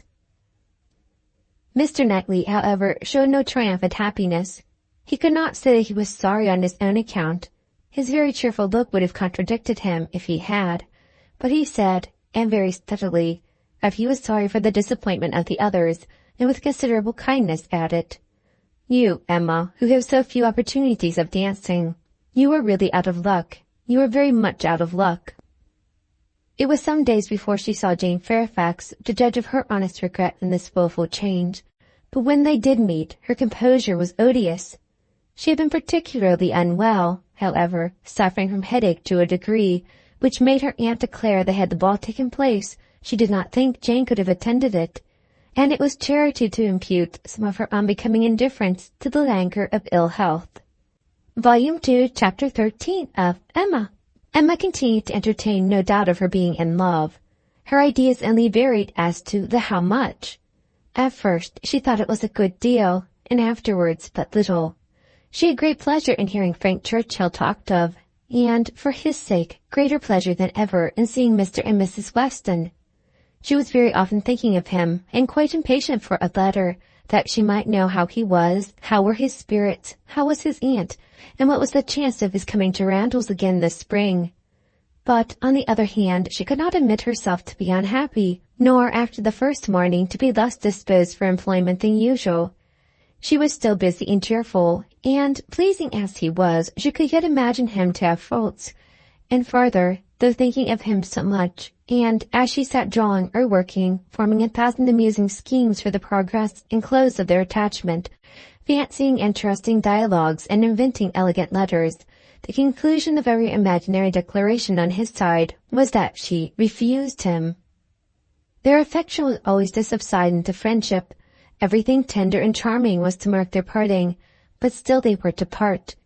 When she became sensible of this, it struck her that she could not be very much in love, for in spite of her previous and fixed determination never to quit her father, never to marry, a strong attachment certainly must produce more of a struggle than she could foresee in her own feelings. "I do not find myself making any use of the word sacrifice," said she, "and not one of all my clever replies, my delicate negatives, is there any allusion to making a sacrifice. I do suspect that he is not really necessary to my happiness.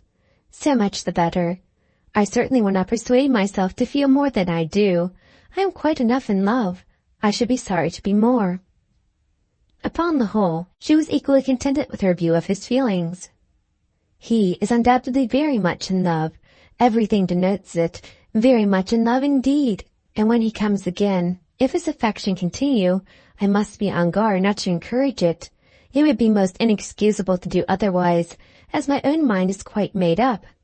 Not that I imagine he can think I have been encouraging him hitherto.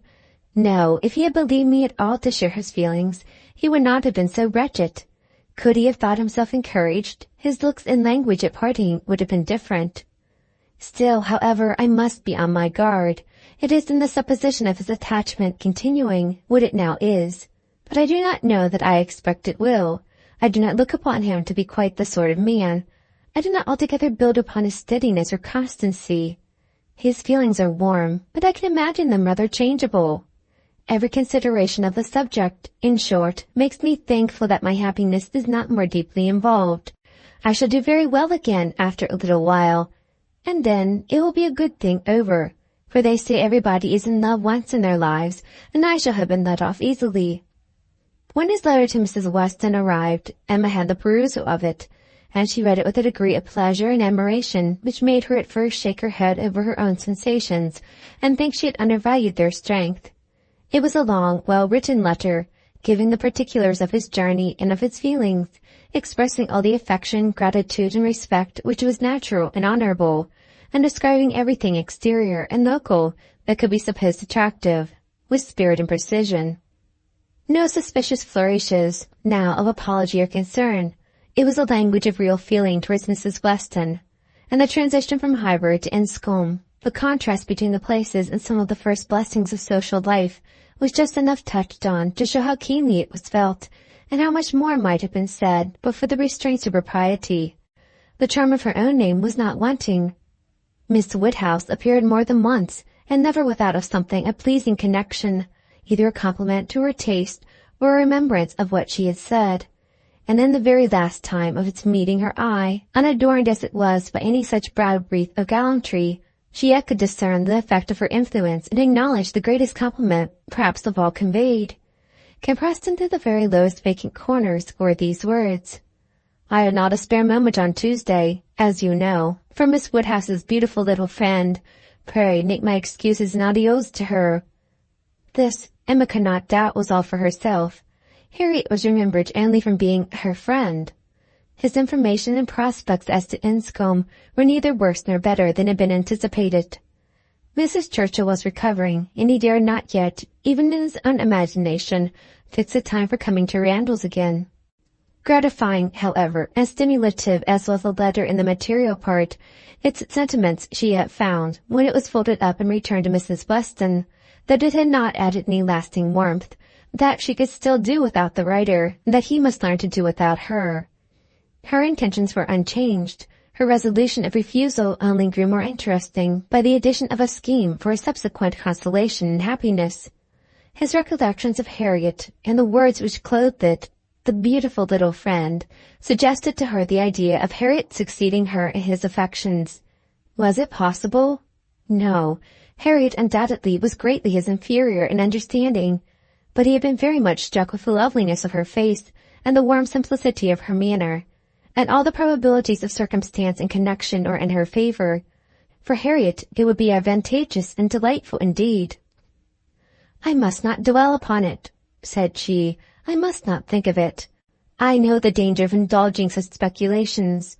But stranger things have happened, and when we cease to care for each other as we do now, it will be the means of confirming us in that sort of true, disinterested friendship which I can already look forward to with pleasure."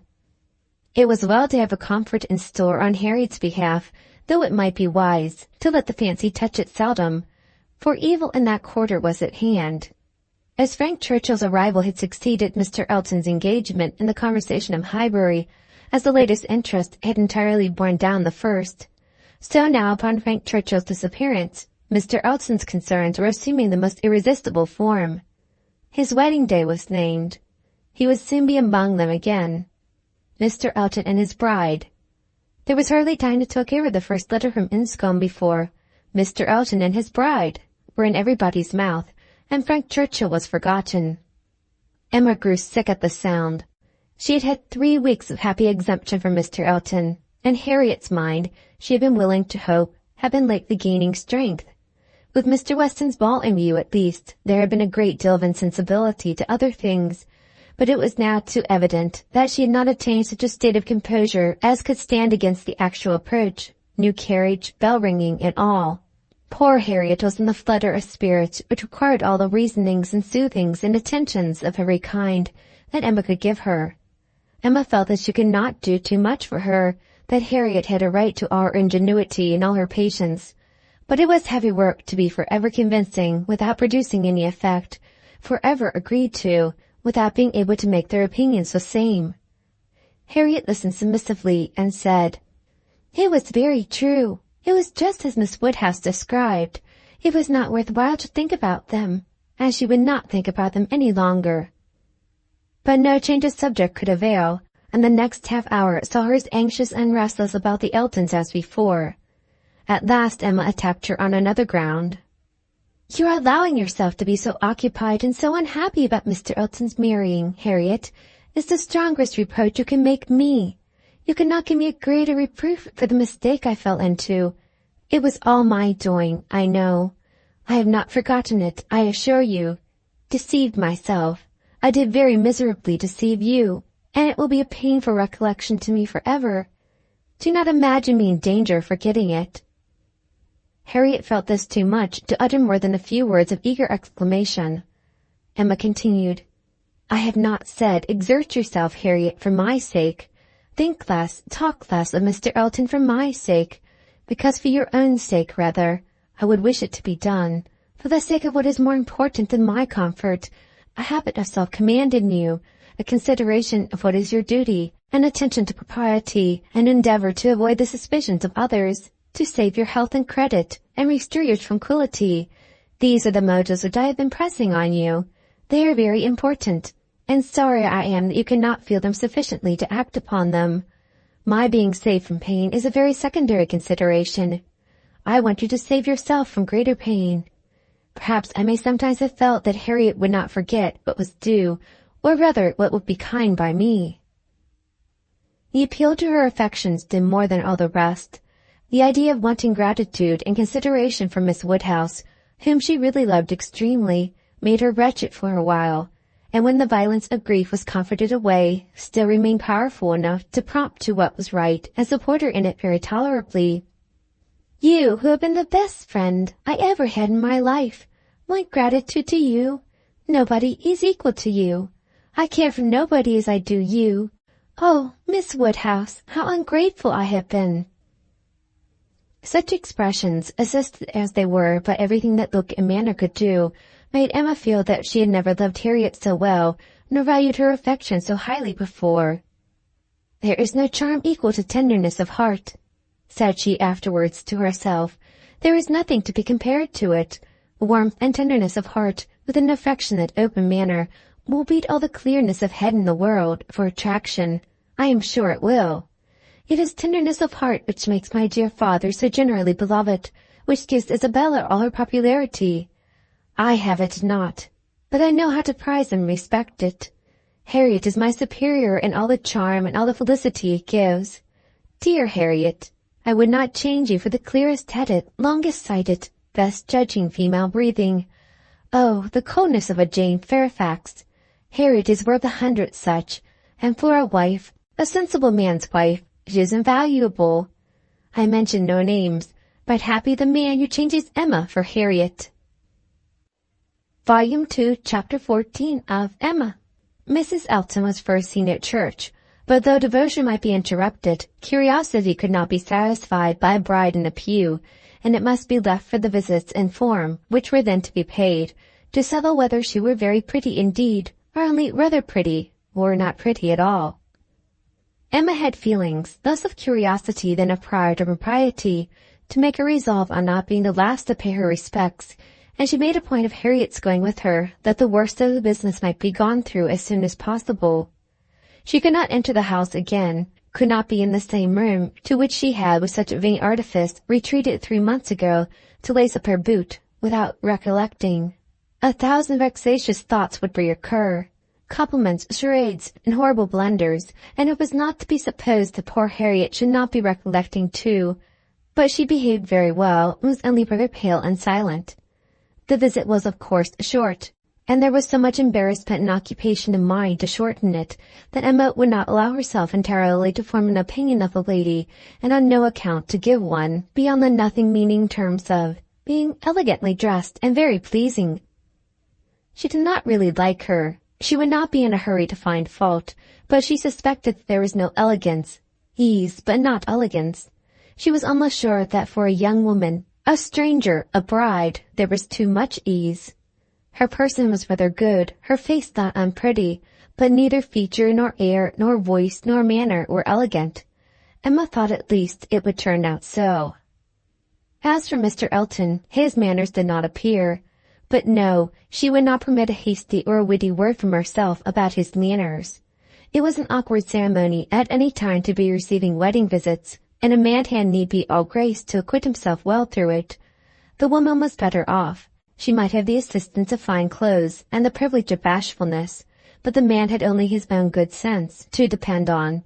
And when she considered how peculiarly unlucky poor Mr. Elton was in being in the same room at once with the woman he had just married, and the woman he had wanted to marry, and the woman whom he had been expected to marry, she must allow him to have the right to look as little wise, and to be as much affectedly and as little really easy as could be.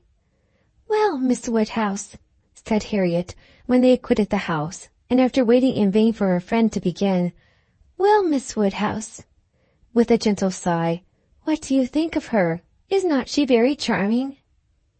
There was a little hesitation in Emma's answer. "Oh, yes, very, a very pleasing young woman. I think her beautiful, quite beautiful. Very nicely dressed, indeed.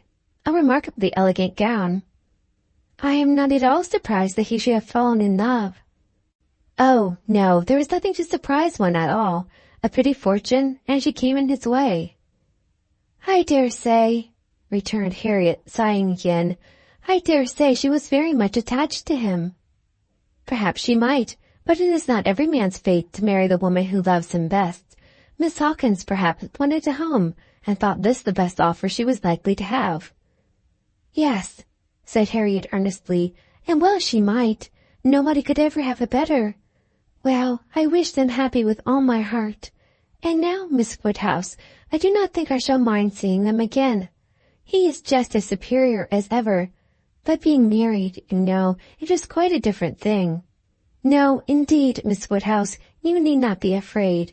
I can sit and admire him now without any great misery. To know that he has not thrown himself away is such a comfort. She does seem a charming young woman, just what he deserves. Happy creature! He called her Augusta. How delightful! When the visit was returned, Emma made up her mind. She could then see more and judge better. From Harriet's happening not to be at Hartfield, and her father's being present to engage Mr. Elton, she had a quarter of an hour of a lady's conversation to herself, and could composedly attend to her. And the quarter of an hour quite convinced her that Mrs. Elton was a vain woman, extremely well satisfied with herself, and thinking much of her own importance, that she meant to shine and be very superior, but with manners which had been formed in a bad school, pert and familiar, that all her notions were drawn from one set of people and one style of living, that if not foolish she was ignorant, and that her society would certainly do Mr. Elton no good. Harriet would have been a better match. If not wise or refined herself, she would have connected him with those who were. But Miss Hawkins, it might be fairly supposed from her easy conceit, had been the best of her own set. The rich brother-in-law near Bristol was the pride of the alliance, and his place and his carriages were the pride of him. The very first subject after being seated was Maple Grove. My brother Mr. Suckling's seat. A comparison of Hartfield to Maple Grove. The grounds of Hartfield were small, but neat and pretty, and the house was modern and well built. Mrs. Elton seemed most favourably impressed by the size of the room, the entrance, and all that she could see or imagine. Very like Maple Grove indeed. She was quite struck by the likeness. That room was the very shape and size of the morning room at Maple Grove, her sister's favourite room. Mr. Elton was appealed to. Was not it astonishingly like? She could really almost fancy herself at Maple Grove. And the staircase, you know, as I came in, I observed how very like the staircase was, placed exactly in the same part of the house. I really could not help exclaiming, I assure you, Miss Woodhouse, it is very delightful to me to be reminded of a place I am so extremely partial to, as Maple Grove.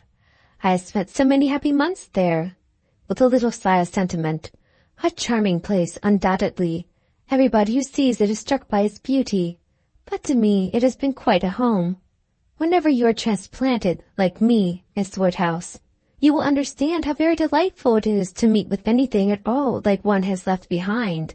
I always say this is quite one of the evils of matrimony. Emma made as slight a reply as she could, but it was fully sufficient for Mrs. Elton, who only wanted to be talking herself. So extremely like Maple Grove, and it is not merely the house. The grounds, I assure you, as far as I could observe, are strikingly like. The laurels at Maple Grove are in the same profusion as here, and stand very much in the same way, just across the lawn, and I had a glimpse of a fine large tree with a bench round it, which put me so exactly in mind. My brother and sister will be enchanted with this place. People who have extensive grounds themselves are always pleased with anything in the same style. Emma doubted the truth of this sentiment. She had a great idea that people who had extensive grounds themselves cared very little for the extensive grounds of anybody else, but it was not worth while to attack an heir so double-dyed, and therefore only said in reply, When you have seen more of this country, I am afraid you will think you have overrated Hartfield. Surrey is full of beauties. Oh, yes, I am quite aware of that. It is the Garden of England, you know. Surrey is the Garden of England. Yes, but we must not rest our claims on that distinction. Many counties, I believe, are called the Garden of England, as well as Surrey. No, I fancy not, replied Mrs. Elton with a most satisfied smile. I never heard any county but Surrey called so. Emma was silenced. My brother and sister have promised us a visit in the spring or summer at the farthest, continued Mrs. Elton, and that will be our time for exploring. While they are with us, we shall explore a great deal, I dare say.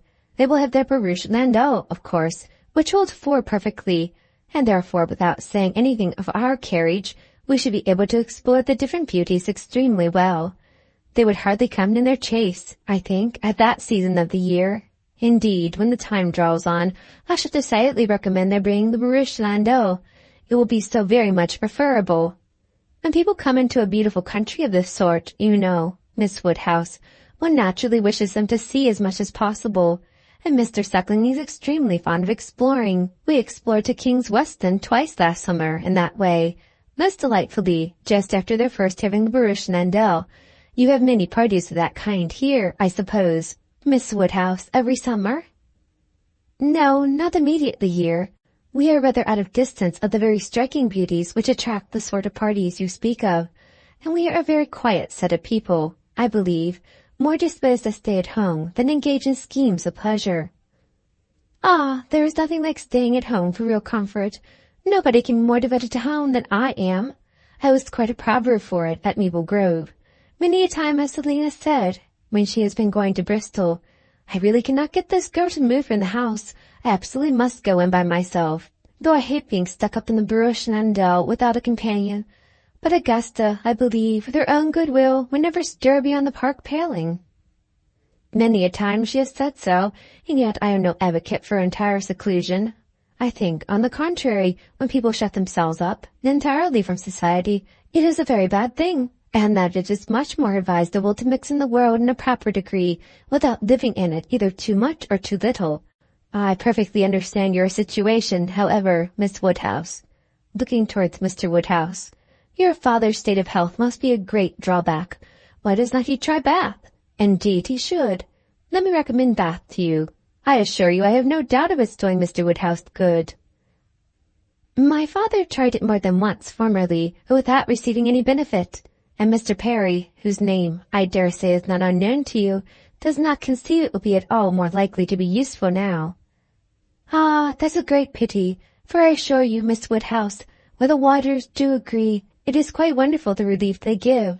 In my Bath life, I have seen such instances of it, and it is so cheerful a place that it could not fail of being of use to Mr. Woodhouse's spirits, which I understand are sometimes much depressed.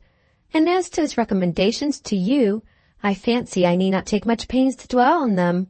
The advantages of Bath to the young are pretty generally understood. It would be a charming introduction for you, who live so secluded a life, and I could immediately secure you some of the best society in the place.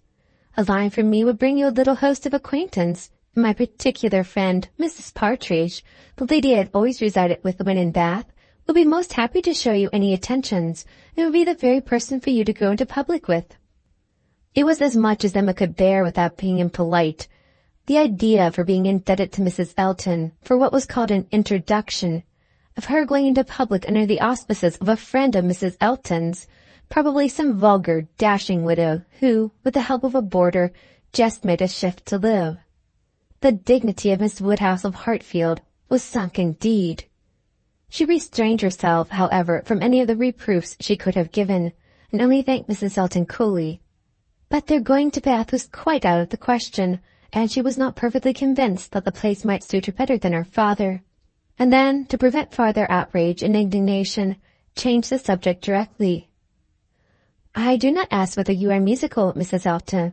Upon these occasions a lady's character generally precedes her, and Highbury has long known that you are a superior performer. Oh, no, indeed. I must protest against any such idea. A superior performer. Very far from it, I assure you. Consider from how partial a quarter your information came. I am dotingly fond of music, passionately fond, and my neighbors say I am not entirely devoid of taste. But as to anything else, upon my honor, my performance is mediocre to the last degree. You, Miss Woodhouse, I well know, played delightfully. I assure you it has been the greatest satisfaction, comfort, and delight to me to hear what a musical society I am got into. I absolutely cannot do without music. It is a necessity of life to me, and having always been used to a very musical society, both at Maple Grove and in Bath, it would have been a most serious sacrifice. I honestly said as much to Mr. E. when he was speaking of my future home, and expressing his fears lest the retirement of it should be disagreeable, and the inferiority of the house, too, knowing what I had been accustomed to. Of course he was not wholly without apprehension. When he was speaking of it in that way, I honestly said that the world I could give up, parties, balls, plays, for I had no fear of retirement. Lest with so many resources within myself, the world was not necessary to me. I could do very well without it. To those who had no resources, it was a different thing, but my resources made me quite independent.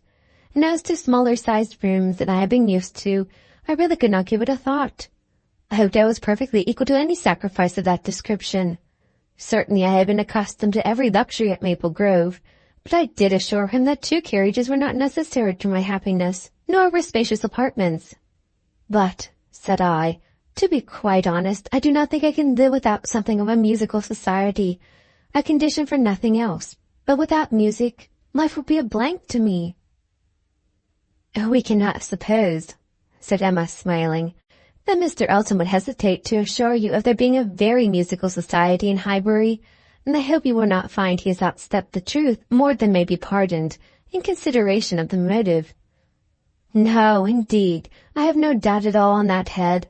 I am delighted to find myself in such a circle. I hope we shall have many sweet little concerts together. I think, Miss Woodhouse, you and I must establish a musical club, and have regular meetings weekly at your house or ours. Will not it be a good plan? If we exert ourselves, I think we shall not be long in want of allies. Something of that nature would be particularly desirable for me, as an inducement to keep me in practice. For married women, you know, there is a sad story against them in general. They are but too apt to give up music. But you, who are so extremely fond of it, there can be no danger, surely. I should hope not, but really, when I look around among my acquaintance, I tremble. Selina has entirely given up music, never touches the instrument, though she played sweetly, and the same may be said of Mrs. Jeffreys, Clara Partridge that was, and of the two Millmans, now Mrs. Bird and Mrs. James Cooper, and of more than I can enumerate.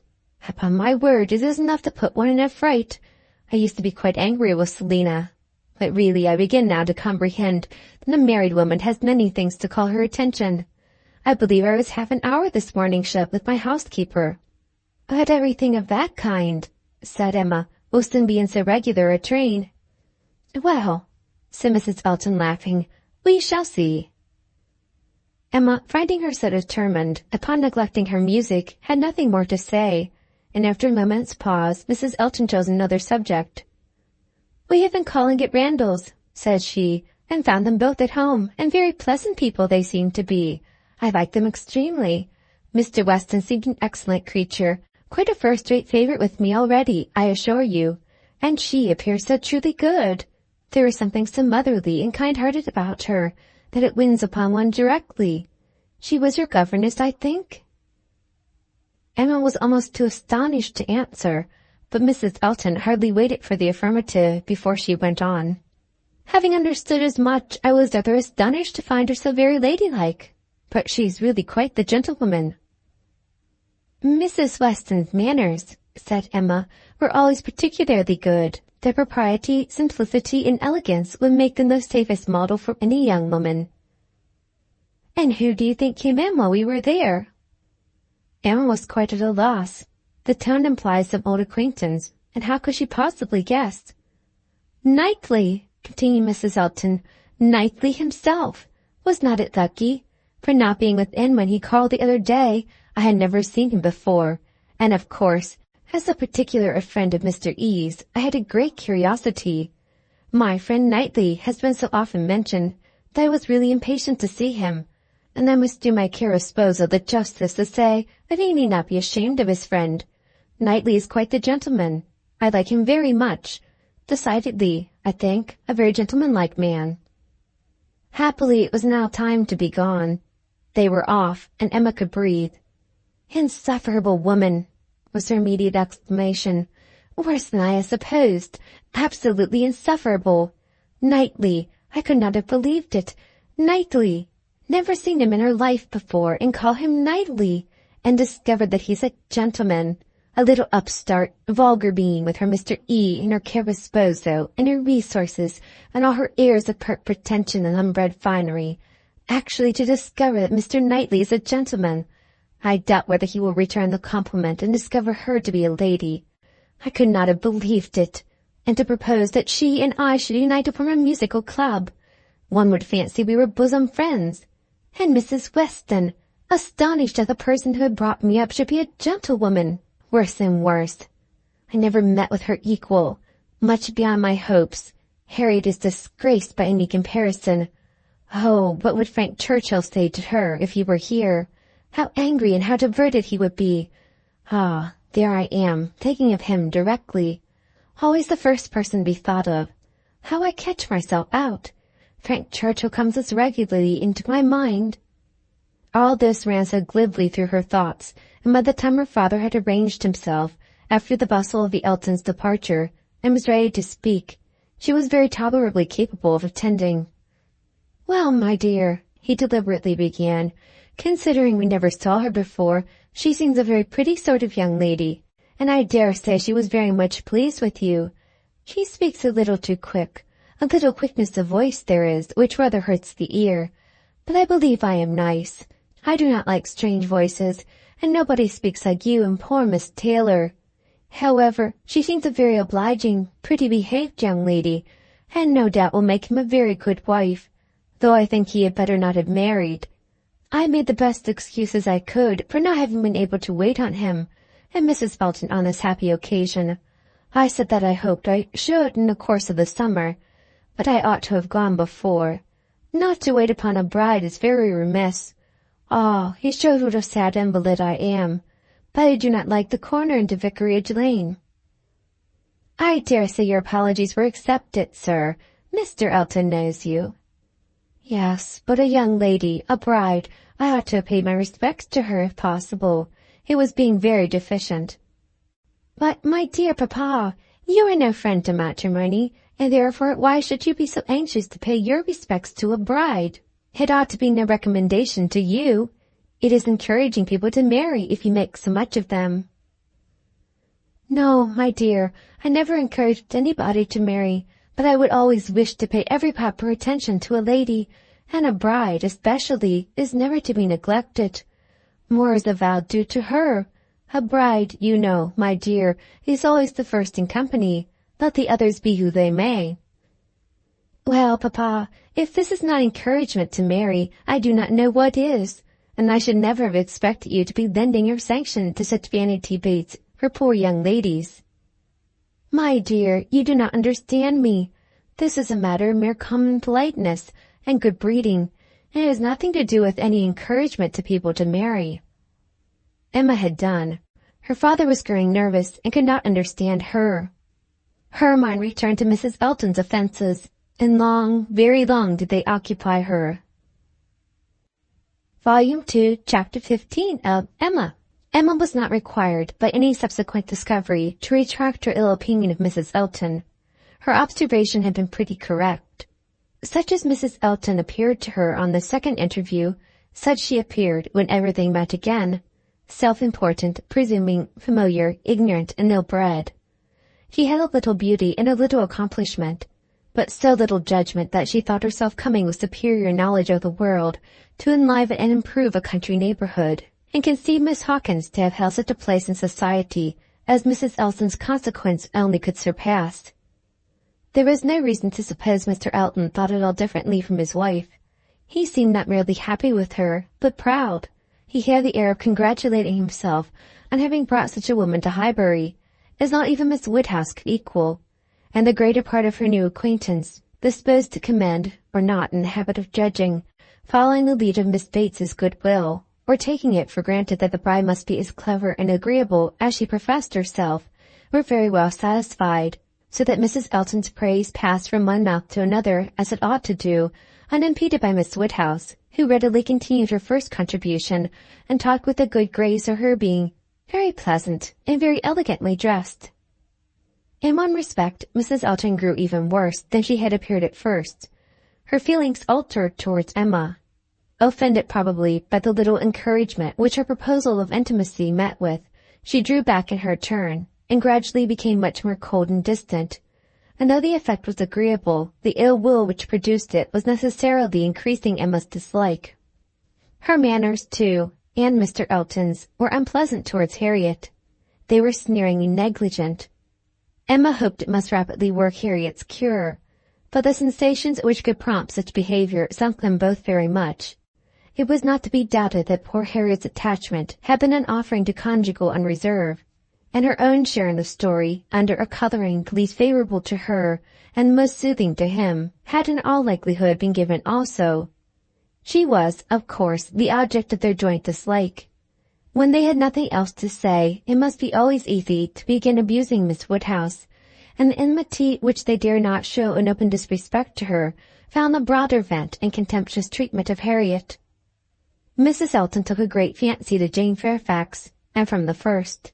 Not merely when a state of warfare with one young lady might be supposed to recommend the other, but from the very first, and she was not satisfied with expressing a natural and reasonable admiration, but without solicitation or plea or privilege, she must be wanting to assist and befriend her. Before Emma had forfeited her confidence, and about the third time of their meeting, she heard all Mrs. Elton's knight-errantry on the subject. "Jane Fairfax is absolutely charming, Miss Woodhouse. I quite rave about Jane Fairfax. A sweet, interesting creature, so mild and ladylike, and with such talent. I assure you I think she has very extraordinary talents. I do not scruple to say that she plays extremely well. I know enough of music to speak decidedly on that point. Oh, she is absolutely charming. You will laugh at my warmth, but, upon my word, I talk of nothing but Jane Fairfax, and her situation is so calculated to affect one. Miss Woodhouse, we must exert ourselves and endeavour to do something for her. We must bear her forward. Such talent as hers must not be suffered to remain unknown. I dare say you have heard those charming lines of the poet. Full many a flower is born to blush unseen, and waste its fragrance on the desert air. We must not allow them to be verified in sweet Jane Fairfax." "I cannot think there is any danger of it," was Emma's calm answer. "And when you are better acquainted with Miss Fairfax's situation, and understand what her home has been with Colonel and Mrs. Campbell, I have no idea that you will suppose their talents can be unknown." "Oh, but dear Miss Woodhouse, she is now in such retirement, such obscurity, so thrown away. Whatever advantages she may have enjoyed with the Campbells are so palpably at an end. And I think she feels it. I am sure she does. She is very timid and silent. One can see that she feels the want of encouragement. I like her the better for it. I must confess it is a recommendation to me. I am a great advocate for timidity, and I am sure one does not often meet with it. But in those who are at all inferior, it is extremely prepossessing. Oh, I assure you, Jane Fairfax is a very delightful character, and interests me more than I can express." "You appear to feel a great deal, but I am not aware how you or any of Miss Fairfax's acquaintance here, any of those who have known her longer than yourself, can show her any other attention than—" "My dear Miss Woodhouse, a vast deal may be done by those who dare to act. You and I need not be afraid. If we set the example, many will follow it as far as they can, though all have not our situations. We have carriages to fetch and convey her home, and we live in a style which could not make the addition of Jane Fairfax at any time the least inconvenient. I should be extremely displeased if Wright were to send us up such a dinner as could make me regret having asked more than Jane Fairfax to partake of it. I have no idea of that sort of thing. It is not likely that I should, considering what I have been used to. My greatest danger, perhaps, in housekeeping may be quite the other way, and doing too much, and being too careless of expense. Maple Grove will probably be my motto more than it ought to be, for we do not at all affect to equal my brother, Mr. Suckling, in income.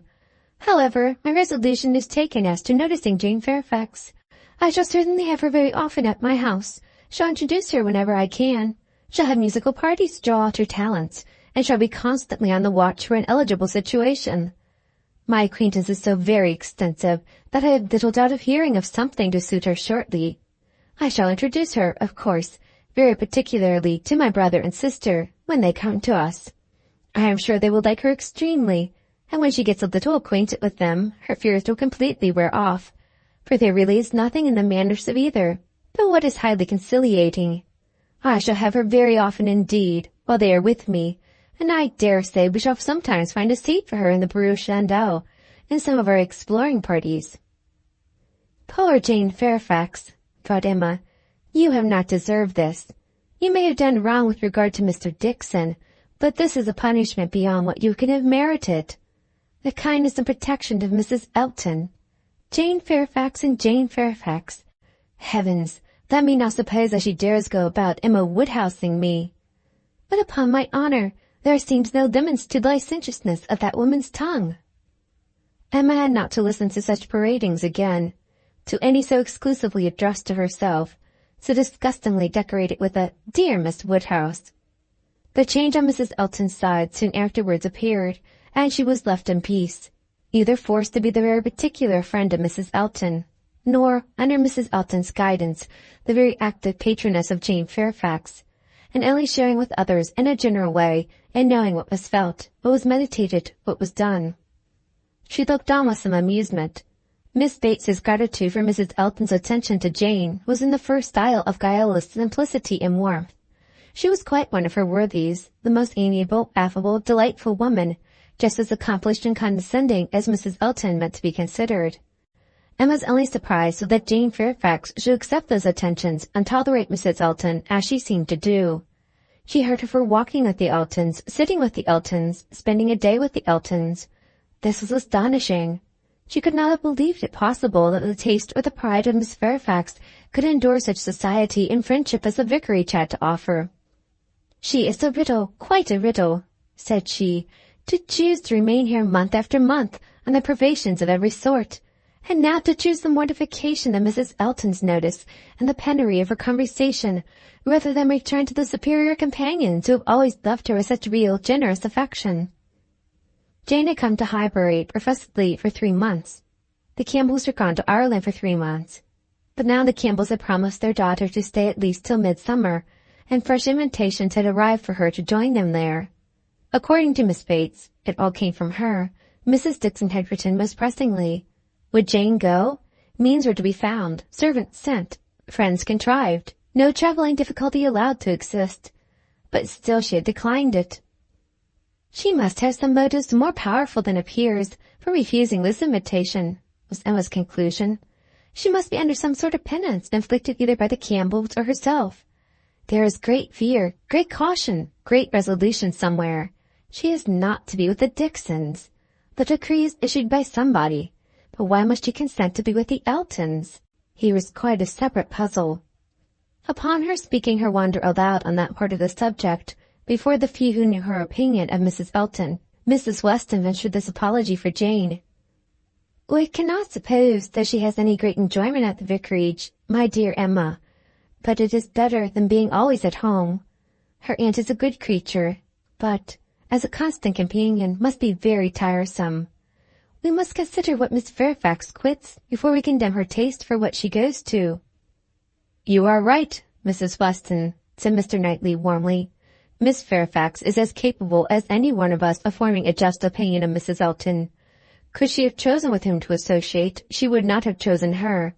But," with a reproachful smile at Emma, "she receives attention from Mrs. Elton which nobody else pays her." Emma felt that Mrs. Weston was giving her a momentary glance, and she was herself struck by his warmth.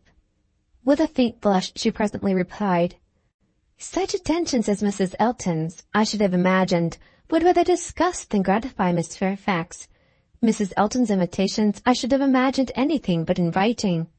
"I should not wonder," said Mrs. Weston, "if Miss Fairfax were to have been drawn on beyond her own inclination by her aunt's eagerness in accepting Mrs. Elton's civilities for her.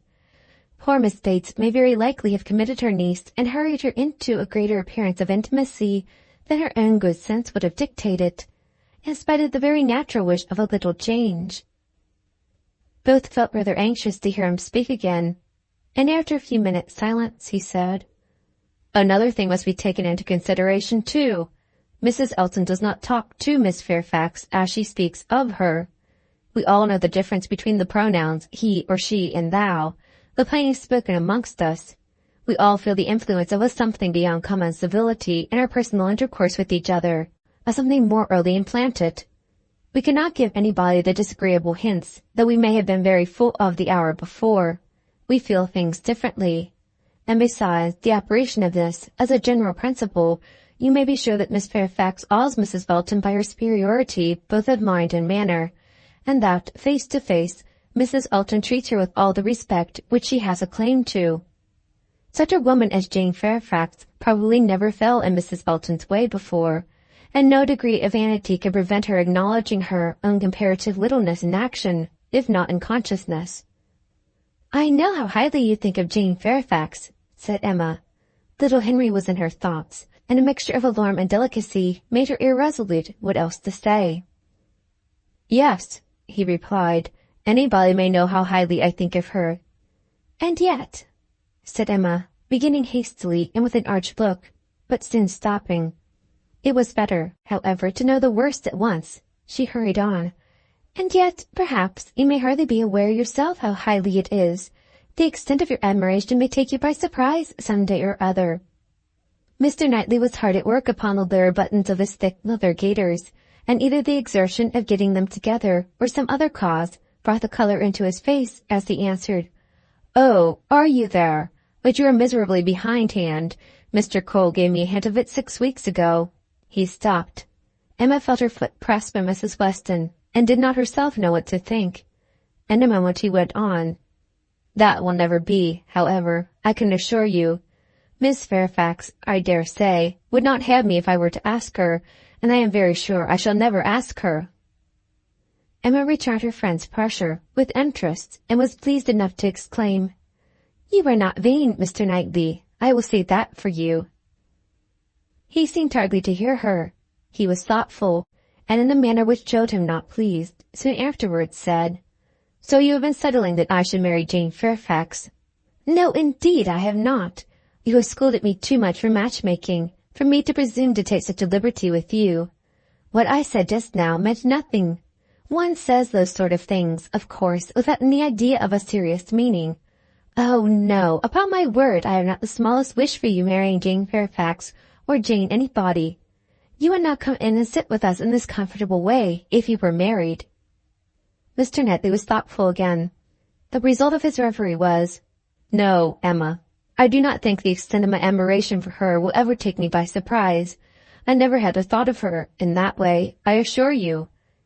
And soon afterwards, "Jane Fairfax is a very charming young woman, but not even Jane Fairfax is perfect. She has a fault. She has not the open temper which a man would wish for in a wife." Emma could not but rejoice to hear that she had a fault. "Well," said she, "and you soon silenced Mr. Cole, I supposed." "Yes, very soon. He gave me a quiet hint. I told him he was mistaken. He asked my pardon and said no more. Cole does not want to be wiser or wittier than his neighbors." "In that respect, how unlike dear Mrs. Elton, who wants to be wiser and wittier than all the world. I wonder how she speaks of the Coles, what she calls them. How can she find any appellation for them, deep enough in familiar vulgarity? She calls you Knightley.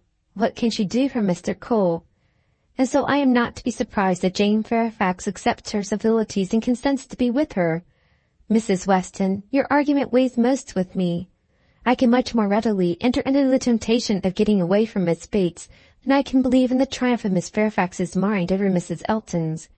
I have no faith in Mrs. Elton's acknowledging herself the inferior in thought, word, or deed, or in her being under any restraint beyond her own scanty roll of good breeding.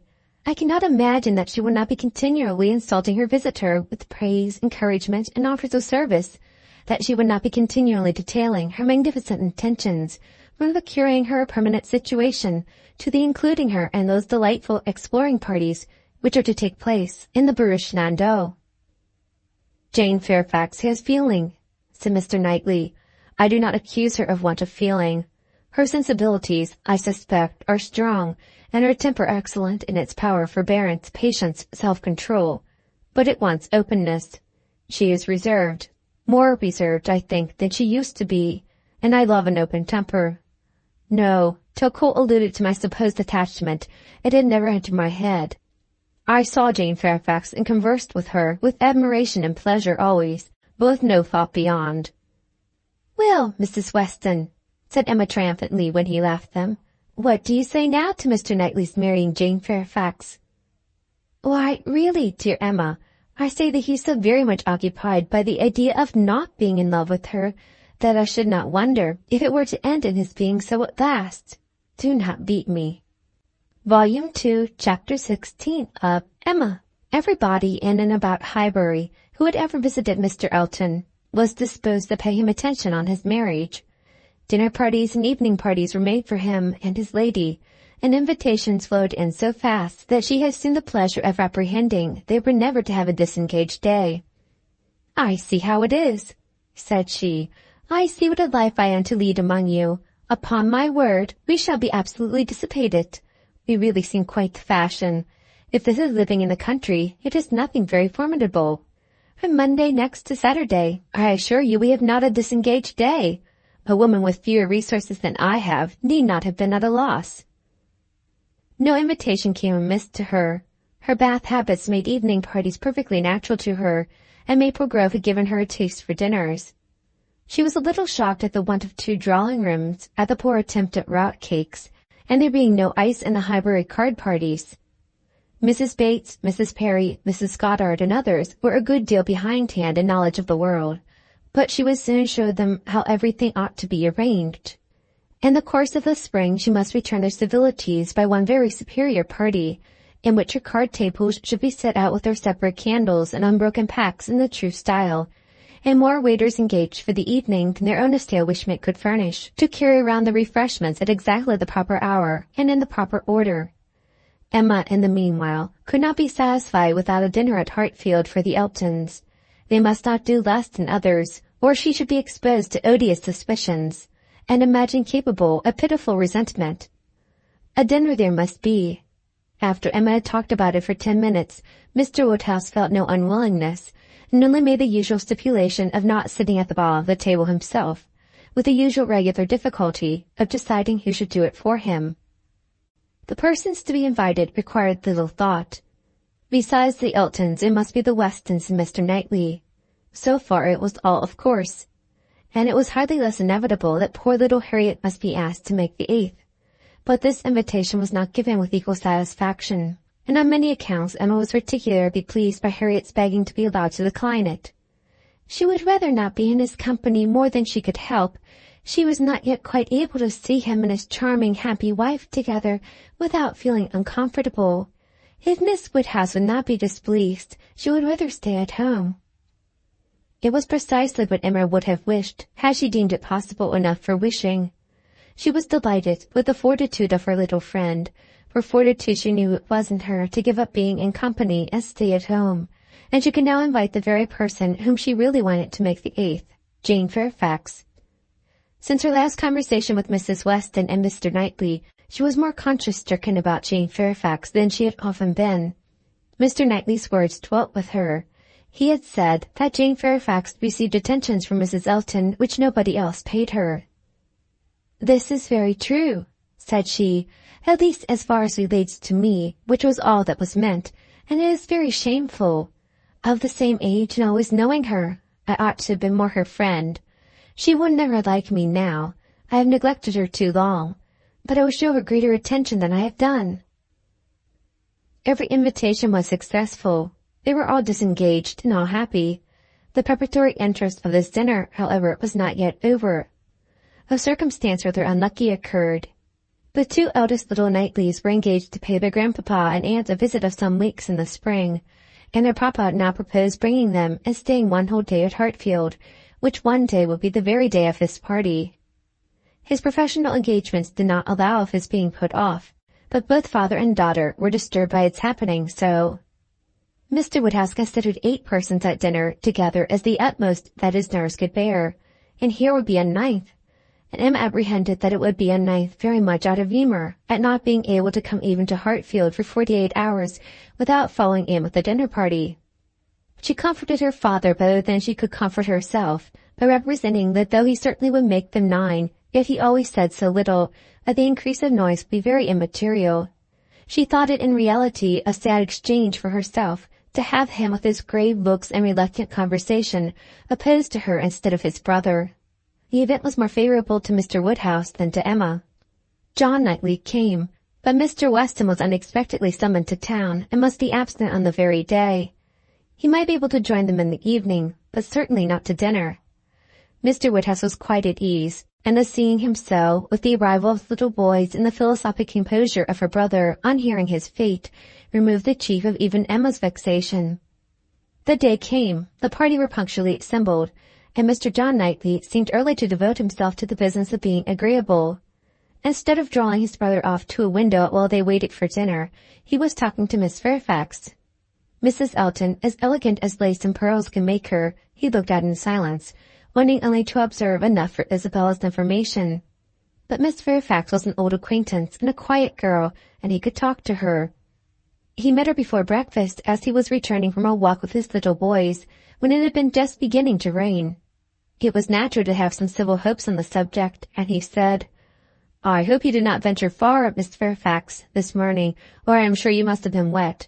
We scarcely got home in time. I hope you turn directly."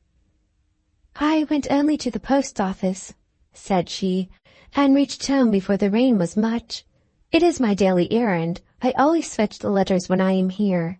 It saves trouble, and is a something to get me out. A walk before breakfast does me good." "Not a walk in the rain, I should imagine." "No, but it did not absolutely rain when I set out." Mr. John Knightley smiled and replied, "That is to say, you chose to have your walk, for you were not 6 yards from your own door when I had the pleasure of meeting you, and Henry and John had seen more drops than they could count long before. The post office has a great charm at one period of our lives.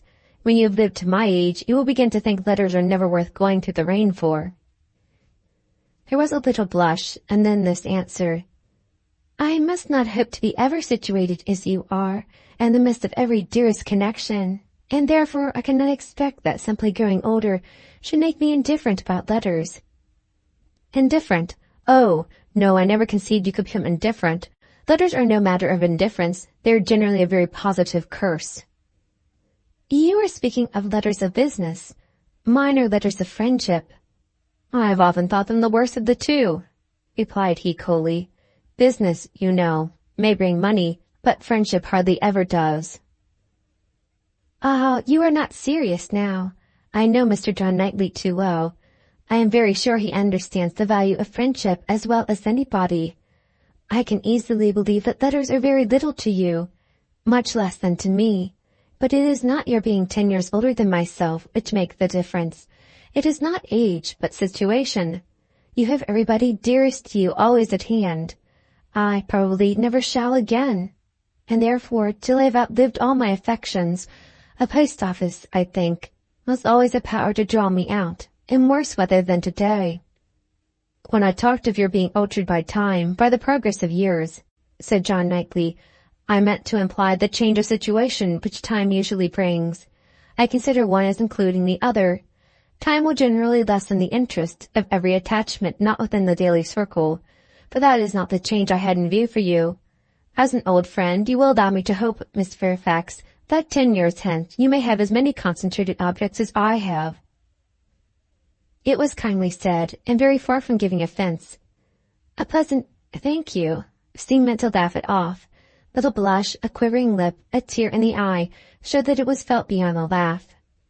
Her attention was now claimed by Mr. Woodhouse, who, being according to his custom on such occasions, making the circle of his guests and paying his particular compliments to the ladies, was ending with her, and with all his mildness urbanity said, "I am very sorry to hear, Miss Fairfax, of your being out this morning in the rain. Young ladies should take care of themselves. Young ladies are delicate plants. They should take care of their health and their complexion. My dear, did you change your stockings?" "Yes, sir, I did indeed, and I am very much obliged by your kind solicitude about me." "My dear Miss Fairfax, young ladies are very sure to be cared for. I hope your good grandmamma and aunt are well. They are some of my very old friends.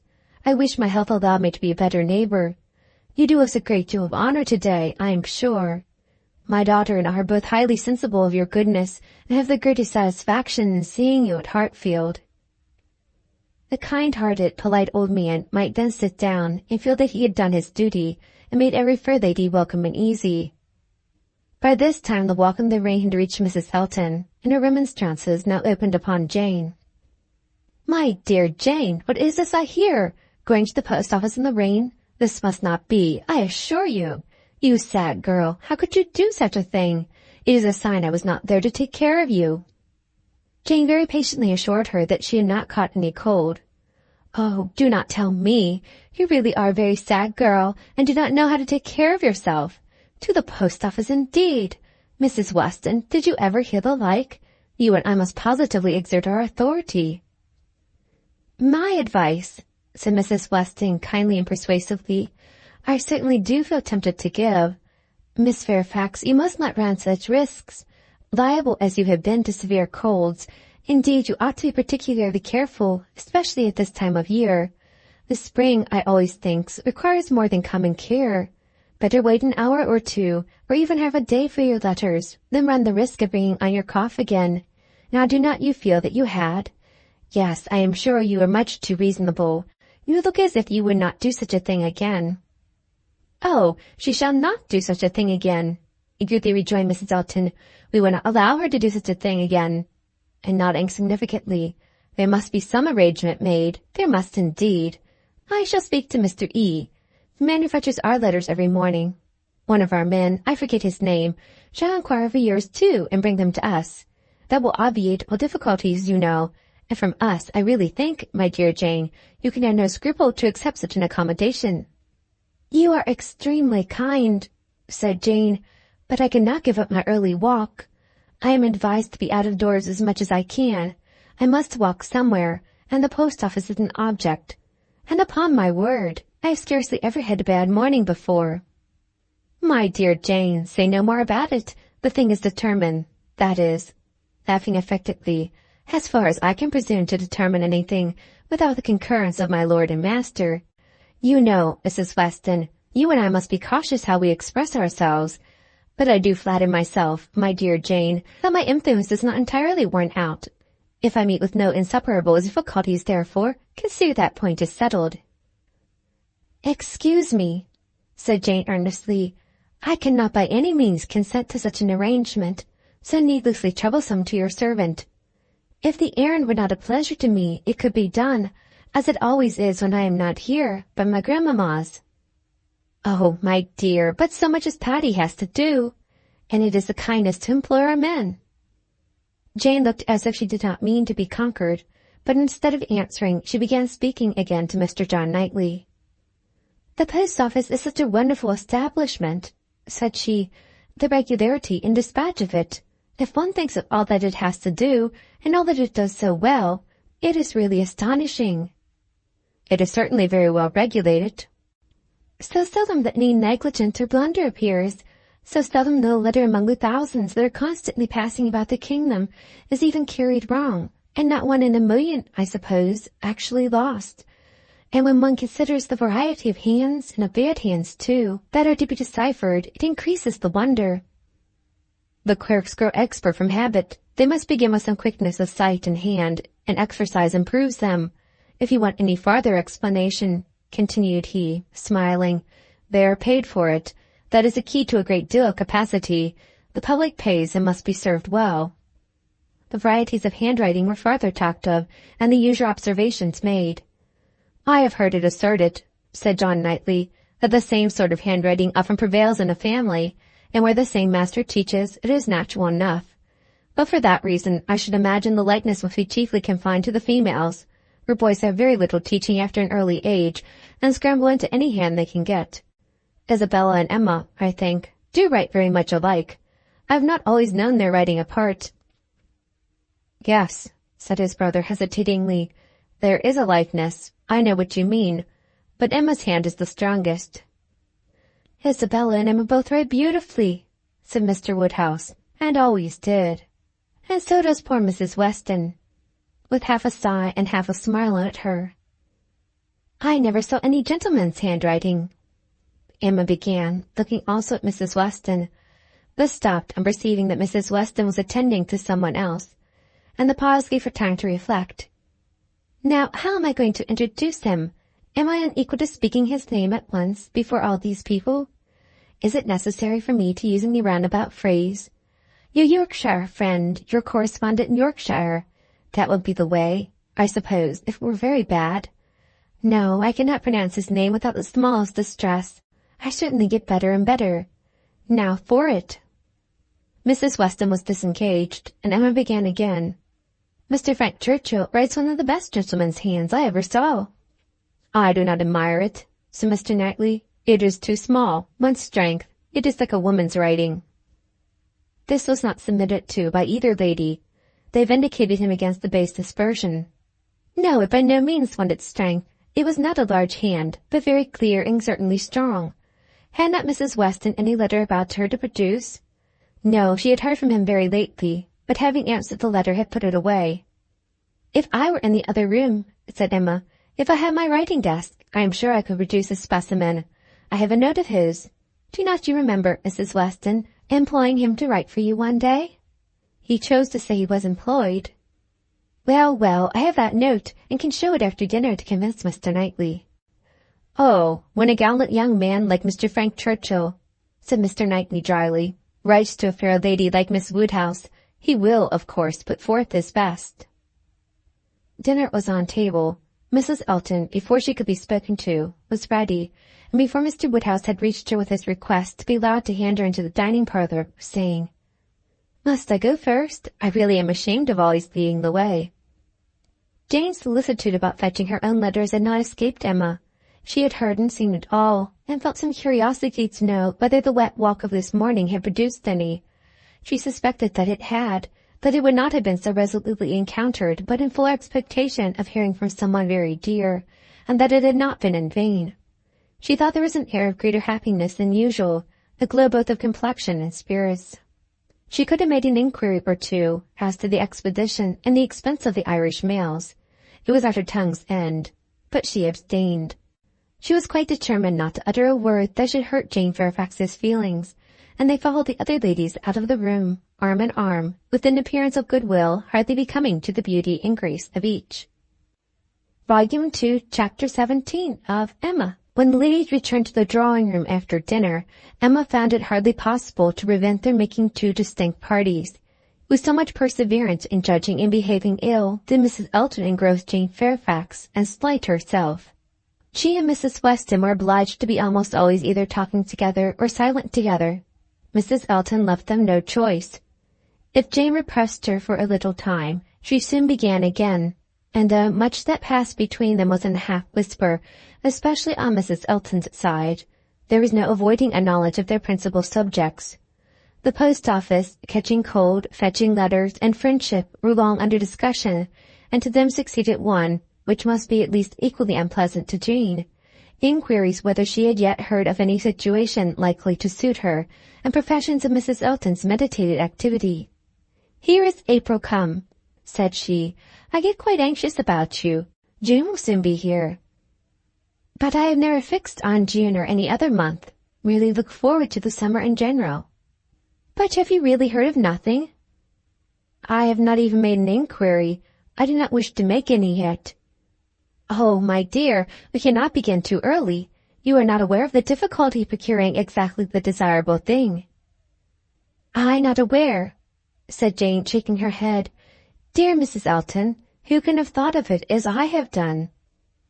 "But you have not seen so much of the world as I have. You do not know how many candidates there always are for the first situations. I saw a vast deal of that in the neighbourhood round Maple Grove. A cousin of Mr. Suckling, Mrs. Bragg, has such an infinity of applications. Everybody was anxious to be in her family, for she moves in the first circles. Wax candles in the schoolroom. You may imagine how desirable. Of all houses in the kingdom, Mrs. Bragg's is the one I would most wish to see you in." "Colonel and Mrs. Campbell are to be in town again by midsummer," said Jane. "I must spend some time with them. I am sure they will want it. Afterwards I may probably be glad to dispose of myself. But I would not wish you to take the trouble of making any inquiries at present." "Trouble? I know your scruples. You are afraid of giving me trouble. But I assure you, my dear Jane, the Campbells can hardly be more interested about you than I am. I shall write to Mrs. Partridge in a day or two, and shall give her a strict charge to be on the lookout for anything eligible." "Thank you, but I would rather you did not mention the subject to her. Till the time draws near, I do not wish to be giving anybody trouble." "But, my dear child, the time is drawing near. Here is April, and June, or say even July, is very near, with such business to accomplish before us. Your inexperience really amuses me. A situation such as you deserve, and your friends who require for you, is no everyday occurrence, is not obtained at a moment's notice. Indeed, we must begin inquiring directly." "Excuse me, ma'am, but this is by no means my intention. I make no inquiry myself, and should be sorry to have any made by my friends. When I am quite determined as to the time, I am not at all afraid of being long unemployed. There are places in town, offices, where inquiry would soon produce something, offices for the sale, not quite of human flesh, but of human intellect." "Oh, my dear, human flesh, you quite shock me. If you mean a fling at the slave trade, I assure you Mr. Suckling was always rather a friend to the abolition." "I was not thinking of the slave trade," replied Jane. governess trade, I assure you, was all that I had in view. Widely different, certainly, as to the guilt of those that carry it on, but as to the greater misery of the victims, I do not know where it lies. But I only mean to say that there are advertising offices, and that by applying to them I should have no doubt of very soon meeting with something that would do." "Something that would do," repeated Mrs. Elton. "Aye, that may suit your humble ideas of yourself. I know what a modest creature you are, but it will not satisfy your friends to have you taking up with anything that may offer any inferior, commonplace situation in a family not moving in a certain circle or able to command the elegancies of life." "You are very obliging, but as to all that, I am very indifferent. It would be no object to me to be with the rich. My mortifications, I think, would only be the greater. I should suffer more from comparison. A gentleman's family is all that I should condition for." I know you. You would take up with anything, but I shall be a little more nice, and I am sure the good Campbells will be quite on my side. With your superior talents, you have a right to move in this first circle. Your musical knowledge alone would entitle you to name your own terms, have as many rooms as you like, and mix in the family as much as you chose. That is, I do not know. If you knew the harp, you might do all that, I am very sure. But you sing as well as play. Yes, I really believe you might even without the harp stipulate for what you chose, and you must and shall be delightfully, honorably, and comfortably settled before the Campbells or I have any rest."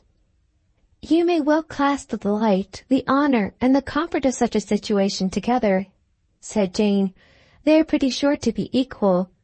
However, I am very serious in not wishing anything to be attempted at present for me. I am exceedingly obliged to you, Mrs. Elton. I am obliged to anybody who feels for me, but I am quite serious in wishing nothing to be done till the summer. For 2 or 3 months longer I shall remain where I am, and as I am." "And I am quite serious too, I assure you," replied Mrs. Elton gaily, "and resolving to be always on the watch, and employing my friends to watch also, that nothing really unexceptionable may pass us." In this style she ran on, never thoroughly stopped by anything till Mr. Woodhouse came into the room. Her vanity had then a change of object, and Emma heard her saying in the same half-whisper to Jane, "Here comes this dear old beau of mine. I protest, I only think of his gallantry, and coming away before the other men. What a dear creature he is. I assure you I like him excessively. I admire all that quaint, old-fashioned politeness. It is much more to my taste than modern ease. Modern ease often disgusts me. But this good old Mr. Woodhouse, I wish you had heard his gallant speeches to me at dinner. Oh, I assure you, I began to think my careless esposa would be absolutely jealous. I fancy I am rather a favorite. He took notice of my gown.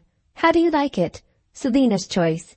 Handsome, I think, but I do not know whether it is not over-trimmed. I have the greatest dislike to the idea of being over-trimmed. Quite a horror of finery. I must put on a few ornaments now, because it is expected of me.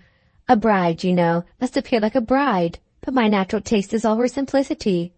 A simple style of dress is so infinitely preferable to finery, but I am quite in the minority, I believe. Few people seem to value simplicity of dress. Show and finery are everything. I have some notion of putting such a trimming as this to my white and silver poplin. Do you think it will look well?" The whole party were but just reassembled in the drawing-room when Mr. Weston made his appearance among them. He had returned to a late dinner, and walked to Hartfield as soon as it was over.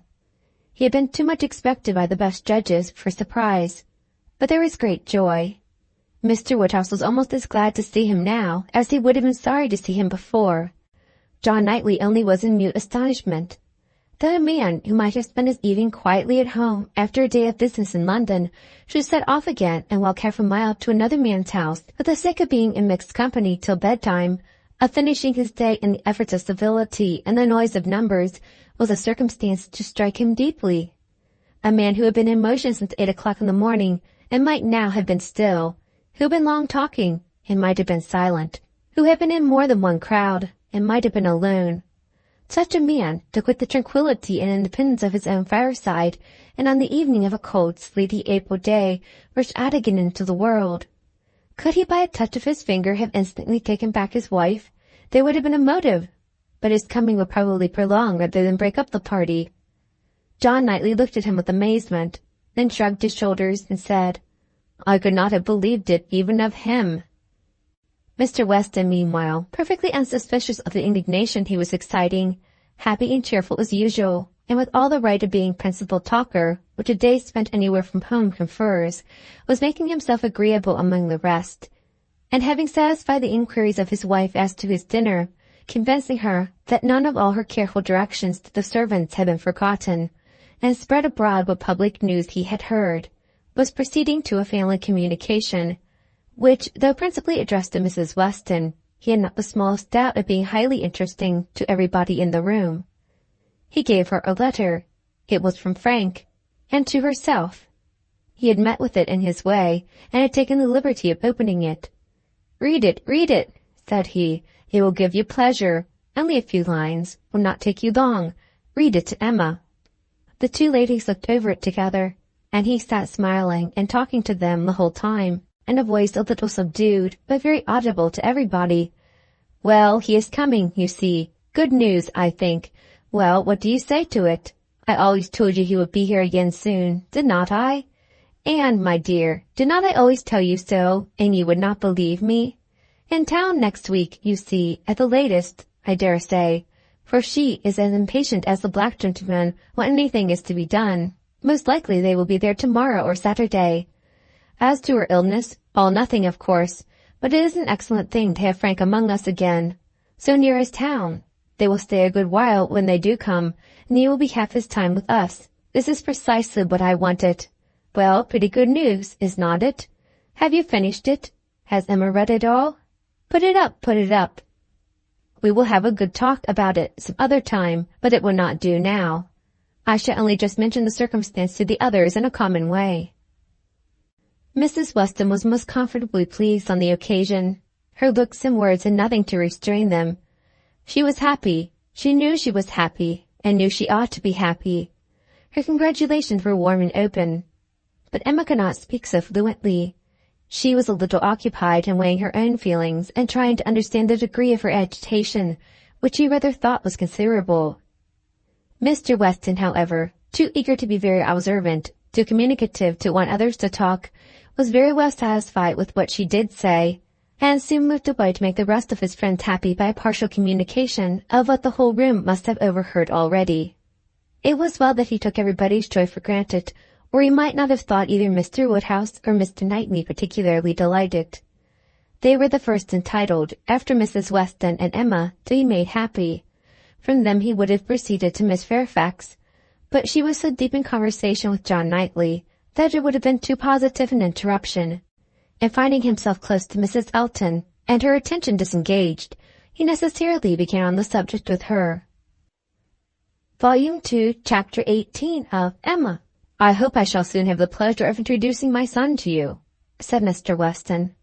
Mrs. Elton, very willing to suppose a particular compliment intended her by such a hope, smiled most graciously.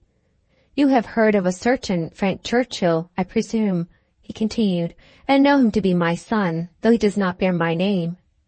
"Oh, yes, and I shall be very happy in his acquaintance. I am sure Mr. Elton will lose no time in calling on him, and we shall both have great pleasure in seeing him at the vicarage." "You are very obliging. Frank will be extremely happy, I am sure. He is to be in town next week, if not sooner. We have notice of it in a letter today. I met the letters in my way this morning, and seeing my son's hand, presumed to open it, though it was not directed to me. It was to Mrs. Weston. She is his principal correspondent, I assure you. I hardly ever get a letter." "And so you absolutely opened what was directed to her? Oh, Mr. Weston," laughing affectedly, "I must protest against that. A most dangerous precedent indeed. I beg you will not let your neighbors follow your example. Upon my word, if this is what I am to expect, we married women must begin to exert ourselves. Oh, Mr. Weston, I could not have believed it of you." "Aye, we men are sad fellows. You must take care of yourself, Mrs. Elton. This letter tells us, it is a short letter, written in a hurry, merely to give us notice. It tells us that they are all coming up to town directly, on Mrs. Churchill's account. She has not been well the whole winter, and thinks Enscombe too cold for her, so they are all to move southward without loss of time." "Indeed, from Yorkshire, I think? Enscombe is in Yorkshire?" "Yes, they are about 190 miles from London. A considerable journey." Yes, upon my word, very considerable. 65 miles farther than from Maple Grove to London. But what is distance, Mr. Weston, to people of large fortune? You will be amazed to hear how my brother Mr. Suckling sometimes flies about. You will hardly believe me. But twice in 1 week he and Mr. Bragg went to London and back again with 4 horses. The evil of the distance from Enscombe, said Mr. Weston, is that Mrs. Churchill, as we understand, has not been able to leave the sofa for a week together. In Frank's last letter she complained, he said, of being too weak to get into her conservatory without having both his arm and his uncle's. This, you know, speaks a great degree of weakness. But now she is so impatient to be in town that she means to sleep only 2 nights on the road. So Frank writes word. Certainly, delicate ladies have very extraordinary constitutions, Mrs. Elton. You must grant me that. No, indeed, I shall grant you nothing. I always take the part of my own sex. I do indeed. I give you notice. You will find me a formidable antagonist on that point. I always stand up for women, and I assure you, if you knew how Selina feels with respect to sleeping at an inn, you would not wonder Mrs. Churchill's making incredible exertions to avoid it. Selina says it is quite horror to her. I believe I have caught a little of her nicety. She always travels with her own sheets, an excellent precaution. Does Mrs. Churchill do the same? Depend upon it, Mrs. Churchill does everything that any other fine lady ever did. Mrs. Churchill will not be second to any lady in the land for— Mrs. Elton eagerly interposed with, "Oh, Mr. Weston, do not mistake me. Selina is no fine lady, I assure you. Do not run away with such an idea." "Is not she? Then she is no rule for Mrs. Churchill, who is as thorough a fine lady as anybody ever beheld." Mrs. Elton began to think she had been wrong in disclaiming so warmly. It was by no means her object to have it believed that her sister was not a fine lady. Perhaps there was want of spirit in the pretence of it, and she was considering in what way she had best retract, when Mr. Weston went on. "Mrs. Churchill is not much in my good graces, as you may suspect, but this is quite between ourselves. She is very fond of Frank, and therefore I would not speak ill of her. Besides, she is out of health now. But that, indeed, by her own account, she has always been. I would not say so to everybody, Mrs. Elton, but I have not much faith in Mrs. Churchill's illness." "If she is really ill, why not go to Bath, Mr. Weston, to Bath or to Clifton? She has taken it into her head that Enscombe is too cold for her. The fact is, I suppose, that she is tired of Enscombe. She has now been a longer time stationary there than she ever was before. Now she begins to want change. It is a retired place, a fine place, but very retired." "Aye, like Maple Grove, I dare say. Nothing can stand more retired from the road than Maple Grove. Such an immense plantation all round it. You seem shut up from everything, and the most complete retirement, and Mrs. Churchill probably has not health or spirits like Selina to enjoy that sort of seclusion. Or perhaps she may not have resources enough in herself to be qualified for a country life. I always say a woman cannot have too many resources, and I feel very thankful that I have so many myself, as to be quite independent of society." "Frank was here in February for a fortnight." "So I remember to have heard. He will have an addition to the Society of Highbury when he comes again. That is, if I may presume to call myself an addition. But perhaps he may never have heard of there being such a creature in the world." This was too loud a call for a compliment to be passed by, and Mr. Weston, with a very good grace, immediately exclaimed, "My dear madam, nobody but yourself could imagine such a thing possible. Not heard of you. I believe Mrs. Weston's letters lately have been full of very little else than Mrs. Elton." He had done his duty, and could return to his son. "When Frank left us," continued he, "it was quite uncertain when we might see him again, which makes this day's news doubly welcome. It has been completely unexpected. That is, I always had a strong persuasion he would be here again soon. I was sure something favorable would turn up, but nobody believed me. He and Mrs. Weston were both dreadfully desponding. How could he contrive to come, and how could it be supposed that his uncle and aunt would spare him again, and so forth. I always felt that something would happen in our favor, and so it has, you see.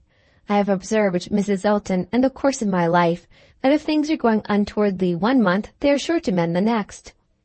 "Very true, Mr. Weston, perfectly true. It is just what I used to say to a certain gentleman in company in the days of courtship, when, because things did not go quite right, did not proceed with all the rapidity which suited his feelings, he was apt to be in despair, and exclaimed that he was sure at this rate it would be May before Hymen's saffron robe will be put on for us. Oh, the pains I have been at to dispel those gloomy ideas and give him cheerfuller views. The carriage, we had disappointments about the carriage. One morning, I remember, he came to me quite in despair. She was stopped by a slight fit of coughing, and Mr. Weston instantly seized the opportunity of going on.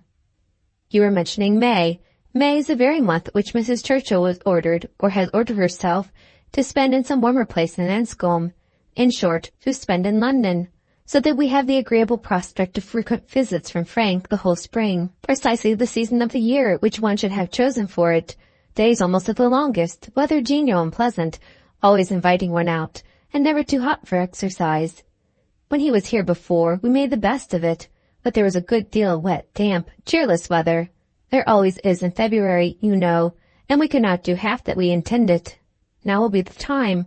This will be complete enjoyment, and I do not know, Mrs. Elton, whether the uncertainty of our meetings, the sort of constant expectation there will be of his coming in today or tomorrow, and at any hour, may not be more friendly to happiness than having him actually in the house.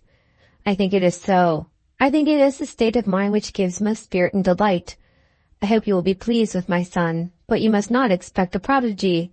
He is generally thought a fine young man, but do not expect a prodigy. Mrs. Weston's partiality for him is very great, and, as you may suppose, most gratifying to me. She thinks nobody equal to him. And I assure you, Mr. Weston, I have very little doubt that my opinion will be decidedly in his favour. I have heard so much in praise of Mr. Frank Churchill. At the same time, it is fair to observe that I am one of those who always judge for themselves, and are by no means implicitly guided by others. I give you notice that as I find your son, so shall I judge of him. I am no flatterer. Mr. Weston was musing. I hope, said he presently, I have not been severe upon poor Mrs. Churchill. If she is ill, I should be sorry to do her injustice, but there are some traits in her character which make it difficult for me to speak of her with the forbearance I could wish. You could not be ignorant, Mrs. Elton, of my connection with the family, nor of the treatment I have met with, and, between ourselves, the whole blame of it is to be laid to her. She was the instigator. Frank's mother would never have been slighted, as she was, but for her. Mr. Churchill has pride, but his pride is nothing to his wife's. His is a quiet, indolent, gentlemanlike sort of pride, that would harm nobody, and only make himself a little helpless and tiresome. But her pride is arrogance and insolence, and what inclines one less to bear. She has no fair pretence of family or blood. She was nobody when he married her, barely the daughter of a gentleman. But ever since her being turned into a Churchill, she has out-Churchilled them all in high and mighty claims. But in herself, I assure you, she is an upstart. Only think! Well, that must be infinitely provoking. I have quite a horror of upstarts. Maple Grove has given me a thorough disgust to people of that sort, for there is a family in that neighbourhood who are such an annoyance to my brother and sister from the airs they give themselves. Your description of Mrs. Churchill made me think of them directly. People of the name of Tupman, very lately settled there, and encumbered with many low connections, but giving themselves immense airs, and expecting to be on a footing with the old established families. A year and a half is the very utmost that they can have lived at West Hall, and how they got their fortune nobody knows. They came from Birmingham, which is not a place to promise much, you know, Mr. Weston. One has not great hopes from Birmingham. I always say there is something direful in the sound, but nothing more is positively known of the Tupmans, though a good many things, I assure you, are suspected. And yet, by their manners, they evidently think themselves equal, even to my brother, Mr. Suckling, who happens to be one of their nearest neighbours. It is infinitely too bad. Mr. Suckling, who has been 11 years a resident at Maple Grove, and his father had it before him. I believe, at least, I am almost sure that old Mr. Suckling had completed the purchase before his death. They were interrupted. Tea was carrying round, and Mr. Weston, having said all that he wanted, soon took the opportunity of walking away. After tea, Mr. and Mrs. Weston and Mr. Elton sat down, with Mr. Woodhouse, to cards. The remaining 5 were left to their own powers, and Emma doubted their getting on very well, for Mr. Knightley seemed little disposed for conversation. Mrs. Elton was wanting notice, which nobody had inclination to pay, and she was herself in a worry of spirits, which would have made her prefer being silent. Mr. John Knightley proved more talkative than his brother. He was to leave them early the next day, and he soon began with, "Well, Emma, I do not believe I have anything more to say about the boys, but you have your sister's letter, and everything is down at full length there, we may be sure. My charge would be much more concise than hers, and probably not much in the same spirit. All that I have to recommend being comprised in, do not spoil them, and do not physic them." "I rather hope to satisfy you both," said Emma, "for I shall do all in my power to make them happy, which will be enough for Isabella, and happiness must preclude false indulgence in physic." "And if you find them troublesome, you must send them home again." "That is very likely. You think so, do not you?" "I hope I am aware that they may be too noisy for your father, or even may be some encumbrance to you, if your visiting engagements continue to increase as much as they have done lately." "Increase?" "Certainly. You must be sensible that the last half-year has made a great difference in your way of life." "Difference? No, indeed, I am not." "There can be no doubt of your being much more engaged with company than you used to be. Witness this very time. Here am I come down for only one day, and you are engaged with a dinner party. When did it happen before, or anything like it? Your neighborhood is increasing, and you mix more with it. A little while ago, every letter to Isabella brought an account of fresh gaieties, dinners at Mr. Cole's or balls at the Crown. A difference which Randall's alone makes in your goings-on is very great." "Yes," said his brother quickly, "it is Randall's that does it all." "Very well, and as Randall's, I suppose, is not likely to have less influence than heretofore, it strikes me as a possible thing, Emma, that Henry and John may be sometimes in the way, and if they are, I only beg you to send them home." "No," cried Mr. Knightley, "that need not be the consequence. Let them be sent to Donwell. I shall certainly be at leisure." "Upon my word," exclaimed Emma, "you amuse me. I should like to know how many of all my numerous engagements take place without your being of the party, and why I am supposed to be in danger of wanting leisure to attend to little boys. These amazing engagements of mine, what have they been? Dining once with the Coles, and having a ball talked of, which never took place. I can understand you," nodding at Mr. John Knightley. "Your good fortune in meeting with so many of your friends at once here delights you too much to pass unnoticed. But you," turning to Mr. Knightley, "who know how very, very seldom I am ever 2 hours from Hartfield, why you should foresee such a series of dissipation for me, I cannot imagine. And as to my dear little boys, I must say that if Aunt Emma has not time for them, I do not think they would fare much better with Uncle Knightley, who is absent from home about 5 hours where she is absent 1, and who, when he is at home, is either reading to himself or settling his accounts." Mr. Knightley seemed to be trying not to smile, and succeeded without difficulty upon Mrs. Elton's beginning to talk to him. Volume 3, Chapter 1 of Emma. A very little quiet reflection was enough to satisfy Emma as to the nature of her agitation on hearing the news of Frank Churchill. She was soon convinced that it was not for herself she was feeling at all apprehensive or embarrassed.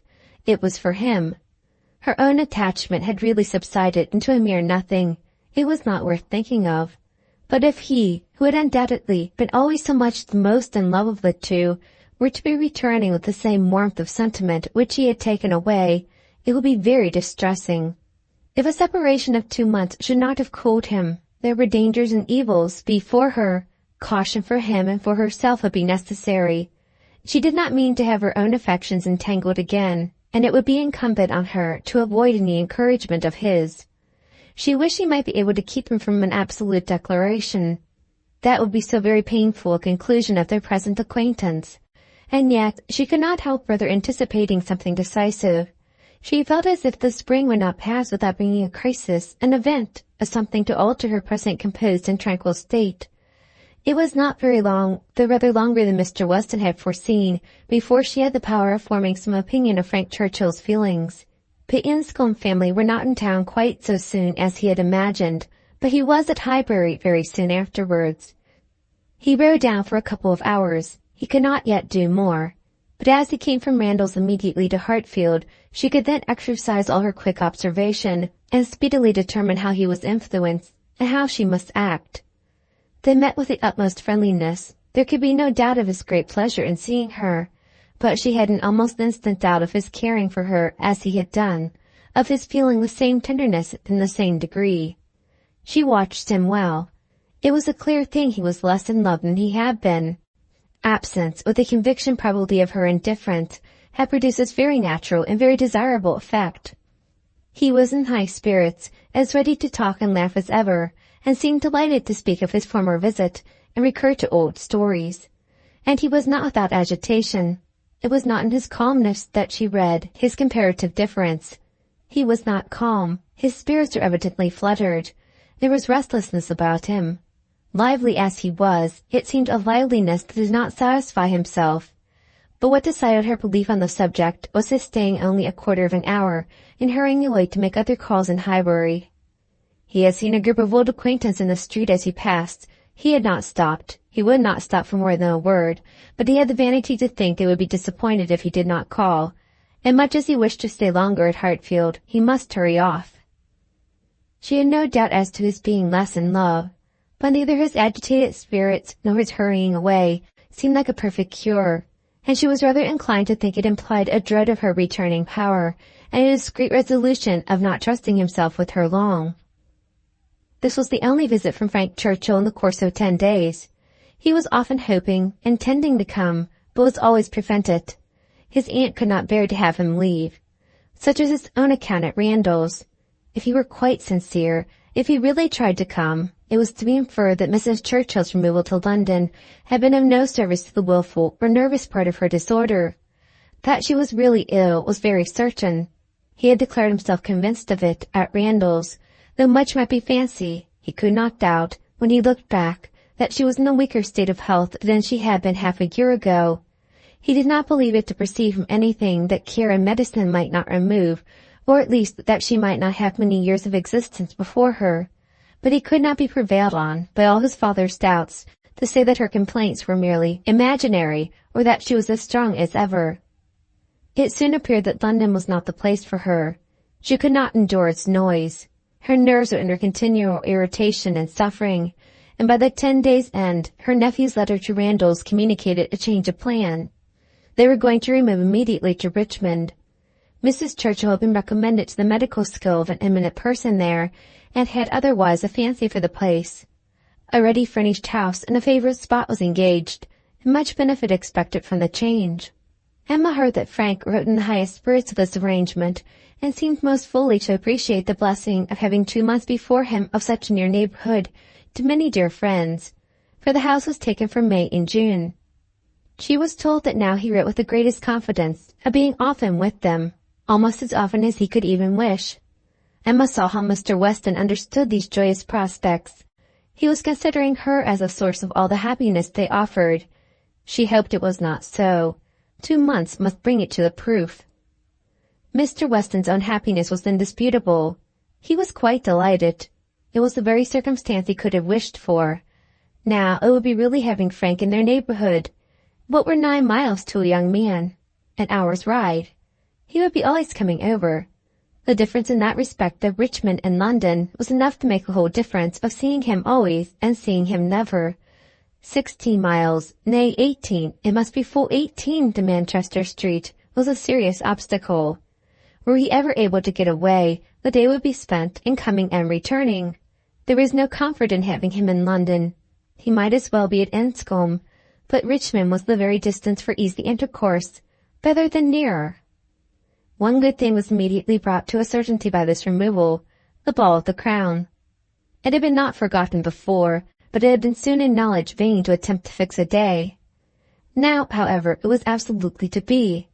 Every preparation was resumed, and very soon after the Churchills had removed to Richmond, a few lines from Frank, to say that his aunt felt already much better for the change, and that he had no doubt of being able to join them for 24 hours at any given time, induced them to name as early a day as possible.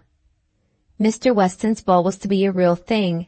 A very few tomorrows stood between the young people of Highbury and happiness. Mr. Woodhouse was resigned. The time of year lightened the evil to him. May was better for everything than February. Mrs. Bates was engaged to spend the evening at Hartfield. James had due notice, and he sanguinely hoped that neither dear little Henry nor dear little John would have anything the matter with them while dear Emma were gone. Volume 3, Chapter 2 of Emma. No misfortune occurred again to prevent the ball.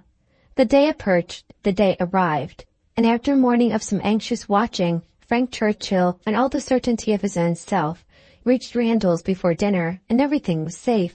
No second meeting had there yet been between him and Emma. The room of the Crown was to witness it, but it would be better than a common meeting in a crowd. Mr. Weston had been so very earnest in his entreaties for her arriving there as soon as possible after themselves, for the purpose of taking her opinion as to the propriety and comfort of the rooms before any other persons came, that she could not refuse him, and must therefore spend some quiet interval in a young man's company.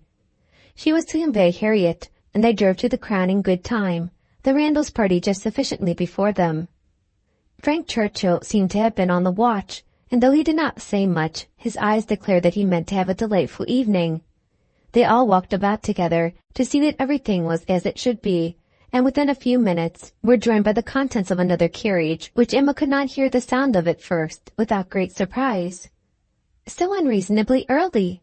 she was going to exclaim, but she presently found that it was a family of old friends, who were coming, like herself, by particular desire, to help Mr. Weston's judgment, and they were so very closely followed by another carriage of cousins, who had been entreated to come early, with the same distinguishing earnestness, on the same errand, that it seemed as if half the company might soon be collected together for the purpose of preparatory inspection.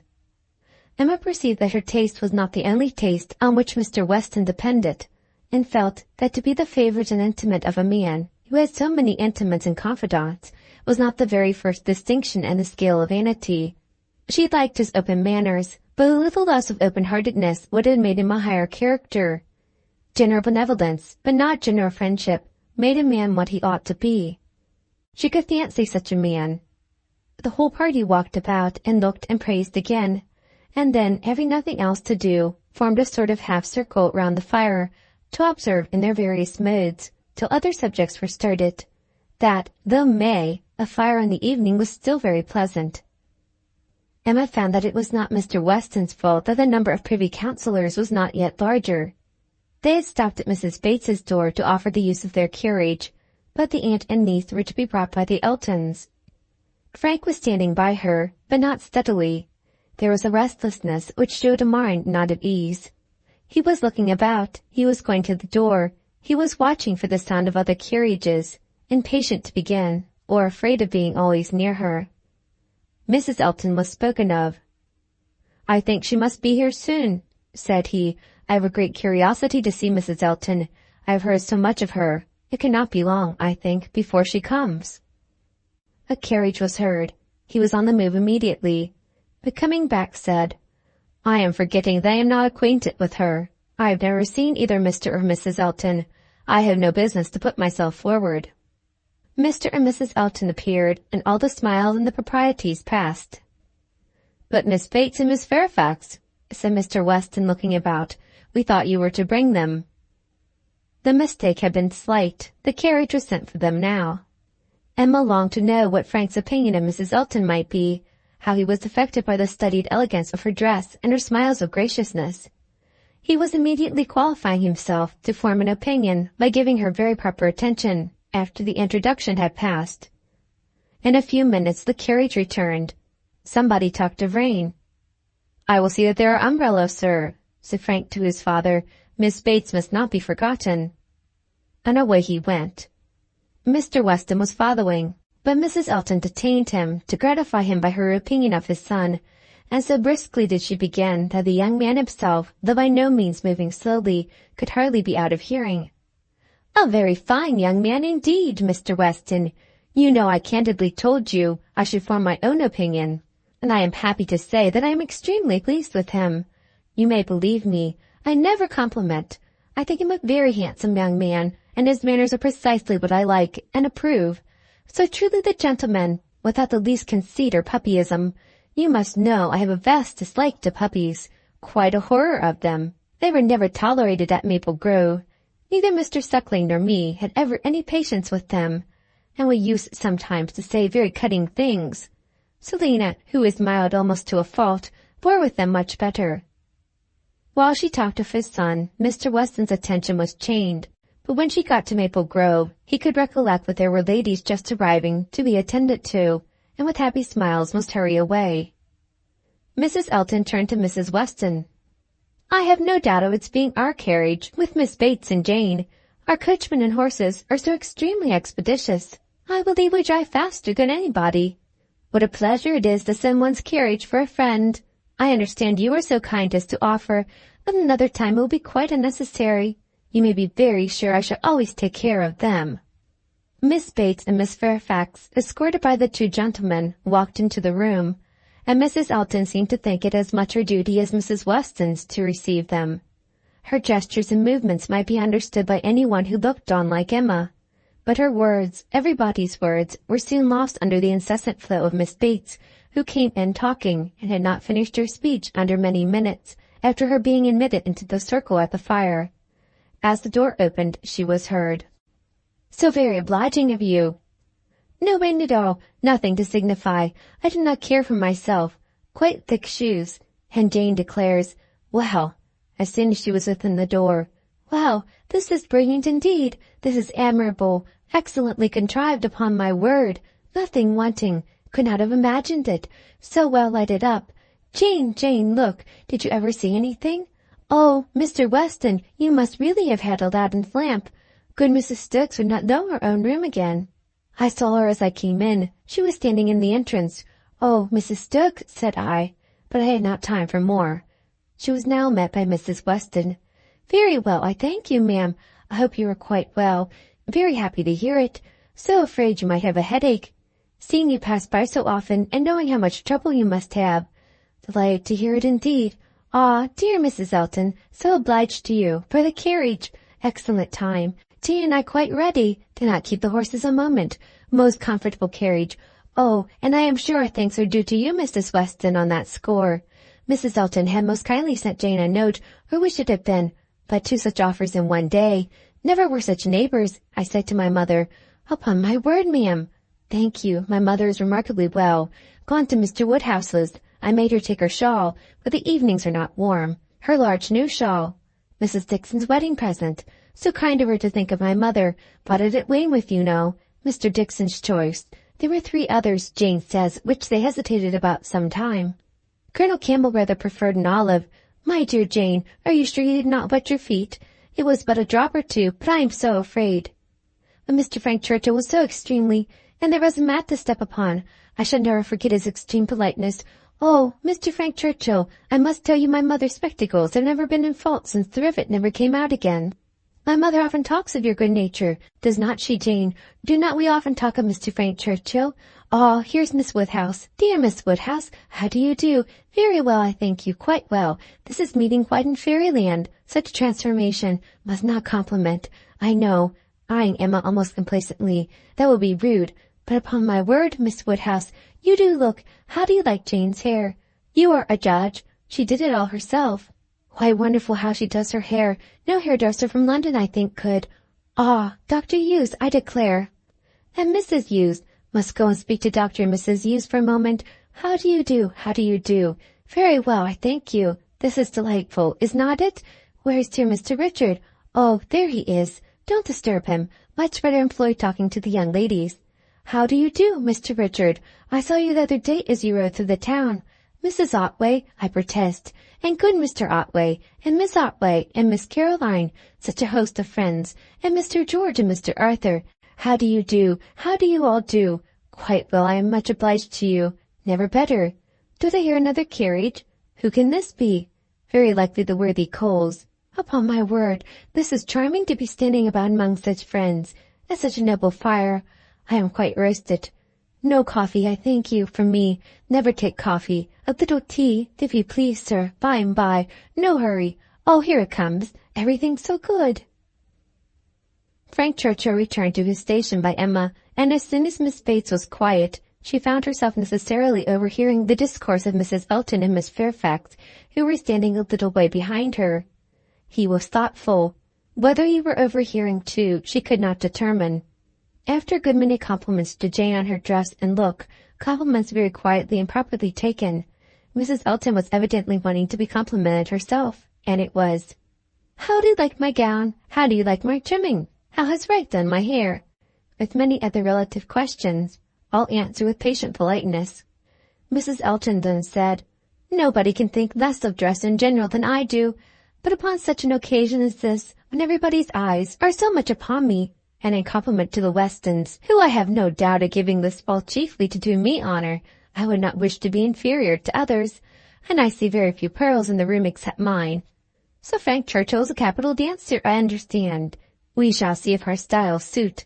A fine young man, certainly, is Frank Churchill. I like him very well." At this moment Frank began talking so vigorously that Emma could not but imagine he had overheard his own praises, and did not want to hear more, and the voices of the ladies were drowned for a while, till another suspension brought Mrs. Elton's tones again distinctly forward. Mr. Elton had just joined them, and his wife was exclaiming, "Oh, you have found us out at last, have you, in our seclusion? I was this moment telling Jane. I thought you would begin to be impatient for tidings of us." "Jane," replied Frank Churchill with a look of surprise and displeasure, "that is easy, but Miss Fairfax does not disapprove it, I suppose." "How do you like Mrs. Elton?" said Emma in a whisper. "Not at all." "You are ungrateful." "Ungrateful? What do you mean?" Then changing from a frown to a smile, "No, do not tell me. I do not want to know what you mean. Where is my father? When are we to begin dancing?" Emma could hardly understand him. He seemed in an odd humour. He walked off to find his father, but was quickly back again with both Mr. and Mrs. Weston. He had met with them in a little perplexity, which must be laid before Emma. It had just occurred to Mrs. Weston that Mrs. Elton must be asked to begin the ball, that she would expect it, which interfered with all their wishes of giving Emma that distinction. Emma heard the sad truth with fortitude. "And what are we to do for a proper partner for her?" said Mr. Weston. "She will think Frank ought to ask her." Frank turned instantly to Emma to claim her former promise, and boasted himself an engaged man, which his father looked his most perfect approbation of, and it then appeared that Mrs. Weston was wanting him to dance with Mrs. Elton herself, and that their business was to help to persuade him into it, which was done pretty soon. Mr. Weston and Mrs. Elton led the way. Mr. Frank Churchill and Miss Woodhouse followed. Emma must admit to stand second to Mrs. Elton, though she had always considered the ball as peculiarly for her. It was almost enough to make her think of marrying. Mrs. Elton had undoubtedly the advantage, at this time, in vanity completely gratified, for though she had intended to begin with Frank Churchill, she could not lose by the change. Mr. Weston might be his son's superior. In spite of this little rub, however, Emma was smiling with enjoyment, delighted to see the respectable length of the set as it was forming, and to feel that she had so many hours of unusual festivity before her. She was more disturbed by Mr. Knightley's not dancing than by anything else. There he was among the standers-by, where he ought not to be.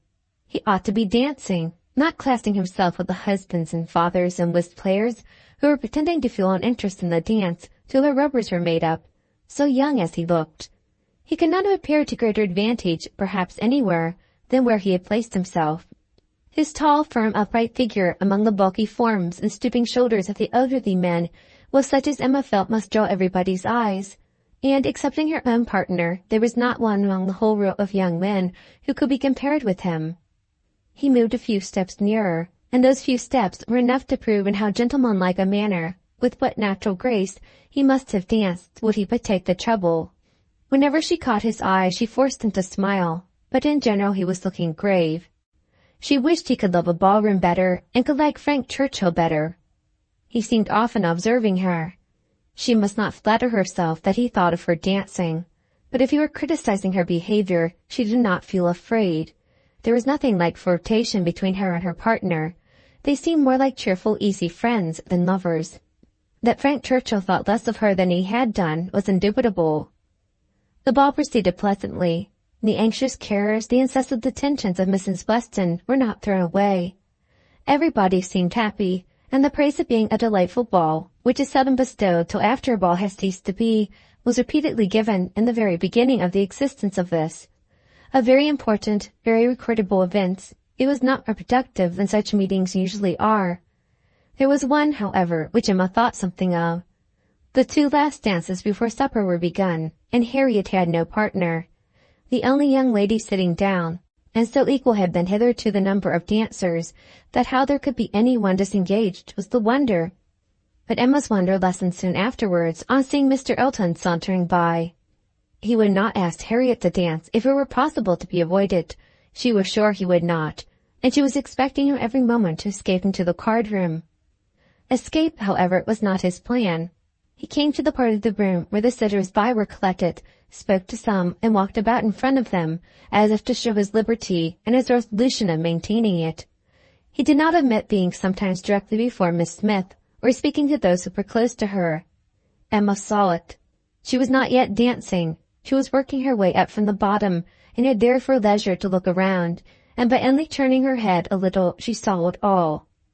When she was halfway up the set, the whole group were exactly behind her, and she would no longer allow her eyes to watch. But Mr. Elton was so near that she heard every syllable of a dialogue which just then took place between him and Mrs. Weston, and she perceived that his wife, who was standing immediately above her, was not only listening also, but even encouraging him by significant glances. The kind-hearted, gentle Mrs. Weston had left her seat to join him and say, "Do not you dance, Mr. Elton?" To which his prompt reply was, "Most readily, Mrs. Weston, if you will dance with me." "Me? Oh, no, I will get you a better partner than myself. I am no dancer." "If Mrs. Gilbert wishes to dance," said he, "I shall have great pleasure, I am sure, for though beginning to feel myself rather an old married man, and that my dancing days are over, it would give me very great pleasure at any time to stand up with an old friend like Mrs. Gilbert." "Mrs. Gilbert does not mean to dance, but there is a young lady disengaged, whom I should be very glad to see dancing, Miss Smith." "Miss Smith? Oh, I had not observed. You are extremely obliging, and if I were not an old married man. But my dancing days are over, Mrs. Weston. You will excuse me. Anything else I should be most happy to do at your command, but my dancing days are over." Mrs. Weston said no more, and Emma could imagine with what surprise and mortification she must be returning to her seat. This was Mr. Elton, the amiable, obliging, gentle Mr. Elton. She looked round for a moment. He had joined Mr. Knightley at a little distance, and was arranging himself for settled conversation, while smiles of high glee passed between him and his wife. She would not look again. Her heart was in a glow, and she feared her face might be as hot. In another moment a happier sight caught her. Mr. Knightley leading Harriet to the set. Never had she been more surprised, seldom more delighted than at that instant. She was all pleasure and gratitude, both for Harriet and herself, and longed to be thanking him. And though too distant for speech, her countenance said much as soon as she could catch his eye again. His dancing proved to be just what she had believed it, extremely good, and Harriet would have seemed almost too lucky if it had not been for the cruel state of things before, and for the very complete enjoyment and very high sense of the distinction which her happy features announced. It was not thrown away on her. She bounded higher than ever, flew farther down the middle, and was in a continual course of smiles. Mr. Elton had retreated into the card-room, looking, Emma trusted, very foolish. She did not think he was quite so hardened as his wife, though growing very like her. She spoke some of her feelings by observing audibly to her partner, "Knightley has taken pity on poor little Miss Smith. Very good-natured, I declare." Supper was announced. The move began, and Miss Bates might be hurried from that moment without interruption till her being seated at table and taking up her spoon. "Jane, Jane, my dear Jane, where are you? Here is your tippet. Mrs. Weston begs you to put on your tippet. She says she is afraid there will be draughts in the passage, though everything has been done. One door nailed up, quantities of matting. My dear, dear Jane, indeed you must. Mr. Churchill, oh, you are too obliging. How well you put it on. So gratified. Excellent dancing indeed. Yes, my dear, I ran home as I said I should to help Grandmamma to bed, and got back again, and nobody missed me. I set off without a word, just as I told you. Grandmamma was quite well, had a charming evening with Mr. Woodhouse, a vast deal of chat and backgammon. Tea was made downstairs, biscuits and baked apple, and wine before she came away, amazing luck in some of her throws, and she inquired a great deal about you, how you were amused, and who were your partners. Oh, said I shall not forestall Jane. I left her dancing with Mr. George Otway. She will love to tell you all about it herself tomorrow. Her first partner was Mr. Elton. I do not know who will ask you next. Perhaps Mr. William Cox. My dear sir, you are too obliging. Is there nobody you would not rather? I am not helpless.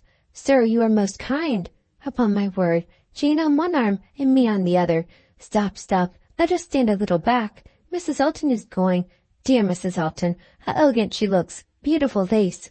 Now we all follow in her train. Quite the queen of the evening.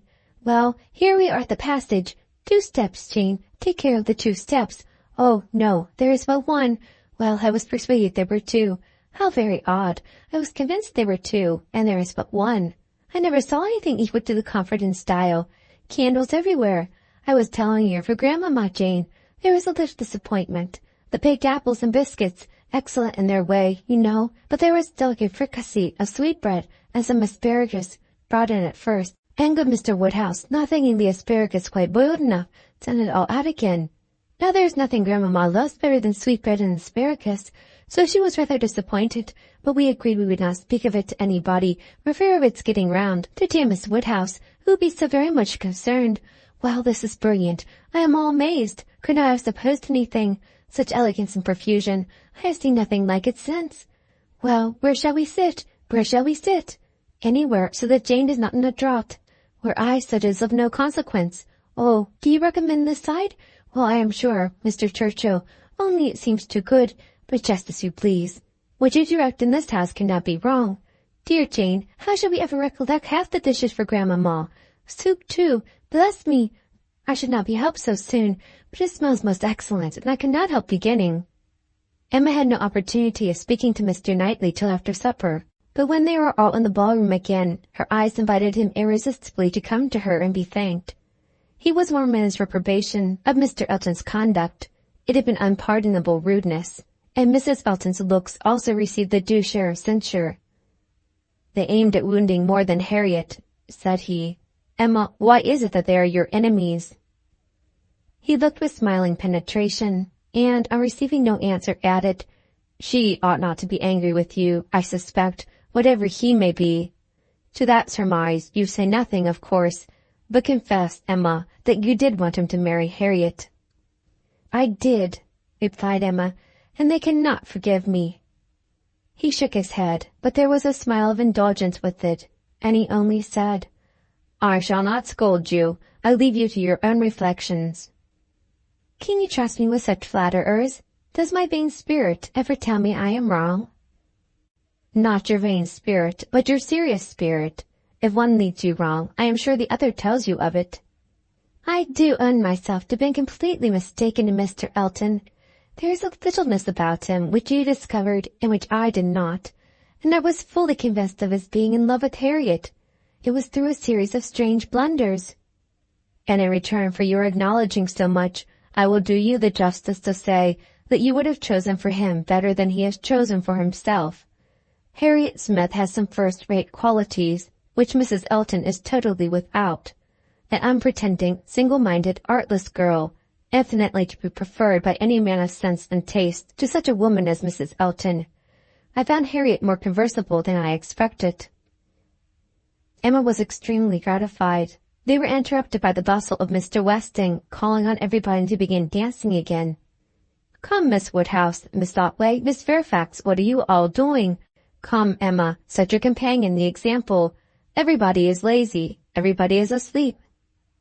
I am ready, said Emma, whenever I am wanted.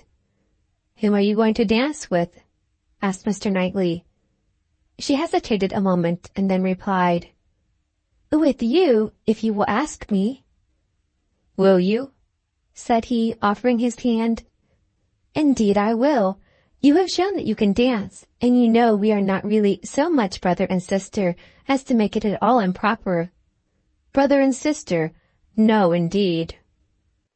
Volume 3, Chapter 3 of Emma. This little explanation with Mr. Knightley gave Emma considerable pleasure.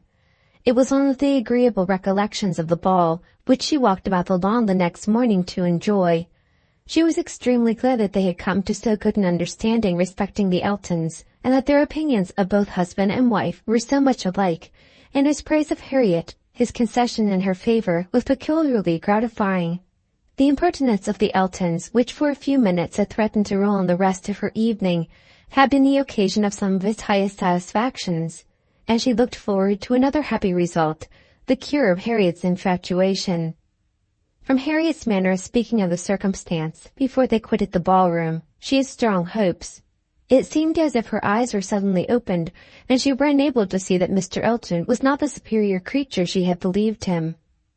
The fever was over, and Emma could harbor little fear of the pulse being quickened again by injurious courtesy.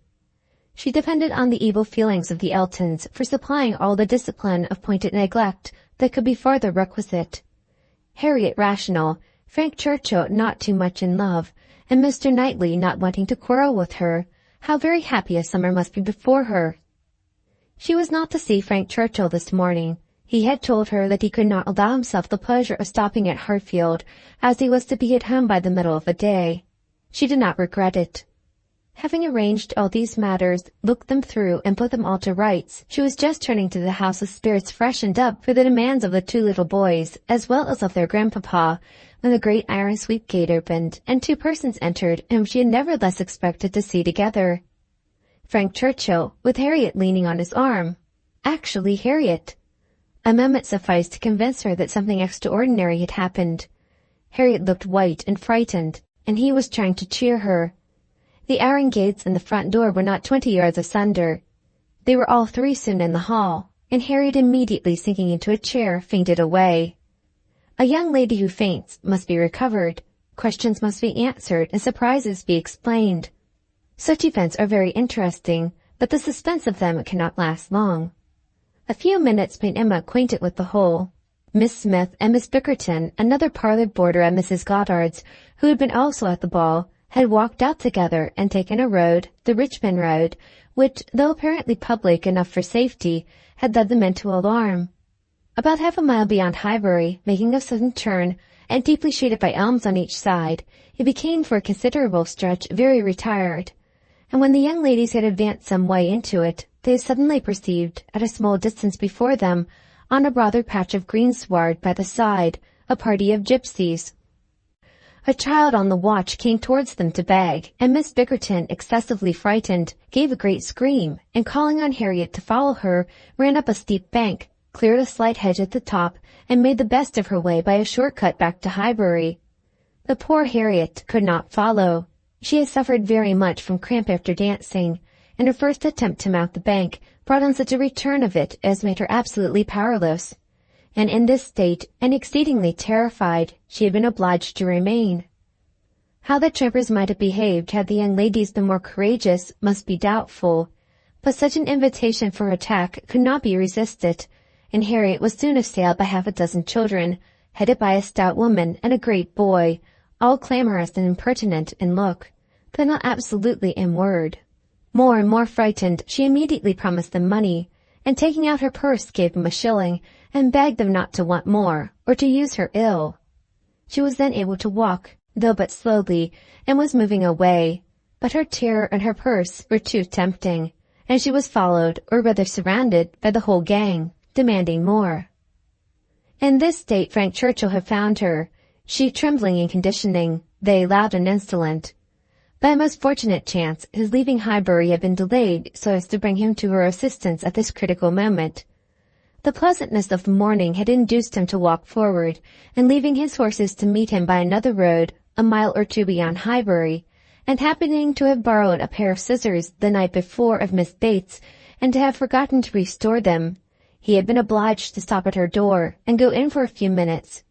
He was therefore later than he had intended, and being on foot was unseen by the whole party, till almost close to them. The terror which the woman and boy had been creating in Harriet was then their own portion. He had left them completely frightened, and Harriet, eagerly clinging to him, and hardly able to speak, had just strength enough to reach Hartfield, before her spirits were quite overcome. It was his idea to bring her to Hartfield. He had thought of no other place. This was the amount of the whole story, of his communication, and of Harriet's as soon as she had recovered her senses and speech. He dared not stay longer than to see her well. These several delays left him not another minute to lose, and Emma engaging to give assurance of her safety to Mrs. Goddard, and notice of there being such a set of people in the neighborhood to Mr. Knightley, he set off with all the grateful blessings that she could utter for her friend and herself. Such an adventure as this, a fine young man and a lovely young woman, thrown together in such a way, could hardly fail of suggesting certain ideas to the coldest heart and the steadiest brain. So Emma thought, at least. Could a linguist, could a grammarian, could even a mathematician, have seen what she did, had witnessed their appearance together, and heard their history of it, without feeling that circumstances had been at work to make them peculiarly interesting to each other? How much more must an imaginist like herself be on fire with speculation and foresight, especially with such a groundwork of anticipation as her mind had already made? It was a very extraordinary thing. Nothing of the sort had ever occurred before to any young ladies in the place, within her memory. No rencontre, no alarm of the kind. And now it had happened to the very person, and at the very hour, when the other very person was chancing to pass by to rescue her. It certainly was very extraordinary.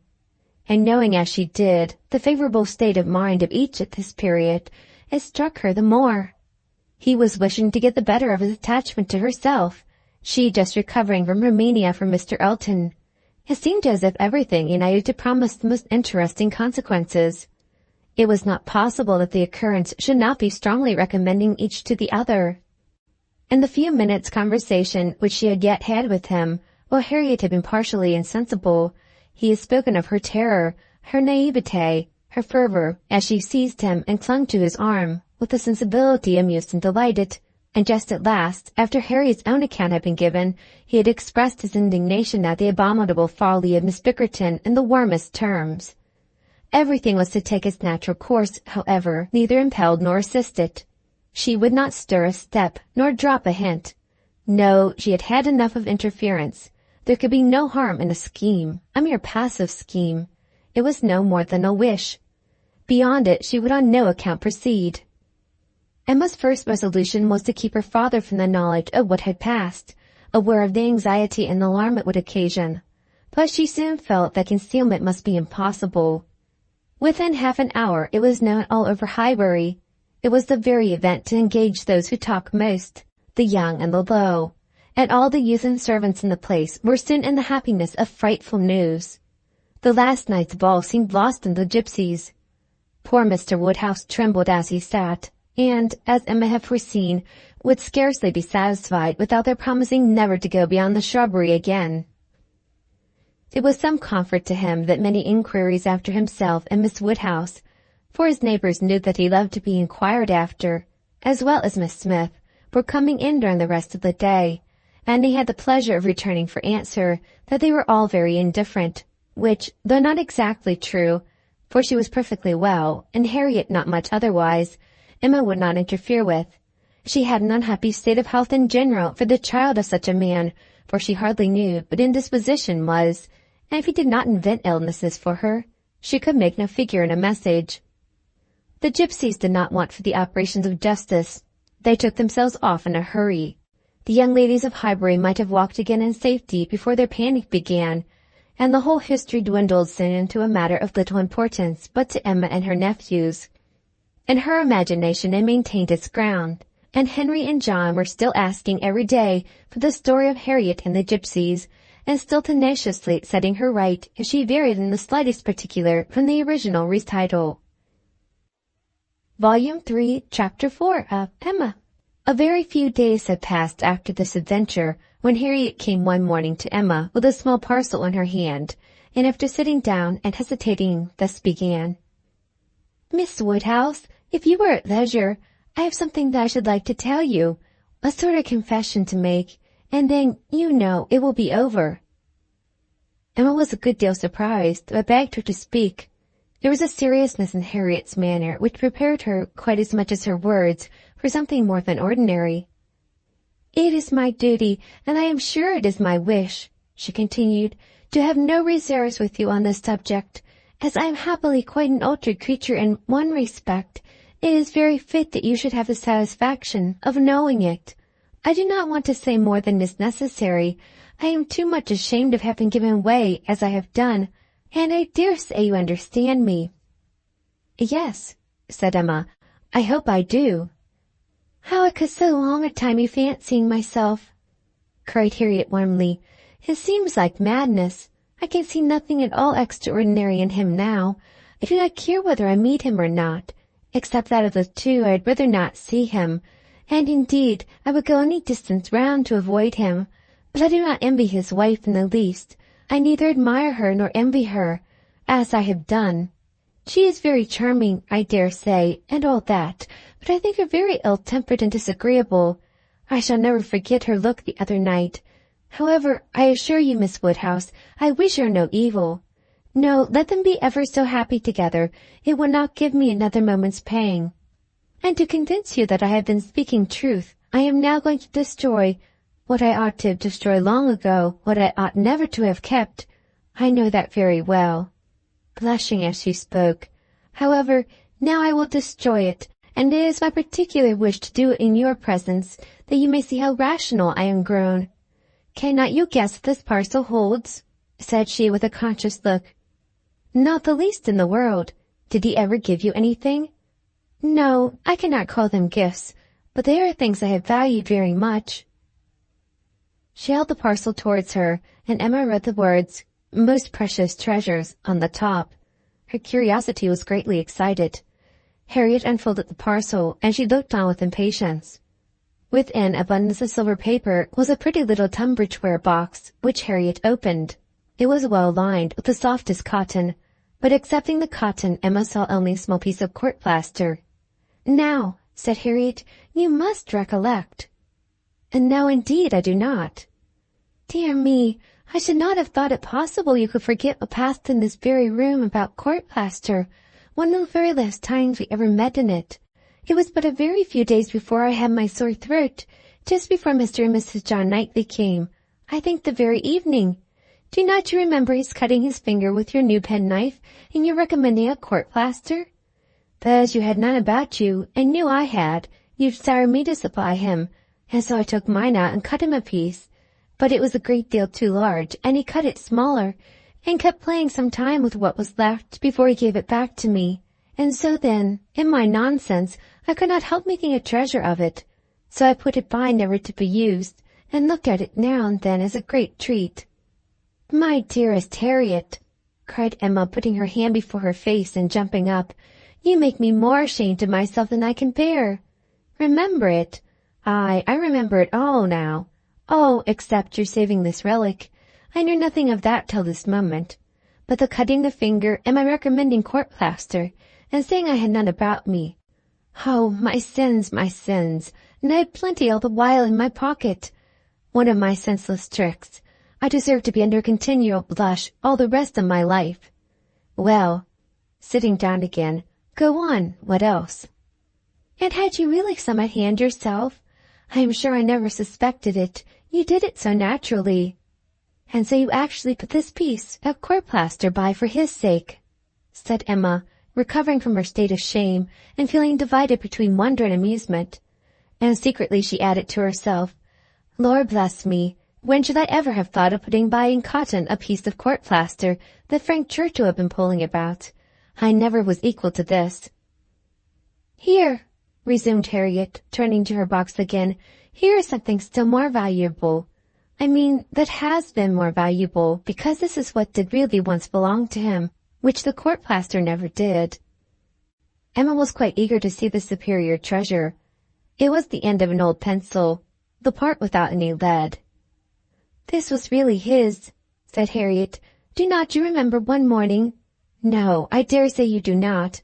But one morning, I forget exactly the day, but perhaps it was the Tuesday or Wednesday before that evening, he wanted to make a memorandum in his pocket-book. It was about spruce beer. Mr. Knightley had been telling him something about brewing spruce beer, and he wanted to put it down. But when he took out his pencil, there was so little lead that he soon cut it all away, and it would not do, so you lent him another, and this was left upon the table as good for nothing. But I kept my eye on it, and as soon as I dared, caught it up, and never parted with it again from that moment." "I do remember it," cried Emma. "I perfectly remember it." "Talking about Spruce Beer. Oh, yes, Mr. Knightley and I both saying we liked it, and Mr. Elton's seeming resolved to learn to like it too. I perfectly remember it. Stop, Mr. Knightley was standing just here, was not he? I have an idea he was standing just here." "Ah, I do not know. I cannot recollect. It is very odd, but I cannot recollect. Mr. Elton was sitting here, I remember, much about where I am now." "Well, go on." "Oh, that's all. I have nothing more to show you, or to say, except that I am now going to throw them both behind the fire, and I wish you to see me do it." "My poor dear Harriet, and have you actually found happiness in treasuring up these things?" "Yes, simpleton as I was, but I am quite ashamed of it now, and wish I could forget as easily as I can burn them. It was very wrong of me, you know, to keep any remembrances after he was married. I knew it was, but had not resolution enough to part with them." "But, Harriet, is it necessary to burn the court plaster? I have not a word to say for the bit of old pencil, but the court plaster might be useful." "I shall be happier to burn it," replied Harriet. "It has a disagreeable look to me. I must get rid of everything. There it goes, and there is an end, thank heaven, of Mr. Elton." "And when," thought Emma, "will there be a beginning of Mr. Churchill?" She had soon afterwards reason to believe that the beginning was already made, and could not but hope that the gipsy, though she had told no fortune, might be proved to have made Harriet's. About a fortnight after the alarm, they came to a sufficient explanation, and quite undesignedly. Emma was not thinking of it at the moment, which made the information she received more valuable. She merely said, in the course of some trivial chat, "Well, Harriet, whenever you marry, I would advise you to do so and so," and thought no more of it. Till after a minute's silence she heard Harriet say in a very serious tone, "I shall never marry." Emma then looked up and immediately saw how it was, and after a moment's debate as to whether it should pass unnoticed or not, replied, "Never marry? This is a new resolution." "It is one that I shall never change, however." After another short hesitation, "I hope it does not proceed from, I hope it is not in compliment to Mr. Elton." "Mr. Elton, indeed!" cried Harriet indignantly. "Oh, no!" And Emma could just catch the words, "so superior to Mr. Elton." She then took a longer time for consideration. Should she proceed no farther? Should she let it pass and seem to suspect nothing? Perhaps Harriet might think her cold or angry if she did. Or perhaps, if she were totally silent, it might only drive Harriet into asking her to hear too much, and against anything like such an unreserve as had been, such an open and frequent discussion of hopes and chances, she was perfectly resolved. She believed it would be wiser for her to say and know at once all that she meant to say and know. Plain dealing was always best. She had previously determined how far she would proceed on any application of the sort, and it would be safer for both to have the judicious law of her own brain laid down with speed. She was decided, and thus spoke. "Harriet, I would not affect to be in doubt of your meaning. Your resolution, or rather your expectation of never marrying, results from an idea that the person whom you might prefer will be too greatly your superior in situation to think of you. Is not it so?" "Oh, Miss Woodhouse, believe me, I have not the presumption to suppose. Indeed, I am not so mad. But it is a pleasure to me to admire him at a distance, and to think of his infinite superiority to all the rest of the world, with the gratitude, wonder, and veneration which are so proper, in me especially. I am not at all surprised at you, Harriet. The service he rendered you was enough to warm your heart." "Service! Oh, it was such an inexpressible obligation. The very recollection of it, and all that I felt at the time, when I saw him coming, his noble look, and my wretchedness before. Such a change, in one moment such a change, from perfect misery to perfect happiness. It is very natural. It is natural, and it is honorable. Yes, honorable, I think, to choose so well and so gratefully. But that it will be a fortunate preference is more than I can promise. I do not advise you to give way to it, Harriet. I do not by any means engage for its being returned. Consider what you are about. Perhaps it will be wisest in you to check your feelings while you can. At any rate, do not let them carry you far, unless you are persuaded of his liking you. Be observant of him. Let his behavior be the guide of your sensations. I give you this caution now, because I shall never speak to you again on the subject. I am determined against all interference. Henceforward, I should know nothing of the matter. Let no name ever pass our lips. We were very wrong before. We will be cautious now. He is your superior, no doubt, and there do seem objections and obstacles of a very serious nature. But yet, Harriet, more wonderful things have taken place. There have been matches of greater disparity.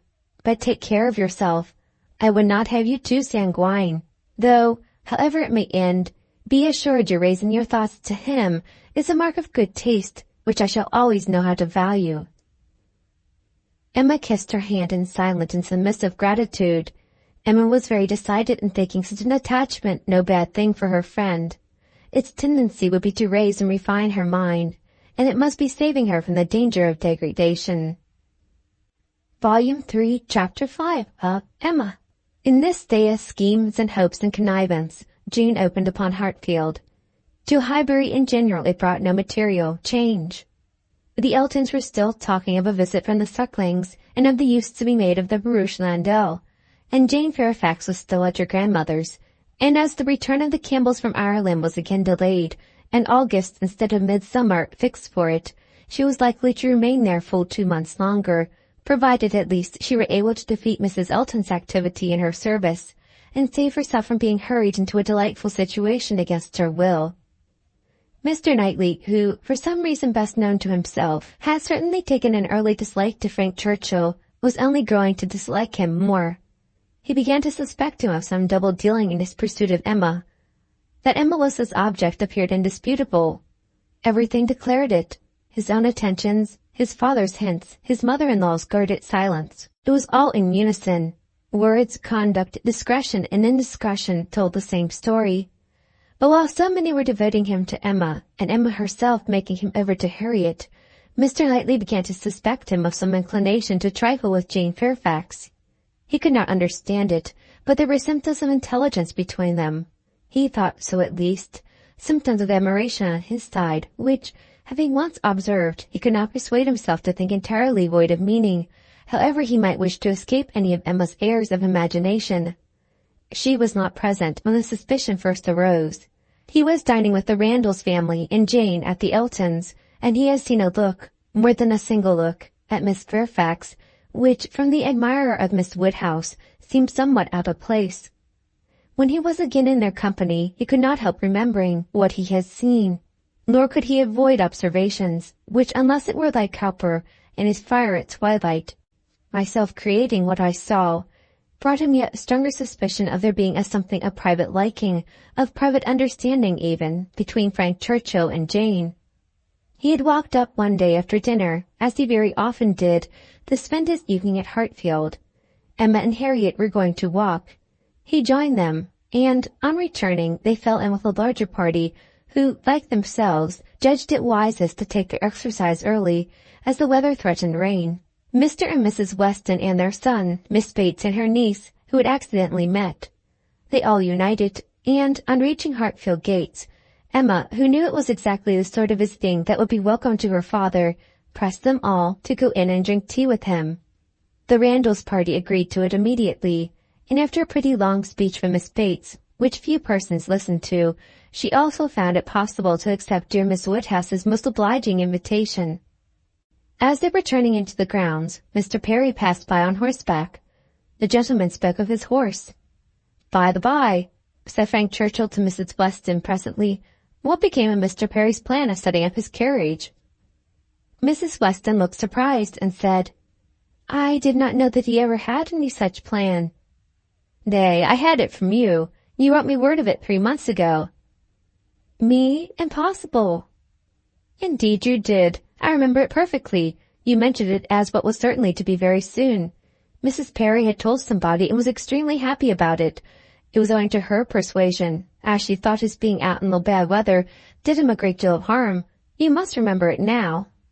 "Upon my word, I never heard of it till this moment." "Never? Really never? Bless me, how could it be?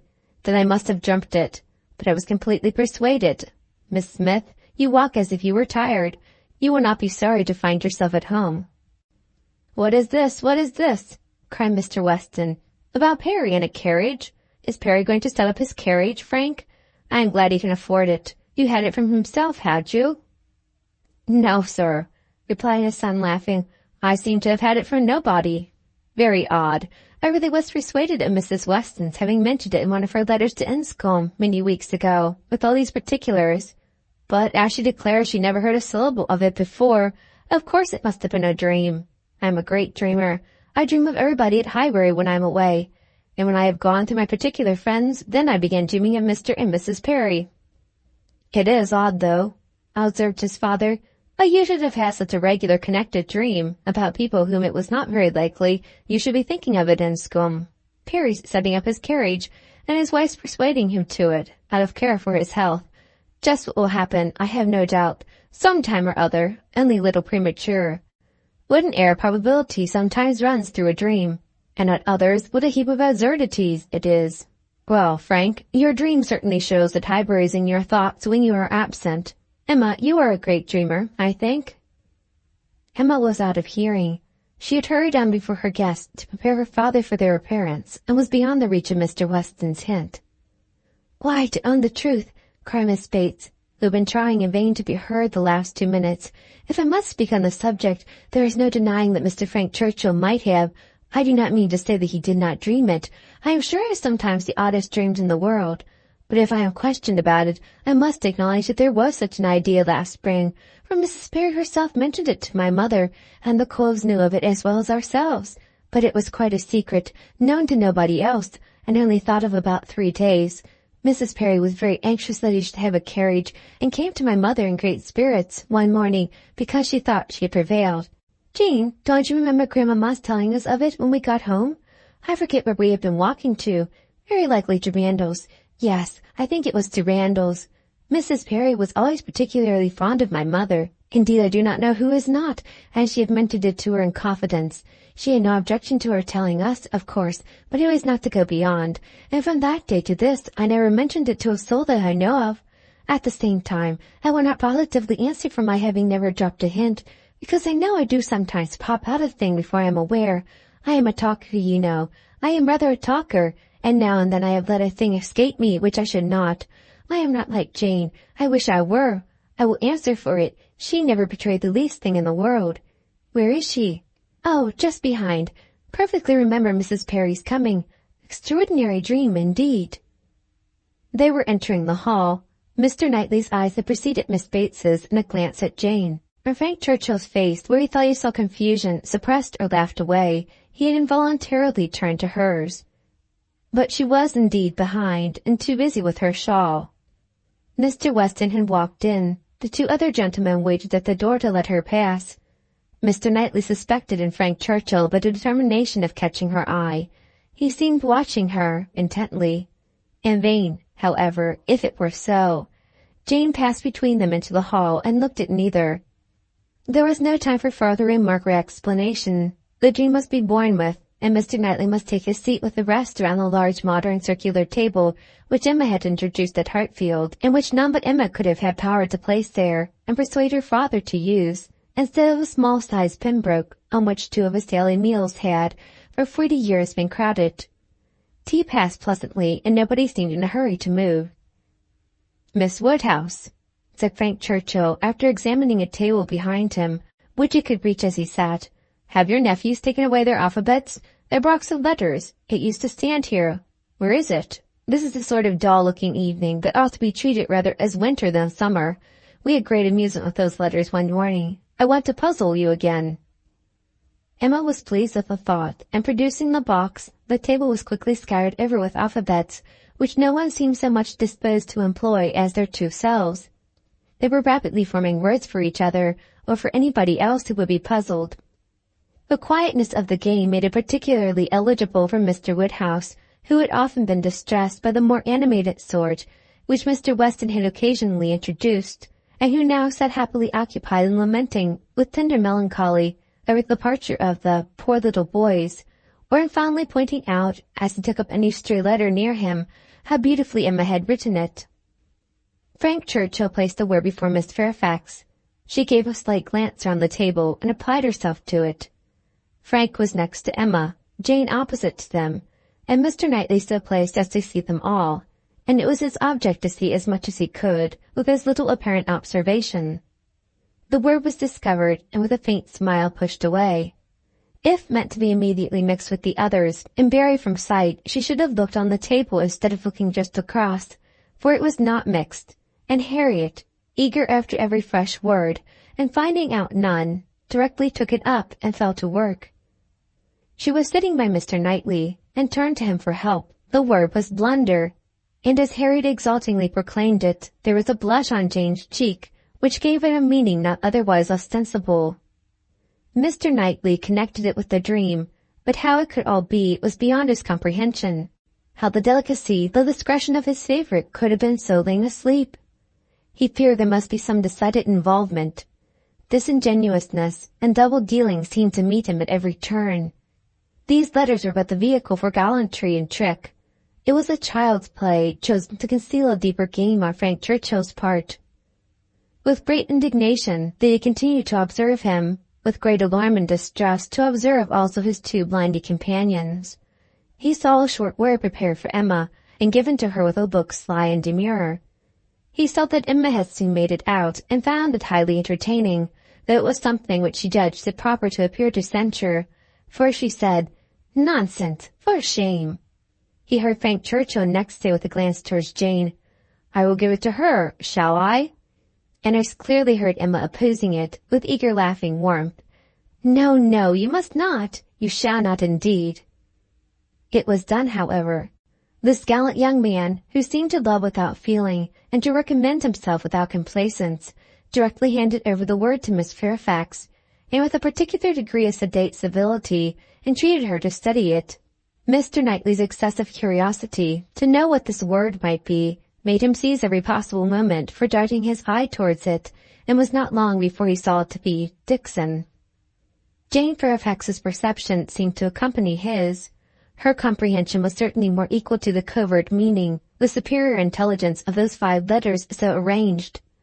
She was evidently displeased, looked up, and seeing herself watched, blushed more deeply than he had ever perceived her, and saying only, "I did not know that proper names are allowed," pushed away the letters with even an angry spirit, and looked resolved to be engaged by no other word that could be offered.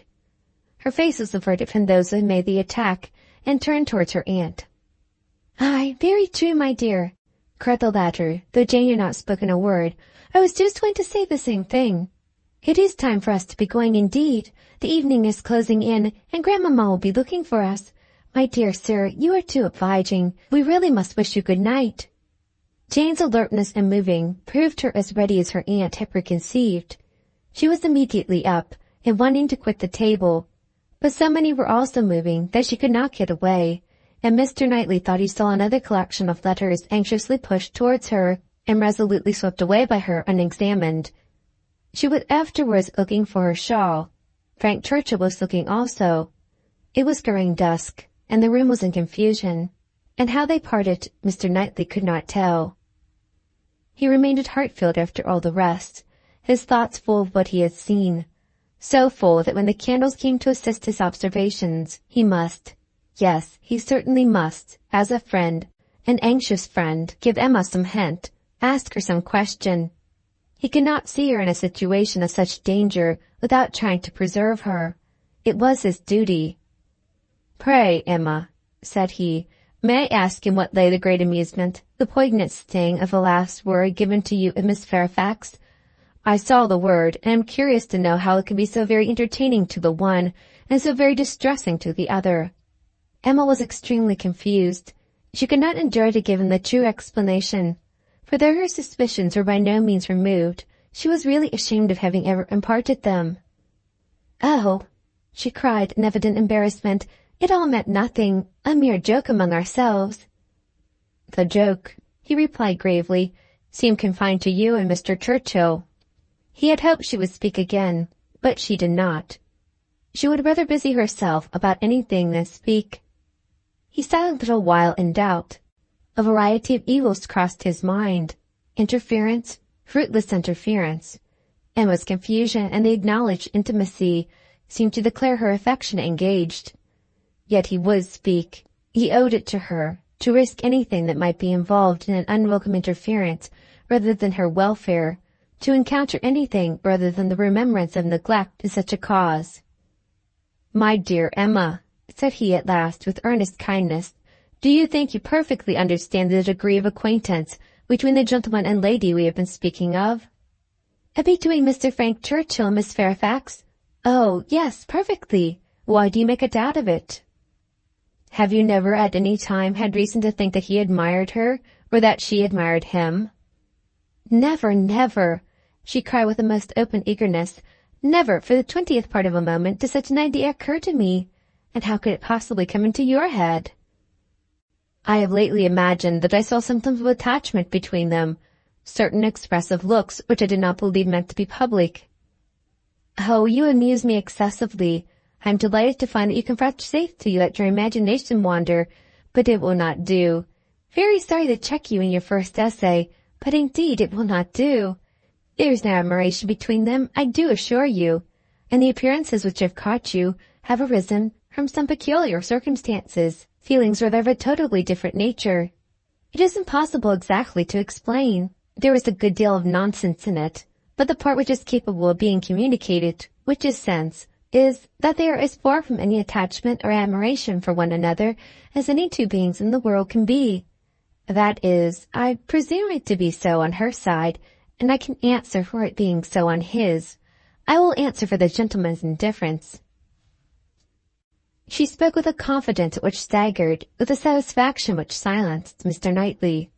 She was in gay spirits, and would have prolonged the conversation, wanting to hear the particulars of his suspicions, every look described, and all the wheres and hows of a circumstance which highly entertained her.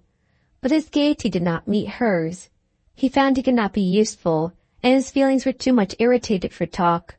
That he might not be irritated into an absolute fever by the fire which Mr. Woodhouse's tender habits required almost every evening throughout the year, he soon afterwards took a hasty leave, and walked home to the coldness and solitude of Donwell Abbey. Volume 3, Chapter 6 of Emma. After being long fed with hopes of a speedy visit from Mr. and Mrs. Suckling, the Highbury world were obliged to endure the mortification of hearing that they could not possibly come till the autumn. No such importation of novelties could enrich their intellectual stores at present. In the daily interchange of news they must be again restricted to the other topics with which for a while the Sucklings' coming had been united, such as the last accounts of Mrs. Churchill, whose health seemed every day to supply a different report, and the situation of Mrs. Weston, whose happiness it was to be hoped might eventually be as much increased by the arrival of a child as that of all her neighbours was by the approach of it. Mrs. Elton was very much disappointed. It was the delay of a great deal of pleasure and parade. Her introductions and recommendations must all wait, and every projected party be still only talked of. So she thought at first, but a little consideration convinced her that everything need not be put off. Why should not they explore to Box Hill, though the Sucklings did not come? They could go there again with them in the autumn. It was settled that they should go to Box Hill. That there was to be such a party had been long generally known. It had even given the idea of another. Emma had never been to Box Hill. She wished to see what everybody found so well worth seeing, and she and Mr. Weston had agreed to choose some fine morning and drive thither. 2 or 3 more of the chosen only were to be admitted to join them, and it was to be done in a quiet, unpretending, elegant way, infinitely superior to the bustle and preparation, the regular eating and drinking and picnic parade of the Eltons and the Sucklings.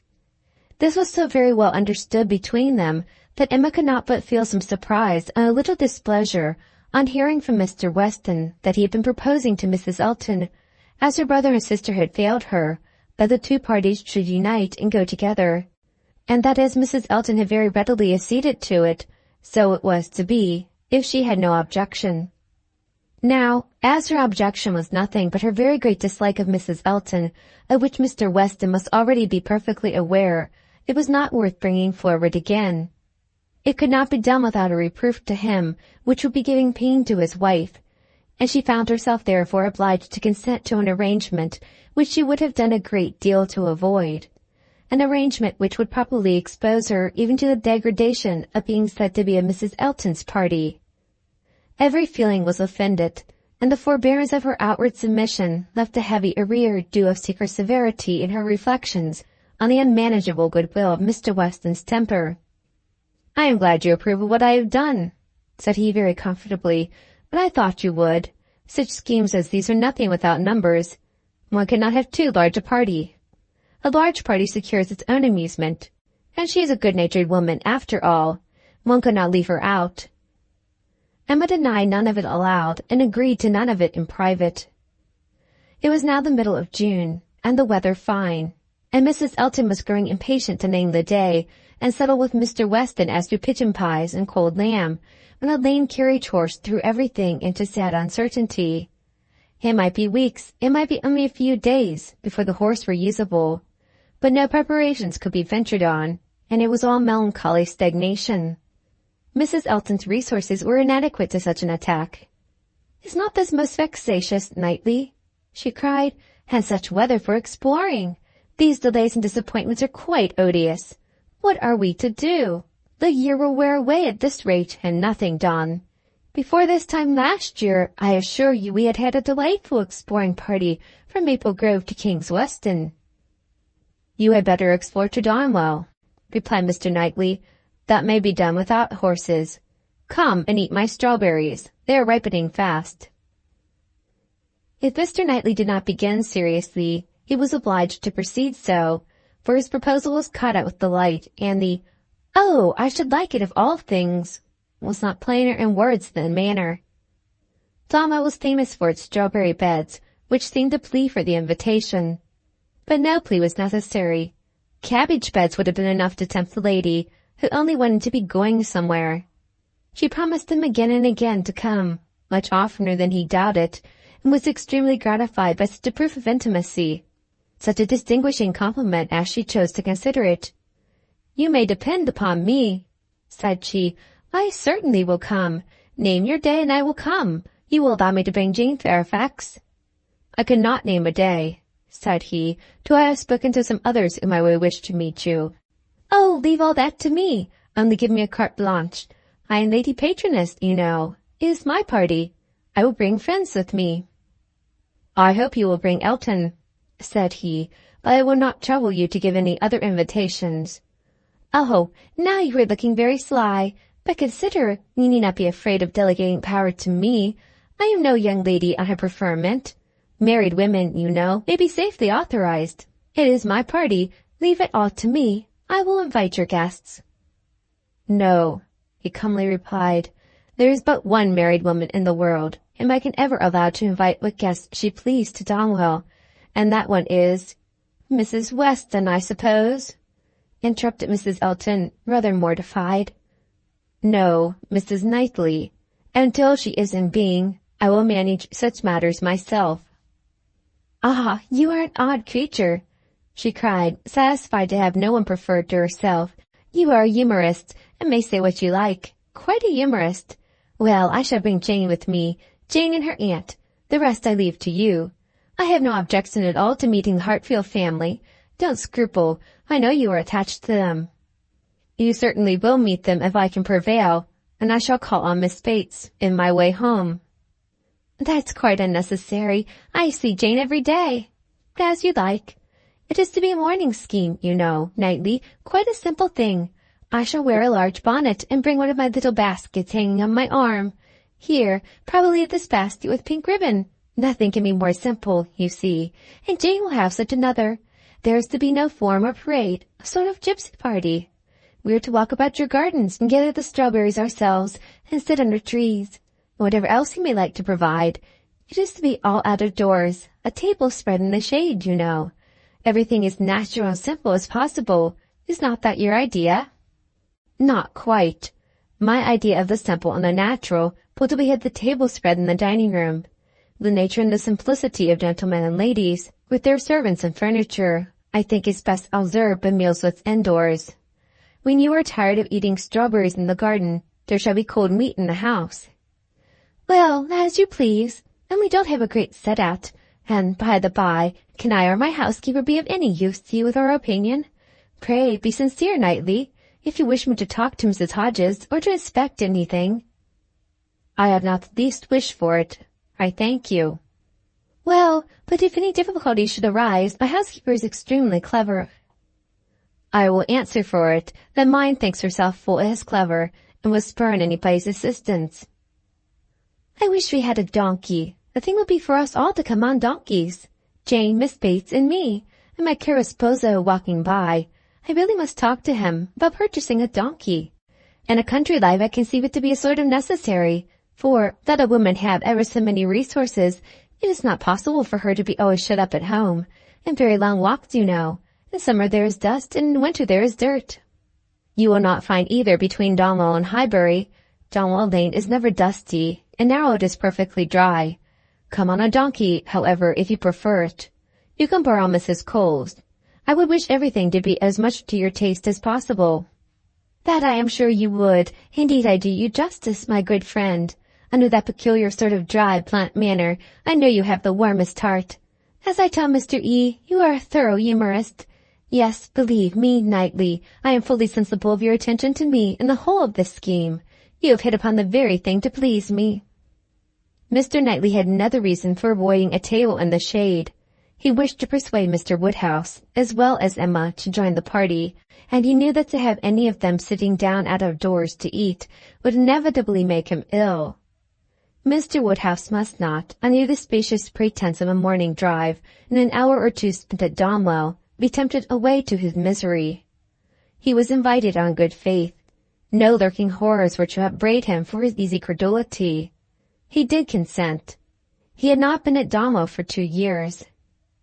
Some very fine morning, he and Emma and Harriet could go very well, and he could sit still with Mrs. Weston, while the dear girls walked about the gardens. He did not suppose they could be damp now in the middle of the day.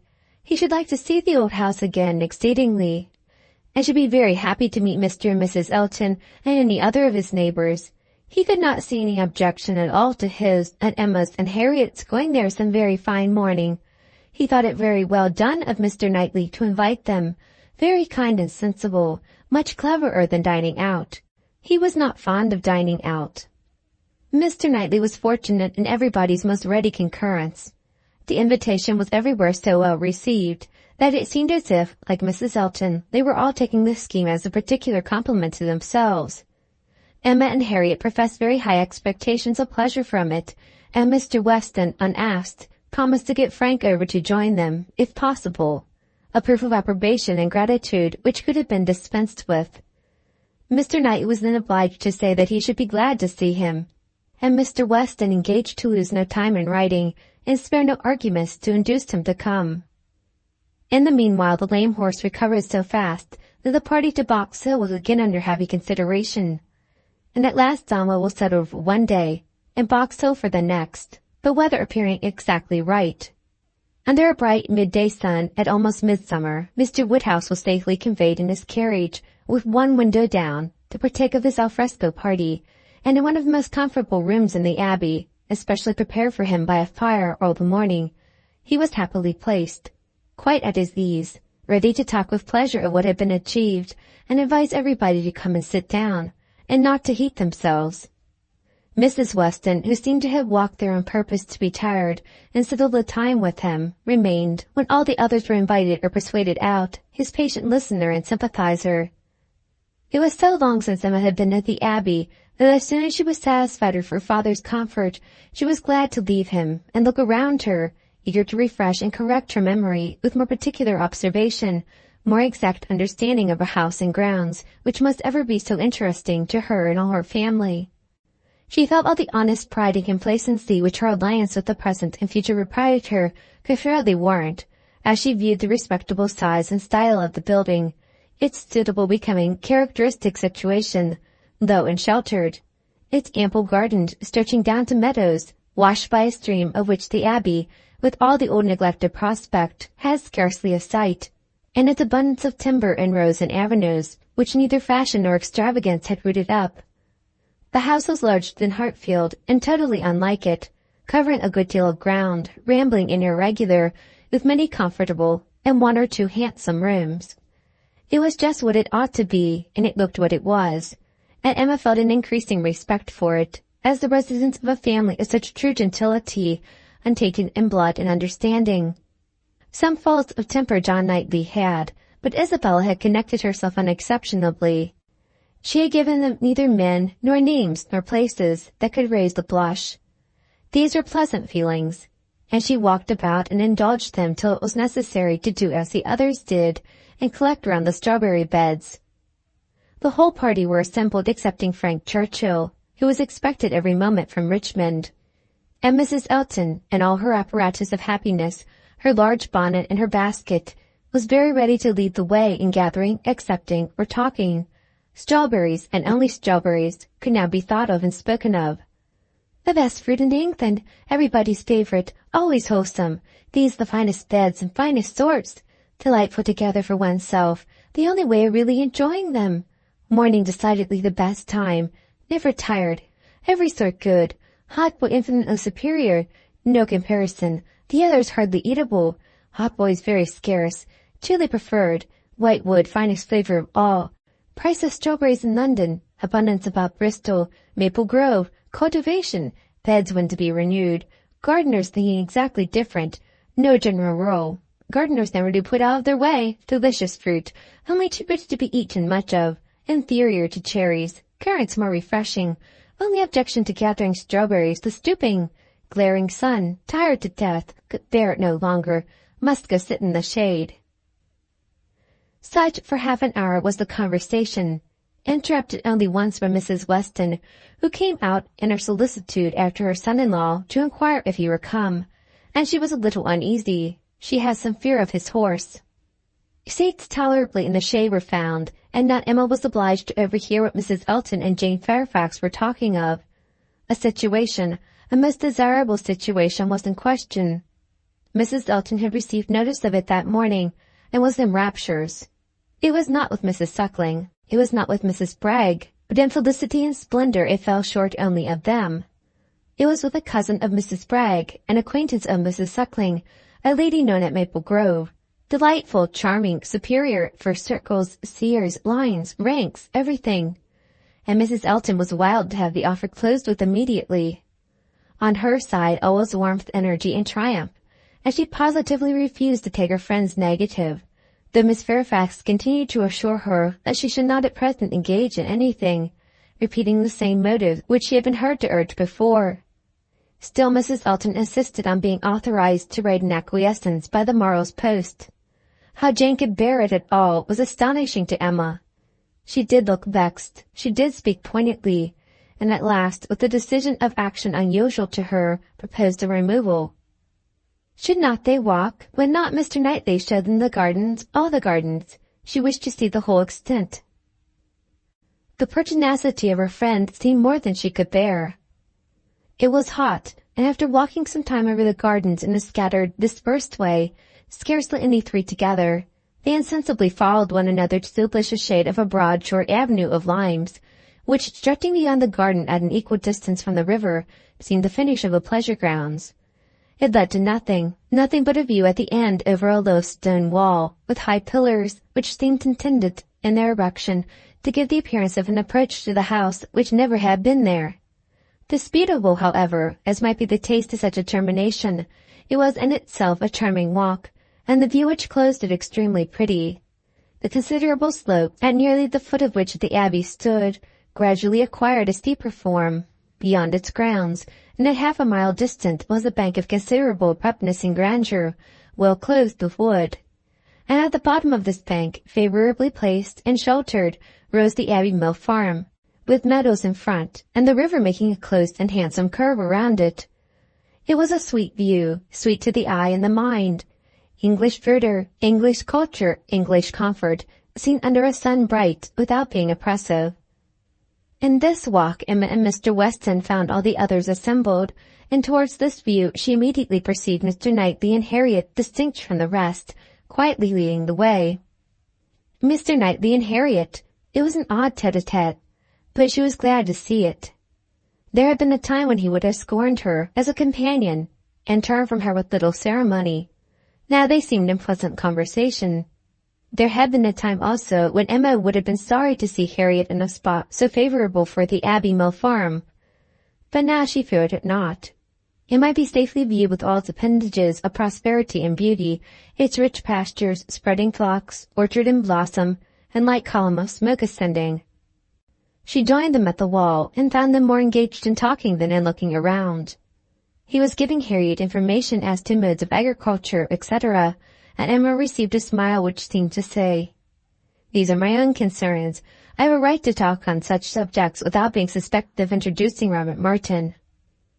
She did not suspect him. It was too old a story. Robert Martin had probably ceased to think of Harriet. They took a few turns together along the walk. The shade was most refreshing, and Emma found it the pleasantest part of the day. The next remove was to the house. They must all go in and eat, and they were all seated and busy, and still Frank Churchill did not come. Mrs. Weston looked and looked in vain. His father would not own himself uneasy, and laughed at her fears, but she could not be cured of wishing that he would part with his black mare. He had expressed himself as to coming, with more than common certainty. His aunt was so much better that he had not a doubt of getting over to them. Mrs. Churchill's state, however, as many were ready to remind her, was liable to such sudden variation as might disappoint her nephew and the most reasonable dependent, and Mrs. Weston was at last persuaded to believe, or to say, that it must be by some attack of Mrs. Churchill that he was prevented coming. Emma looked at Harriet while the point was under consideration. She behaved very well and betrayed no emotion. The cold repast was over, and the party were to go out once more to see what had not yet been seen, the old Abbey fish pond, perhaps get as far as the clover which was to be begun cutting on the morrow, or at any rate have the pleasure of being hot and growing cool again. Mr. Woodhouse, who had already taken his little round in the highest part of the gardens, where no damps in the river were imagined even by him, stirred no more, and his daughter resolved to remain with him, but Mrs. Weston might be persuaded away by her husband to the exercise and variety which her spirits seemed to need. Mr. Knightley had done all in his power for Mr. Woodhouse's entertainment. Books of engravings, jars of medals, cameos, corals, shells, and every other family collection within his cabinets had been prepared for his old friend to while away the morning, and the kindness had perfectly answered. Mr. Woodhouse had been exceedingly well amused. Mrs. Weston had been showing them all to him, and now he would show them all to Emma, fortunate in having no other resemblance to a child than in a total want of taste for what he saw, for he was slow, constant, and methodical. Before the second looking over was begun, however, Emma walked into the hall for the sake of a few moments' free observation of the entrance and ground plot of the house, and was hardly there when Jane Fairfax appeared, coming quickly in from the garden, and with a look of escape, little expecting to meet Miss Woodhouse so soon. There was a start at first, but Miss Woodhouse was the very person she was in quest in.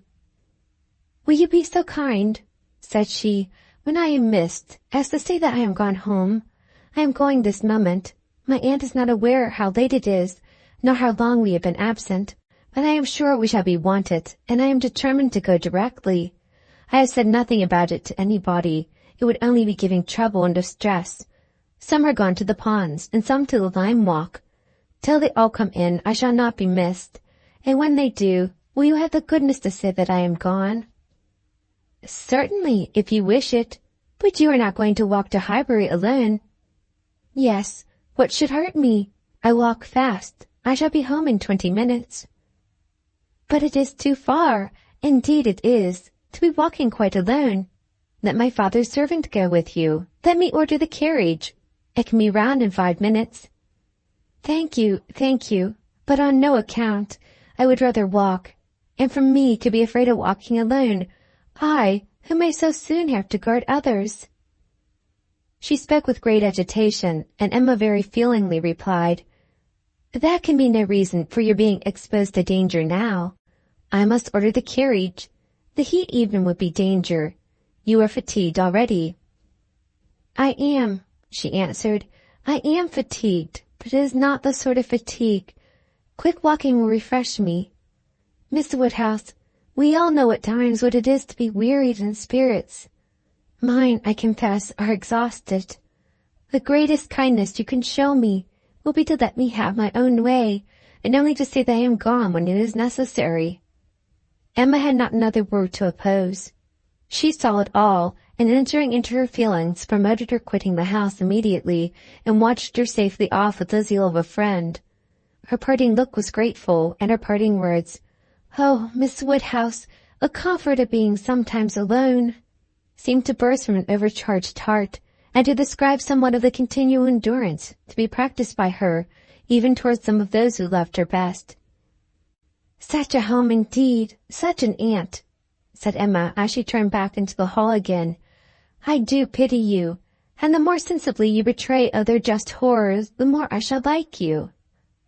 Jane had not been gone a quarter of an hour, and they had only accomplished some views of St. Mark's Place, Venice, when Frank Churchill entered the room.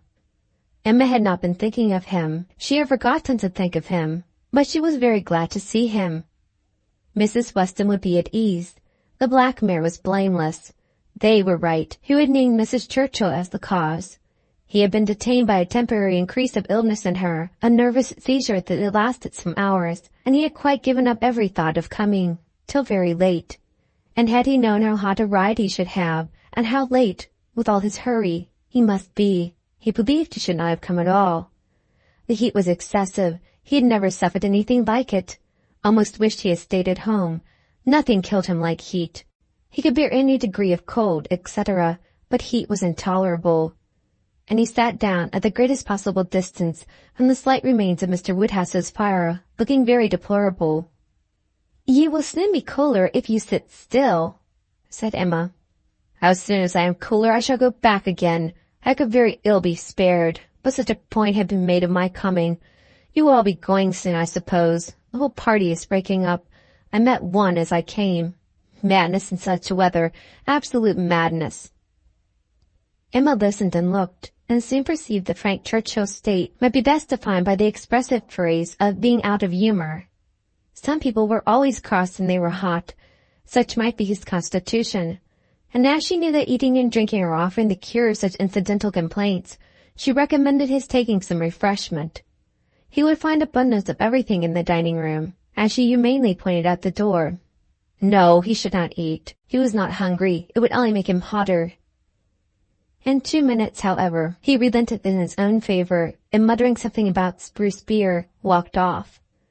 Emma returned all her attention to her father, saying in secret, "I am glad I have done being in love with him. I should not like a man who is so soon discomposed by a hot morning.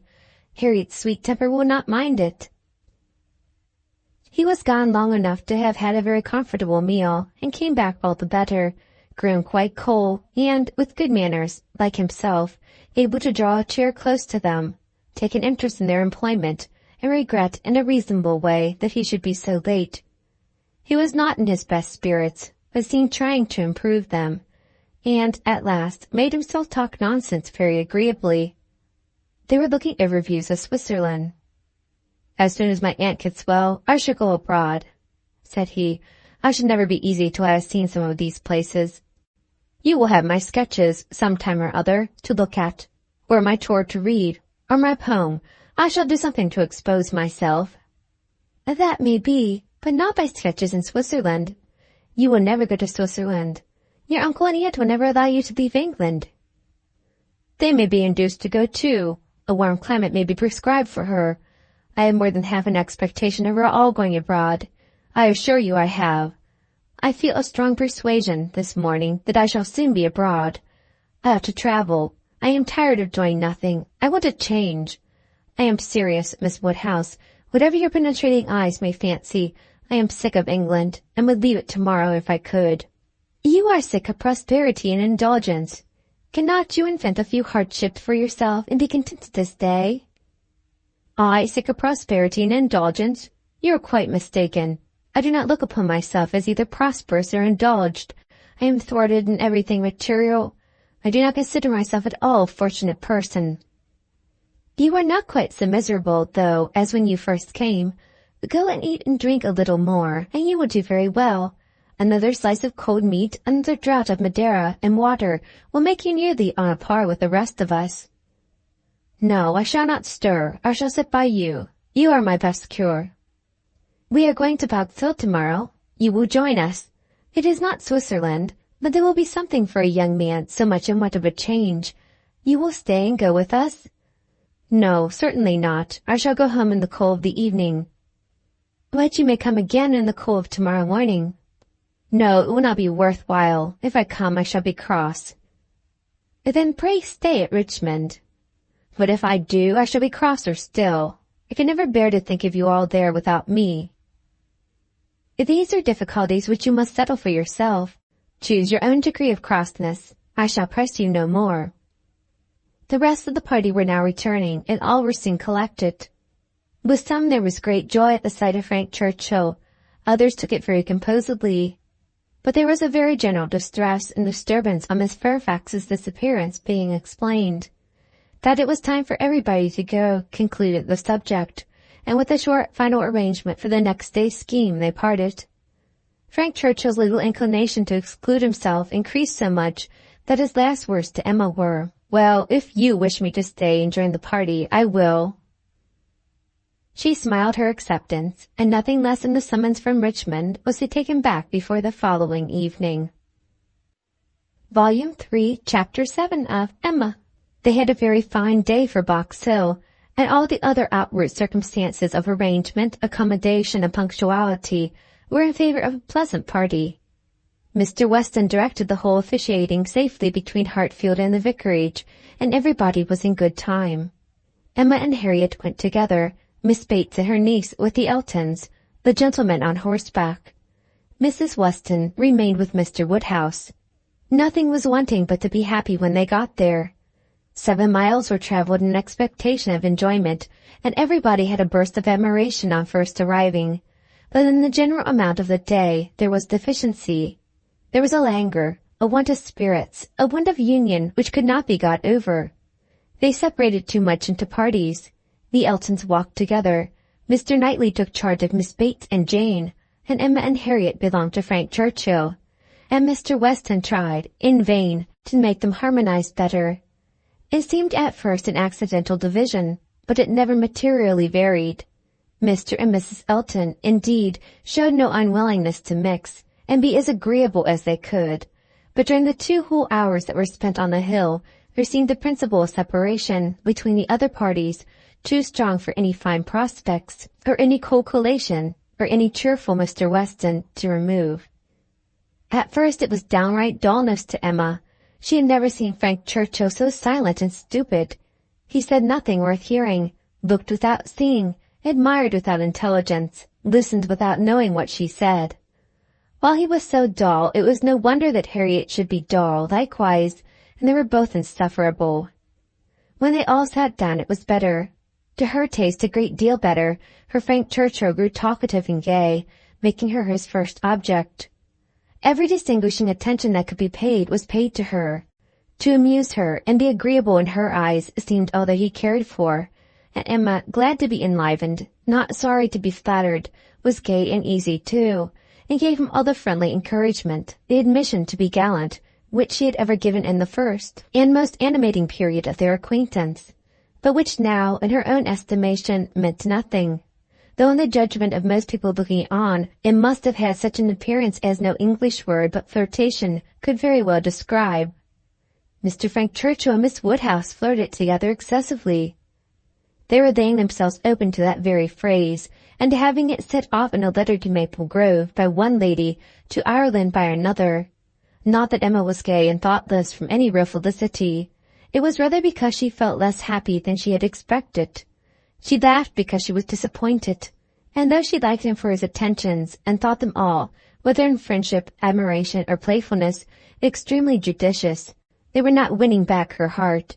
She still intended him for her friend. "How much I am obliged to you," said he, "for telling me to come today. If it had not been for you, I should certainly have lost all the happiness of this party. I had quite determined to go away again." "Yes, you were very cross, and I do not know what about, except that you were too late for the best strawberries. I was a kinder friend than you deserved. But you were humble. You begged hard to be commanded to come. Don't say I was cross. I was fatigued. The heat overcame me. It is hotter today. Not to my feelings. I am perfectly comfortable today. You are comfortable because you are under command. Your command? Yes. Perhaps I intended you to say so, but I meant self-command. You had somehow or other broken bounds yesterday, and run away from your own management. But today you are got back again, and as I cannot be always with you, it is best to believe your temper under your own command rather than mine. It comes to the same thing. I can have no self-command without a motive. You order me, whether you speak or not, and you can be always with me. You are always with me. Dating from 3 o'clock yesterday, a perpetual influence could not begin earlier, or you would not have been so much out of humor before. 3 o'clock yesterday, that is your date. I thought I had seen you first in February. Your gallantry is really unanswerable, but, lowering her voice, nobody speaks except ourselves, and it is rather too much to be talking nonsense for the entertainment of 7 silent people. I say nothing of which I am ashamed, replied he with lively impudence. I saw you first in February. Let everybody on the hill hear me if they can. Let my accent swell to Mickleham on one side and Dorking on the other. I saw you first in February. And then, whispering, our companions are excessively stupid. What shall we do to rouse them? Any nonsense will serve. They shall talk.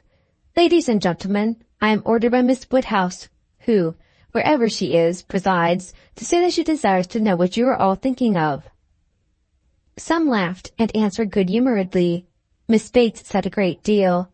Mrs. Elton swelled at the idea of Miss Woodhouse's presiding. Mr. Knightley's answer was the most distinct. Is Miss Woodhouse sure that she would like to hear what we are all thinking of? Oh, no, no, cried Emma, laughing as carelessly as she could. Upon no account in the world. It is the very last thing I would stand the brunt of just now. Let me hear anything rather than what you were all thinking of. I would not say quite all. There are 1 or 2, perhaps, glancing at Mr. Weston and Harriet, whose thoughts I might not be afraid of knowing. It is a sort of thing, cried Mrs. Elton emphatically, which I should not have thought myself privileged to inquire into, though, perhaps, as a chaperone of the party, I never was in any circle, exploring parties, young ladies, married women. Her mutterings were chiefly to her husband, and he murmured in reply, Very true, my love, very true. Exactly so indeed. Quite unheard of. But some ladies say anything. Better pass it off as a joke. Everybody knows what is due to you. It will not do, whispered Frank to Emma. They are most of them affronted. I will attack them with more address. Ladies and gentlemen, I am ordered by Miss Woodhouse to say that she waives her right of knowing exactly what you may all be thinking of, and only requires something very entertaining from each of you, in a general way. Here are 7 of you, besides myself, who, she is pleased to say, am very entertaining already, and she only demands from each of you either one thing very clever, be it prose or verse, original or repeated, or 2 things moderately clever, or 3 things very dull indeed, and she engages to laugh heartily at them all. Oh, very well, exclaimed Miss Bates. Then I need not be uneasy. 3 things very dull indeed. That will just do for me, you know. I shall be sure to say 3 dull things as soon as ever I open my mouth, shan't I? Looking round, with the most good-humoured dependence, on everybody's assent. Do not you all think I shall? Emma could not resist. Ah, ma'am, but there may be a difficulty. Pardon me, but you will be limited as to number, only 3 at once. Miss Bates, deceived by the mock ceremony of her manner, did not immediately catch her meaning, but when it burst on her, it could not anger, though a slight blush showed that they could pain her. Ah, well, to be sure, yes, I see what she means, turning to Mr. Knightley, and I would try to hold my tongue. I must make myself very disagreeable, or she would not have said such a thing to an old friend. I like your plan, cried Mr. Weston. Agreed, agreed. I will do my best. I am making a conundrum. How will conundrum reckon? Low, I am afraid, sir, very low, answered his son, but we shall be indulgent, especially to anyone who leads the way. No, no, said Emma. "It will not reckon low. A conundrum of Mr. Weston shall clear him and his neighbour. Come, sir, pray let me hear it." "I doubt its being very clever myself," said Mr. Weston. "It is too much a matter of fact. But here it is. What 2 letters of the alphabet are there that express perfection?" "What 2 letters express perfection? I am sure I do not know." "Ah, you will never guess. You," to Emma, "I am certain will never guess. I will tell you, M and A. Emma. Do you understand?" Understanding and gratification came together. It might be a very indifferent piece of wit, but Emma found a great deal to laugh at and enjoy in it, and so did Frank and Harriet. It did not seem to touch the rest of the party equally. Some looked very stupid about it, and Mr. Knightley gravely said, "This explains the sort of clever thing that is wanted, and Mr. Weston has done very well for himself, but he must have knocked up everybody else. Perfection should not have come quite so soon." "Oh, for myself, I protest, I must be excused," said Mrs. Elton. "I really cannot attempt. I am not at all fond of the sort of thing. I had an acrostic once sent to me upon my own name, which I was not at all pleased with. I knew who it came from, an abominable puppy. You know who I mean," nodding to her husband. "These kind of things are very well at Christmas, when one is sitting round the fire, but quite out of place, in my opinion, when one is exploring about the country in summer. Miss Woodhouse must excuse me. I am not one of those who witty things at everybody's service. I do not pretend to be a wit. I have a great deal of vivacity in my own way, but I really must be allowed to judge when to speak and when to hold my tongue. Pass us, if you please, Mr. Churchill. Pass Mr. E., Knightley, Jane, and myself. We have nothing clever to say, not one of us." "Yes, yes, pray pass me," added her husband, with a sort of sneering consciousness. "I have nothing to say that can entertain Miss Woodhouse, or any other young lady. An old married man, quite good for nothing. Shall we walk, Augusta?" "With all my heart. I am really tired of exploring so long on one spot. Come, Jane, take my other arm." Jane declined it, however, and the husband and wife walked off. "Happy couple," said Frank Churchill as soon as they were out of hearing. "How well they suit one another. Very lucky, marrying as they did upon an acquaintance formed only in a public place. They only knew each other, I think, a few weeks in Bath. Peculiarly lucky, for as to any real knowledge of a person's disposition that Bath or any public place can give, it is all nothing. There can be no knowledge. It is only by seeing women in their own homes, among their own set, just as they always are, that you can form any just judgment. Short of that, it is all guess and luck, and will generally be ill luck. How many a man has committed himself on a short acquaintance, and rued it all the rest of his life." Miss Fairfax, who had seldom spoken before, except among her own confederates, spoke now. "Such things do occur, undoubtedly." She was stopped by a cough. Frank Churchill turned towards her to listen. "You were speaking," said he gravely. She recovered her voice. "I was only going to observe that though such unfortunate circumstances do sometimes occur both to men and women, I cannot imagine them to be very frequent. A hasty and imprudent attachment may arise, but there is generally time to recover from it afterwards. I would be understood to mean that it can be only weak, irresolute characters, whose happiness must be always at the mercy of chance. It will suffer an unfortunate acquaintance to be an inconvenience, an oppression for ever." He made no answer, merely looked and bowed in submission, and soon afterwards said in a lively tone, "Well, as I have so little confidence in my own judgment, that whenever I marry, I hope somebody will choose my wife for me. Will you?" turning to Emma. "Will you choose a wife for me? I am sure I should like anybody fixed on by you. You provide for the family, you know," with a smile at his father. "Find somebody for me. I am in no hurry. Adopt her, educate her." "And make her like myself." "By all means, if you can." "Very well. I understand the commission. You shall have a charming wife. She must be very lively, and have hazel eyes. I care for nothing else.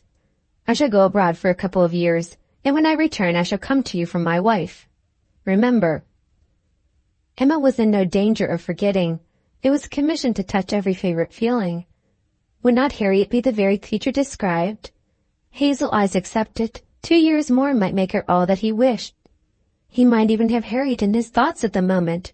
Who could say? Referring the education to her seemed to imply it. "Now, ma'am," said Jane to her aunt, "shall we join Mrs. Elton?" "If you please, my dear, with all my heart. I am quite ready. I was ready to have gone with her, but this will do just as well. We shall soon overtake her. There she is. No, that's somebody else. That's one of the ladies in the Irish car party. Not at all like her.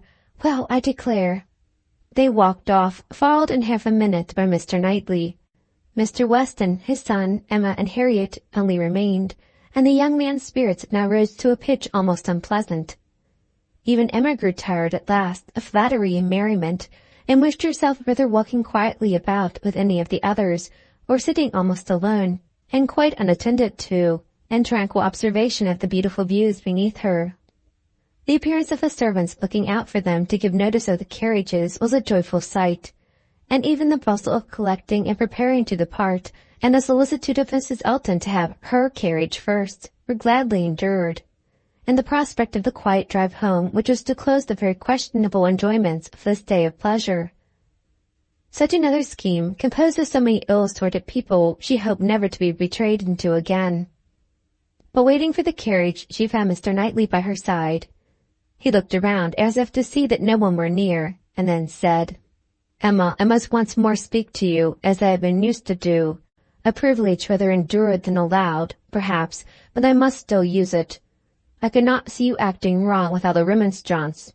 How could you be so unfeeling to Miss Bates? How could you be so insolent in your wit to a woman of her character, age, and situation? Emma, I had not thought it possible." Emma recollected, blushed, was sorry, but tried to laugh it off. "Nay, how could I help saying what I did? Nobody could have helped it. It was not so very bad. I dare say she did not understand me." "I assure you she did. She felt your full meaning. She has talked of it since. I wish you could have heard how she talked of it, with what candor and generosity. I wish you could have heard her honoring your forbearance, and being able to pay her such attentions, as she was for ever receiving from yourself and your father, when her society must be so irksome." "Oh," cried Emma, "I know there is not a better creature in the world, but you must allow that what is good and what is ridiculous are most unfortunately blended in her." "They are blended," said he, "I acknowledge, and, were she prosperous, I could allow much for the occasional prevalence of the ridiculous over the good. Were she a woman of fortune, I would leave every harmless absurdity to take its chance. I would not quarrel with you for any liberties of manner, were she your equal in situation. But, Emma, consider how far this is from being the case. She is poor. She has sunk from the comforts she was born to, and, if she lived to old age, must probably sink more. Her situation to secure your compassion. It was badly done indeed. You, whom she has known from an infant, whom she has seen grown up from a period when her notice was an honor, to have you now in thoughtless spirits, and the pride of the moment, laugh at her, humble her, and before her niece, too, and before others, many of whom, certainly some, will be entirely guided by your treatment of her. This is not pleasant to you, Emma, and it is very far from pleasant to me. But I will tell you truths while I can, satisfied with proving myself your friend by very faithful counsel, and trusting that you will some time or other do me greater justice than you can do now." While they were talking, they were advancing towards the carriage. It was ready, and before she could speak again, he had handed her in. He had misinterpreted the feelings which had kept her face averted and her tongue motionless. They were combined only of anger against herself, mortification, and deep concern. She had not been able to speak, and, on entering the carriage, sunk back for a moment overcome. Then reproaching herself for having taken no leave, making no acknowledgment, parting in apparent sullenness, she looked out with voice and hand eager to show a difference. But it was just too late. He had turned away, and the horses were in motion. She continued to look back, but in vain, and soon, with what appeared unusual speed, they were halfway down the hill, and everything left far behind. She was vexed beyond what could have been expressed, almost beyond what she could conceal. Never had she felt so agitated, mortified, grieved at any circumstance in her life. She was most forcibly struck. The truth of this representation there was no denying. She felt it at her heart. How could she have been so brutal, so cruel to Miss Bates? How could she have exposed herself to such ill opinion in anyone she valued? And how suffer him to leave her without saying one word of gratitude, of concurrence, of common kindness? Time did not compose her. As she reflected more, she seemed but to feel it more. She never had been so depressed. Happily it was not necessary to speak. There was only Harriet, who seemed not in spirits herself, fagged and very willing to be silent. And Emma felt the tears running down her cheeks, almost all the way home, without being at any trouble to check them, extraordinary as they were. Volume 3, Chapter 8 of Emma.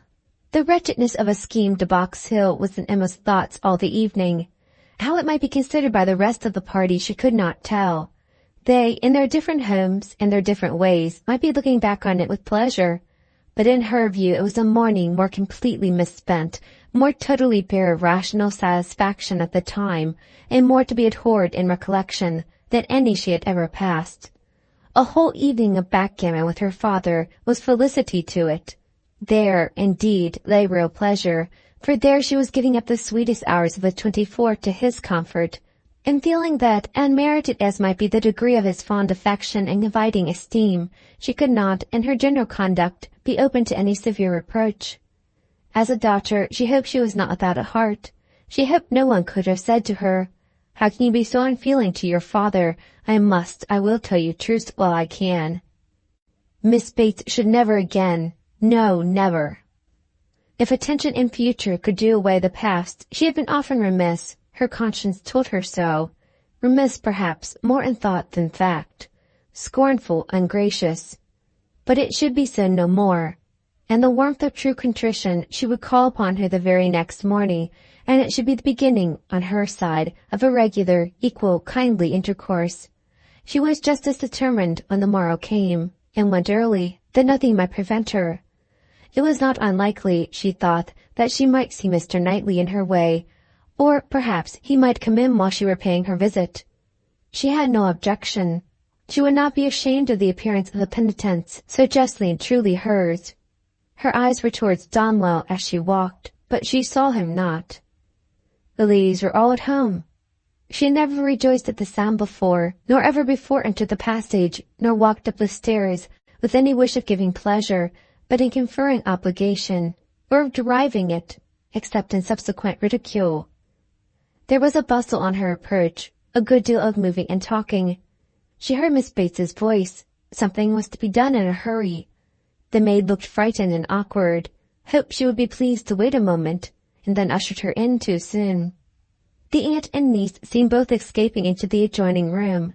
Jane she had a distinct glimpse of, looking extremely ill, and before the doors shut them out, she heard Miss Bates say, "Well, my dear, I shall say you are laid down upon the bed, and I am sure you are ill enough." Poor old Miss Bates, civil and humble as usual, looked as if she did not quite understand what was going on. "I am afraid Jane is not very well," said she, "but I do not know. They tell me she is well. I dare say my daughter will be here presently, Miss Woodhouse. I hope you find a chair. I wish Hetty had not gone. I am very little able. Have you a chair, ma'am? Do you sit where you like? I am sure she will be here presently." Emma seriously hoped she would. She had a moment's fear of Miss Bates keeping away from her, but Miss Bates soon came. Very happy and obliged, but Emma's conscience told her that there was not the same cheerful volubility as before, less ease of look and manner. A very friendly inquiry after Miss Fairfax, she hoped, might lead the way to a return of old feelings. The touch seemed immediate. "Ah, Miss Woodhouse, how kind you are! I suppose you have heard, and are come to give us joy. This does not seem much like joy, indeed, to me, twinkling away a tear or two, but it will be very trying for us to part with her, after having had her so long, and she has a dreadful headache just now, writing all the morning. Such long letters, you know, to be written to Colonel Campbell and Mrs. Dixon."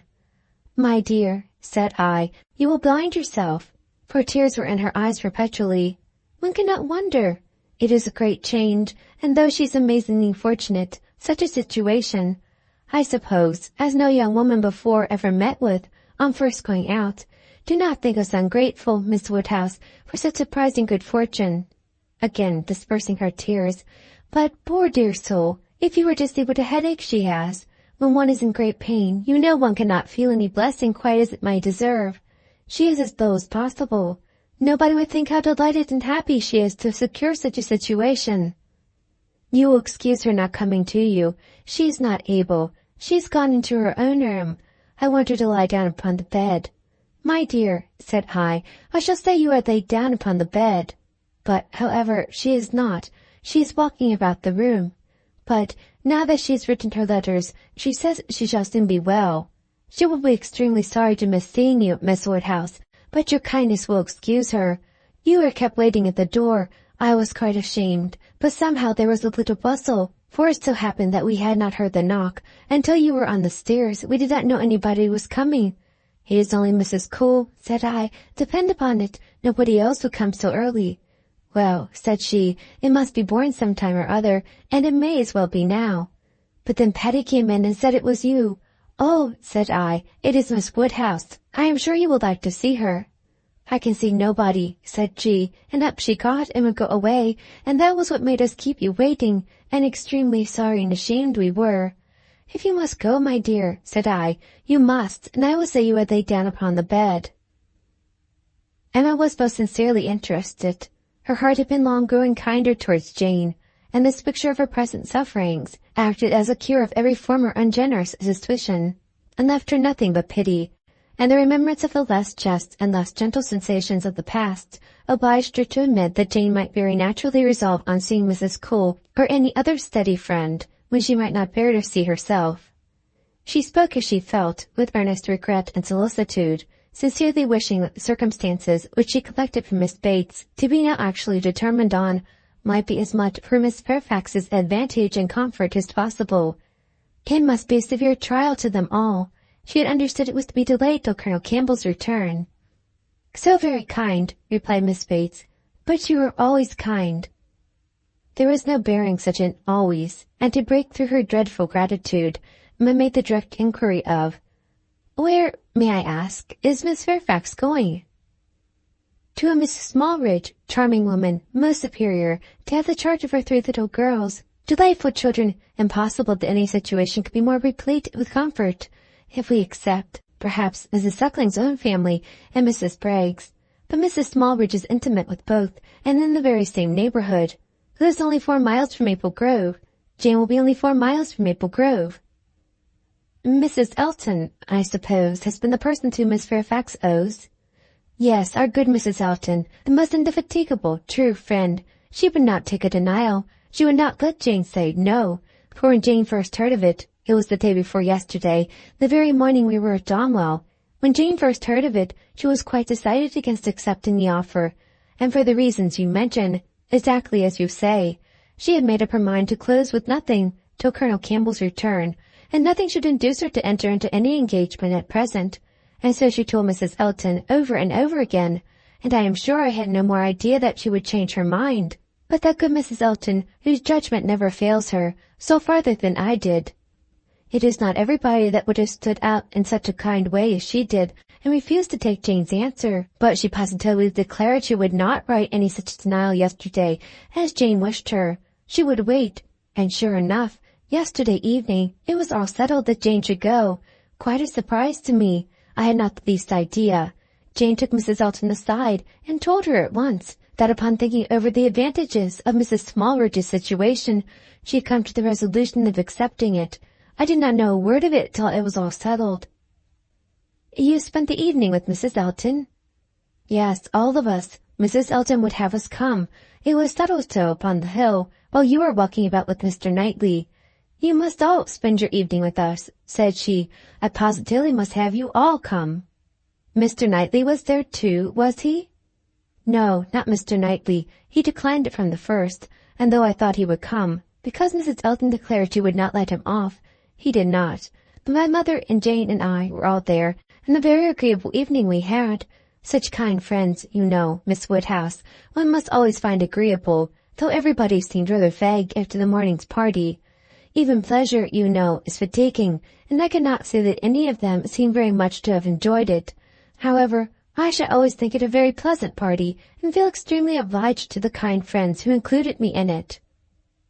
Miss Fairfax, I suppose, though you were not aware of it, had been making up her mind the whole day?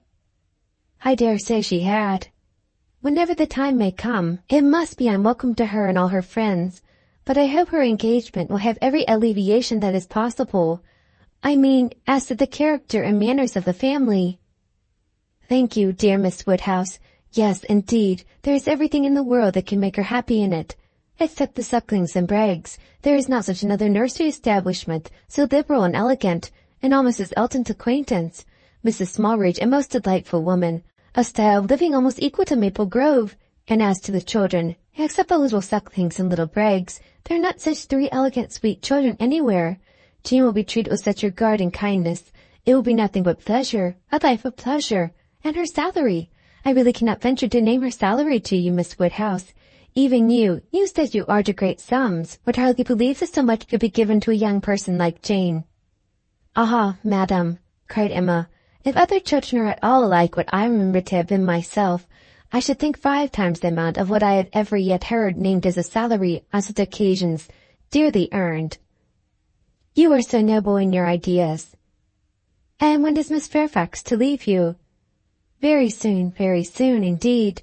That's the worst of it. Within a fortnight. Mrs. Smallridge is in a great hurry. My poor mother does not know how to bear it. So then I try to put it out of her thoughts and say, Come, ma'am, do not let us think about it any more. Her friends must all be sorry to lose her, and will not Colonel and Mrs. Campbell be sorry to find that she has engaged herself before they return? Yes, Jane says she is sure they will, but yet this is such a situation as she cannot feel herself justified in declining. I was so astonished when she first told me what she had been saying to Mrs. Elton, and when Mrs. Elton at the same moment came congratulating me upon it.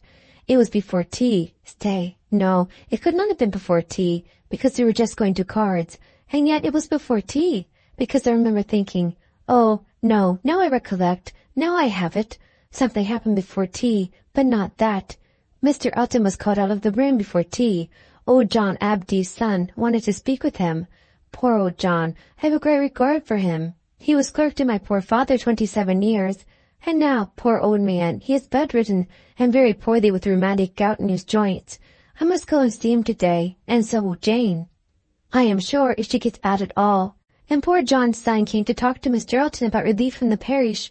He is very well to do himself, you know, being head man at the Crown, ostler, and everything of that sort, but still he cannot keep his father without some help, and so, when Mr. Elton came back, he told us what John Ostler had been telling him, and then it came out about the chaise having been sent to Randall's to take Mr. Frank Churchill to Richmond.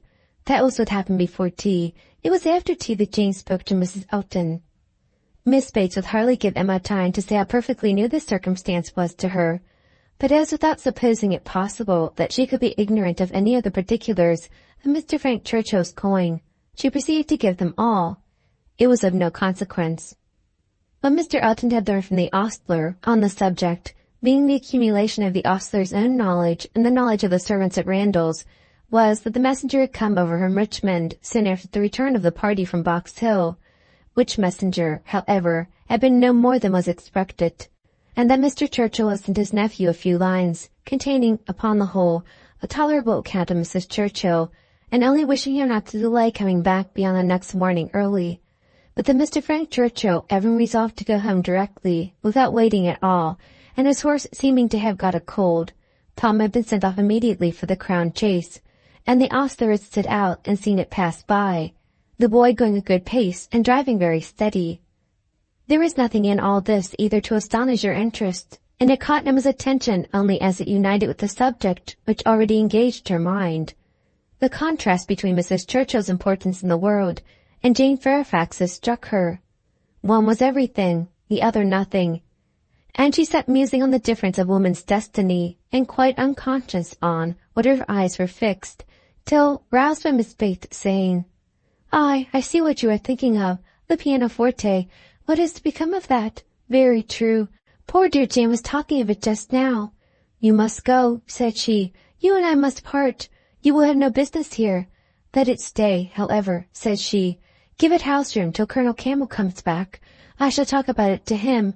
He will settle for me. He will help me out of all my difficulties. And to this day I do believe she knows not whether it was his present or his daughter's. Now Emma was obliged to think of the pianoforte, and the remembrance of all her former fanciful and unfair conjectures was so little pleasing that she soon allowed herself to believe her visit had been long enough, and with a repetition of everything that she could venture to say of the good wishes which she really felt, took leave. Volume 3, Chapter 9 of Emma.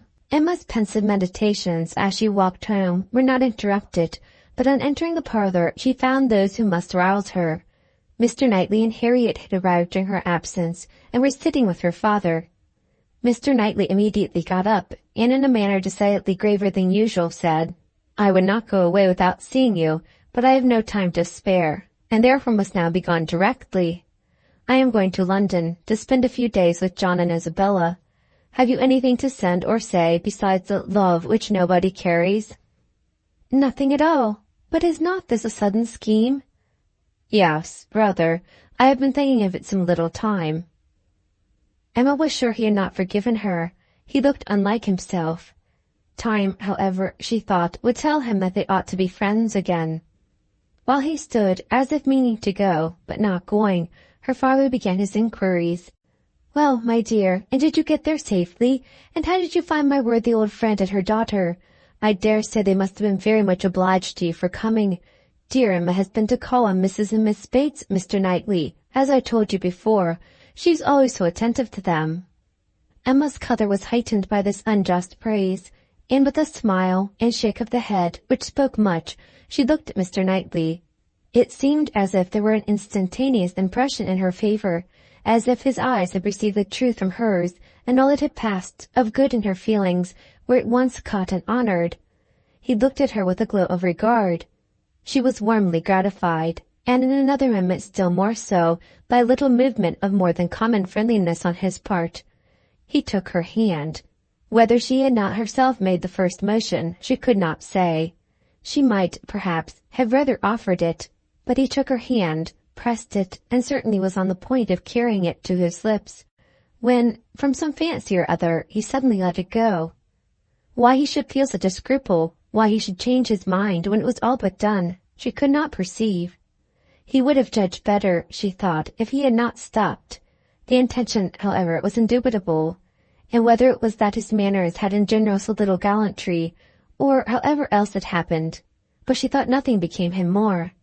It was with him of so simple yet so dignified a nature. She could not but recall the attempt with great satisfaction. It spoke such perfect amity. He left them immediately afterwards, gone in a moment. He always moved with the alertness of a mind which could neither be undecided nor dilatory. And now he seemed more sudden than usual in his disappearance. Emma could not regret her having gone to Miss Bates, but she wished she had left her 10 minutes earlier. It would have been a great pleasure to talk over Jane Fairfax's situation with Mr. Knightley. Neither would she regret that he should be going to Brunswick Square, for she knew how much his visit would be enjoyed, but it might have happened at a better time, and to have had longer notice of it would have been pleasanter. They parted thorough friends, however. She could not be deceived as to the meaning of his countenance, and his unfinished gallantry. It was all done to assure her that she had fully recovered his good opinion. He had been sitting with them half an hour, she found. It was a pity that she had not come back earlier.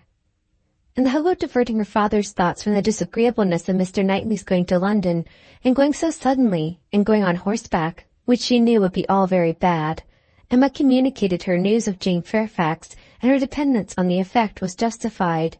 It supplied a very useful check, interested without disturbing him. He had long made up his mind to Jane Fairfax's going out as governess, and could talk of it cheerfully. But Mr. Knightley's going to London had been an unexpected blow. "I am very glad indeed, my dear, to hear she is to be so comfortably settled. Mrs. Elton is very good-natured and agreeable, and I dare say her acquaintance are just what they ought to be. I hope it is a dry situation, and that her health will be taken good care of. It ought to be a first object, as I am sure poor Miss Taylor's always was with me. You know, my dear, she is going to be to this new lady what Miss Taylor was to us, and I hope she will be better off in one respect, and not be induced to go away after it has been her home so long." The following day brought news from Richmond to throw everything else into the background. An express arrived at Randalls to announce the death of Mrs. Churchill. Though her nephew had had no particular reason to hasten back on her account, she had not lived above 36 hours after his return. A sudden seizure of a different nature from anything foreboded by her general state had carried her off after a short struggle. The great Mrs. Churchill was no more. It was felt as such things must be felt. Everybody had a degree of gravity and sorrow, tenderness towards the departed, solicitude for the surviving friends, and, in a reasonable time, curiosity to know where she would be buried. Goldsmith tells us that when a lovely woman stoops to folly, she has nothing to do but to die, and when she stoops to be disagreeable, it is equally to be recommended as a clearer of ill fame. Mrs. Churchill, after being disliked at least 25 years, was now spoken of with compassionate allowances. In one point she was fully justified. She had never been admitted before to be seriously ill. The event acquitted her of all the fancifulness and all the selfishness of imaginary complaints. Poor Mrs. Churchill, no doubt she had been suffering a great deal, more than anybody had ever supposed, and continued pain would try the temper. It was a sad event, a great shock. With all her faults, what would Mr. Churchill do without her? Mr. Churchill's loss would be dreadful indeed. Mr. Churchill would never get over it. Even Mr. Weston shook his head and looked solemn and said, "Ah, poor woman, who would have thought it?" and resolved that his mourning should be as handsome as possible, and his wife sat sighing and moralizing over her broad hymns with a commiseration and good sense, true and steady. How it would affect Frank was among the earliest thoughts of both. It was also a very early speculation from Emma. The character of Mrs. Churchill, the grief of her husband, her mind glanced over them both with awe and compassion, and then rested with latent feelings on how Frank might be affected by the event. How benefited, how freed! She saw in a moment all the possible good. Now an attachment to Harriet Smith would have nothing to encounter. Mr. Churchill, independent of his wife, was feared by nobody, an easy, guidable man, to be persuaded into anything by his nephew. All that remained to be wished was that the nephew should form the attachment, as, with all her goodwill in the cause, Emma could feel no certainty of its being already formed. Harriet behaved extremely well on the occasion, with great self-command. Whatever she might feel of brighter hope, she betrayed nothing. Emma was gratified to observe such a proof in her of strength and character, and refrained from any illusion that might endanger its maintenance. They spoke, therefore, of Mrs. Churchill's death with mutual forbearance. Short letters from Frank were received at Randalls, communicating all that was immediately important of their state and plans. Mr. Churchill was better than could be expected, and their first removal and the departure of the funeral for Yorkshire was to be to the house of a very old friend in Windsor, to whom Mr. Churchill had been promising a visit the last 10 years. At present there was nothing to be done for Harriet. Good wishes for the future were all that could yet be possible on Emma's side. It was a more pressing concern to show attention to Jane Fairfax, whose prospects were closing, while Harriet's opened, and whose engagements now allowed of no delay in any one at Highbury who wished to show her kindness. And with Emma it was grown into a first wish.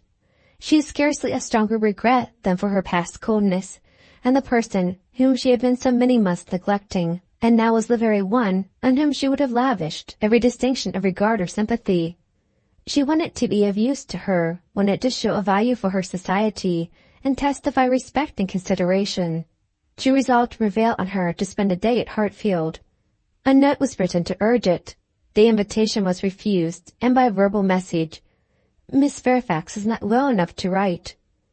And when Mr. Perry called at Hartfield the same morning, it appeared that she was so much indisposed as to have been visited, though against her own consent, by himself, and that she was suffering under severe headaches and a nervous fever to a degree which made him doubt the possibility of her going to Mrs. Smallridge's at the time proposed. Her health seemed for the moment completely deranged, appetite quite gone, and though there were no absolutely alarming symptoms, nothing touching the pulmonary complaint, which was the standing apprehension of the family. Mr. Perry was uneasy about her. He thought she had undertaken more than she was equal to, and that she felt it so herself. though she would not own it. Her spirits seemed overcome. Her present home, he could not but observe, was unfavorable to a nervous disorder, confined always to one room. He could have wished it otherwise, and her good aunt, though his very old friend, he must acknowledge to be not the best companion for an invalid of that description. Her care and attention could not be questioned. They were, in fact, only too great. He very much feared that Miss Fairfax derived more evil than good from them. Emma listened with the warmest concern, grieved for her more and more, and looked around, eager to discover some way of being useful. To take her, be it only an hour or two, from her aunt, to give her a change of air and scene, and quiet, rational conversation, even for an hour or two, might do her good. And the following morning she wrote again to say, in the most feeling language she could command, that she would call for her in the carriage at any hour that Jane would name, mentioning that she had Mr. Perry's decided opinion in favor of such exercise for his patient. The answer was only in this short note: Miss Fairfax's compliments and thanks, but is quite unequal to any exercise. Emma felt that her own note had deserved something better, but it was impossible to quarrel with words whose tremulous inequality showed indisposition so plainly, and she thought only of how she might best counteract this unwillingness to be seen or assisted. In spite of the answer, therefore, she ordered the carriage and drove to Mrs. Bates's, in the hope that Jane would be induced to join her. But it would not do. Miss Bates came to the carriage door all gratitude, and agreeing with her most earnestly in thinking an airing might be of the greatest service, and everything that message could do was tried, but all in vain. Miss Bates was obliged to return without success. Jane was quite unpersuadable. The mere proposal of going out seemed to make her worse.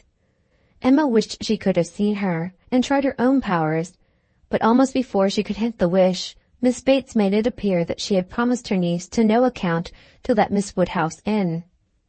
Indeed, the truth was that poor dear Jane could not bear to see anybody at all. Mrs. Elton, indeed, could not be denied, and Mrs. Cole had made such a point, and Mrs. Perry had said so much, but, except them, Jane would really see nobody. Emma did not want to be classed with the Mrs. Eltons, the Mrs. Perrys, and the Mrs. Coles, who would force themselves anywhere, neither could she feel any right of preference herself. She submitted, therefore, and only questioned Miss Bates farther as to her niece's appetite and diet, which she longed to be able to assist. On that subject poor Miss Bates was very unhappy and very communicative. Jane would hardly eat anything. Mr. Perry recommended nourishing food, but everything they could command, and never had anybody such good neighbors, was distasteful. Emma, on reaching home, called the housekeeper directly to an examination of her stores, and some arrowroot of very superior quality was speedily dispatched to Miss Bates with a most friendly note. In half an hour the arrowroot was returned, with 1,000 thanks from Miss Bates, but dear Jane would not be satisfied without its being sent back. It was a thing she could not take, and, moreover, she insisted on her saying that she was not at all in want of anything.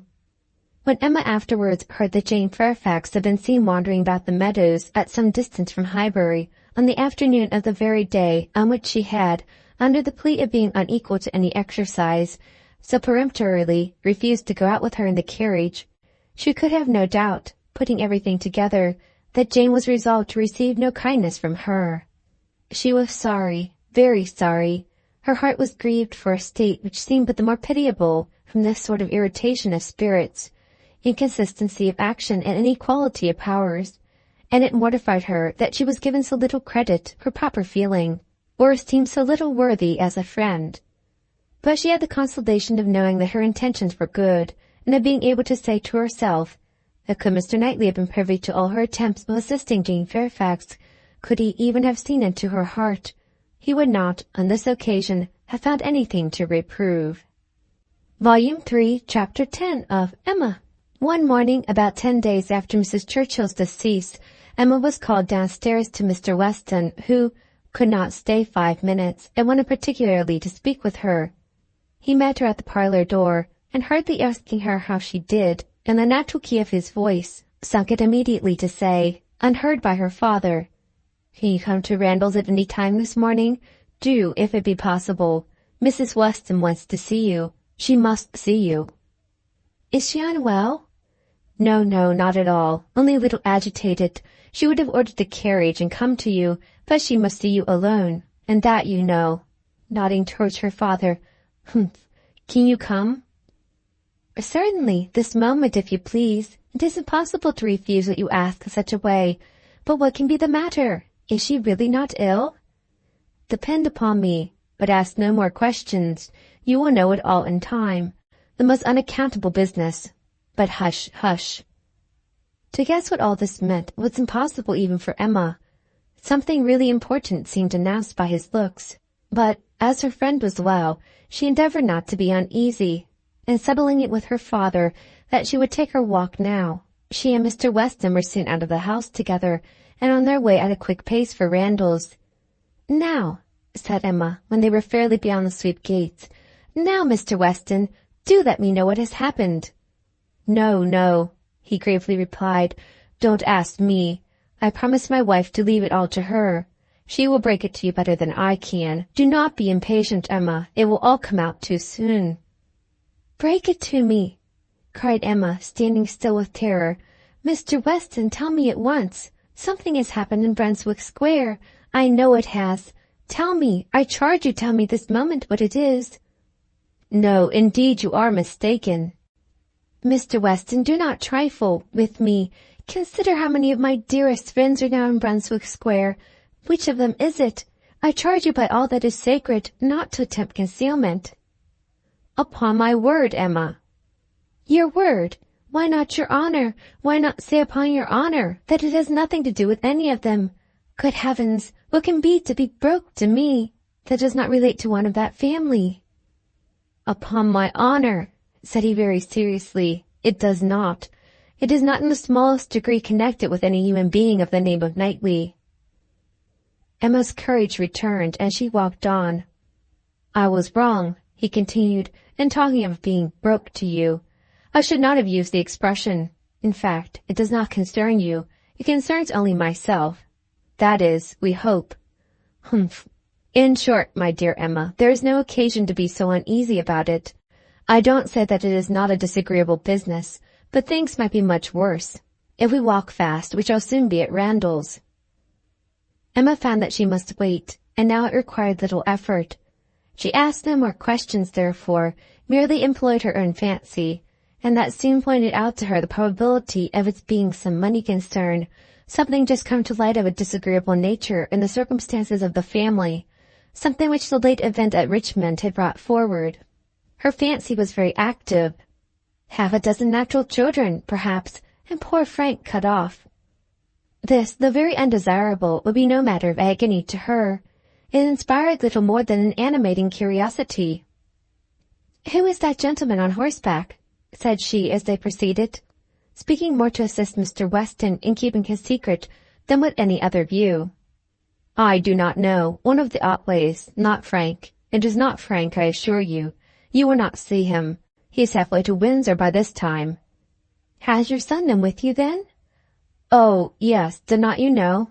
Well, well, never mind." For a moment he was silent, and then added, in a tone much more guarded and demure, "Yes, Frank came over this morning, just to ask us how we did." They hurried on, and were speedily at Randalls. "Well, my dear," said he, as they entered the room, "I have brought her, and now I hope you will soon be better. I shall leave you together. There is no use in delay. I shall not be far off, if you want me." And Emma distinctly heard him add in a lower tone before he quitted the room, "I have been as good as my word. She has not the least idea." Mrs. Weston was looking so ill and had an air of so much perturbation that Emma's uneasiness increased, and the moment they were alone she eagerly said, "What is it, my dear friend? Something of a very unpleasant nature, I find, has occurred. Do let me know directly what it is. I've been walking all this way in complete suspense. We both abhor suspense. Do not let mine continue longer. It would do you good to speak of your distress, whatever it may be." "Have you indeed no idea?" said Mrs. Weston in a trembling voice. "Cannot you, my dear Emma, cannot you form a guess as to what you are to hear?" "So far as that it relates to Mr. Frank Churchill, I do guess." "You are right, it does relate to him, and I will tell you directly," resuming her work, and seeming resolved against looking up. "He has been here this very morning on a most extraordinary errand. It is impossible to express our surprise. He came to speak to his father on the subject, to announce an attachment." She stopped to breathe. Emma thought first of herself and then of Harriet. "More than an attachment, indeed," resumed Mrs. Weston. "An engagement, a positive engagement. What will you say, Emma? What will anybody say, when it is known that Frank Churchill and Miss Fairfax are engaged? Nay, that they have been long engaged?" Emma even jumped with surprise, and horror-struck exclaimed, "Jane Fairfax, you are not serious. You do not mean it." "You may well be amazed," returned Mrs. Weston, still averting her eyes, and talking on with eagerness, that Emma might have time to recover. "You may well be amazed, but it is even so. There has been a solemn engagement between them ever since October, formed at Weymouth, and kept a secret from everybody, not a creature knowing it but themselves, neither the Campbells, nor her family, nor his. It is so wonderful that though perfectly convinced of the fact, it is yet almost incredible to myself. I can hardly believe it. I thought I knew him." Emma scarcely heard what was said. Her mind was divided between two ideas: her own former conversations with him about Miss Fairfax, and poor Harriet. And for some time she could only exclaim and require confirmation, repeated confirmation. "Well," said she at last, trying to recover herself, "this is a circumstance which I must think of at least half a day before I can at all comprehend it. What, engaged to her all the winter, before either of them came to Highbury? Engaged since October, secretly engaged. It has hurt me, Emma, very much. It has hurt his father equally. Some part of his conduct we cannot excuse."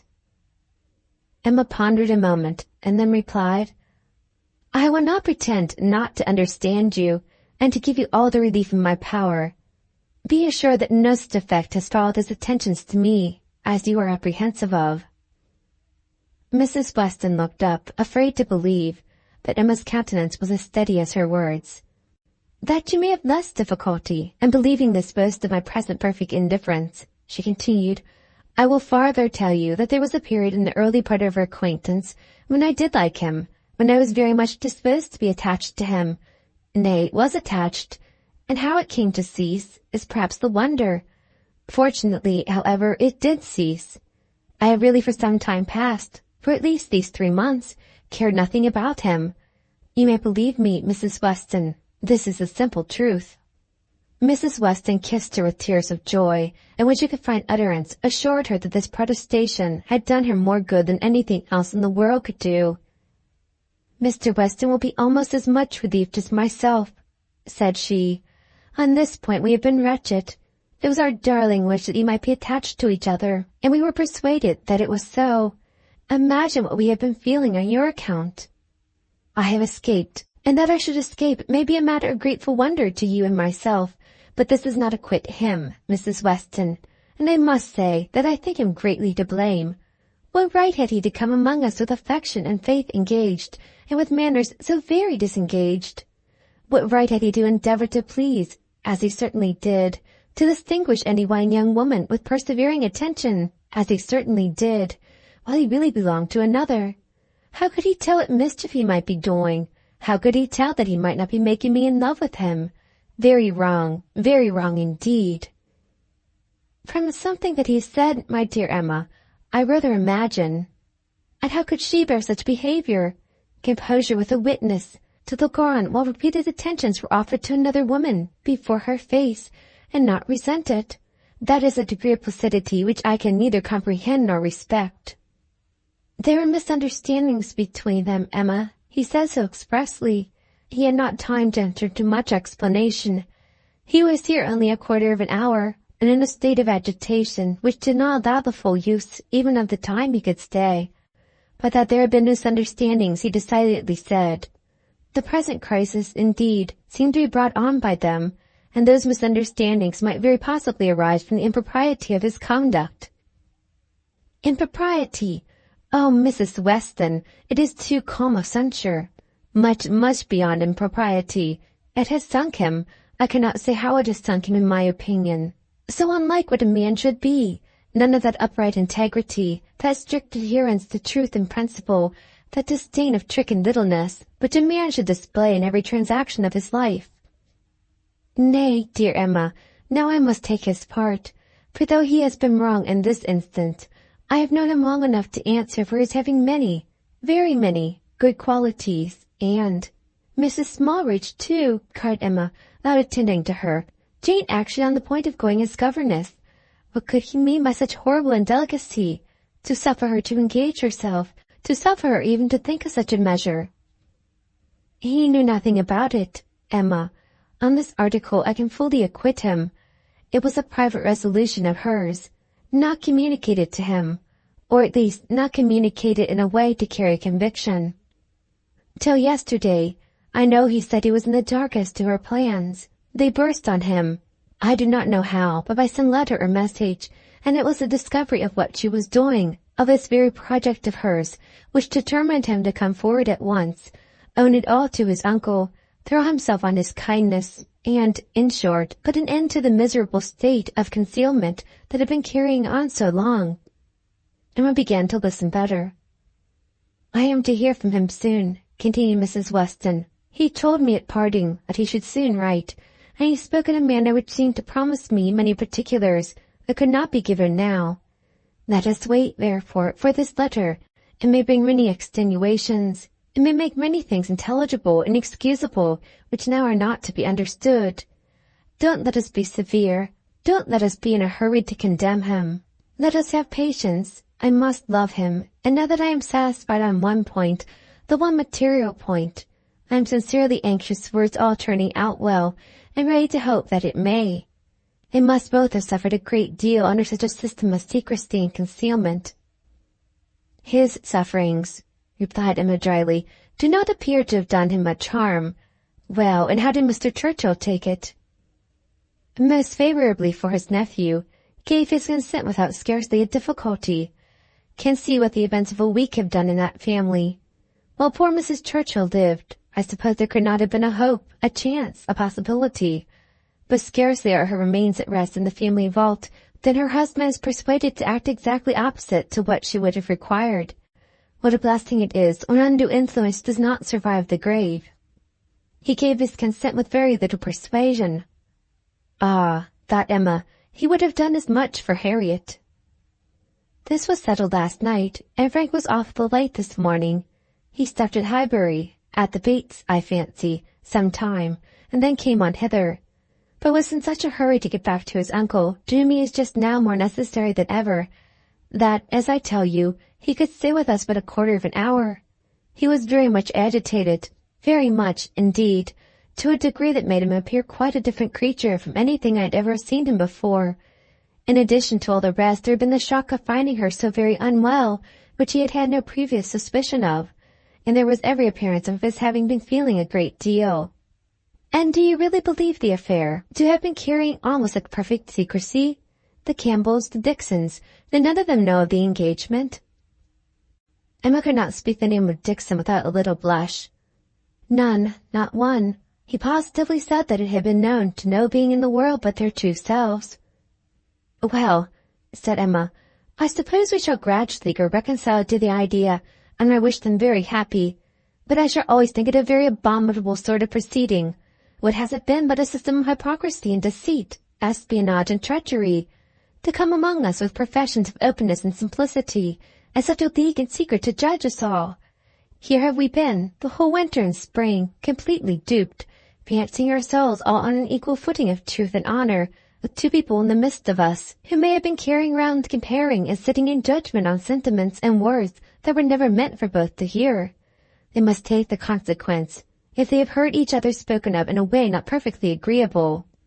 I am quite easy on that head, replied Mrs. Weston. I am very sure that I never said anything of either to the other, which both might not have heard. You are in luck.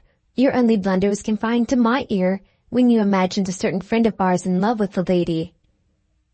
True, but as I have always had a thoroughly good opinion of Miss Fairfax, I never could, under any blunder, have spoken ill of her, and as to speaking ill of him, there I must have been safe. At this moment Mr. Weston appeared at a little distance from the window, evidently on the watch. His wife gave him a look which invited him in. and while he was coming round, added, "Now, dearest Emma, let me entreat you to say and look everything that may set his heart at ease, and incline him to be satisfied with the match. Let us make the best of it, and, indeed, almost everything may be fairly said in her favour. It is not a connection to gratify, but if Mr. Churchill does not feel that, why should we? And it may be a very fortunate circumstance for him, for Frank, I mean, that he should have attached himself to a girl such steadiness of character and good judgment as I have always given her credit for, and still am disposed to give her credit for, in spite of this one great deviation from the strict rule of right. And how much may be said in her situation for even that air?"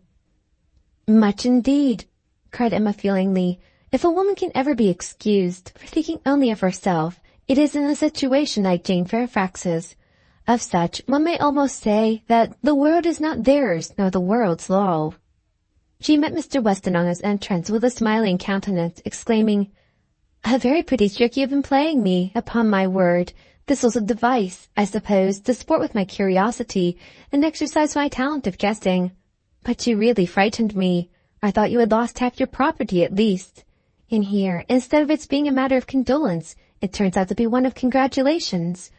I congratulate you, Mr. Weston, with all my heart, on the prospect of having one of the most lovely and accomplished young women in England for your daughter." A glance or two between him and his wife convinced him that all was as right as the speech proclaimed, and its happy effect on his spirits was immediate. His air and voice recovered their usual briskness. He shook her heartily and gratefully by the hand, and entered on the subject in a manner to prove that he not only wanted time and persuasion to think the engagement no very bad thing. His companion suggested only what could palliate imprudence or smooth objections, and by the time they had talked it all over together, and he had talked it all over again with Emma, in their walk back to Hartfield, he was becoming perfectly reconciled, and not far from thinking it the very best thing that Frank could possibly have done. Volume 3, Chapter 11 of Emma. "Harriet, poor Harriet!" Those were the words, and them lay with tormenting ideas which Emma could not get rid of, and which constituted the real misery of the business to her. Frank Churchill had behaved very ill by herself, very ill in many ways, but it was not so much his behavior as her own, which made her so angry with him. It was the scrape which he had drawn her into on Harriet's account that gave the deepest hue to his offence. Poor Harriet, to be a second time the dupe for misconceptions and flattery! Mr. Knightley had spoken prophetically when he once said, "Emma, you have been no friend to Harriet Smith." She was afraid she had done her nothing but disservice. It was true that she had not to charge herself, in this instance as in the former, with being the sole and original author of the mischief, with having suggested such feelings as might otherwise never have entered Harriet's imagination, for Harriet had acknowledged her admiration and preference of Frank Churchill before she had ever given her a hint on the subject, but she felt completely guilty of having encouraged what she might have repressed. She might have prevented the indulgence and increase of such sentiments. Her influence would have been enough, and now she was very conscious that she ought to have prevented them. She felt that she had been risking her friend's happiness on most insufficient grounds. Common sense would have directed her to tell Harriet that she must not allow herself to think of him, and that there were 500 chances to 1 against his ever caring for her. "But with common sense," she added, "I am afraid I have had little to do." She was extremely angry with herself. If she could not have been angry with Frank Churchill too, it would have been dreadful. As for Jane Fairfax, she might at least relieve her feelings from any present solicitude on her account. Harriet would be anxiety enough. She need no longer be unhappy about Jane, whose troubles and whose ill health having, of course, the same origin, must be equally under cure. Her days of insignificance and evil were over. She would soon be well and happy and prosperous. Emma could now imagine why her own attentions had been slighted. This discovery laid many similar matters open. No doubt it had been from jealousy. In Jane's eyes she had been a rival, and well might anything she could offer of assistance or regard be repulsed.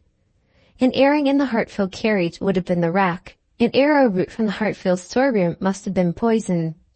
She understood it all, and as far as her mind could disengage itself from the injustice and selfishness of angry feelings, she acknowledged that Jane Fairfax would have neither elevation nor happiness beyond her desert. But poor Harriet was such an engrossing charge. There was little sympathy to be spared for anybody else. Emma was sadly fearful that this second disappointment would be more severe than the first.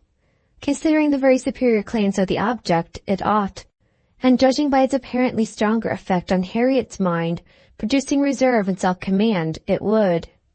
She must communicate the painful truth, however, and as soon as possible. An injunction of secrecy had been among Mr. Weston's parting words. For the present, the whole affair was to be completely a secret. Mr. Churchill had made a point of it, as a token of respect to the wife he had so very recently lost, and everybody admitted it to be no more than due decorum. Emma had promised, but still Harriet must be accepted. It was her superior duty.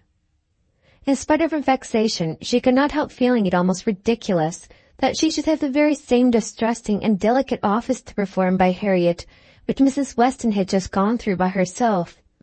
The intelligence, which had been so anxiously announced to her, she was now to be so anxiously announcing to another. Her heart beat quick on hearing Harriet's footstep and voice. So, she supposed, as poor Mrs. Weston felt when she was approaching Randalls. Could the event of the disclosure bear an equal resemblance? But of that, unfortunately, there could be no chance. "Well, Miss Woodhouse," cried Harriet, coming eagerly into the room, "is not this the oddest news that ever was?" "What news do you mean?"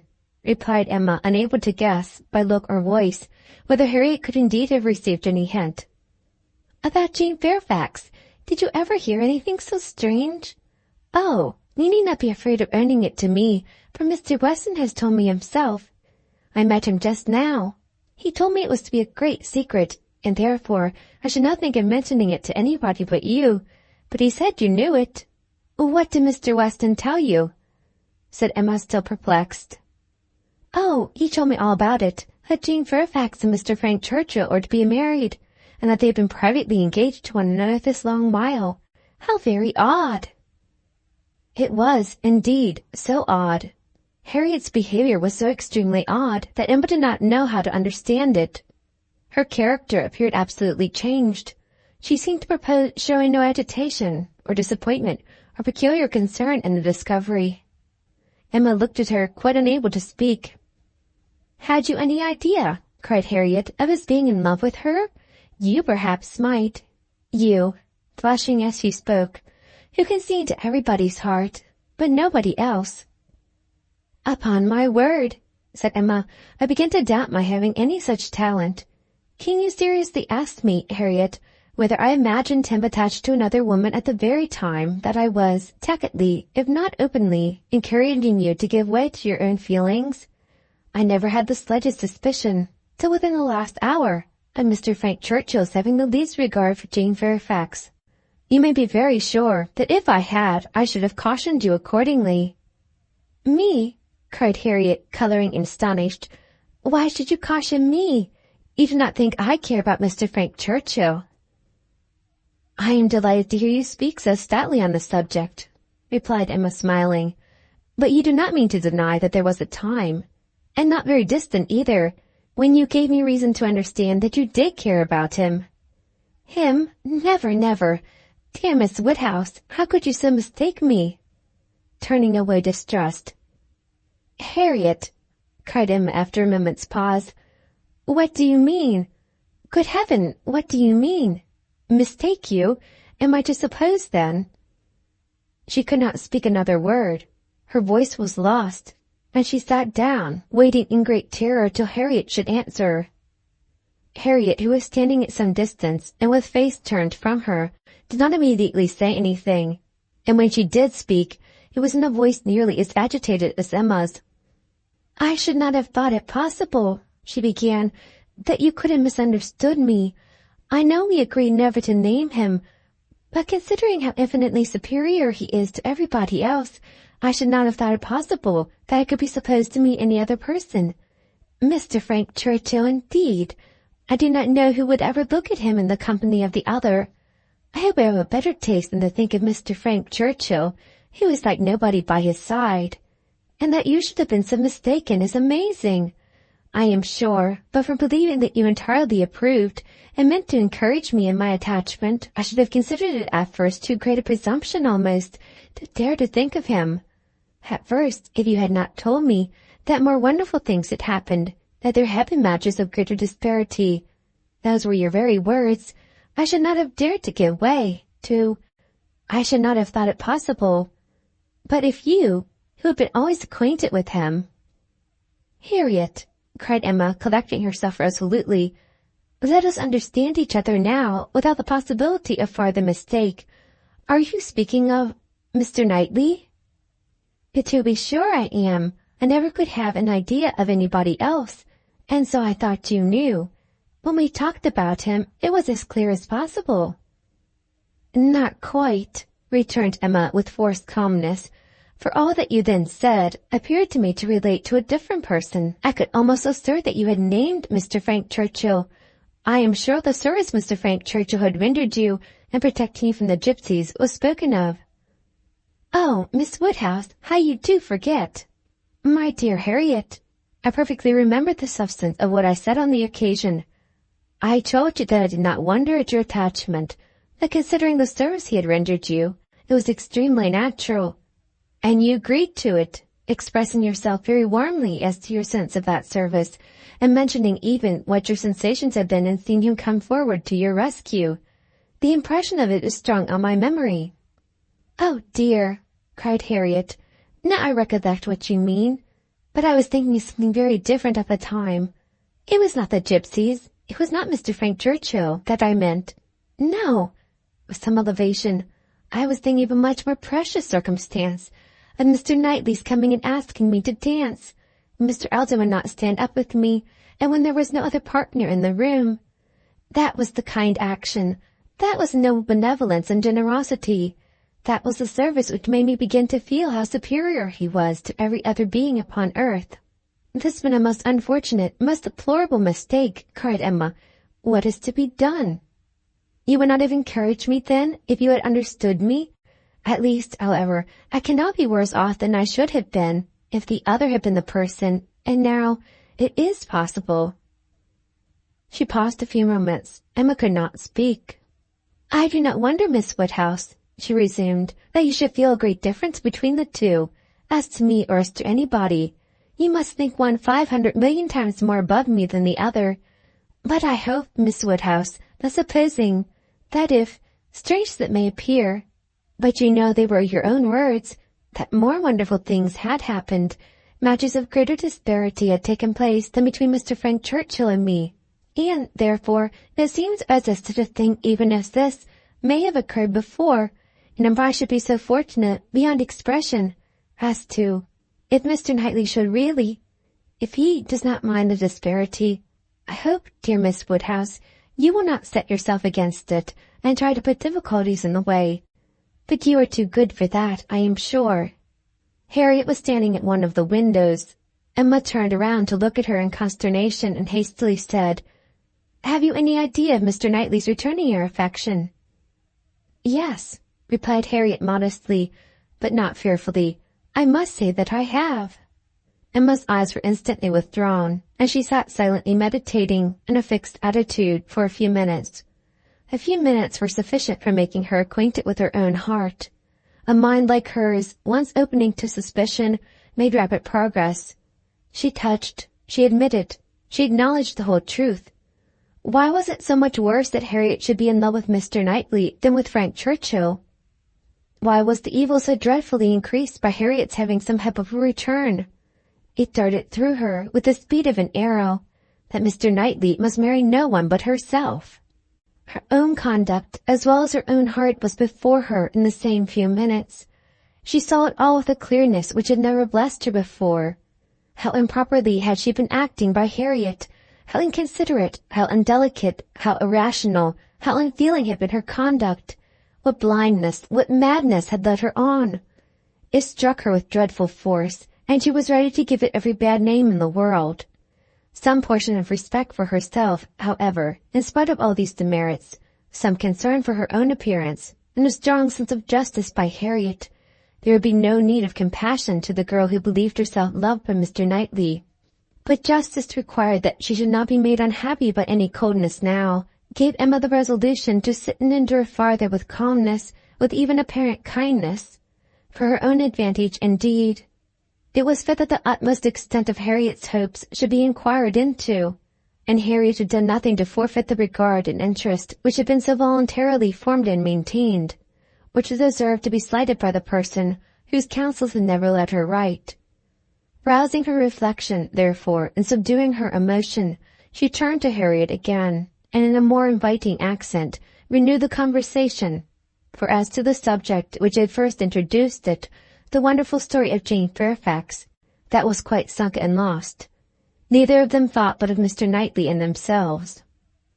Harriet, who had been standing in no unhappy reverie, was yet very glad to be called from it, but the now encouraging manner of such a judge, and such a friend as Miss Woodhouse, and only wanted invitation to give the history of her hopes with great, though trembling delight. Emma's tremblings as she asked and as she listened were better concealed than Harriet's, but they were not less. Her voice was not unsteady, but her mind was in all the perturbation that such a development of self, such a burst of threatening evil, such a confusion of sudden and perplexing emotions must create. She listened with much inward suffering, but with great outward patience, to Harriet's detail. Methodical or well arranged or very well delivered, it could not be expected to be, but it contained, when separated from all the feebleness and tautology of the narration, a substance to sink her spirit, especially with the corroborating circumstance which her own memory brought in favor of Mr. Knightley's most improved opinion of Harriet. Harriet had been conscious of a difference in his behavior ever since those two decisive dances. Emma knew that he had on that occasion found her much superior to his expectation. From that evening, or at least in the time of Miss Woodhouse's encouraging her to think of him, Harry had begun to be sensible of his talking to her much more than he had been used to do, and of his having indeed quite a different manner towards her, a manner of kindness and sweetness. Latterly she had been more and more aware of it. When they had been all walking together, he had so often come and walked by her, and talked so very delightfully. He seemed to want to be acquainted with her. Emma knew it to have been very much the case. She had often observed the change to almost the same extent. Harriet repeated the expressions of approbation and praise from him, and Emma felt them to be in the closest agreement with what she had known of his opinion of Harriet. He praised her for being without art or affection, for having simple, honest, generous feelings. She knew that he saw such recommendations in Harriet. He had dwelt on them to her more than once. Much that lived in Harriet's memory, many little particulars of the notice she had received from him, a look, a speech, a removal from one chair to another, a compliment implied, a preference inferred, had been unnoticed, because unsuspected, by Emma. Circumstances that might swell to half an hour's relation and contain multiple proofs to her, who had seen them, had passed undiscerned by her who now heard them. But the two latest occurrences to be mentioned, the two of strongest promise to Harriet, were not without some degree of witness from Emma herself. The first was his walking with her apart from the others in the lime walk at Donwell, where they had been walking some time before Emma came, and he had taken pains, as she was convinced, to draw her from the rest to himself, and at first he had talked to her in a more particular way than he had ever done before, in the very particular way indeed. Harry could not recall it without a blush. He seemed to be almost asking her whether her affections were engaged. But as soon as she, Miss Woodhouse, appeared likely to join them, he changed the subject and began talking about farming. The second was his having sat talking with her nearly half an hour before Emma came back from her visit, the very last morning of his being at Hartfield, though when he first came in he had said that he could not stay 5 minutes, and his having told her, during their conversation, that though he must go to London, it was very much against his inclination that he left home at all, which was much more, as Emma felt, than he had acknowledged to her. The superior degree of confidence towards Harriet, which this one article marked, gave her severe pain. On the subject of the first of the two circumstances, she did, after a little reflection, venture the following question: "Might he not, is not it possible, that when inquiring, as you thought, into the state of your affections, he might be alluding to Mr. Martin, he might have Mr. Martin's interest in view?" But Harriet rejected the suspicion with spirit. "Mr. Martin? No, indeed. There is not a hint of Mr. Martin. I hope I know better now than to care for Mr. Martin, or to be suspected of it." When Harriet had closed her evidence, she appealed to her dear Miss Woodhouse to say whether she had not good ground for hope. "I never should have presumed to think of it at first," said she, "but for you. You told me to observe him carefully, and that his behavior be the rule of mine, and so I have. And now I seem to feel that I may deserve him, and that if he does choose me, it would not be anything so very wonderful." The bitter feelings occasioned by this speech, the many bitter feelings, made the utmost exertion necessary on Emma's side to enable her to say on reply, "Harriet, I will only venture to declare that Mr. Knightley is the last man in the world who would intentionally give any woman the idea of his feeling for her more than he really does." Harriet seemed ready to worship her friend for a sentence so satisfactory, and almost only saved from raptures and fondness, which at that moment would have been dreadful penance, by the sound of her father's footsteps. He was coming through the hall. Harriet was too much agitated to encounter him. She could not compose herself. Mr. Woodhouse would be alarmed. She had better go. With most ready encouragement from her friend, therefore, she passed off through another door, and the moment she was gone, this was the spontaneous burst of Emma's feelings. Oh, that I had never seen her! The rest of the day, the following night, were hardly enough for her thoughts. She was bewildered amidst the confusion of all that had rushed on her within the last few hours. Every moment had brought a fresh surprise, and every surprise must be matter of humiliation to her. How to understand it all? How to understand the deceptions she had been thus practicing on herself, and living under, the blunders, the blindness of her own head and heart? She sat still. She walked about. She tried her own room. She tried the shrubbery. In every place, every posture, she perceived that she had acted most weakly, that she had been imposed on by others in a most mortifying degree, that she had been imposing on herself in a degree yet more mortifying, that she was wretched, and should probably find this day but the beginning of wretchedness. To understand, thoroughly understand her own heart was the first endeavor. To that point whenever there's your moment, which her father's claims on her allowed, and every moment of involuntary absence of mind. How long had Mr. Knightley been so dear to her, as every feeling declared him now to be? When had his influence, such influence, begun? When had he succeeded to that place in her affection, which Frank Churchill had once, for a short period, occupied? She looked back. She compared the two, compared them, as they had always stood in her estimation, from the time of the latter's becoming known to her, and as they must at any time have been compared by her, had it, but any blessed felicity occurred to her to institute the comparison. She saw that there never had been a time when she did not consider Mr. Knightley as infinitely the superior, or when his regard for her had not been infinitely the more dear. She saw that in persuading herself, in fancying, and acting to the contrary, she had been entirely under delusion, totally ignorant of her own heart, and, in short, that she had never really cared for Frank Churchill at all. This was the conclusion of the first series of reflection. This was the knowledge of herself on the first question of inquiry, which she reached, and without being long in reaching it. She was the most sorrowfully indignant, ashamed of every sensation but the one revealed to her, her affection for Mr. Knightley. Every other part of her mind was disgusting.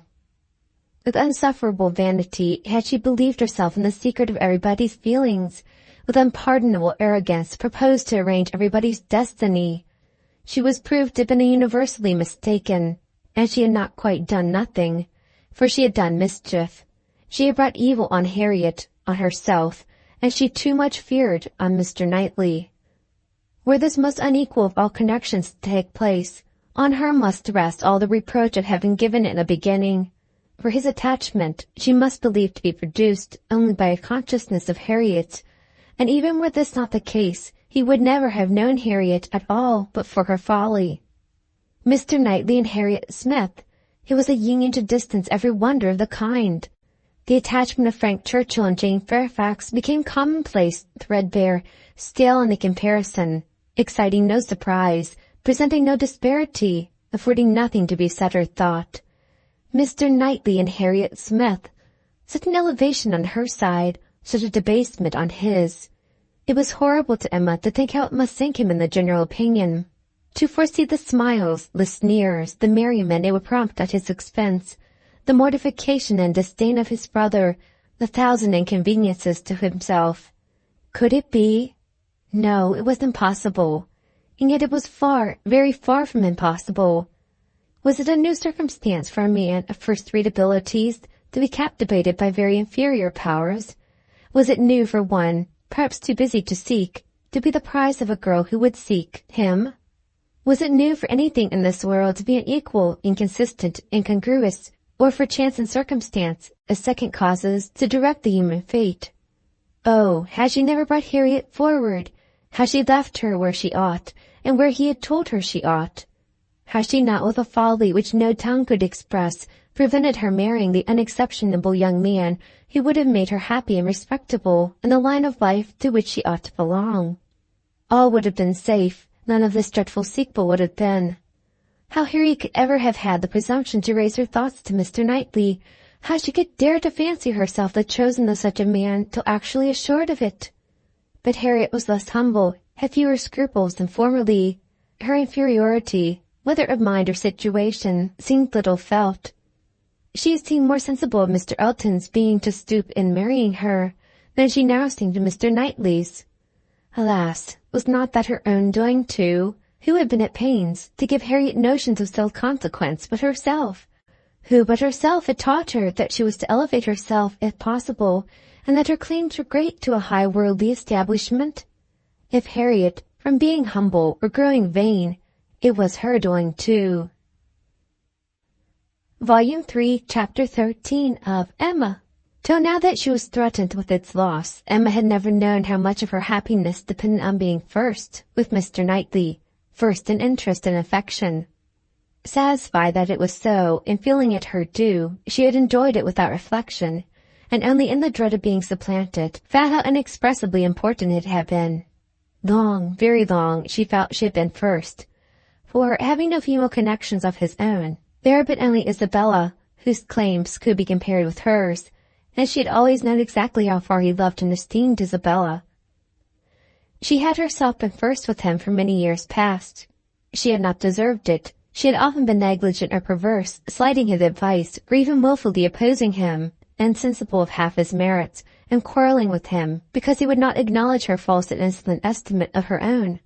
But still, from family attachment and habit, and thorough excellence of mind, he had loved her, and watched over her, from a girl, with an endeavor to improve her, and an anxiety for her doing right, which no other creature had at all shared. In spite of all her faults, she knew she was dear to him. Might she not say, very dear? When the suggestions of hope, however, which must follow here, presented themselves, she could not presume to indulge them. Harriet Smith might think herself not unworthy of being peculiarly, exclusively, passionately loved by Mr. Knightley. She could not. She could not flatter herself with any idea of blindness in his attachment to her. She had received a very recent proof of his impartiality. How shocked had he been by her behavior to Miss Bates! How directly, how strongly had he expressed himself to her on the subject!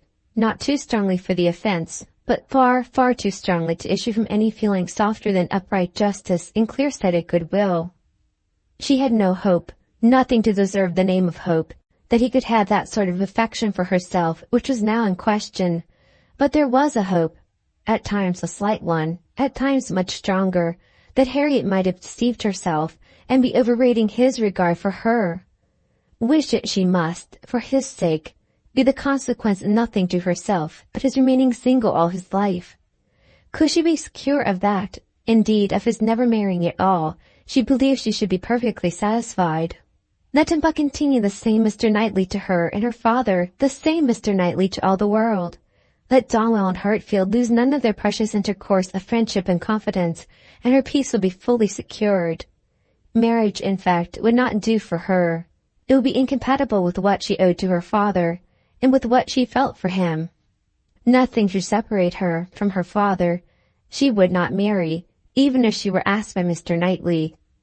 It must be her ardent wish that Harriet might be disappointed, and she hoped that when able to see them together again, she might at least be able to ascertain what the chances for it were. She should see them henceforward with the closest observance, and wretchedly as she had hitherto misunderstood, even though she was watching, she did not know how to admit that she could be blinded here. He was expected back every day. The power of observation would soon be given. Frightfully soon it appeared, when her thoughts were in one course. In the meanwhile, she resolved against seeing Harriet. It would do neither of them good. It would do the subject no good. to be talking of it farther. She was resolved not to be convinced as long as she could doubt, and yet had no authority for opposing Harriet's confidence. To talk would be only to irritate. She wrote to her, therefore, kindly but decisively, to beg that she would not, at present, come to Hartfield, acknowledging it to be her conviction that all farther confidential discussion of one topic had better be avoided, and hoping that if a few days were allowed to pass before they met again, except in the company of others, she objected only to a tete-a-tete, they might be able to act as if they had forgotten the conversation of yesterday. Harriet submitted and approved and was grateful. This point was just arranged when a visitor arrived to tear Emma's thoughts a little from the one subject which had engrossed them, sleeping or waking, the last 24 hours. Mrs. Weston, who had been calling on her daughter-in-law elect, and took Hartfield in her way home, almost as much in duty to Emma as in pleasure to herself, to relate all the particulars of so interesting an interview. Mr. Weston had accompanied her to Mrs. Bates, and gone through his share of this essential attention most handsomely, but she, having then induced Miss Fairfax to join her in an airing, was now returned with much more to say, and much more to say with satisfaction than a quarter of an hour spent in Mrs. Bates' parlour, with all the encumbrance of awkward feelings, could have afforded. A little curiosity Emma had, and she made the most of it while her friend related. Mrs. Weston had set off to pay the visit in a good deal of agitation herself, and in the first place had wished not to go at all at present, to be allowed merely to write to Miss Fairfax instead, and to defer the ceremonious call till a little time had passed, and Mr. Churchill could be reconciled to the engagements becoming known. As, considering everything, she thought such a visit could not be paid without leading to reports. But Mr. Weston had thought differently. He was extremely anxious to show his approbation to Miss Fairfax and her family, and did not conceive that any suspicion could be excited by it, or if it were, that it would be of any consequence, for such things, he observed, always got about. Emma smiled and felt that Mr. Weston had very good reason for saying so. They had gone, in short, and very great had been the evident distress and confusion of the lady. She had hardly been able to speak a word, and every look and action had shown how deeply she was suffering from consciousness.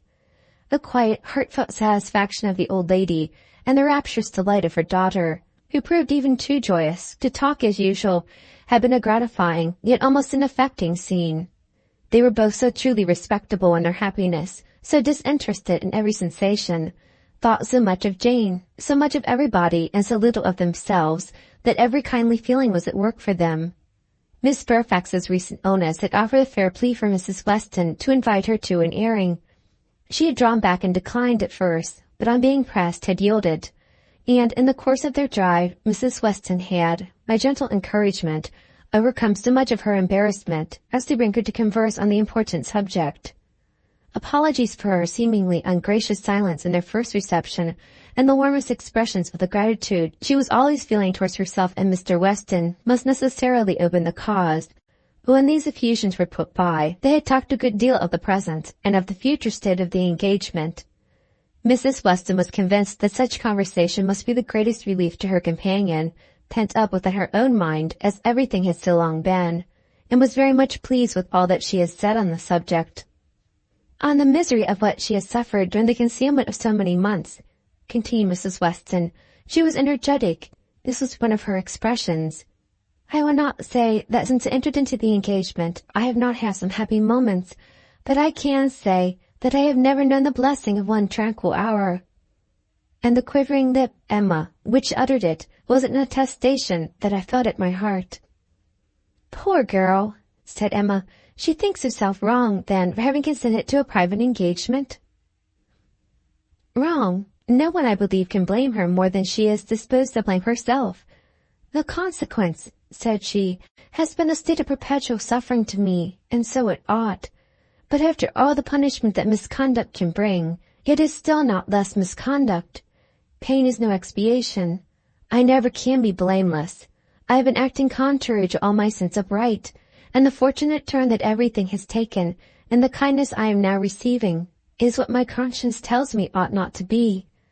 Do not imagine, madam, she continued, that I was taught wrong. Do not let any reflection fall on the principles or the care of the friends who brought me up.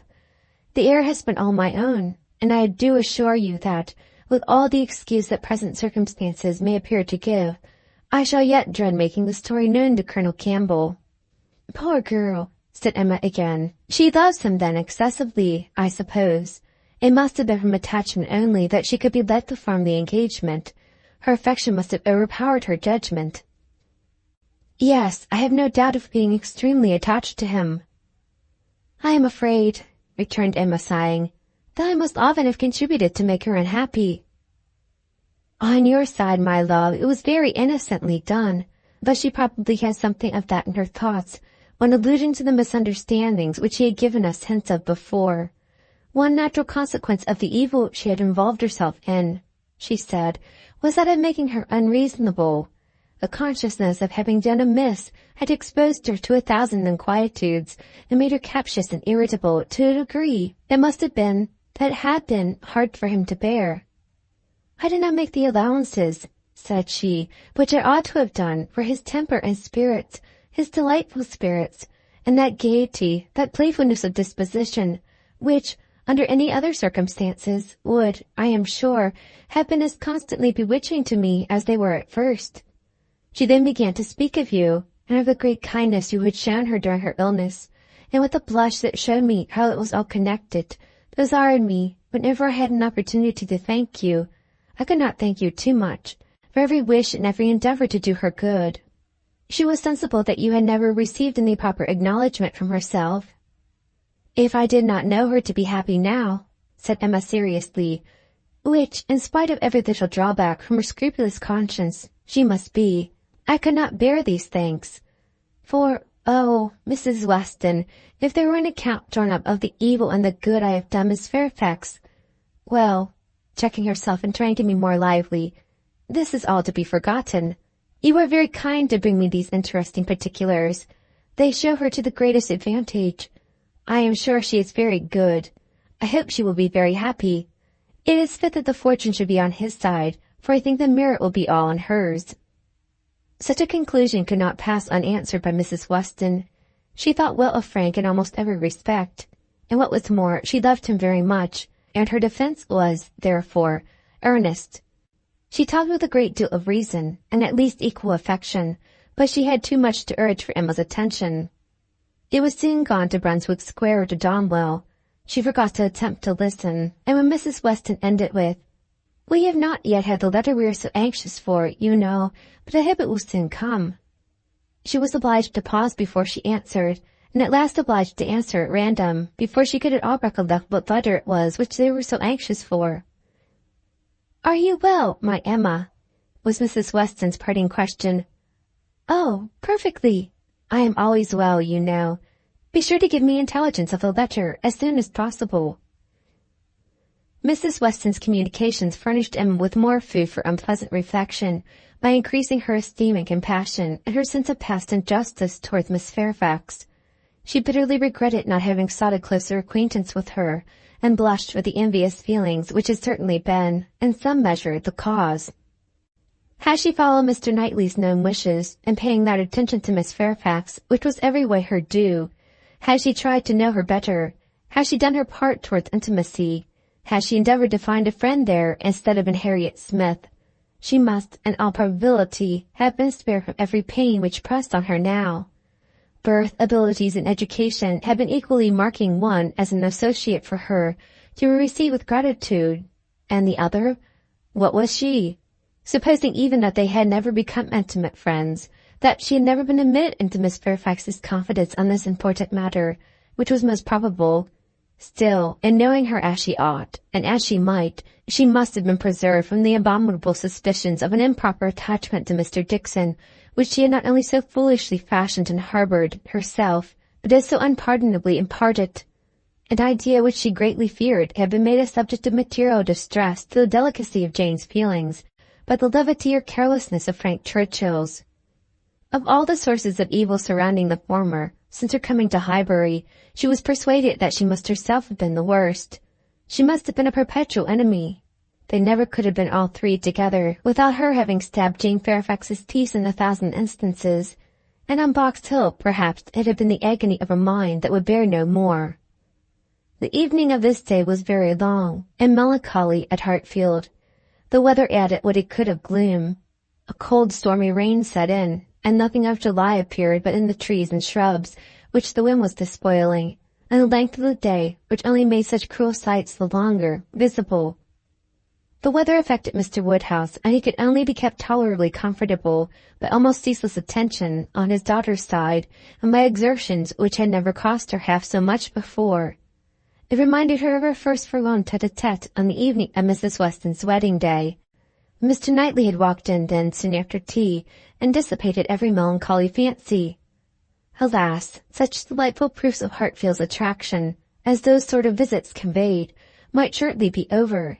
The picture which she had then drawn of the privations of the approaching winter had proved erroneous.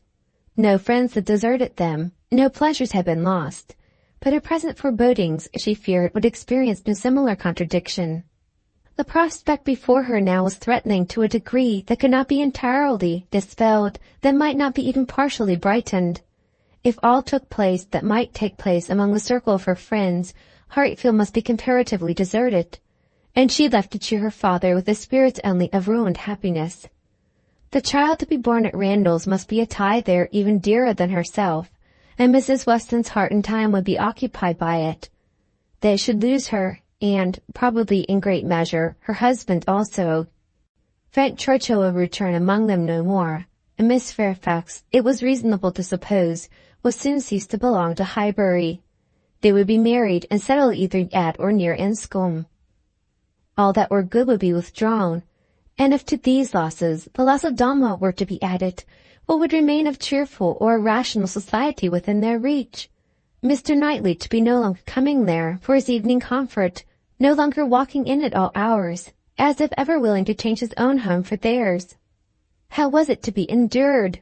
And if he were to be lost to them for Harriet's sake, if he were to be thought of hereafter as finding in Harriet's society all that he wanted, if Harriet were to be the chosen, the first, the dearest, the friend, the wife, to whom he looked for all the best blessings of existence, what could be increasing Emma's wretchedness but the reflection, ever far distant from her mind, that it had been all her own work? When it came to such a pitch as this, she was not able to refrain from a start, or a heavy sigh, or even from walking about the room for a few seconds, and the only source whence anything like consolation or composure could be drawn was in the resolution of her own better conduct, and the hope that, however inferior in spirit and gaiety might be the following and every future winter of her life to the past, it would yet find her more rational, more acquainted with herself, and leave her less to regret when it were gone. Volume 3, Chapter 13 of Emma.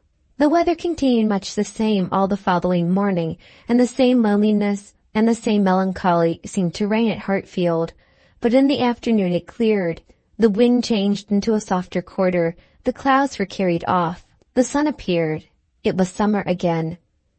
With all the eagerness which such a transition gives, Emma resolved to be out of doors as soon as possible. Never had the exquisite sight, smell, sensation of nature, tranquil, warm, and brilliant after a storm, been more attractive to her. She longed for all the serenity they might gradually introduce, and on Mr. Perry's coming in soon after dinner, with a disengaged hour to give her father, she lost no time hurrying into the shrubbery. There, with spirits freshened and thoughts a little relieved, she had taken a few turns, when she saw Mr. Knightley passing through the garden door and coming towards her. It was the first intimation of his being returned from London.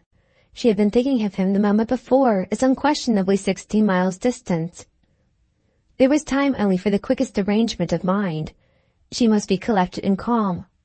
In half a minute they were together. The howdy-do's were quiet and constrained on each side. She asked after their mutual friends. They were all well. When had he left them? Only that morning. He must have had a wet ride. Yes. He meant to walk with her, she found. He had just looked into the dining-room, and as he was not wanted there, preferred being out of doors. She thought he neither looked nor spoke cheerfully, and the first possible cause for it, suggested by her fears, was that he had perhaps been communicating his plans to his brother, and was pained by the manner in which they had been received. They walked together. He was silent. She thought he was often looking at her, and trying for a fuller view of her face than it suited her to give. And this belief produced another dread. Perhaps he wanted to speak to her of his attachment to Harriet.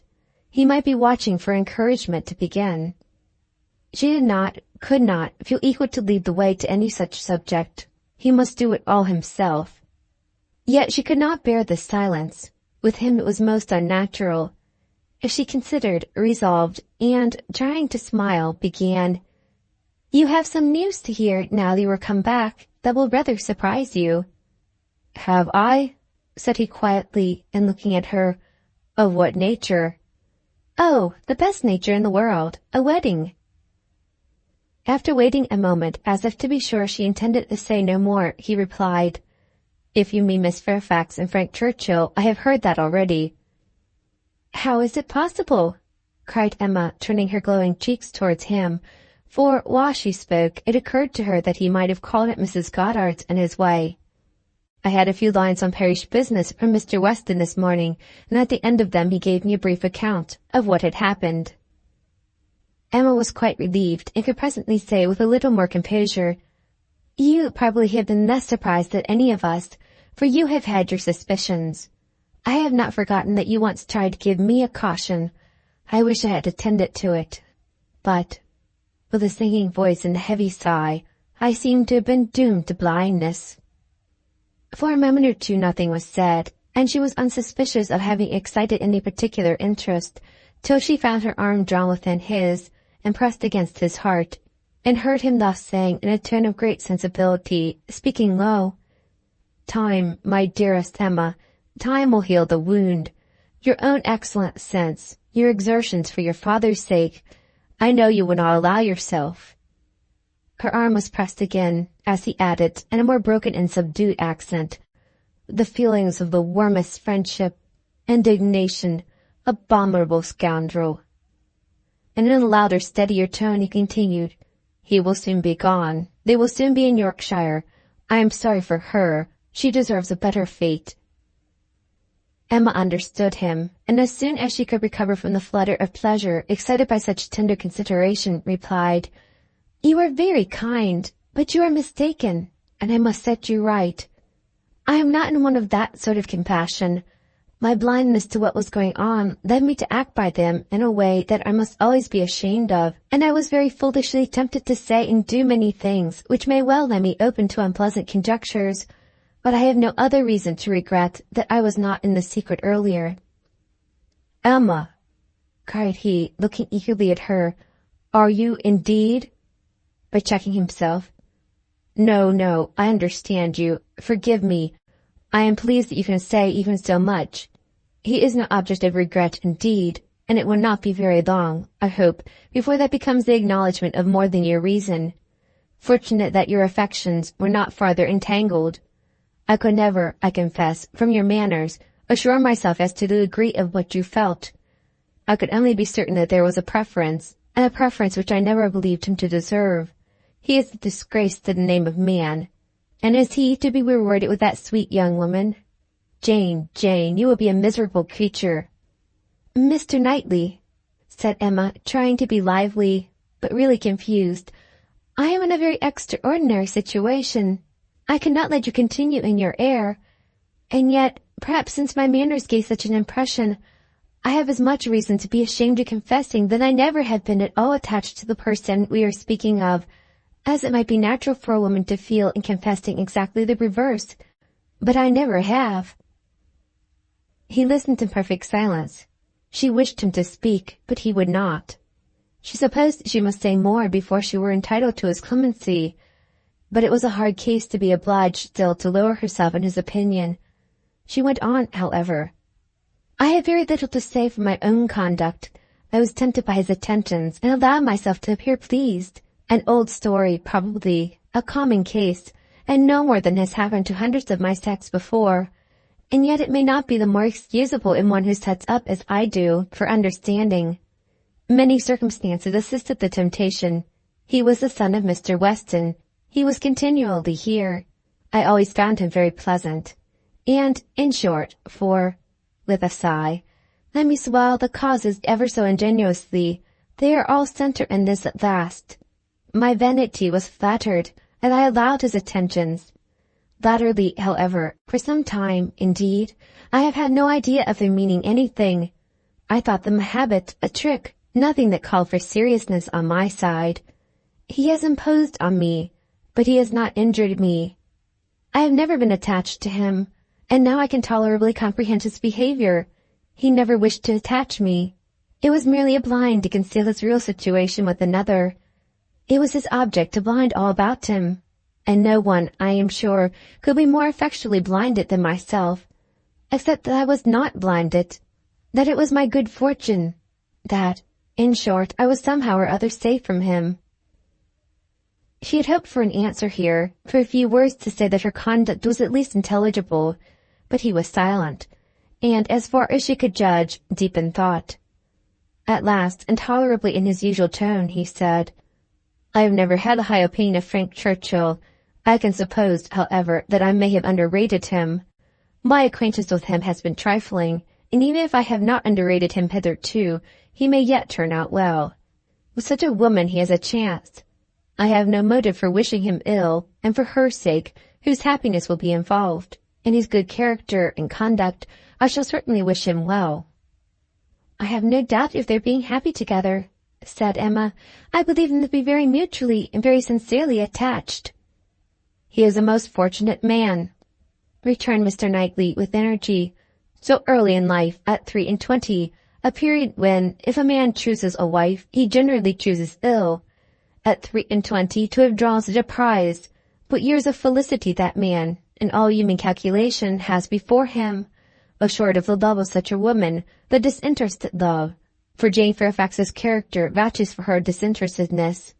Everything in his favor, equality of situation, I mean, as far as regards society, and all the habits and manners that are important, equality in every point but one, and that one, since the purity of her heart is not to be doubted, such as must increase his felicity, for it will be his to bestow the only advantages she wants. A man would always wish to give a woman a better home than the one he takes her from, and he who can do it, where there is no doubt of her regard, must, I think, be the happiest of mortals. Frank Churchill is, indeed, the favourite of fortune. Everything turned out for his good. He meets with a young woman at a watering-place, gains her affection, cannot even weary her by negligent treatment, and had he and all his family sought round the world for a perfect wife for him, they could not have found her superior. His aunt is in the way. His aunt dies. He has only to speak. His friends were eager to promote his happiness. He had used everybody ill, and they were all delighted to forgive him. He is a fortunate man indeed." "You speak as if you envied him." "And I do envy him, Emma. In one respect he is the object of my envy." Emma could say no more. They seemed to be within half a sentence of Harriet, and her immediate feeling was to avert the subject, if possible. She made her plan. She would speak of something totally different, the children in Brunswick Square, and she only waited for breath to begin, when Mr. Knightley startled her by saying, "You will not ask me what is the point of envy. You are determined, I see, to have no curiosity. You are wise, but I cannot be wise. Emma, I must tell you what you will not ask, though I may wish it unsaid the next moment." "Oh, then, don't speak it," she eagerly cried. "Take a little time, consider, do not commit yourself." "Thank you," said he in an accent of deep mortification, and not another syllable followed. Emma could not bear to give him pain. He was wishing to confide in her, perhaps to consult her, cost her what it would. She would listen. She might assist his resolution or reconcile him to it. She might give just praise to Harriet, or, by representing to him his own independence, relieve him from that state of indecision which must be more intolerable than any alternative to such a mind as his. They had reached the house. "You are going in, I suppose?" said he. "No," replied Emma, quite confirmed by the depressed manner in which he still spoke. "I should like to take another turn. Mr. Perry is not gone." And after proceeding a few steps, she added, "I stopped you ungraciously just now, Mr. Knightley, and, I am afraid, gave you pain. But if you have any wish to speak openly to me as a friend, or to ask my opinion of anything that you may have in contemplation, as a friend, indeed, you may command me. I will hear whatever you like. I will tell you exactly what I think." "As a friend," repeated Mr. Knightley. Emma, that, I fear, is a word. No, I have no wish. Stay, yes. Why should I hesitate? I have gone too far already for concealment. Emma, I accept your offer, extraordinary as it may seem. I accept it, and refer myself to you as a friend. Tell me, then, have I no chance of ever succeeding? He stopped in his earnestness to look the question, and the expression of his eyes overpowered her. My dearest Emma, said he, for dearest you will always be, whatever the event of this hour's conversation, my dearest, most beloved Emma, tell me at once. Say no, if it is to be said. She could really say nothing. You are silent, he cried with great animation, absolutely silent. At present I ask no more. Emma was almost ready to sink under the agitation of this moment. The dread of being awakened from the happiest dream was perhaps the most prominent feeling. I could not make speeches, Emma, he soon resumed, and in a tone of such sincere, decided, intelligible tenderness as was tolerably convincing. If I loved you less, I might be able to talk about it more. But you know what I am. You hear nothing but truth from me. I have blamed you and lectured you, and you have borne it as no other woman in England would have borne it. Bear with the truths I would tell you now, dearest Emma, as well as you have borne with them. The manner, perhaps, may have as little to recommend them. God knows I have been a very indifferent lover. But you understand me. Yes, you see, you understand my feelings, and will return them if you can. At present, I ask only to hear, once to hear your voice. While he spoke, Emma's mind was most busy, and, with all the wonderful velocity of thought, had been able, and yet without losing a word, to catch and comprehend the exact truth of the whole. To see that Harriet's hopes had been entirely groundless, a mistake, a delusion, as complete a delusion as any of her own. That Harriet was nothing, that she was everything herself, that what she had been saying relative to Harriet had been all taken as the language of her own feelings, and that her agitation, her doubt, her reluctance, her discouragement, had been all received as discouragement from herself. And not only was there time for these convictions, with all their glow of attendant happiness, there was time also to rejoice that Harriet's secret had not escaped her, and to resolve that it need not and should not. It was all the service she could now render her poor friend, for as to any of that heroism of sentiment which might have prompted her to entreat him to transfer his affection from herself to Harriet, as infinitely the most worthy of the two, or even the more simple sublimity of resolving to refuse him at once and forever, without vouchsafing any motive, because he could not marry them both, Emma had it not. She felt for Harriet with pain and with contrition, but no flight of generosity ran mad, opposing all that could be probable or reasonable entered her brain. She had led her friend astray, and it would be a reproach to her forever. But her judgment was as strong as her feelings, and as strong as it had ever been before, in reprobating any such alliance for him, as most unequal and degrading. Her way was clear, though not quite smooth. She spoke then, on being so entreated. What did she say? Just what she ought, of course. A lady always does. She said enough to show there need not be despair, and to invite him to say more himself. He had despaired at one point. He had received such an injunction to caution and silence as for the time crushed every hope. She had begun by refusing to hear him. The change had perhaps been somewhat sudden. Her proposal of taking another turn, her renewing the conversation which she had just put an end to, might be a little extraordinary. She felt its inconsistency, but Mr. Knightley was so obliging as to put up with it and seek no farther explanation. Seldom, very seldom, does complete truth belong to any human disclosure. Seldom can it happen that something is not a little disguised or a little mistaken, but where, as in this case, though the conduct is mistaken, the feelings are not, it may not be very material.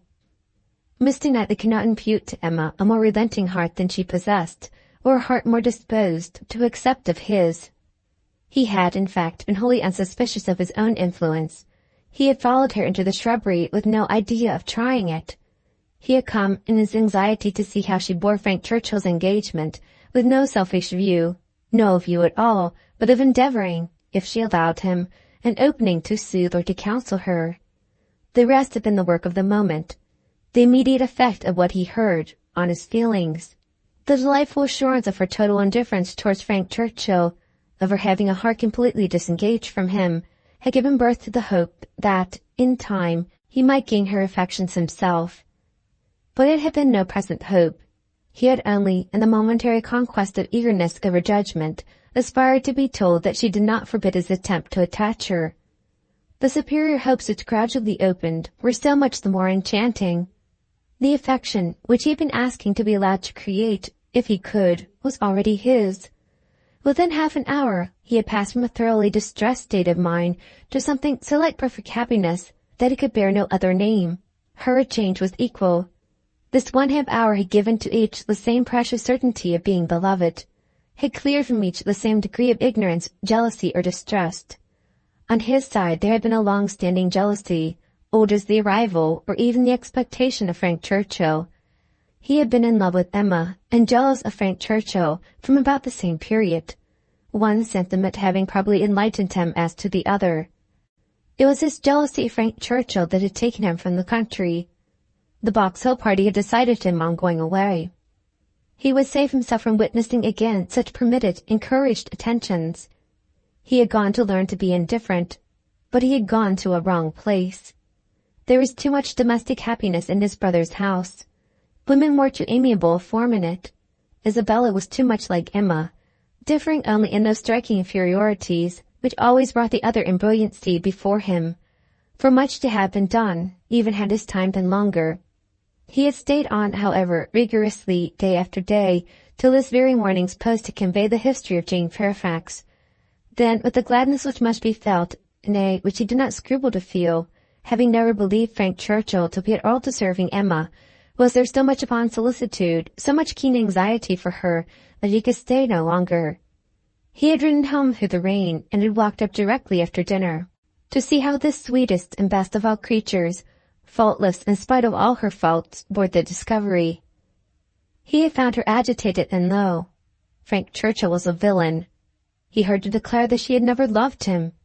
Frank Churchill's character was not desperate. She was his own Emma, by hand and word, when they returned into the house, and if he could have thought of Frank Churchill then, he might have deemed him a very good sort of fellow. Volume 3, Chapter 14 of Emma. What totally different feelings did Emma take back into the house from what she had brought out? She had then been only daring to hope for a little respite of suffering. She was now in an exquisite flutter of happiness, and such happiness, moreover, as she believed must still be greater when the flutter should have passed away. They sat down to tea, the same party round the same table. How often it had been collected, and how often had her eyes fallen on the same shrubs in the lawn, and observed the same beautiful effect of the western sun. But never in such a state of spirits, never in anything like it. And it was with difficulty that she could summon enough for usual self to be the attentive lady of a house, or even the attentive daughter. Poor Mr. Woodhouse little suspected what was plotting against him in the breast of that man whom he was so cordially welcoming, and so anxiously hoping might not have taken cold from his ride. Could he have seen the heart, he would have cared very little for the lungs.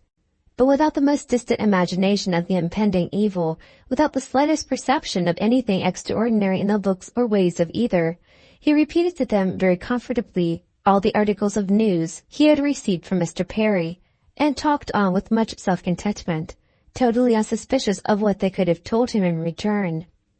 As long as Mr. Knightley remained with them, Emma's fever continued, but when he was gone, she began to be a little tranquilized and subdued, and in the course of the sleepless night, which was the tax for such an evening, she found one or two such very serious points to consider, as made her feel that even her happiness must have some alloy. Her father and Harriet. She could not be alone without feeling the full weight of their separate claims, and how to guard the comfort of both to the utmost was the question. With respect to her father, it was a question soon answered. She hardly knew yet what Mr. Knightley would ask, but a very short parley with her own heart produced the most solemn resolution of never quitting her father. She even wept over the idea of it as a sin of thought. While he lived, it must be only an engagement. But she flattered herself that if divested of the danger of drawing her away, it might become an increase of comfort to him.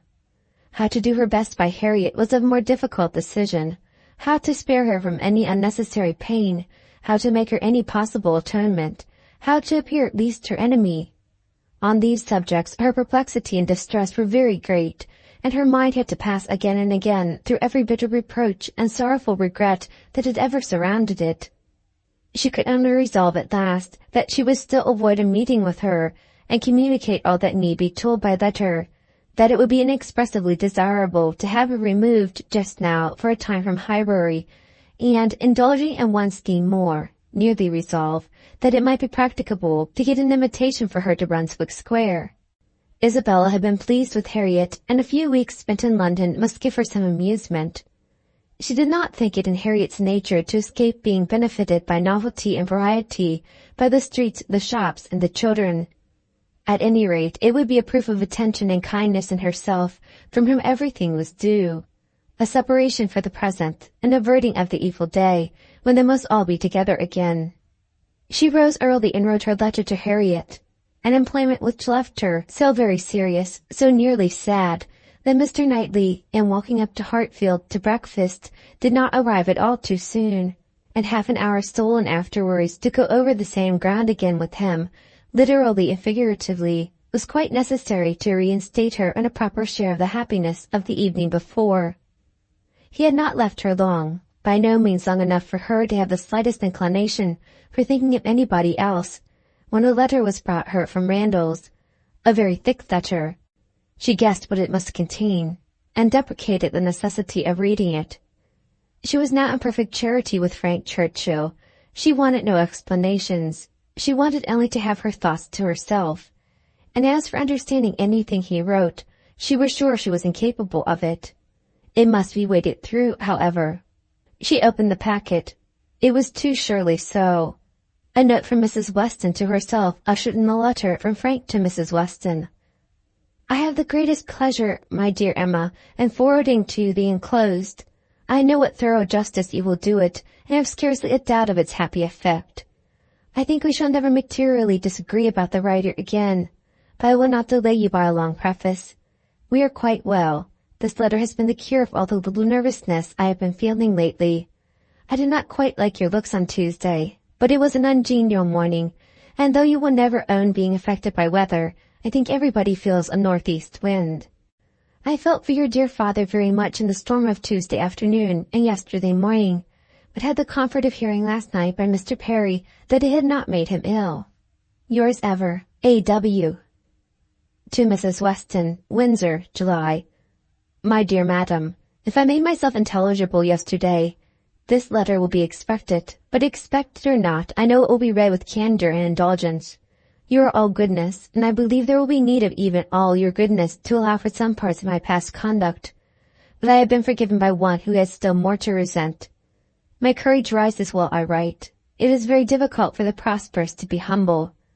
I have already met with such success in 2 applications for pardon that I may be in danger of thinking myself too sure of yours, and of those among your friends who have had any ground of offense.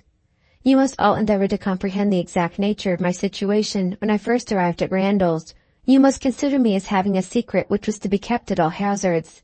This was the fact. My right to place myself in a situation requiring such concealment is another question.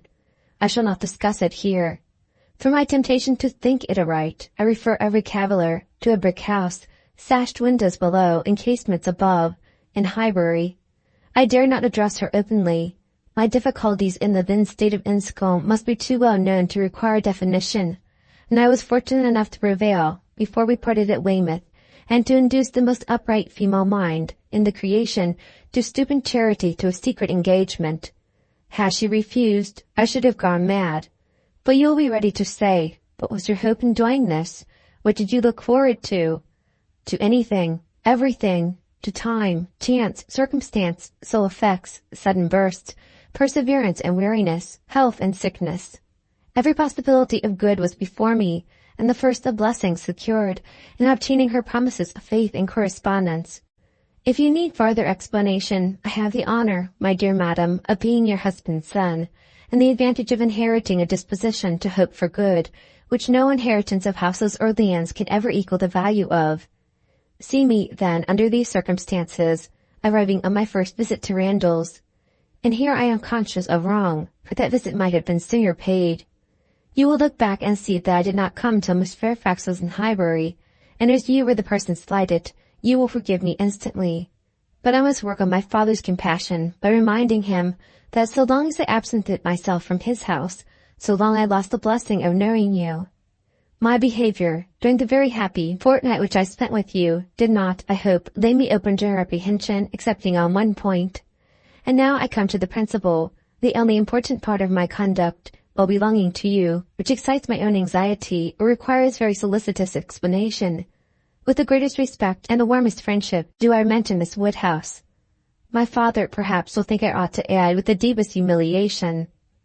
A few words which dropped from him yesterday spoke to his opinion, and some censure I acknowledge myself liable to. My behavior to Miss Woodhouse indicated, I believe, more than it ought.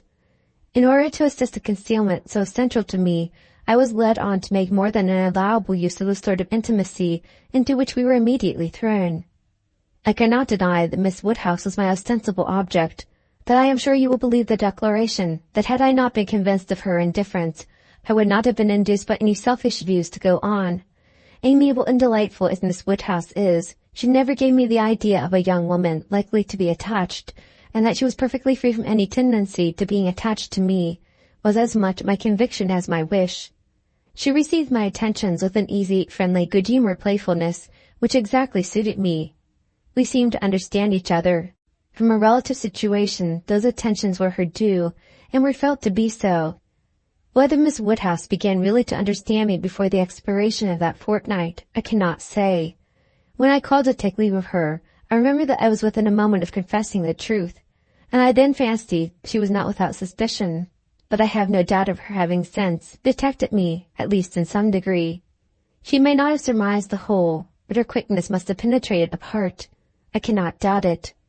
You will find, whenever the subject becomes freed from its present restraints, that it did not take her wholly by surprise. She frequently gave me hints of it. I remember her telling me at the ball that I owed Mrs. Elton gratitude for her attentions to Miss Fairfax. I hope this history of my conduct towards her will be admitted by you and my father as great extenuation of what you saw amiss.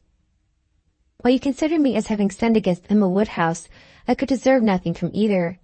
Acquit me here and procure for me, when it is allowable, the acquittal and good wishes of that said Emma Woodhouse, whom I regard with so much brotherly affection, as to long to have her as deeply and as happily in love as myself.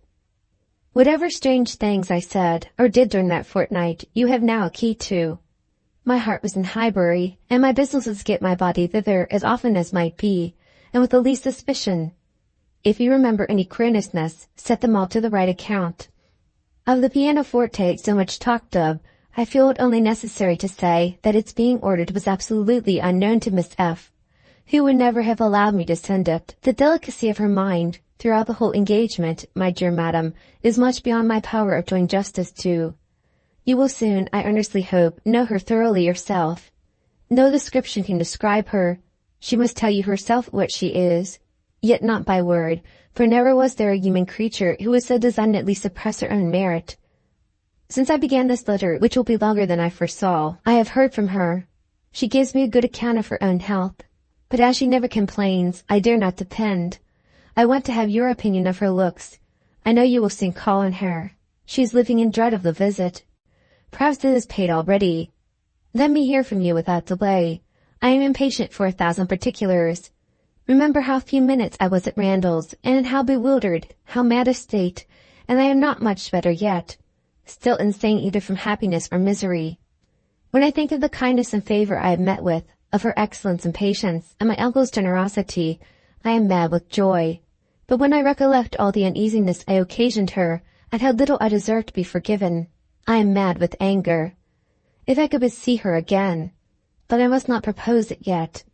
My uncle has been too good for me to encroach. I must still add to this long letter. You have not heard all that you ought to hear. I could not give any connected detail yesterday, but the suddenness and, in one light, the unseasonableness with which the affair burst out needs explanation. For though the event of the 26th ult, as you would conclude immediately, opened to me the happiest prospects, I should not have presumed on such early measures, but from the very particular circumstances which left me not an hour to lose. I should myself have shrunk from anything so hasty, and she would have felt every scruple of mine with multiplied strength and refinement. But I had no choice. The hasty engagement she had entered into with that woman. Here, my dear madam, I was obliged to leave off abruptly to recollect and compose myself. I have been walking over the country, and am now, I hope, rational enough to make the rest of my letter what it ought to be. It is, in fact, a most mortifying retrospect for me. I behaved shamefully, and here I can admit that my manners to Miss W., and being unpleasant to Miss F., were highly blamable. She disapproved them, which ought to have been enough. My plea of concealing the truth she did not think sufficient. She was displeased. I thought unreasonably so. I thought her, on 1,000 occasions, unnecessarily scrupulous and cautious. I thought her even cold. But she was always right. If I had followed her judgment and have subdued my spirits to the level of what she deemed proper, I should have escaped the greatest unhappiness I have ever known. We quarrelled. Do you remember the morning spent at Donwell? There, every little dissatisfaction that had occurred before came to a crisis. I was late. I met her walking home by herself. I wanted to walk with her, but she would not suffer it. She absolutely refused to allow me, which I then thought most unreasonable. Now, however, I see nothing in it but a very natural and consistent degree of discretion. While I, to blind the world to our engagement, was behaving 1 hour with objectionable particularity to another woman, was she to be consenting the next to a proposal which might have made every previous caution useless? Had we been met walking together between Donwell and Highbury, the truth must have been suspected. I was mad enough, however, to resent. I doubted her affection. I doubted it more than next day on Box Hill, when, provoked by such conduct on my side, such shameful, insolent neglect of her, such apparent devotion to Miss W., as it would have been impossible for any woman of sense to endure, she spoke her resentment in a form of words, perfectly intelligible to me. In short, my dear madam, it was a quarrel blameless on her side, abominable on mine, and I returned the same evening to Richmond, though I might have stayed with you till the next morning, merely because I would be as angry with her as possible. Even then I was not such a fool as not to mean to be reconciled in time, but I was the injured person, injured by her coldness, and I went away determined that she should make the first advances. I shall always congratulate myself that you were not of the Box Hill party. Had you witnessed my behavior there, I could hardly suppose you would ever have thought well of me again. Its effect upon her appears in the immediate resolution it produced. As soon as she found I was early gone from Randall's, she closed with the offer of that officious Mrs. Elton, the whole system of whose treatment of her, by the by, has ever filled me with indignation and hatred. I must not quarrel with a spirit of forbearance which has been so richly extended towards myself, but otherwise I should loudly protest against the share of it which that woman has known. Jane, indeed. You will observe that I have not yet indulged myself in calling her by that name even to you. Think, then, what I must have endured in hearing it bandied between the Eltons with all the vulgarity of needless repetition and all the insolence of imaginary superiority. Have patience with me. I shall soon have done.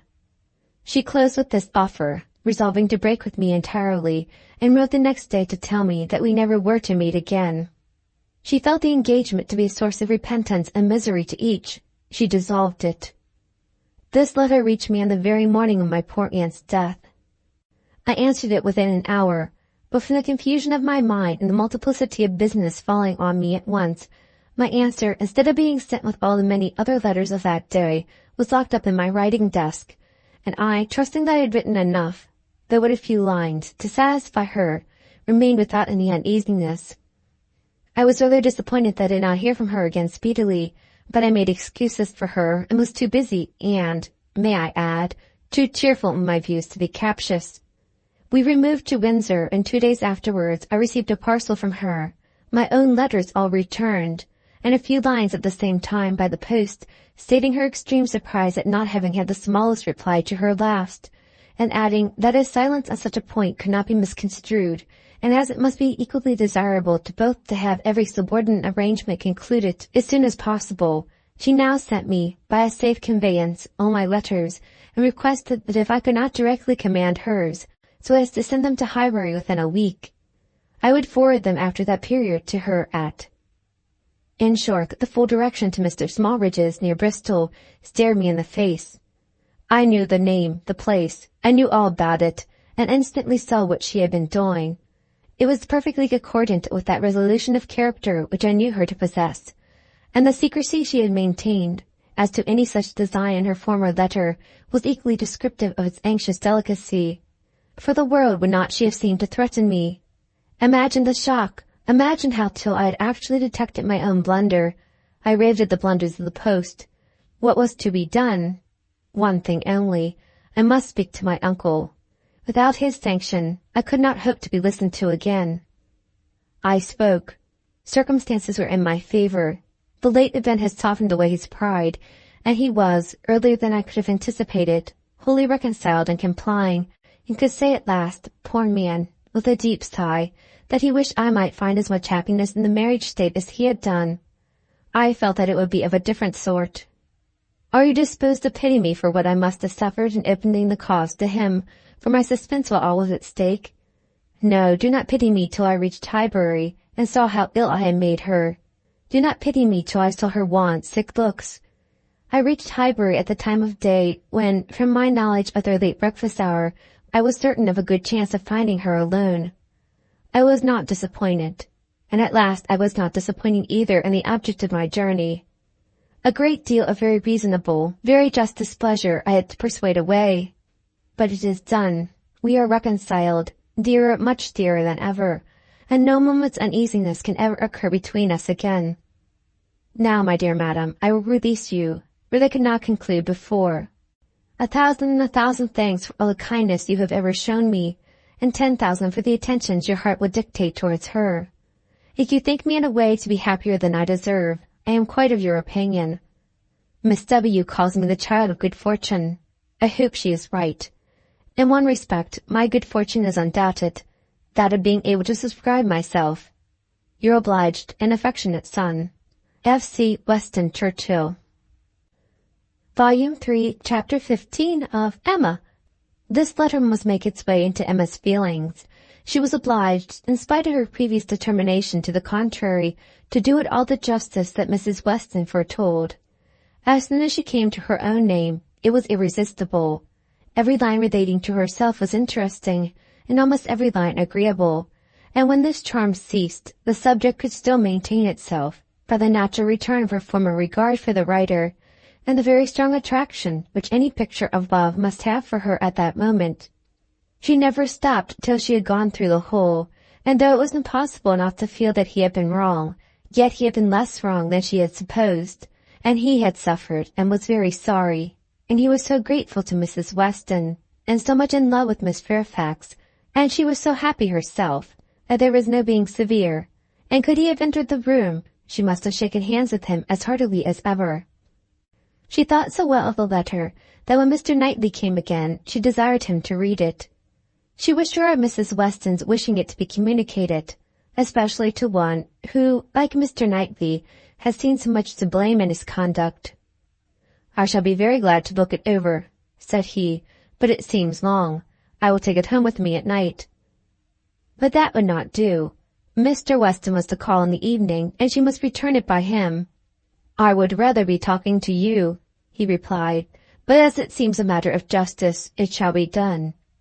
He began, stopping, however, almost directly to say, "Had I been offered the sight of one of this gentleman's letters to his mother-in-law a few months ago, Emma, it would not have been taken with such indifference." He proceeded a little farther, reading to himself, and then, with a smile, observed, "Humph, a fine complimentary opening, but it is his way. One man's style must not be the rule of another's. We will not be severe. It will be natural for me," he added shortly afterwards, "to speak my opinion aloud as I read. By doing it I shall feel that I am near you. It would not be so great a loss of time. But if you dislike it—" "Not at all. I should wish it." Mr. Knightley returned to his reading with greater alacrity. "He trifles here," said he, "as to the temptation. He knows he is wrong and has nothing rational to urge. Bad. He ought not to have formed the engagement. His father's disposition. He is unjust, however, to his father. Mr. Weston's sanguine temper was a blessing on all his upright and honorable exertions, but Mr. Weston earned every present comfort before he endeavored to gain it. Very true, he did not come to Miss Fairfax's here. "And I have not forgotten," said Emma, "how sure you were that he might have come sooner if he would. You passed it over very handsomely, but you were perfectly right." "I was not quite impartial in my judgment, Emma, but yet, I think, had you not been in the case, I should still have distrusted him." When he came to Miss Woodhouse, he was obliged to read the whole of it aloud, all that related to her, with a smile, a look, a shake of the head, a word or two of assent or disapprobation, or merely of love, as the subject required, concluding, however, seriously, and after steady reflection, thus: "Very bad, though it might have been worse, playing a most dangerous game, too much indebted to the event for his acquittal, no judge of his own manners by you, always deceived in fact by his own wishes, and regardless of little besides his own convenience, fancying you to have fathomed his secret. Natural enough, his own mind was full of intrigue, that he should suspect it in others. Mystery, finesse, how they pervert the understanding. My Emma, does not everything serve to prove more and more the beauty of truth and sincerity in all our dealings with each other?" Emma agreed to it, and with a blush of sensibility on Harriet's account, which she could not give any sincere explanation of. "You had better go on," said she. He did so, but very soon stopped again, to say, "The pianoforte, ah, that was the act of a very, very young man, one too young to consider whether the inconvenience of it might not very much exceed the pleasure. A boyish scheme, indeed. I cannot comprehend a man's wishing to give a woman any proof of affection which he knows she should rather dispense with, and he did know that she would have prevented the instrument's coming if she could." After this he made some progress without any pause. Frank Churchill's confession of having behaved shamefully was the first thing to call for more than a word in passing. "I perfectly agree with you, sir," was then his remark. "You did behave very shamefully. You never wrote a truer line." And having gone through what immediately followed of the basis of their disagreement, and his persisting to act in direct opposition to Jane Fairfax's sense of right, he made a fuller pause to say, "This is very bad." He had induced her to place herself, for his sake, in a situation of extreme difficulty and uneasiness, and it should have been his first object to prevent her from suffering unnecessarily. She must have had much more to contend with in carrying on the correspondence than he could. He should have respected even unreasonable scruples, had there been such, but hers were all reasonable. We must look to her one fault, and remember that she had done a wrong thing in consenting to the engagement. To bear that, she should have been in such a state of punishment. Emma knew that he was now getting to the Box Hill party, and grew uncomfortable. Her own behavior had been so very improper. She was deeply ashamed, and a little afraid of his next look. It was all read, however, steadily, attentively, and without the smallest remark, and, excepting one momentary glance at her, instantly withdrawn, and the fear of giving pain, no remembrance of Box Hill seemed to exist. "There is no saying much for the delicacy of our good friends, the Eltons," was his next observation. "His feelings are natural." What? Actually resolved to break with him entirely. She felt the engagement to be a source of repentance and misery to each. She dissolved it. What a view this gives of her sense of his behavior! Well, he must be a most extraordinary. "Nay, nay, read on. You will find how very much he suffers." "I hope he does," replied Mr. Knightley coolly, and resuming the letter. "Smallridge, what does this mean? What is all this?" She had engaged to go as governess to Mrs. Smallridge's children, a dear friend of Mrs. Elton's, a neighbor of Maple Grove, and, by the by, I wonder how Mrs. Elton bears the disappointment. "Say nothing, my dear Emma, while you oblige me to read. Not even of Mrs. Elton. Only one page more. I shall soon have done. What a letter the man writes!" "I wish you would read it with a kinder spirit towards him." "Well, there is feeling here. He does seem to have suffered in finding her ill. Certainly, I can have no doubt of his being fond of her. Dearer, much dearer than ever. I hope he may continue to feel all the value of such a reconciliation. He is a very liberal thanker, with his thousands and tens of thousands, happier than I deserve. Come, he knows himself there. Miss Woodhouse calls me the child of good fortune. Those were Miss Woodhouse's words, were they? And a fine ending. And there is the letter. The child of good fortune. That was your name for him, was it? You do not appear so well satisfied with his letter as I am, but still you must, at least I hope you must, think better of him for it. I hope it does him some service with you. Yes, certainly it does. He has had great faults of inconsideration and thoughtlessness, and I am very much of his opinion, and thinking him likely to be happier than he deserves. But still, as he is, beyond a doubt, really attached to Miss Fairfax, and will soon, it may be hoped, have the advantage of being constantly with her, I am very ready to believe his character will improve, and acquire from hers the steadiness and delicacy of principle that it wants. And now let me talk to you of something else. I have another person's interest at present so much at heart that I cannot think any longer about Frank Churchill. Ever since I left you this morning, Emma, my mind has been hard at work on one subject. The subject followed.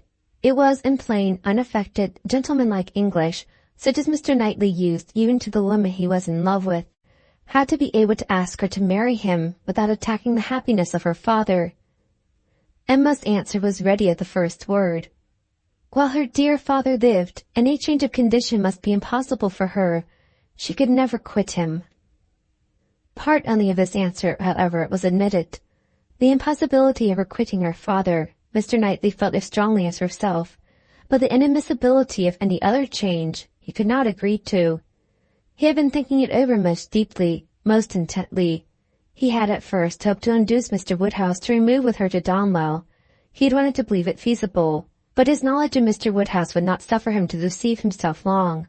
And now he confessed his persuasion that such a transplantation would be a risk of her father's comfort, perhaps even of his life, which must not be hazarded. Mr. Woodhouse taken from Hartfield? No, he felt that it ought not to be attempted. But the plan which had arisen on the sacrifice of this, he trusted his dearest Emma would not find in any respect objectionable. It was, that he should be received at Hartfield, that so long as her father's happiness, in other words, his life, required Hartfield to continue her home, it should be his likewise. Of their all removing to Donwell, Emma had already had her own passing thoughts. Like him, she had tried the scheme and rejected it, but such an alternative as this had not occurred to her. She was sensible of all the affection it evinced. She felt that, in quitting Donwell, he must be sacrificing a great deal of independence of hours and habits, that in living constantly with her father, and in no house of his own, there would be much, very much to be borne with.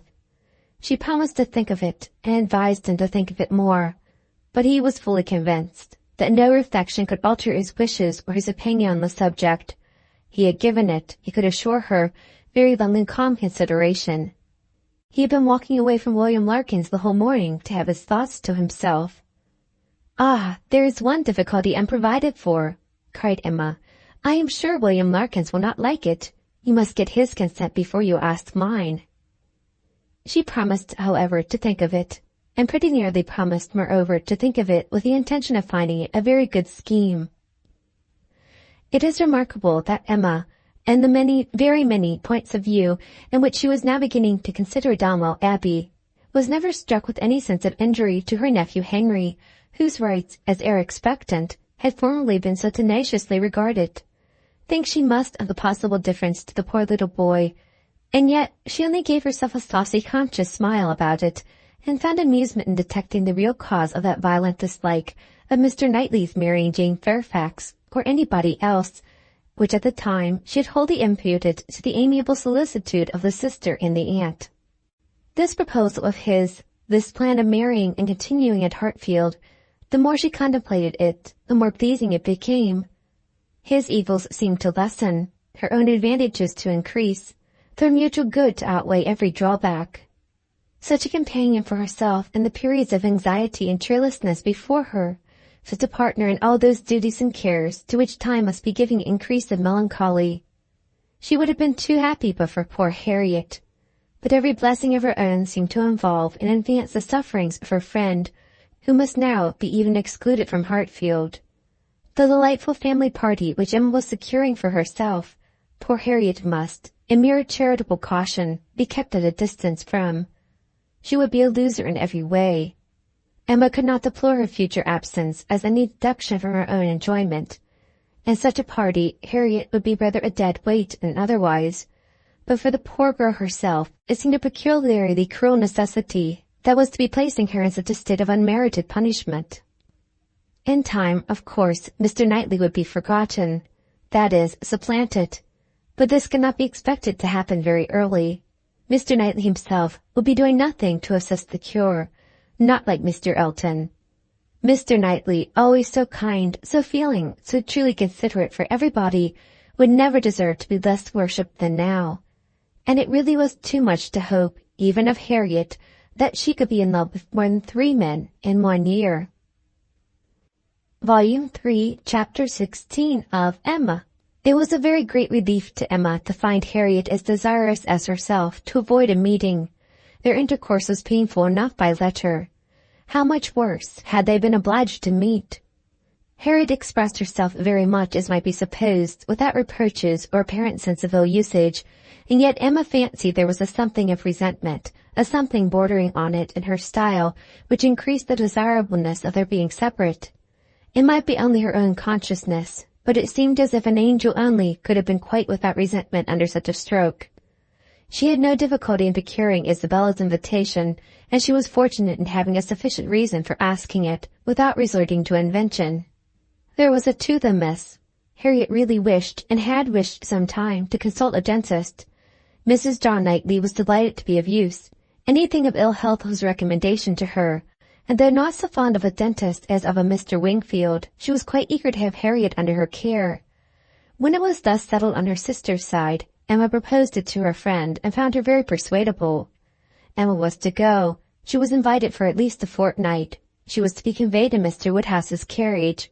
It was all arranged, it was all completed, and Harriet was safe in Brunswick Square.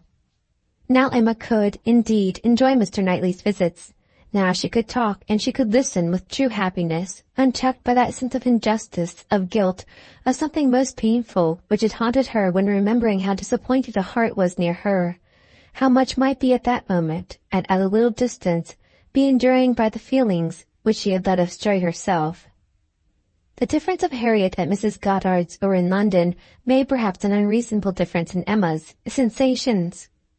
But she could not think of her in London without objects of curiosity and employment, which must be averting the past, and carrying her out of herself. She would not allow any other anxiety to succeed directly to the place in her mind which Harriet had occupied. There was a communication before her, one which she only could be competent to make, the confession of her engagement to her father. But she would have nothing to do with it at present. She had resolved to defer the disclosure till Mrs. Weston were safe and well. No additional agitation should be thrown at this period among those she loved, and the evil should not act on herself by anticipation before the appointed time. A fortnight, at least, of leisure and peace of mind, to crown every warmer but more agitating delight, should be hers. She soon resolved, equally as a duty and a pleasure, to employ half an hour of this holiday of spirits in calling on Miss Fairfax. She ought to go, and she was longing to see her, the resemblance of their present situations increasing every other motive of goodwill. It would be a secret satisfaction, but the consciousness of a similarity of prospect would certainly add to the interest with which she should attend to anything Jane might communicate. She went. She had driven once unsuccessfully to the door, but had not been into the house since the morning after Box Hill, and poor Jane had been in such distress as had filled her with compassion, though all the worst of her sufferings had been unsuspected. The fear of being still unwelcome determined her, though assured of their being at home, to wait in the passage and send up her name. She heard Patty announcing it, but no such bustle succeeded as poor Miss Bates had before made so happily intelligible. No, she heard nothing but the instant reply of, "Beg her to walk up," and a moment afterwards she was met on the stairs by Jane herself, coming eagerly forward, as if no other reception of her were felt sufficient. Emma had never seen her look so well, so lovely, so engaging. There was consciousness, animation, and warmth. There was everything which her countenance or manner could ever have wanted. She came forward with an offered hand, and said in a low but very feeling tone, "This is most kind indeed, Miss Woodhouse. It is impossible for me to express. I hope you will believe. Excuse me for being so entirely without words." Emma was gratified, and would soon have shown no want of words if the sound of Mrs. Elton's voice from the sitting-room had not checked her, and made it expedient to compress all her friendly and all her congratulatory sensations into a very, very earnest shake of the hand. Mrs. Bates and Mrs. Elton were together. Miss Bates was out, which accounted for the previous tranquillity. Emma could have wished Mrs. Elton elsewhere, but she was in the humour to have patience with everybody, and as Mrs. Elton met her with unusual graciousness, she hoped the rencontre would do them no harm. She soon believed herself to penetrate Mrs. Elton's thoughts, and understand why she was, like herself, in happy spirits. It was being in Miss Fairfax's confidence, and fancying herself acquainted with what was still a secret to other people. Emma saw symptoms of it immediately in the expression of her face, and while paying her own compliments to Mrs. Bates, and appearing to attend to the good old lady's replies, she saw her with a sort of anxious parade of mystery fold up a letter which she had apparently been reading aloud to Miss Fairfax, and returned it into the purple and gold reticule by her side, saying, with significant nods, "We can finish this some other time, you know. You and I shall not want opportunities. And, in fact, you have heard all the essential already. I only wanted to prove to you that Mrs. S. admits our apology and does not offend it. You see how delightfully she writes. Oh, she is a sweet creature. You would have doted on her had you gone. But not a word more. Let us be discreet. Quite on our good behaviour. Hush, you remember those lines? I forget the poem at this moment. For when a lady's in the case, you know all other things give place. Now, I say, my dear, in our case, for lady, read, a word to the wise. I'm in a fine flow of spirits, aren't I? And I want to set your heart at ease as to Mrs. S. My representation, you see, has quite appeased her." And again, on Emma's merely turning her head to look at Mrs. Bates knitting, she added in a half-whisper, "I mention no names, you will observe. Oh, no, cautious as a minister of state. I managed it extremely well." Emma could not doubt it was a palpable display, repeated on every possible occasion. When they had all talked a little while in harmony of the weather and Mrs. Weston, she found herself abruptly addressed with, "Do not you think, Miss Woodhouse, our saucy little friend here is charmingly recovered? Do not you think her cure does Perry the highest credit?" Here was a side glance of great meaning at Jane. "Upon my word, Perry has restored her in a wonderful short time.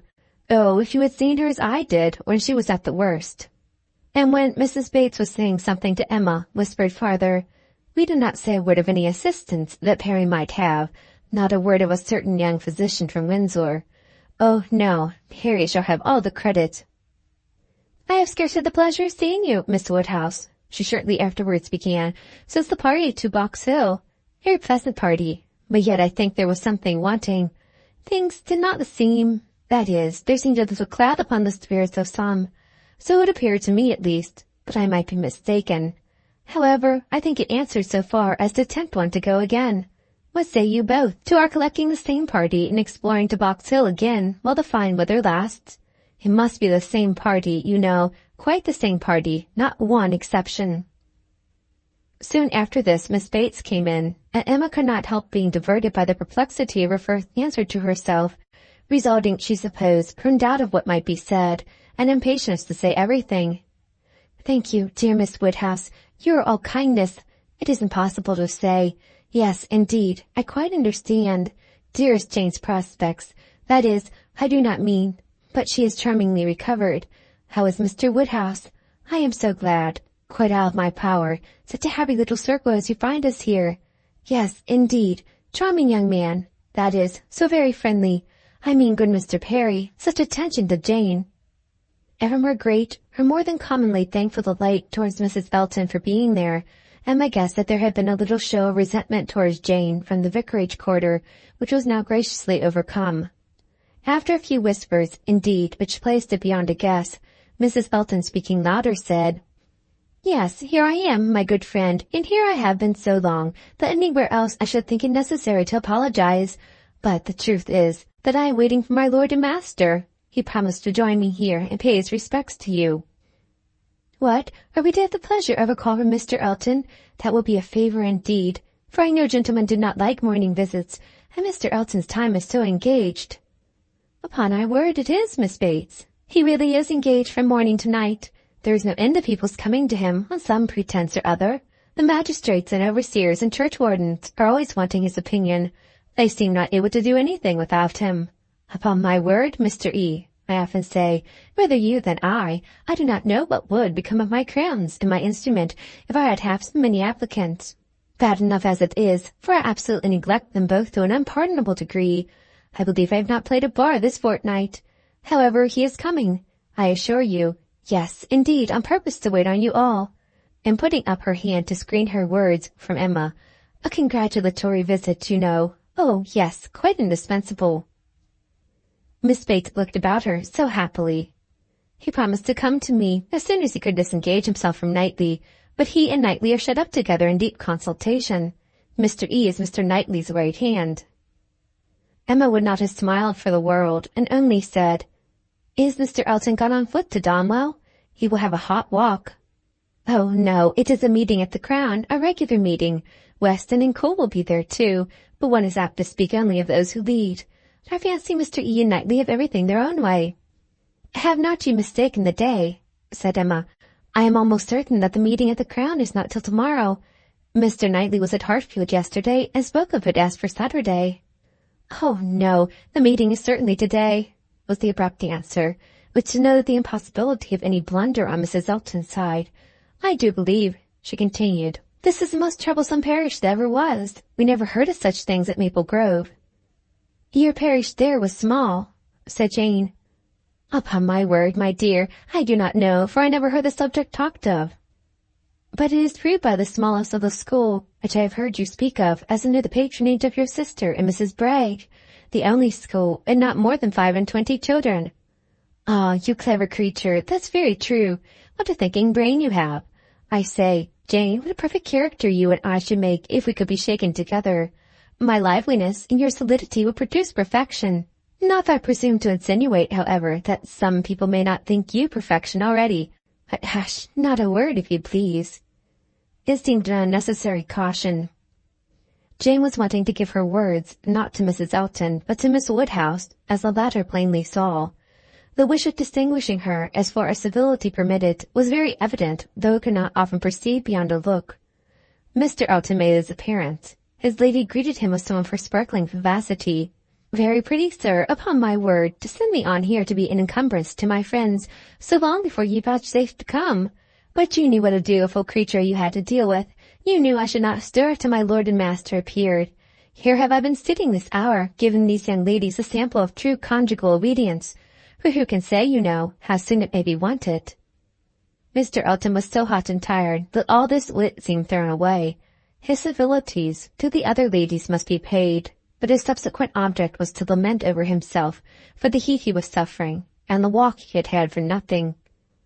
"When I got to Donwell," said he, "Knightley could not be found. Very odd, very uncountable, after the note I sent him this morning, and the message he returned that he should certainly be at home till 1. "Donwell!" cried his wife. "My dear Mr. E., you have not been to Donwell. You mean the Crown. You come from the meeting at the Crown." No, that's tomorrow, and I particularly wanted to see Knightley today on that very account. Such a dreadful whirling morning. I went over the fields, too," speaking in a tone of great ill-usage, which made it so much the worse. "And then not to find him at home. I assure you I am not at all pleased. And no apology left, no message for me. The housekeeper declared she knew nothing of my being expected. Very extraordinary. And nobody knew at all which way he was gone. Perhaps to Hartfield, perhaps to the Abbey Mill, perhaps into his woods. Miss Woodhouse, this is not like our friend Knightley. Can you explain it?" Emma amused herself by protesting that it was very extraordinary indeed, and that she had not a syllable to say for him. "I cannot imagine," said Mrs. Felton, feeling the indignity as a wife ought to do. "I cannot imagine how he could do such a thing by you, of all people in the world, the very last person whom one should expect to be forgotten. My dear Mr. E., he must have left a message for you. I am sure he must. Not even Knightley could be so very eccentric, and his servants forgot it. Depend upon it, that was the case." and very likely to happen with the Donwell servants, who are all, I have often observed, extremely awkward and remiss. I am sure I would not have such a creature as Harry stand at our sideboard for any consideration, and as for Mrs. Hodges, right holes are very cheap indeed. She promised to write a receipt, and never sent it. I met William Larkins, continued Mr. Elton, as I got near the house, and he told me I should not find his master at home. But I did not believe him. William seemed rather out of humour. He did not know what was come to his master lately, he said. He could hardly ever get the speech of him. I have nothing to do with William's wants, but it really is of very great importance that I should see Knightley today, and it becomes a matter, therefore, of very serious inconvenience that I should have had this hot walk to no purpose. Emma felt that she could not do better than go home directly. In all probability she was at this very time waited for there, and Mr. Knightley might be preserved from sinking deeper in aggression towards Mr. Elton, if not towards William Larkins. She was pleased on taking leave to find Miss Fairfax determined to attend her out of the room, to go with her even downstairs. It gave her an opportunity, which she immediately made use of, to say, "It is as well, perhaps, that I have not had the possibility. Had you not been surrounded by other friends, I might have been tempted to introduce the subject, to ask questions, to speak more openly than might have been strictly correct. I feel that I should certainly have been impertinent."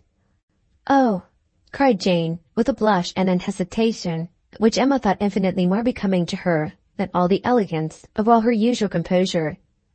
"There would have been no danger. The danger would have been of my wearying you. You could not have gratified me more than by expressing an interest.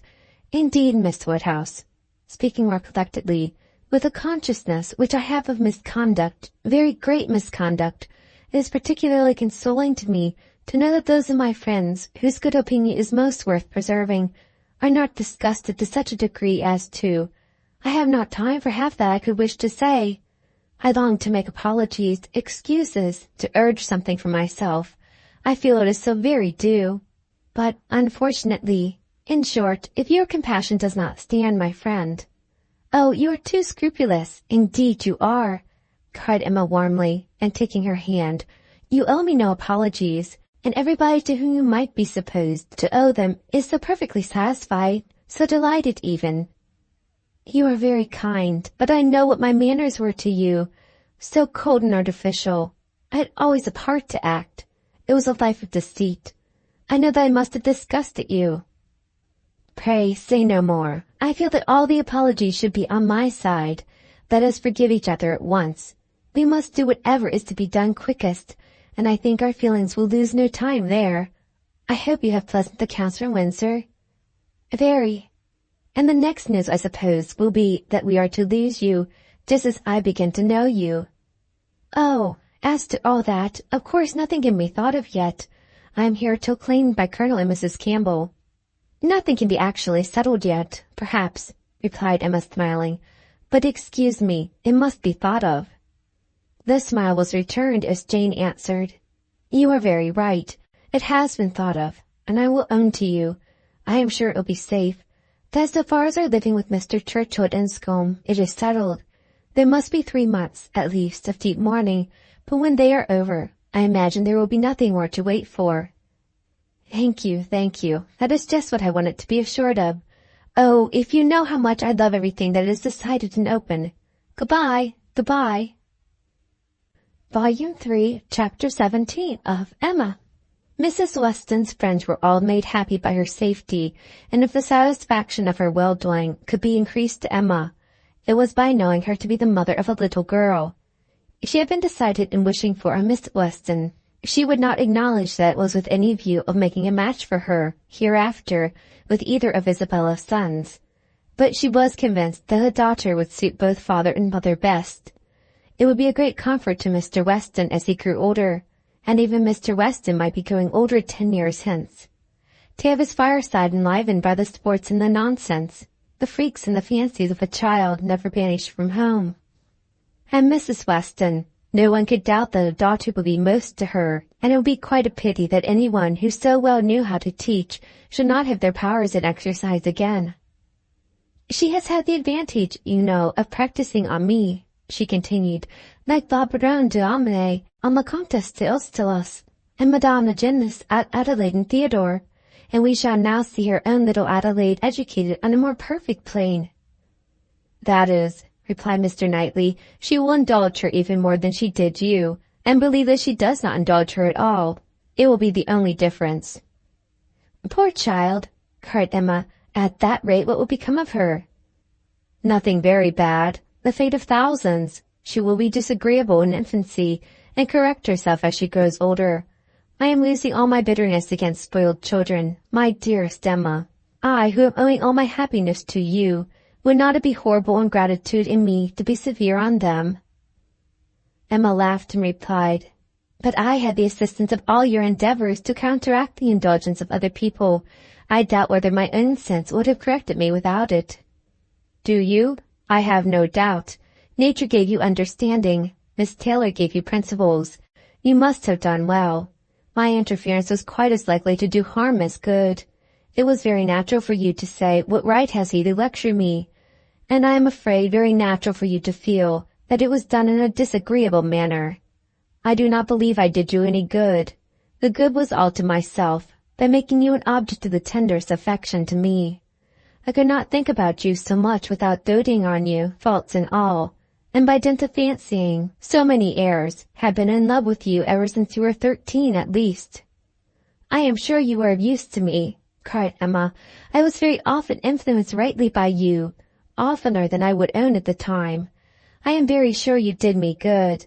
And if poor little Anna Weston is to be spoiled, it will be the greatest humanity in you to do as much for her as you have done for me, except falling in love with her when she is 13.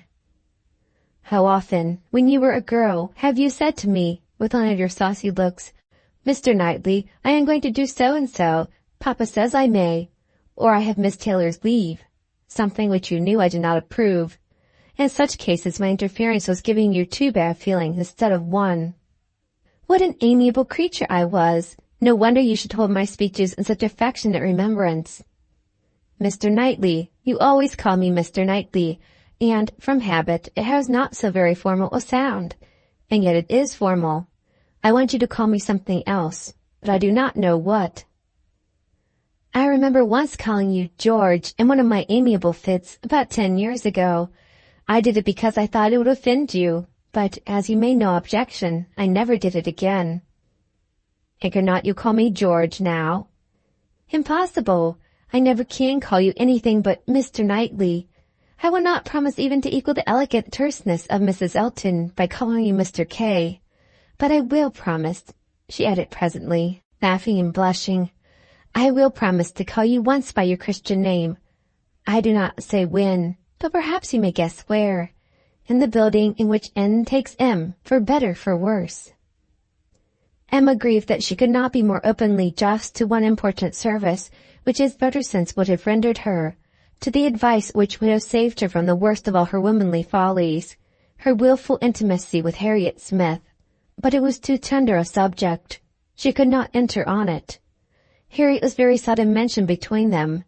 This, on his side, might merely proceed from her not being thought of, but Emma was rather inclined to attribute it to delicacy, and a suspicion, from some appearances, that their friendship were declining. She was aware herself that parting under any other circumstances, they certainly should have corresponded more, and that her intelligence would not have rested, as it now almost wholly did, on Isabella's letters. He might observe that it was so. The pain of being obliged to practice concealment towards him was very little inferior to the pain of having made Harriet unhappy.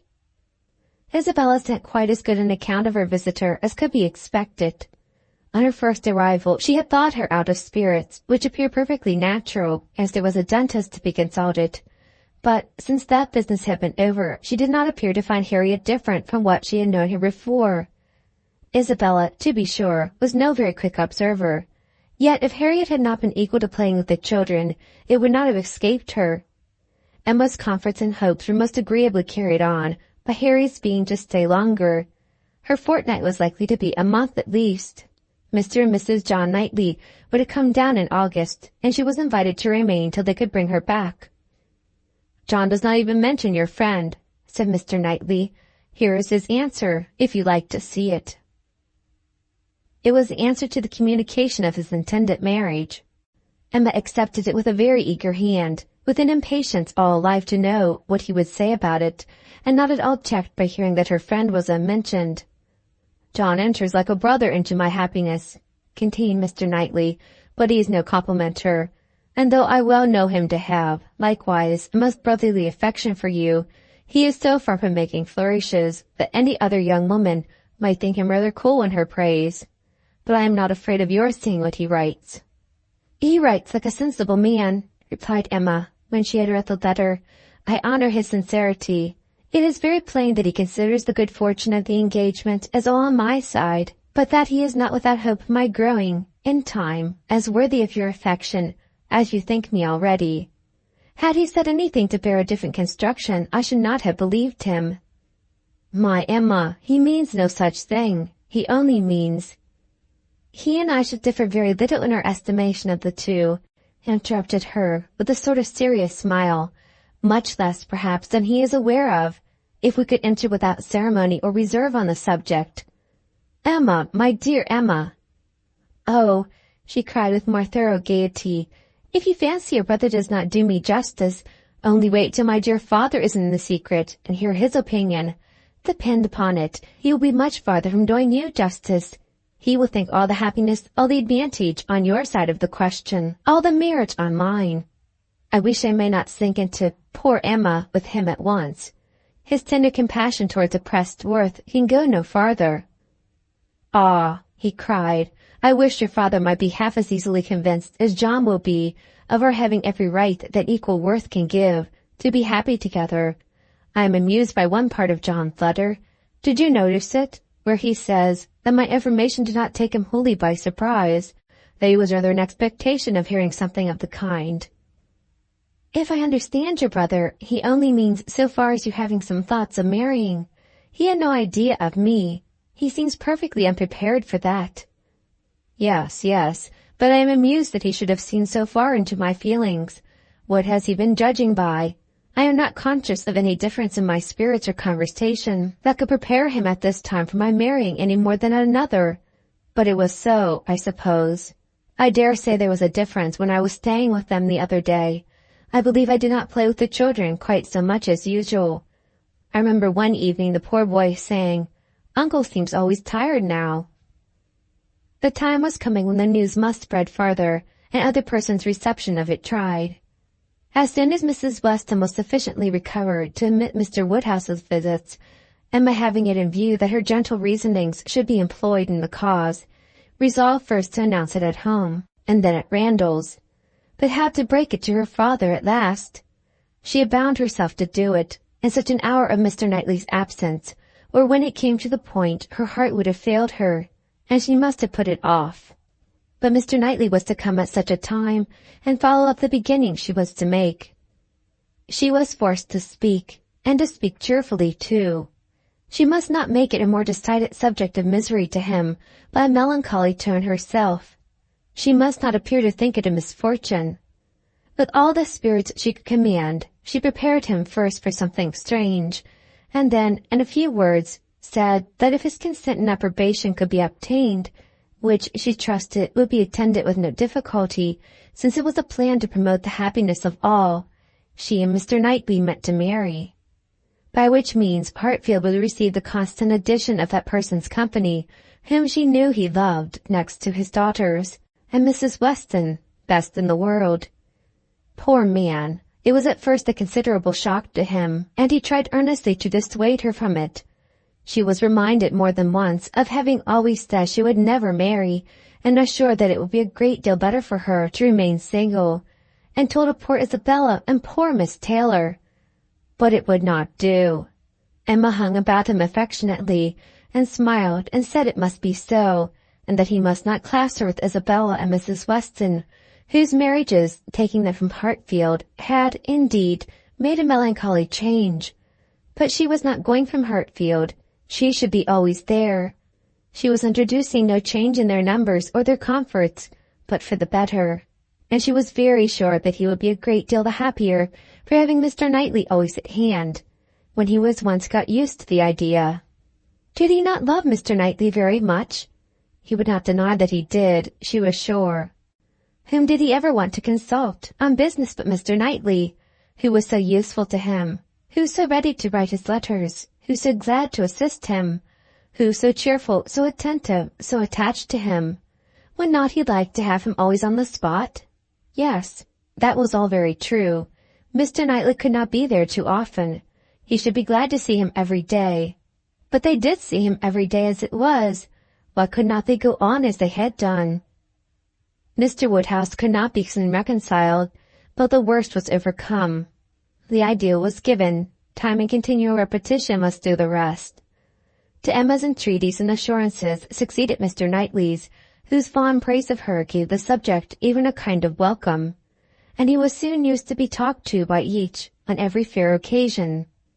They had all the assistance which Isabella could give by letters of the strongest approbation, and Mrs. Weston was ready, on the first meeting, to consider the subject in the most serviceable light, first as a settled, and secondly as a good one, well aware of the nearly equal importance of the two recommendations to Mr. Woodhouse's mind. It was agreed upon as what was to be, and everybody by whom he was used to be guided, assuring him that it would be for his happiness, and having some feelings himself, which almost admitted it, he began to think that some time or other, in another year or two, perhaps, it might not be so very bad if the marriage did take place. Mrs. Weston was acting no part, feigning no feelings in all that she said to him in favor of the event. She had been extremely surprised, never more so than when Emma first opened the affair to her, but she saw in it only increase of happiness to all, and had no scruple in urging him to the utmost. She had such a regard for Mr. Knightley as to think he deserved even her dearest Emma, and it was in every respect so proper, suitable, and unexceptionable a connection, and in one respect, one point of the highest importance, so peculiarly eligible, so singularly fortunate, that now it seemed as if Emma could not have safely attached herself to any other creature, and that she had herself been the stupidest of beings, and not having thought of it and wished it long ago. How very few of those men in a rank of life to address Emma would have renounced their own home for Hartfield, and who but Mr. Knightley could know and bear with Mr. Woodhouse, so as to make such an arrangement desirable. The difficulties of disposing of poor Mr. Woodhouse had been always felt in her husband's plans and her own, for a marriage between Frank and Emma. How to settle the claims of Enscombe and Hartfield had been a continual impediment, less acknowledged by Mr. Weston than by herself. But even he had never been able to finish the subject better than by saying, "Those matters will take care of themselves, the young people will find a way." But here there was nothing to be shifted off, no wild speculation on the future. It was all right, all open, all equal, no sacrifice on any side worth the name. It was a union of the highest promise of felicity in itself, and without one real, rational difficulty to oppose or delay it. Mrs. Weston, with her baby on her knee, indulging in such reflections as these, was one of the happiest women in the world. If anything could increase her delight, it was perceiving that the baby was soon to have outgrown its first set of caps. The news was universally a surprise wherever it spread, and Mr. Weston had his 5 minutes' share of it. But 5 minutes were enough to familiarize the idea to his quickness of mind. He saw the advantages of the match, and rejoiced in them with all the constancy of his wife. But the wonder of it was very soon nothing, and by the end of an hour he was not far from believing that he had always foreseen it. "It is to be a secret, I conclude," said he. "These matters are always a secret, till it is found out that everybody knows them. Only let me be told when I may speak out. I wonder whether Jane has any suspicion." He went to Highbury the next morning and satisfied himself on that point. He told her the news. Was not she like a daughter, his eldest daughter? He must tell her. And Miss Bates being present, it passed, of course, to Mrs. Cole, Mrs. Perry, and Mrs. Elton immediately afterwards. It was no more than the principals were prepared for. They had calculated from the time of its being known at Randall's how soon it would be over Highbury, and were thinking of themselves as the evening wonder in many a family circle with great sagacity. In general, it was a very well approved match. Some might think him, and others might think her, the most in luck. One set might recommend their all removing to Donwell and leaving Hartfield for the John Knightleys, and another might predict disagreements among their servants.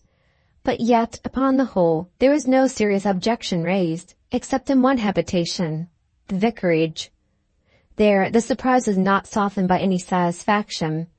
Mr. Elton cared little about it, compared with his wife. He only hoped the young lady's pride would now be contented, and suppose she had always meant to catch Knightley if she could, and on the point of living at Hartfield, could daringly exclaim, "Rather he than I." But Mrs. Elton was very much discomposed indeed. Poor Knightley, poor fellow! Sad business for him. She was extremely concerned, for, though very eccentric, he had 1,000 good qualities. How could he be so taken in? Then not think him at all in love, not in the least. Poor Knightley! There would be an end of all pleasant intercourse with him. How happy he had been to come and dine with them whenever they asked him. But that would be all over now. Poor fellow! No more exploring parties to Donwell made for her. Oh no, there would be a Mrs. Knightley to throw cold water on everything. Extremely disagreeable. But she was not at all sorry that she had abused the housekeeper the other day. Shocking plan, living together. It would never do. She knew a family near Maple Grove who had tried it, and been obliged to separate before the end of the first quarter. Volume 3, Chapter 18 of Emma. Time passed on. A few more tomorrows, and the party from London would be arriving. It was an alarming change, and Emma was thinking of it one morning, as what must bring a great deal to agitate and grieve her, when Mr. Knightley came in, and distressing thoughts were put by. After the first chat of pleasure he was silent, and then, in a graver tone, began with, "I have something to tell you, Emma, some news." "Good or bad?" said she quickly, looking up in his face. "I do not know which it ought to be called." "Oh, good, I am sure. I see it in your countenance. You are trying not to smile." "I am afraid," said he, composing his features, "I am very much afraid, my dear Emma, that you will not smile when you hear it." "Indeed, but why so? I can hardly imagine that anything which pleases or amuses you should not please and amuse me too." "There is one subject," he replied, "I hope but one, on which we do not think alike." He paused a moment, again smiling, with his eyes fixed on her face. "Does nothing occur to you? Do not you recollect? Harriet Smith." Her cheeks flushed at the name, and she felt afraid of something, though she knew not what. "Have you heard from her yourself this morning?" cried he. "You have, I believe, and know the whole." "No, I have not. I know nothing. Pray tell me."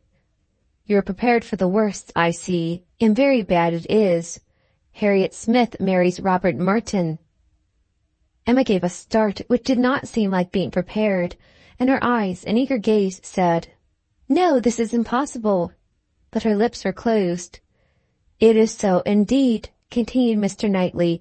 "I have it from Robert Merton himself. He left me not half an hour ago." She was still looking at him with the most speaking amazement. "You like it, my Emma, as little as I feared. I wish our opinions were the same, but in time they will. Time, you may be sure, will make one or the other of us think differently, and in the meanwhile we need not talk much on the subject." "You mistake me, you quite mistake me," she replied, exerting herself. "It is not that such a circumstance would now make me unhappy, but I cannot believe it. It seems an impossibility. You cannot mean to say that Harriet Smith has accepted Robert Merton.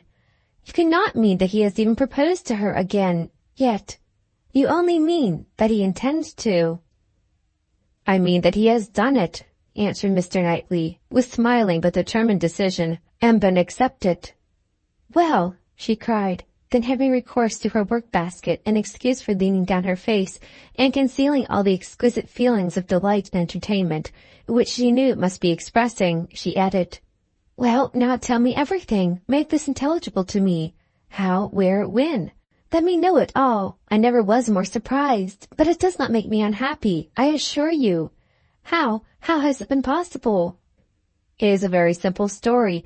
He went to town on business 3 days ago, and I got him to take charge of some papers which I was wanting to send to John. He delivered these papers to John at his chambers, and was asked by him to join their party the same evening in Astley's. They were going to take the 2 eldest boys to Astley's. The party was to be our brother and sister, Henry, John, and Miss Smith. My friend Robert could not resist. They called for him in their way, were all extremely amused, and my brother asked him to dine with them the next day, which he did, and in the course of that visit, As I understand, he found an opportunity of speaking to Harriet, and certainly did not speak in vain. She made him, by her acceptance, as happy even as he is deserving.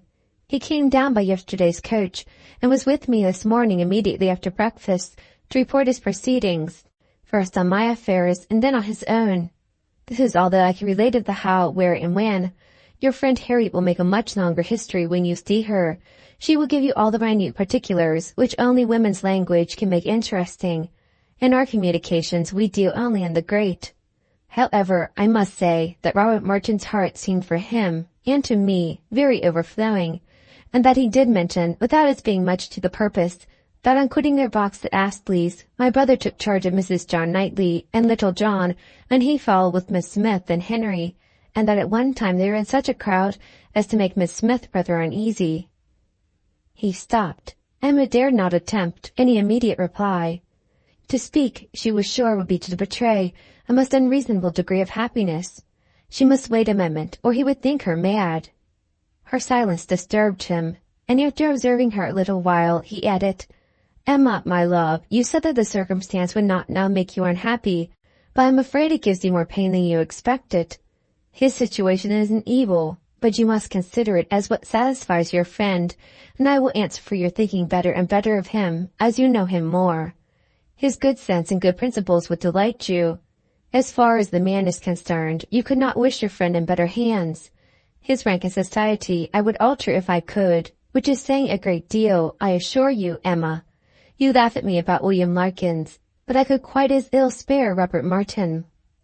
He wanted her to look up and smile, and having now brought herself not to smile too broadly, she did, cheerfully answering, "You need not be at any pains to reconcile me to the match. I think Harriet is doing extremely well. Her connections may be worse than his. In respectability of character there can be no doubt that they are. I have been silent from surprise merely, excessive surprise. You cannot imagine how suddenly it has come on me, how peculiarly unprepared I was, for I had reason to believe her very lately more determined against him, much more, than she was before." "You ought to know your friend best," replied Mr. Knightley, "but I should say she was a good-tempered, soft-hearted girl, not likely to be very, very determined against any young man who told her he loved her." Emma could not help laughing as she answered, "Upon my word, I believe you know her quite as well as I do. But, Mr. Knightley, are you perfectly sure that she has absolutely and downright accepted him? I could suppose she might in time, but can she already? Then not you must understand him. You are both talking of other things, of business, shows of cattle, or new drills, and might not you, in the confusion of so many subjects, mistake him? It was not Harriet's hand that he was certain of, it was the dimensions of some famous ox." The contrast between the countenance and air of Mr. Knightley and Robert Martin was at this moment so strong in Emma's feelings, and so strong was the recollection of all that had so recently passed on Harriet's side, so fresh the sound of those words, spoken with such emphasis, "No, I hope I know better than to think of Robert Martin," that she was really expecting the intelligence to prove, in some measure, premature. It could not be otherwise. "Do you dare say this?" cried Mr. Knightley. "Do you dare to suppose me so great a blockhead as not to know what a man is talking of? What do you deserve?" "Oh, I always deserve the best treatment, because I never put up with any other, and therefore you must give me a plain, direct answer. Are you quite sure that you understand the terms on which Mr. Martin and Harriet now are?" "I am quite sure," he replied, speaking very distinctly, "that he told me she had accepted him, and that there was no obscurity, nothing doubtful, in the words he used, and I think I can give you a proof that it must be so. He asked my opinion as to what he was now to do. He knew of no one but Mrs. Goddard to whom he could apply for information of her relations or friends. Could I mention anything more fit to be done than to go to Mrs. Goddard? I assured him that I could not. Then, he said, he would endeavour to see her in the course of this day." "I am perfectly satisfied," replied Emma, with the brightest smiles, "and most sincerely wish them happy." "You are materially changed since we talked on this subject before." "I hope so, for at that time I was a fool." "And I am changed also, for I am now very willing to grant you all Harriet's good qualities. I have taken some pains for your sake, and for Robert Martin's sake. whom I have always had reason to believe as much in love with her as ever, to get acquainted with her. I have often talked to her a good deal. You must have seen that I did. Sometimes, indeed, I have thought you were half suspecting me of pleading poor Martin's cause, which was never the case. But from all my observations, I am convinced of her being an artless, amiable girl, with very good notions, very seriously good principles, and placing her happiness in the affections and utility of domestic life. Much of this, I have no doubt, she may thank you for." "Me!" cried Emma, shaking her head. "Ah, poor Harriet!" She checked herself, however, and submitted quietly to a little more praise than she deserved. Their conversation was soon afterwards closed by the entrance of her father. She was not sorry. She wanted to be alone. Her mind was in a state of flutter and wonder, which made it impossible for her to be collected. She was in dancing, singing, exclaiming spirits, until she had moved about and talked to herself and laughed and reflected, she could be fit for nothing rational. Her father's business was to announce James being gone out about the horses preparatory to their now daily drive to Randalls, and she had, therefore, an immediate excuse for disappearing. The joy, the gratitude, the exquisite delight of her sensations may be imagined. The sole grievance and alloy thus removed in the prospect of Harriet's welfare, she was really in danger of becoming too happy for security. What had she to wish for? Nothing, but to grow more worthy of him, whose intentions and judgments had been ever so superior to her own. Nothing but that the lessons of her past folly might teach her humility and circumspection in future. Serious she was, very serious in her thankfulness and in her resolutions, and yet there was no preventing a laugh, sometimes in the very midst of them. She must laugh at such a close, such an end of the doleful disappointment of 5 weeks back, such a heart, such a Harriet. Now there would be pleasure in her returning. Everything would be a pleasure. It would be a great pleasure to know Robert Martin. High in the rank of her most serious and heartfelt felicities was the reflection that all necessity of concealment from Mr. Knightley would soon be over. The disguise, equivocation, mystery, so hateful to her to practice, might soon be over. She could now look forward to giving him that full and perfect confidence which her disposition was most ready to welcome as a duty. In the gayest and happiest spirits, she set forward with her father, not always listening, but always agreeing to what he said, and whether in speech or silence, conniving at the comfortable persuasion of his being obliged to go to Randalls every day, or poor Mrs. Weston would be disappointed. They arrived. Mrs. Weston was alone in the drawing-room, but hardly had they been told of the baby, and Mr. Woodhouse received the thanks for coming, which he asked for, when a glimpse was caught through the blind of 2 figures passing near the window. "It is Frank and Miss Fairfax," said Mrs. Weston. "I was just going to tell you of our agreeable surprise in seeing him arrive this morning. He stays till tomorrow, and Miss Fairfax has been persuaded to spend the day with us. They are coming in, I hope." In half a minute they were in the room. Emma was extremely glad to see him, but there was a degree of confusion, a number of embarrassing recollections on each side. They met readily in smiling, but with a consciousness which at first allowed little to be said, and having all sat down again, there was for some time such a blank in the circle that Emma began to doubt whether the wish now indulged, which she had long felt, of seeing Frank Churchill once more, and of seeing him with Jane, would yield its proportion of pleasure. When Mr. Weston joined the party, however, and when the baby was fetched, there was no longer want of subject or animation, or of courage and opportunity for Frank Churchill to draw near her and say, "I have to thank you, Miss Woodhouse, for a very kind, forgiving message in one of Mrs. Weston's letters. I hope time has not made you less willing to pardon. I hope you did not retract what you then said." "No, indeed," cried Emma, most happy to begin. "Not in the least. I'm particularly glad to see you and shake hands with you, and to give you joy in person."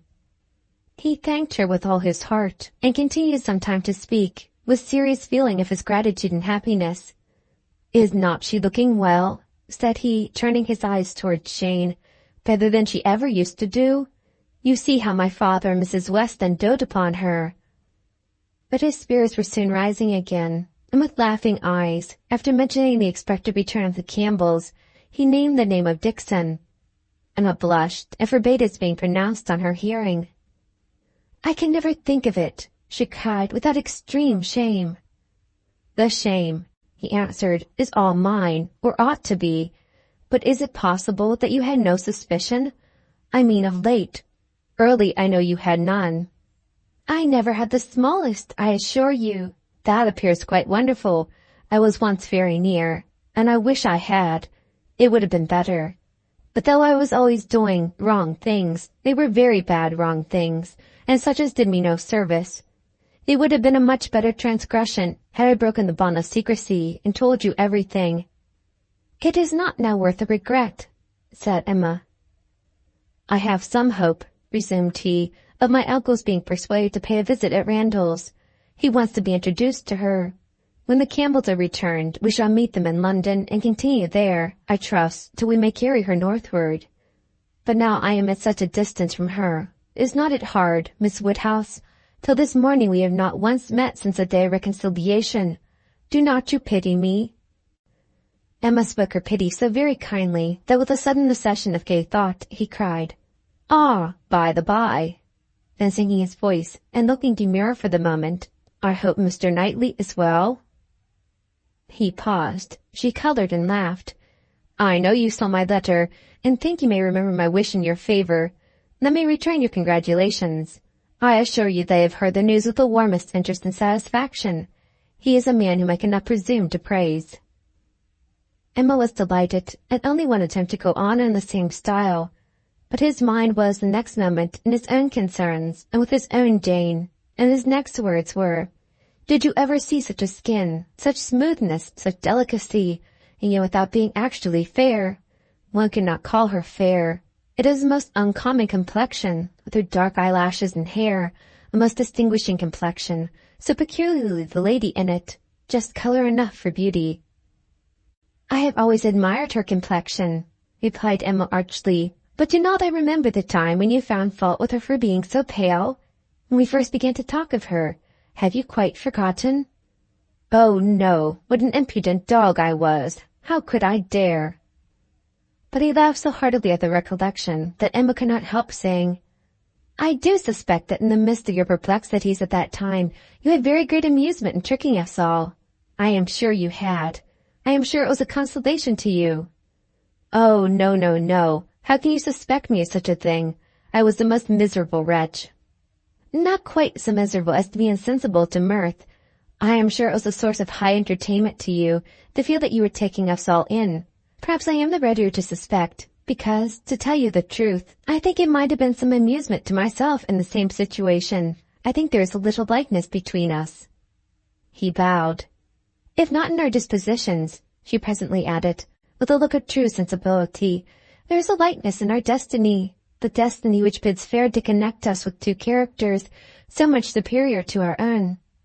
"True, true," he added warmly, "not true on your side. You can have no superior, but most true on mine. She is a complete angel. Look at her. Is not she an angel in every gesture? Observe the turn of her throat. Observe her eyes as she is looking up at my father. You will be glad to hear," inclining his head and whispering seriously, "that my uncle means to give her all my aunt's jewels. They are to be new set. I am resolved to have some in an ornament for the head. Will not it be beautiful in her dark hair?" "Very beautiful indeed," replied Emma, as she spoke so kindly that he gratefully burst out, "How delighted I am to see you again, and to see you in such excellent looks. I would not have missed this meeting for the world. I should certainly have called at Hartfield, had you failed to come." The others had been talking of a child, Mrs. Weston giving an account of a little alarm she had been under the evening before, and the infant's appearing not quite well. She believed she had been foolish, but it had alarmed her, and she had been within half a minute of sending for Mr. Perry. Perhaps she ought to be ashamed, but Mr. Weston had been almost as uneasy as herself. In 10 minutes, however, the child had been perfectly well again. This was her history, and particularly interesting it was to Mr. Woodhouse, who commended her very much for thinking of sending for Perry, and only regretted that she had not done it. She should always send for Perry if the child appeared in the slightest degree disordered, were it only for a moment.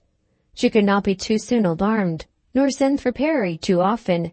It was a pity, perhaps, that he had not come last night, for, though the child sang well now, very well considering, it would probably have been better if Perry had seen it. Frank Churchill caught the name.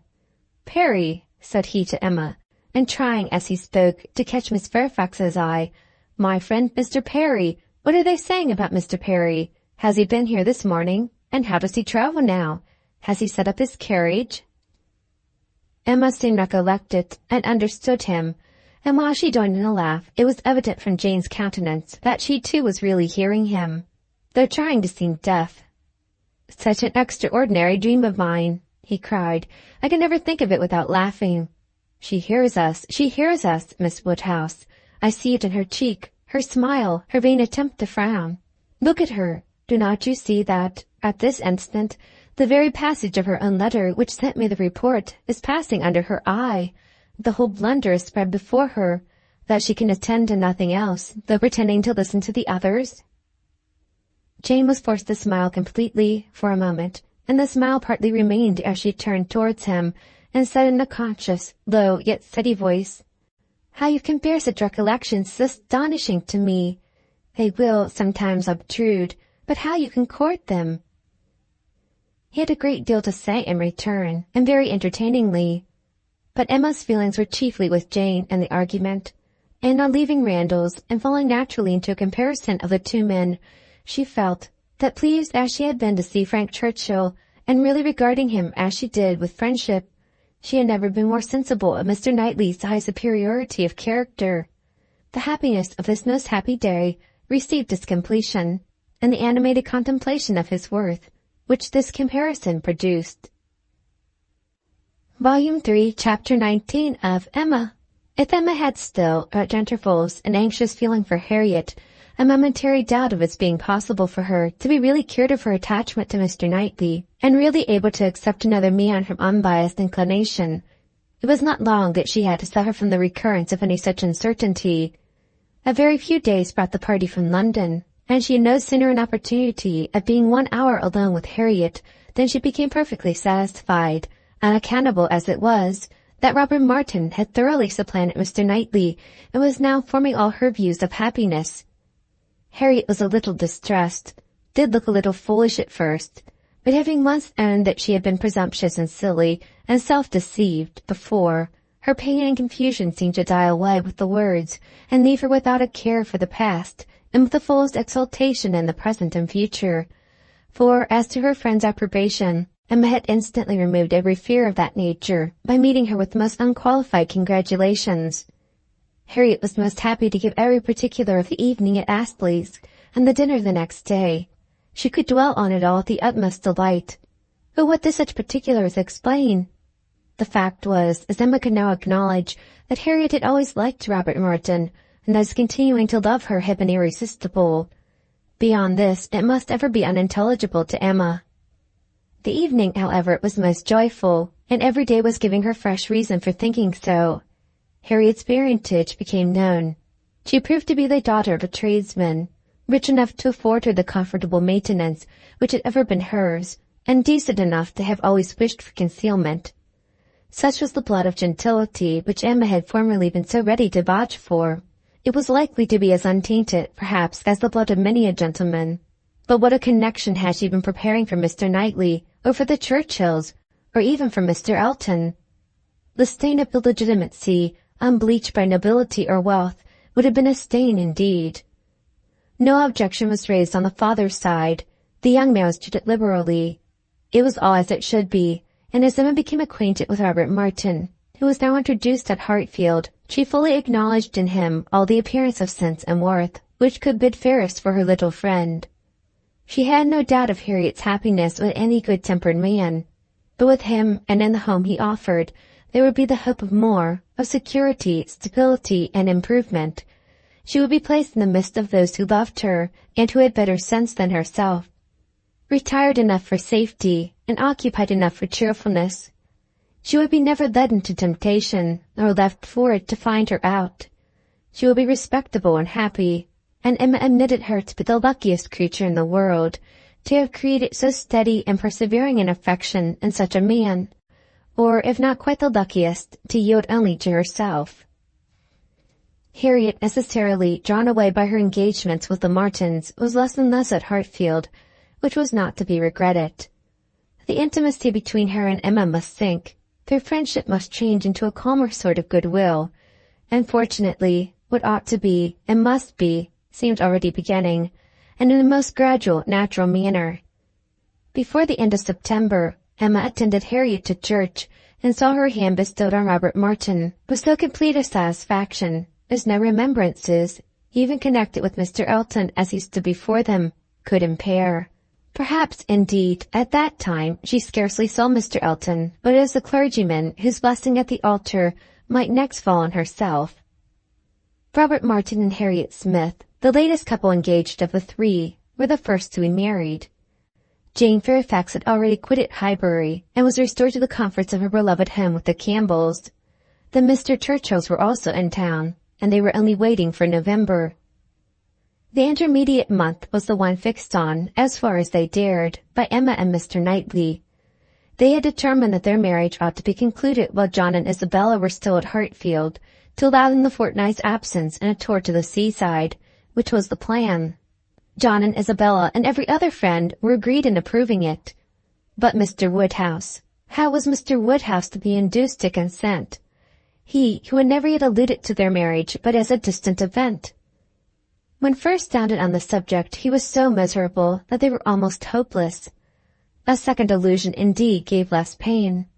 He began to think of it as to be, and that he could not prevent it. A very promising step of the mind on its way to resignation. Still, however, he was not happy. Nay, he appeared so much otherwise that his daughter's courage failed.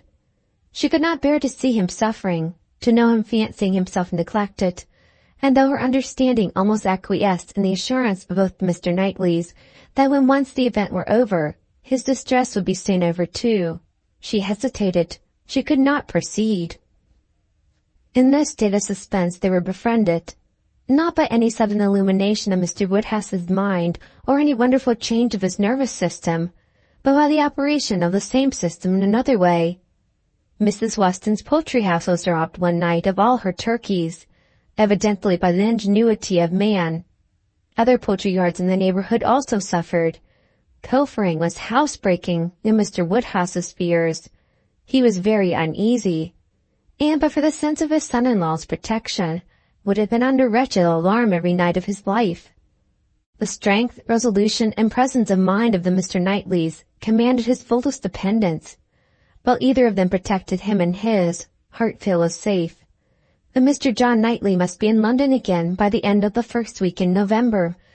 The result of this distress was that, with a much more voluntary, cheerful consent than his daughter had ever presumed to hope for at the moment, she was able to fix her wedding day. And Mr. Elton was called on within a month from the marriage of Mr. and Mrs. Robert Martin to join the hands of Mr. Knightley and Miss Woodhouse. The wedding was very much like other weddings, where the parties have no taste for finery or parade, and Mrs. Elton, from the particulars detailed by her husband, thought it all extremely shabby and very inferior to her own. Very little white satin, very few lace veils, a most pitiful business. Selina would stare when she heard of it. But in spite of these deficiencies, the wishes, the hopes, the confidence, the predictions of the small band of true friends who witnessed the ceremony were fully answered in the perfect happiness of the union.